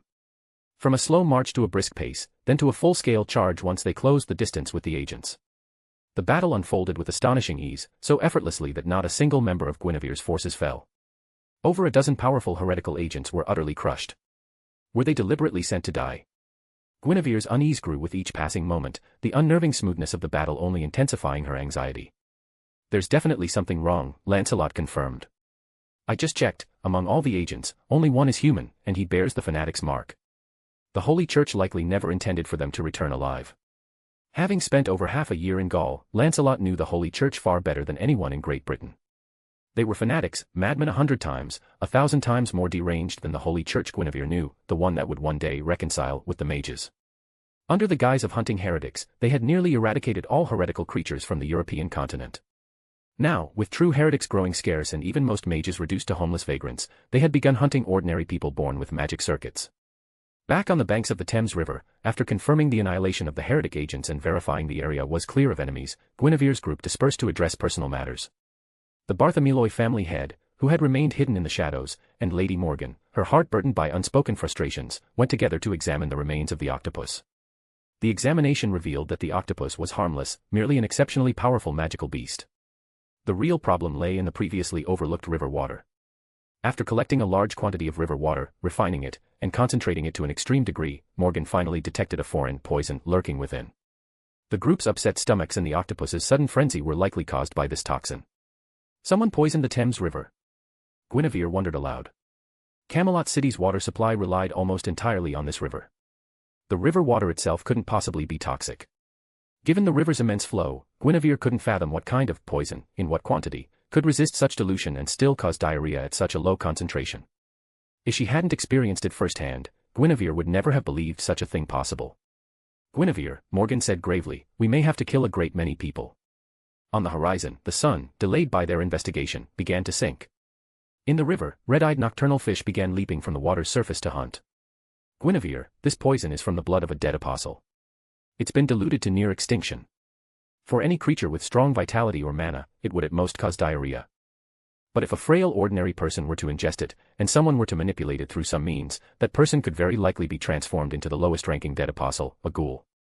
Spy, otherwise known as the Shokushiki. Chapter 67, offering a dead apostle to the heretic nation. What makes humans human is their ability to create and use tools. What earns humans the right to be called human is their humanity. The Archbishop of Canterbury, whom the Holy Church had forcibly recruited for cooperation, was indeed a man with humanity.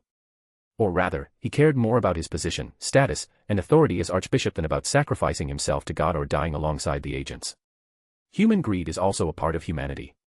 But alas, as a secular church archbishop, he couldn't resist the transformation and control exerted by a certain dead apostle among the agents. What exactly do you want? Originally, the Archbishop of Canterbury was a man with snow-white hair and deeply etched wrinkles. After his transformation, however, he reverted to his appearance from his 40s.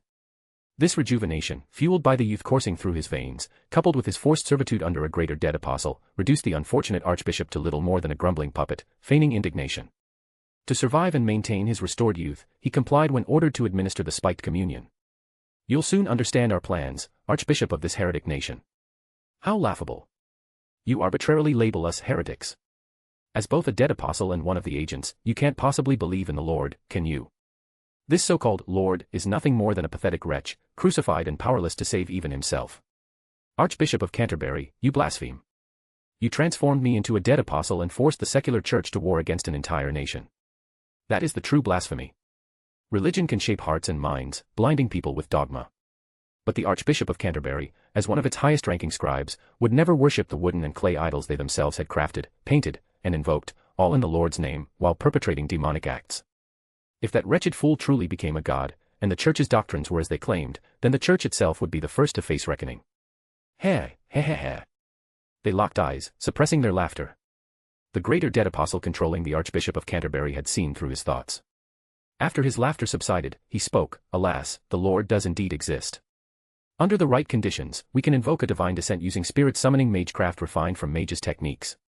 But as you suspect, the Lord is not the image the church has fabricated. They believed in God yet blasphemed him. After another lingering gaze, the collared, suicide-bound greater dead apostle grew increasingly audacious. Archbishop, one question, how many have received Holy Communion? Approximately 300. So few. In a single afternoon, how many do you expect? Besides, I can't risk being exposed to sunlight again. The agents had been under surveillance the moment they entered the city, barely daring to act. Thus, they had preemptively cast the ancestor blood poison into the river before their arrival. They needed to exploit the ancestor blood toxin immediately, before the river's current diluted it and before those who ingested it metabolized it.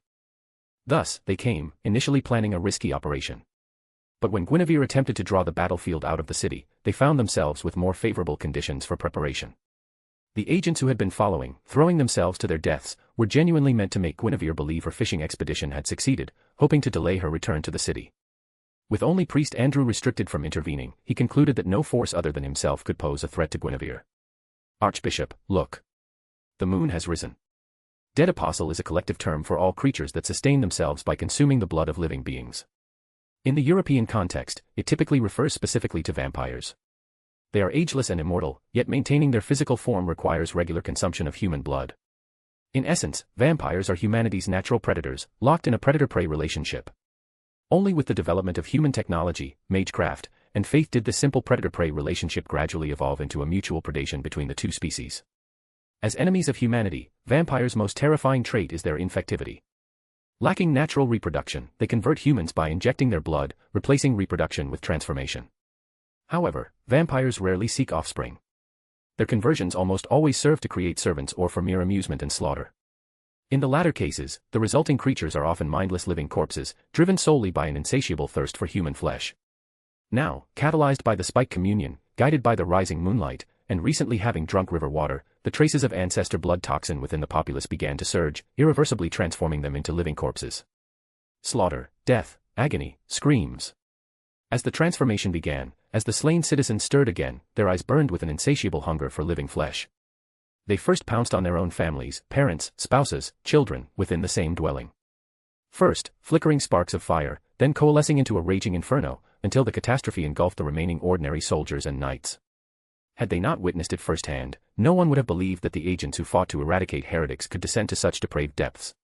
Even with constant surveillance of the cathedral, the observing knights and mages had yet to connect the spreading living corpse plague to the church's Holy Communion. "Rest assured, Archbishop," the greater dead apostle said, his form beginning to dissipate within the cathedral. "I will bear the full weight of this burden. And I shall be the vampire nurtured by the enchantress queen." Within the cathedral, the greater dead apostle's form began to dissipate, leaving only the Archbishop of Canterbury in a state of panic, utterly lost as to what to do next. "George, what's wrong? Thomas, did you eat something bad?" Within Camelot City, a chorus of anxious inquiries echoed ceaselessly as those fortunate enough to partake in the Holy Communion within half a day underwent gradual transformations.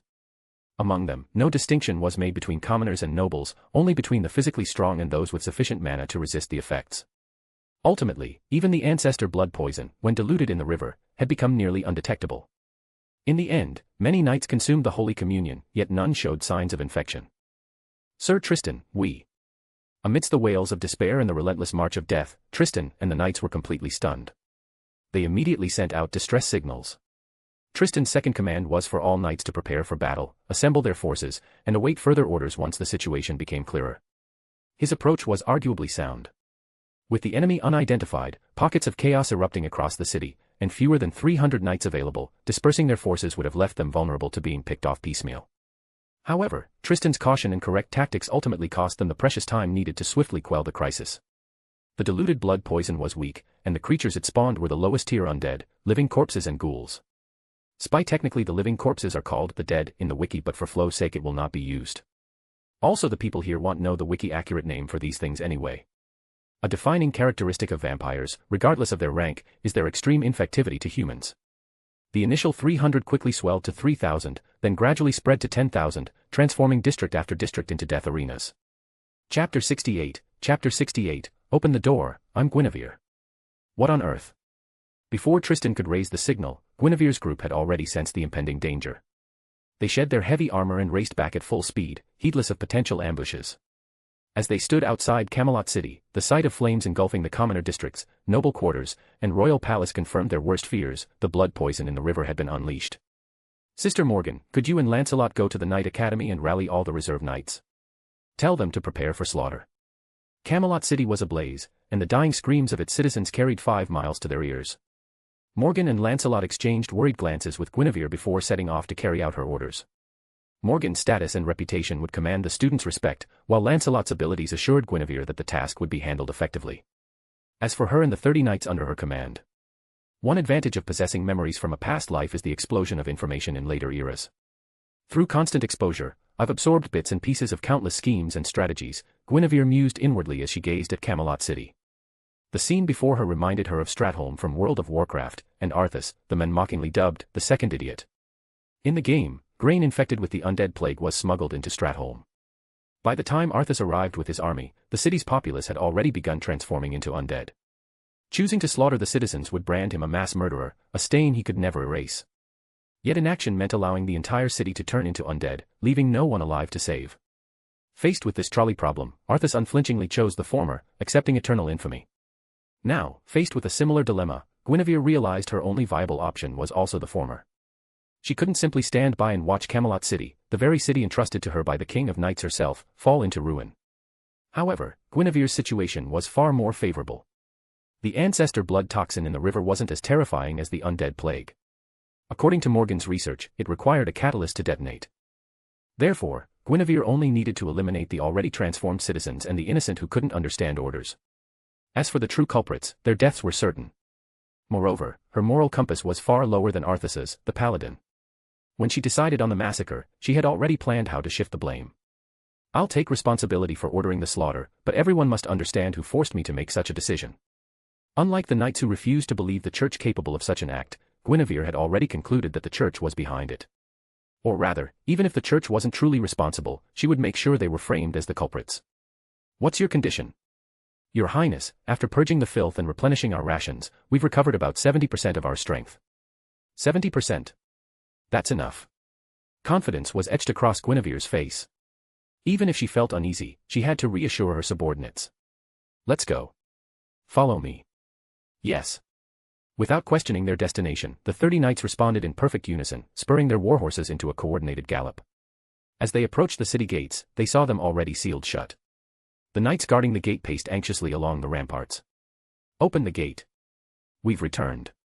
Send word to Tristan, tell him to organize the knights to clear the city district by district and have the common soldiers garrison the secured areas.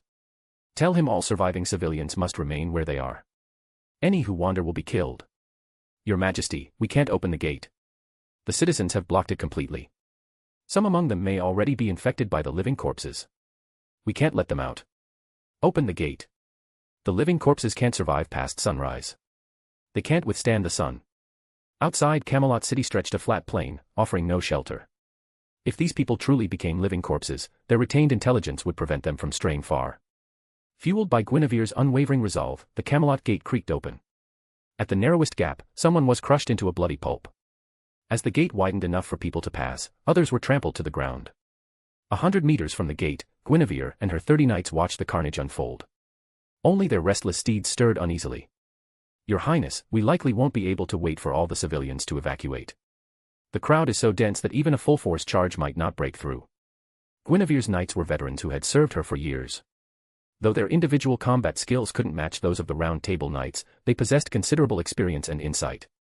Influenced by Guinevere, their moral standards were lower than those of typical knights. So, neither waiting nor charging seemed viable. What could they do now?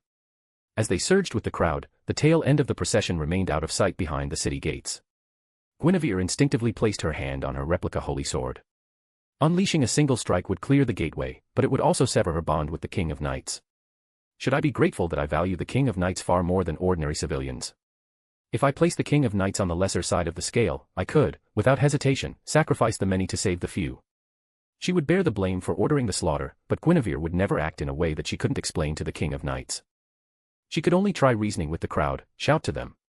If they want their families and friends to live, if they trust me, Guinevere, then stop the chaos, clear the path, and allow us to enter the city to save more lives. To shatter the hell within these walls. At Guinevere's command, her 30 knights began channeling their mana and shouting in unison. With their perfect coordination, the 30 voices roared like lions, ensuring every civilian at the city gate heard the proclamation and froze in stunned silence. What does chaos fear most? The answer, of course, is order. When the crowd in the gate tunnel saw Guinevere's flowing silver hair and the lightly armored knights behind her, they instinctively pressed themselves against the walls, trying to clear a path for her. But the tunnel was already packed beyond capacity. Proclamation. Everyone inside the tunnel, run out now. No one is allowed to enter. Clear the sides. At this moment, knights and soldiers on the city walls began enforcing order. Only the knight who had responded earlier raced along the ramparts toward the royal palace. Not long ago, after receiving Tristan's orders, only the gate guards remained stationed at their posts instead of converging on the royal palace. As the knight sprinted, he heard Guinevere's knights shout their command twice more. Looking back, he first saw the frozen crowd, then the civilians who hadn't yet entered the gate tunnel. Despite the looming threat of ghoul attacks, they stubbornly cleared a path for Guinevere. This was the authority Guinevere had cultivated throughout the winter, and it served as proof. It seems the enemy forces are limited, they haven't even infiltrated the populace with agitators. As Guinevere gazed at the cleared city gate and the central avenue beyond, which had been ceded by the people, she could scarcely believe their success. She felt ashamed for even considering using her noble phantasm to clean up the area. These people are willing to trust me, Guinevere, with their lives. Move. At top speed. With a crack of her whip, Guinevere charged ahead, leading the charge. As she galloped past the kneeling citizens on either side, a fire ignited in her heart, growing hotter with each passing second. Guinevere, she desperately wanted to cut down enemies. Fortunately, as she emerged from the crowd, the spire of the cathedral came into view. Proclaimed to be the shepherd of the world for the Lord, the cathedral stood at the border between the commoners' district and the nobles' quarter, symbolizing the church's impartiality in guiding both commoners and nobles. Chapter 69, Chapter 69, I, Tristan, will stain my blade for your highness. Obstacles arose along the way, but the living corpses that blocked their path were crushed beneath their hooves. To those who begged for aid, Guinevere commanded them to follow the path of crushed corpses she had left behind, making their own way to the avenue and the assembled masses. Soon, the cathedral loomed into view, its entrance blocked by a massive crowd and guarded by church knights. Make way. Guinevere ordered. But the crowd's eyes remained fixed on the knights blocking the gate. Seeing this, Guinevere issued a direct order to the knights, protect the people and escort them out of the city. Queen Guinevere, one of the knights retorted, we are knights of God, not of the king. You have no authority to command us. Their golden armor gleamed ostentatiously against the backdrop of burning buildings, radiating an aura of divine authority. Yet, not all of them were aloof figures of power. While some knights blocked the gate, others formed defensive lines, clearing away living corpses shambling toward them. Judging by their faces, devoid of the slightest shame, no one would suspect their involvement in the crisis. In truth, only the archbishop knew about the tainted Holy Communion.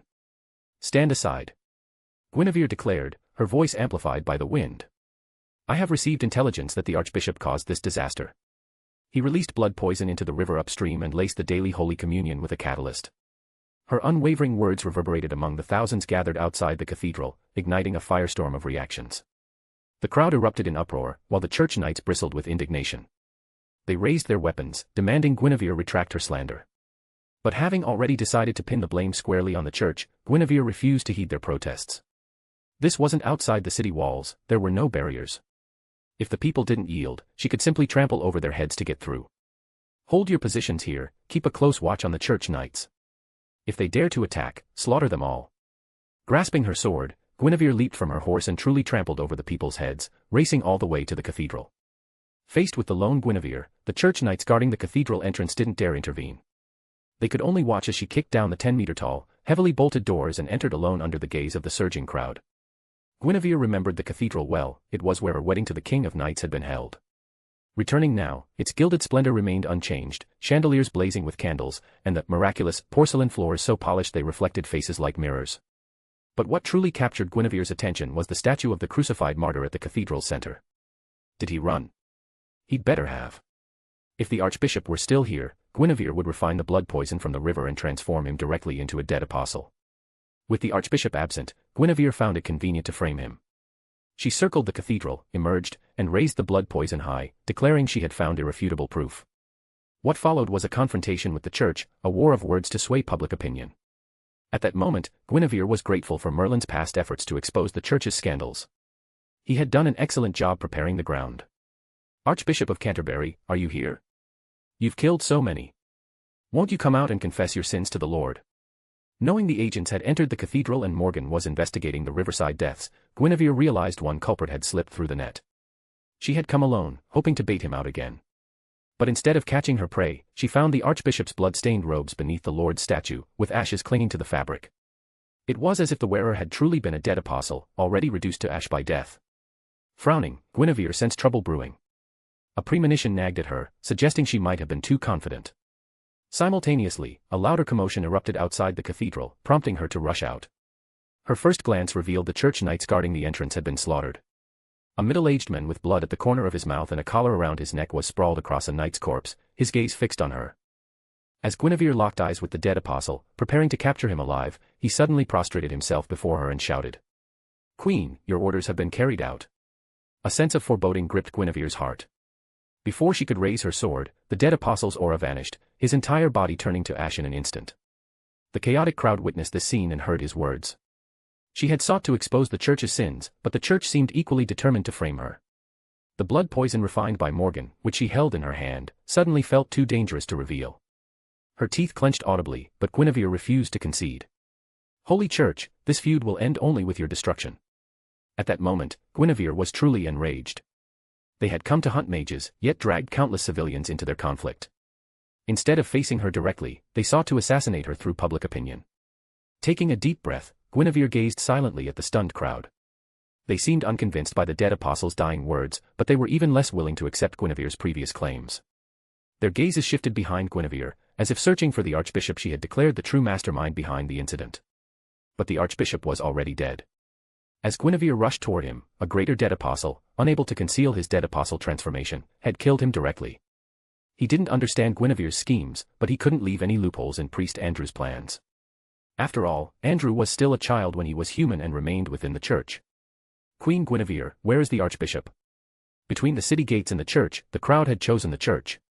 Between trusting the king and believing in God, they had placed their faith in God. When they learned of the archbishop's death and Guinevere's attempt to shift the blame onto him, especially after the dead apostle knelt before Guinevere to report before mysteriously vanishing, few believed her at first. They demanded irrefutable proof. Moreover, this time, there were genuine agitators among the people. The church knights, previously guarding the perimeter, suddenly shoved through the crowd and charged at Guinevere, their faces contorted with grief and fury. You vile enchantress. How long will you continue twisting truth and slandering God's servants? Knights shouted, stirring up the already agitated crowd. These people, who couldn't withstand even a single blow from Guinevere, dared to reach out to her, intent on committing the most brutal acts against her. Fate seemed determined to force Guinevere to turn against the common folk. But just as Guinevere's mind raced, searching for a way out of this predicament, she heard the snap of bowstrings. She saw church knights charging forward, and the crowd fell like wheat before a scythe. Death to any who dare harbor murderous intent toward her highness. The single voice and lethal strike came from Tristan. Behind him, the kingdom knights who had arrived belatedly and heard his command hesitated. But Tristan needed no help from his comrades to slaughter this rabble. Chapter 70, the chain reaction of fate's reversal. If there was anyone in all of Great Britain who would unconditionally believe in Guinevere, it wasn't the King of Knights, nor was it Lancelot. It was Tristan, whose fate had been irrevocably altered by Guinevere. When he heard the dead apostles shout from afar and saw Guinevere trapped in this moral dilemma, the fire in his heart burned no less fiercely than her own. Listen. Remember all that her highness has done for you.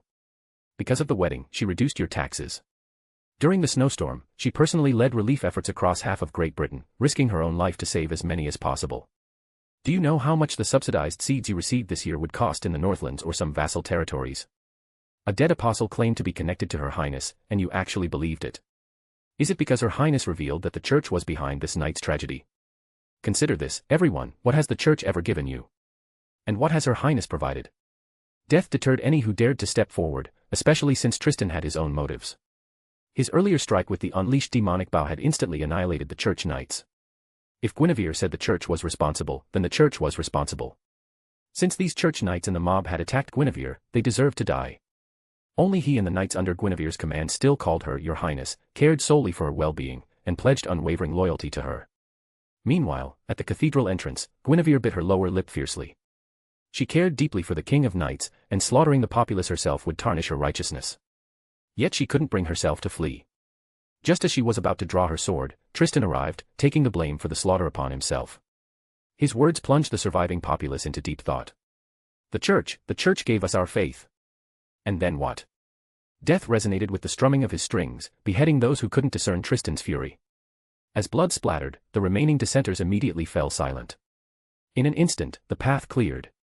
Tristan ordered the berserker knight order to charge ahead, clearing the way to Guinevere. As he led his squadron to her side, he dismounted before Guinevere, kneeling on one knee. His crimson hair was stained with blood, his fairy-like beauty striking even in this grim moment.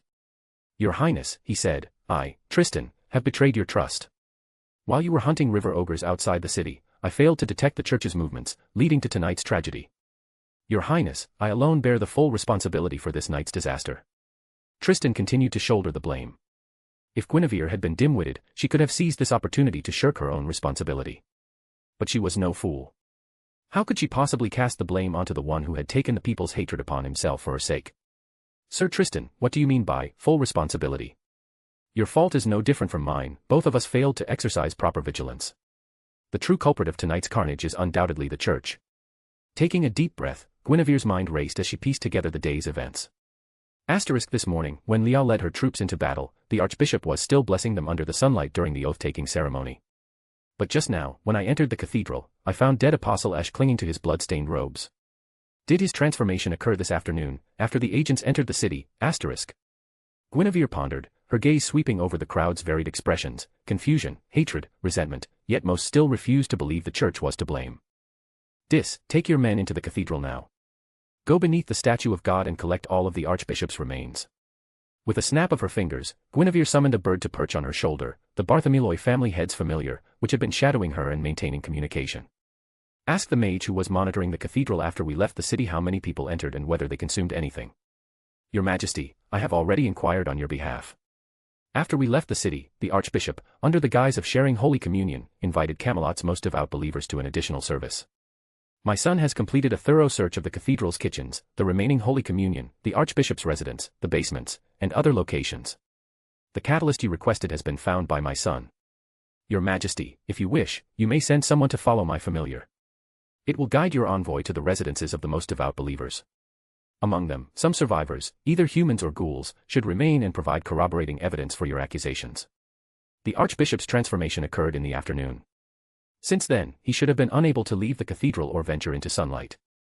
Given the church knight's genuine grief and apparent ignorance, the archbishop must still be within the cathedral, personally bestowing upon those who drank the river water the catalyst Lady Morgan mentioned, the catalyst essential to triggering the blood poison in the river. Just as Guinevere was fretting over the lack of personnel to send, an even more violent earth tremor shook the city, originating from the direction of the city gates. The Knight Academy, excluding the graduates who had departed with the King of Knights, still housed over 2,000 students of various grades, along with the ordinary soldiers who had followed Guinevere during the snow disaster. After the snow disaster, Guinevere had promised them castles in the air, reserved student status, permission to stay and train at the academy, and priority admission to the following year's exams. Now, under Morgan and Lancelot's leadership, these nearly 4,000 individuals were organized into units based on their grade and class, equipped with the Knight Academy's ample supply of armor and weapons, and marched into Camelot City as an infantry legion. Living corpses and ghouls were the primary monsters ravaging Camelot City. While stronger than ordinary humans, they were far weaker than formal knights. However, their superiority over ordinary humans only applied to those who were unarmed. Against these fully armed, knight-trained, and legion-trained ordinary soldiers, they stood no chance. With courage and proper execution of their training, not a single living corpse or ghoul could harm them. Thanks to Lancelot's organizational skills, he had already begun systematically clearing each district, without needing further orders from Guinevere. Your Highness, we have secured all suspicious items within the cathedral and confined all nuns and monks within its walls. What are your orders? Tristan, you will personally guard this location. Dis, lead the rest of our comrades to follow the movements of the bird on my shoulder and bring all communion living corpses and survivors to the royal palace. Yes, Your Highness. Wait. What about you, Your Highness? I'm going to join Lady Morgan and Lancelot to quell the chaos in the city as quickly as possible. Tristan, you were previously in command of the Kingdom Knights. Select a squad to stay and assist you, the rest will revert to my command. Yes, Your Highness. Fate, when struggled against alone, often ensnares the individual in a labyrinth of complexities from which there seems no escape. But fate, when resisted by a multitude of living beings entangled within its web, finds that web torn apart with a probability far exceeding that of a single individual's struggle. If not for altering Tristan's destiny long ago, Guinevere's sword-swinging defiance against her believers this night would have made it impossible to suppress the festering corruption within their hearts. Between her and the King of Knights, a chasm leading to ruin would inevitably form. However, her childhood invitation to Tristan had altered this course, averting the disastrous conclusion. Chapter 71, Night's End, Merlin's Jest. Cough, cough, cough, cough. Impossible. In the distant basement where Merlin and Priest Andrew crouched, the flames engulfing Camelot City, though hundreds of miles away, were visible in their entirety. Priest Andrew refused to believe the city's populace trusted Guinevere so deeply. He couldn't fathom that Tristan would abandon his knightly code and personally slaughter civilians for her sake. Nor could he accept that the Camelot kingdom had managed to raise such a formidable legion of armored infantry. It was precisely this ironclad army that prevented the chaos in Camelot City from lasting even until midnight. The heretical citizens, whom he believed deserved to die, hadn't even reached the 30,000 deaths he had envisioned. He, ha ha ha ha, ko ha ha ha ha, Merlin, you've won this time, but this is also my victory. After tonight, no matter how the wicked queen explains herself, some of the populace will still refuse to believe her.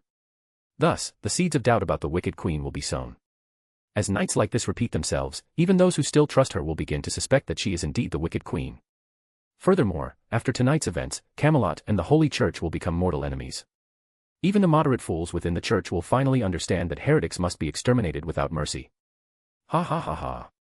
Priest Andrew continued to laugh, knowing he had already tested his limits.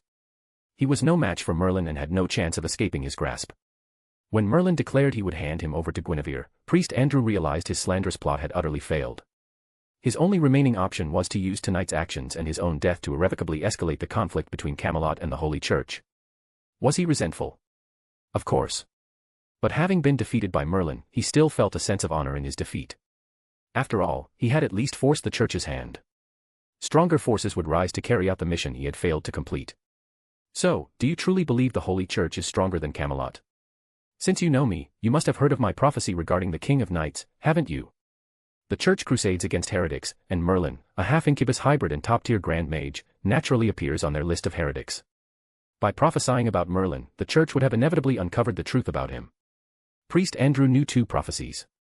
The first concerned the sword in the stone, and the King of Knights who fulfilled this prophecy was indeed on the verge of uniting all of Great Britain under his rule. Under Andrew's guidance, the Knights of the Kings who attacked the King of Knights' army suffered disastrous casualties. Beyond the sword in the stone prophecy, Andrew was also aware of another prophecy concerning the King of Knights himself. The Red Dragon represents Britain. The white dragon represents the Saxons. Under the leadership of a great king, Britain will gather its strength and overthrow Gaul and Rome. Recalling this, the faceless priest Andrew momentarily revealed his aged features for the first time. He was indeed an old man, already half buried in his coffin. Even if this campaign in Great Britain succeeded, his secular church status would require him to retire upon returning to the Holy See in Rome. His title within the Holy Church would then pass to the next generation. Merlin, are you suggesting that the King of Knights mobilized his forces and chose to strike against Gaul and Rome because of my actions tonight? Absurd. Oh, absurd, is it? But you know I only ever play the role assigned to me within the prophecy, don't you? This was mere mockery. Merlin had long ceased peering into the future, he simply found Priest Andrew's boisterous laughter irritating. He knew all too well that his nascent human emotions were growing stronger, as if his half-human bloodline were finally asserting itself. And indeed, these few words alone had plunged Priest Andrew into a daze, igniting fierce resentment at the realization that everything he had done was part of someone else's scheme. He wanted to retaliate, but all his holy relics had been stripped away, and his mana was sealed within him, leaving him as helpless as a novice just entering the world of the arcane. Suicide. Even that was beyond him. Meanwhile, back in Camelot City, order was being restored through the combined efforts of Guinevere, Morgan, Lancelot, and countless knights, academy students, and even ordinary citizens who took up arms in self-defense. By the early hours of the morning, only occasional incidents of wounded survivors turning into zombies occurred within and around Camelot City, and these were swiftly dealt with by vigilant soldiers. The cries and wails never ceased. Lady Morgan, can't we save those who haven't transformed yet? Quiet. I'm already working on it. Even diluted, the ancestor blood poison remains potent. Once activated, it becomes exceptionally stubborn. After temporarily stabilizing the situation, Morgan and the mages retreated to the royal palace to concentrate their efforts on researching the blood poison, desperately trying to develop a life-saving antidote in the shortest possible time. But as Morgan had warned, the ancestor blood poison was no easy foe to vanquish. Silence. Stepping out of the laboratory where over 30 mages were working tirelessly, Guinevere leaped to the highest tower of the royal palace and gazed out at the refugee camp sprawling beyond Camelot City's walls. Lancelot, along with the academy students and knights, were working themselves ragged. They trust me, yet I can't even save the wounded among them. Guinevere murmured, her voice tight with anguish. She vowed to never forget the Holy Church, to never forget the number of lives lost today, and swore in her heart that they would pay for their blood debt in full. Soon after, the knights who had ventured out to capture the living corpse victims and survivors returned. Leaving aside the living corpses, they had actually managed to find 2 survivors. All of them were nobles, possessing mana within their bodies. After their first sip of river water tainted with the ancestor blood poison, they had suffered severe stomach cramps. They had partaken in the Holy Communion that afternoon and returned to their duties, but even when the moon hung high in the sky, they showed no abnormal reactions. Now, they were immediately laid down on Morgan and the mages' experimental tables. After a brief period, Morgan and the mages' preliminary research results revealed that the blood poison reacted with the mana within the human body, causing varying degrees of abdominal distress in those who ingested it. The Holy Communion itself was harmless. However, this preliminary understanding was still 1,000 miles away from developing a reversal potion. Wait, so you're saying? Instead of leaping from the highest tower, Guinevere learned of these research findings through the Bartholomew family head's familiar. In that instant, Guinevere's mind felt as if struck by a hammer. She leaped from the tower with lightning speed and rushed toward the nearest triage area for the wounded. Moments later, she located a conspicuously injured patient, one the soldiers had already marked for observation, and began channeling mana into him.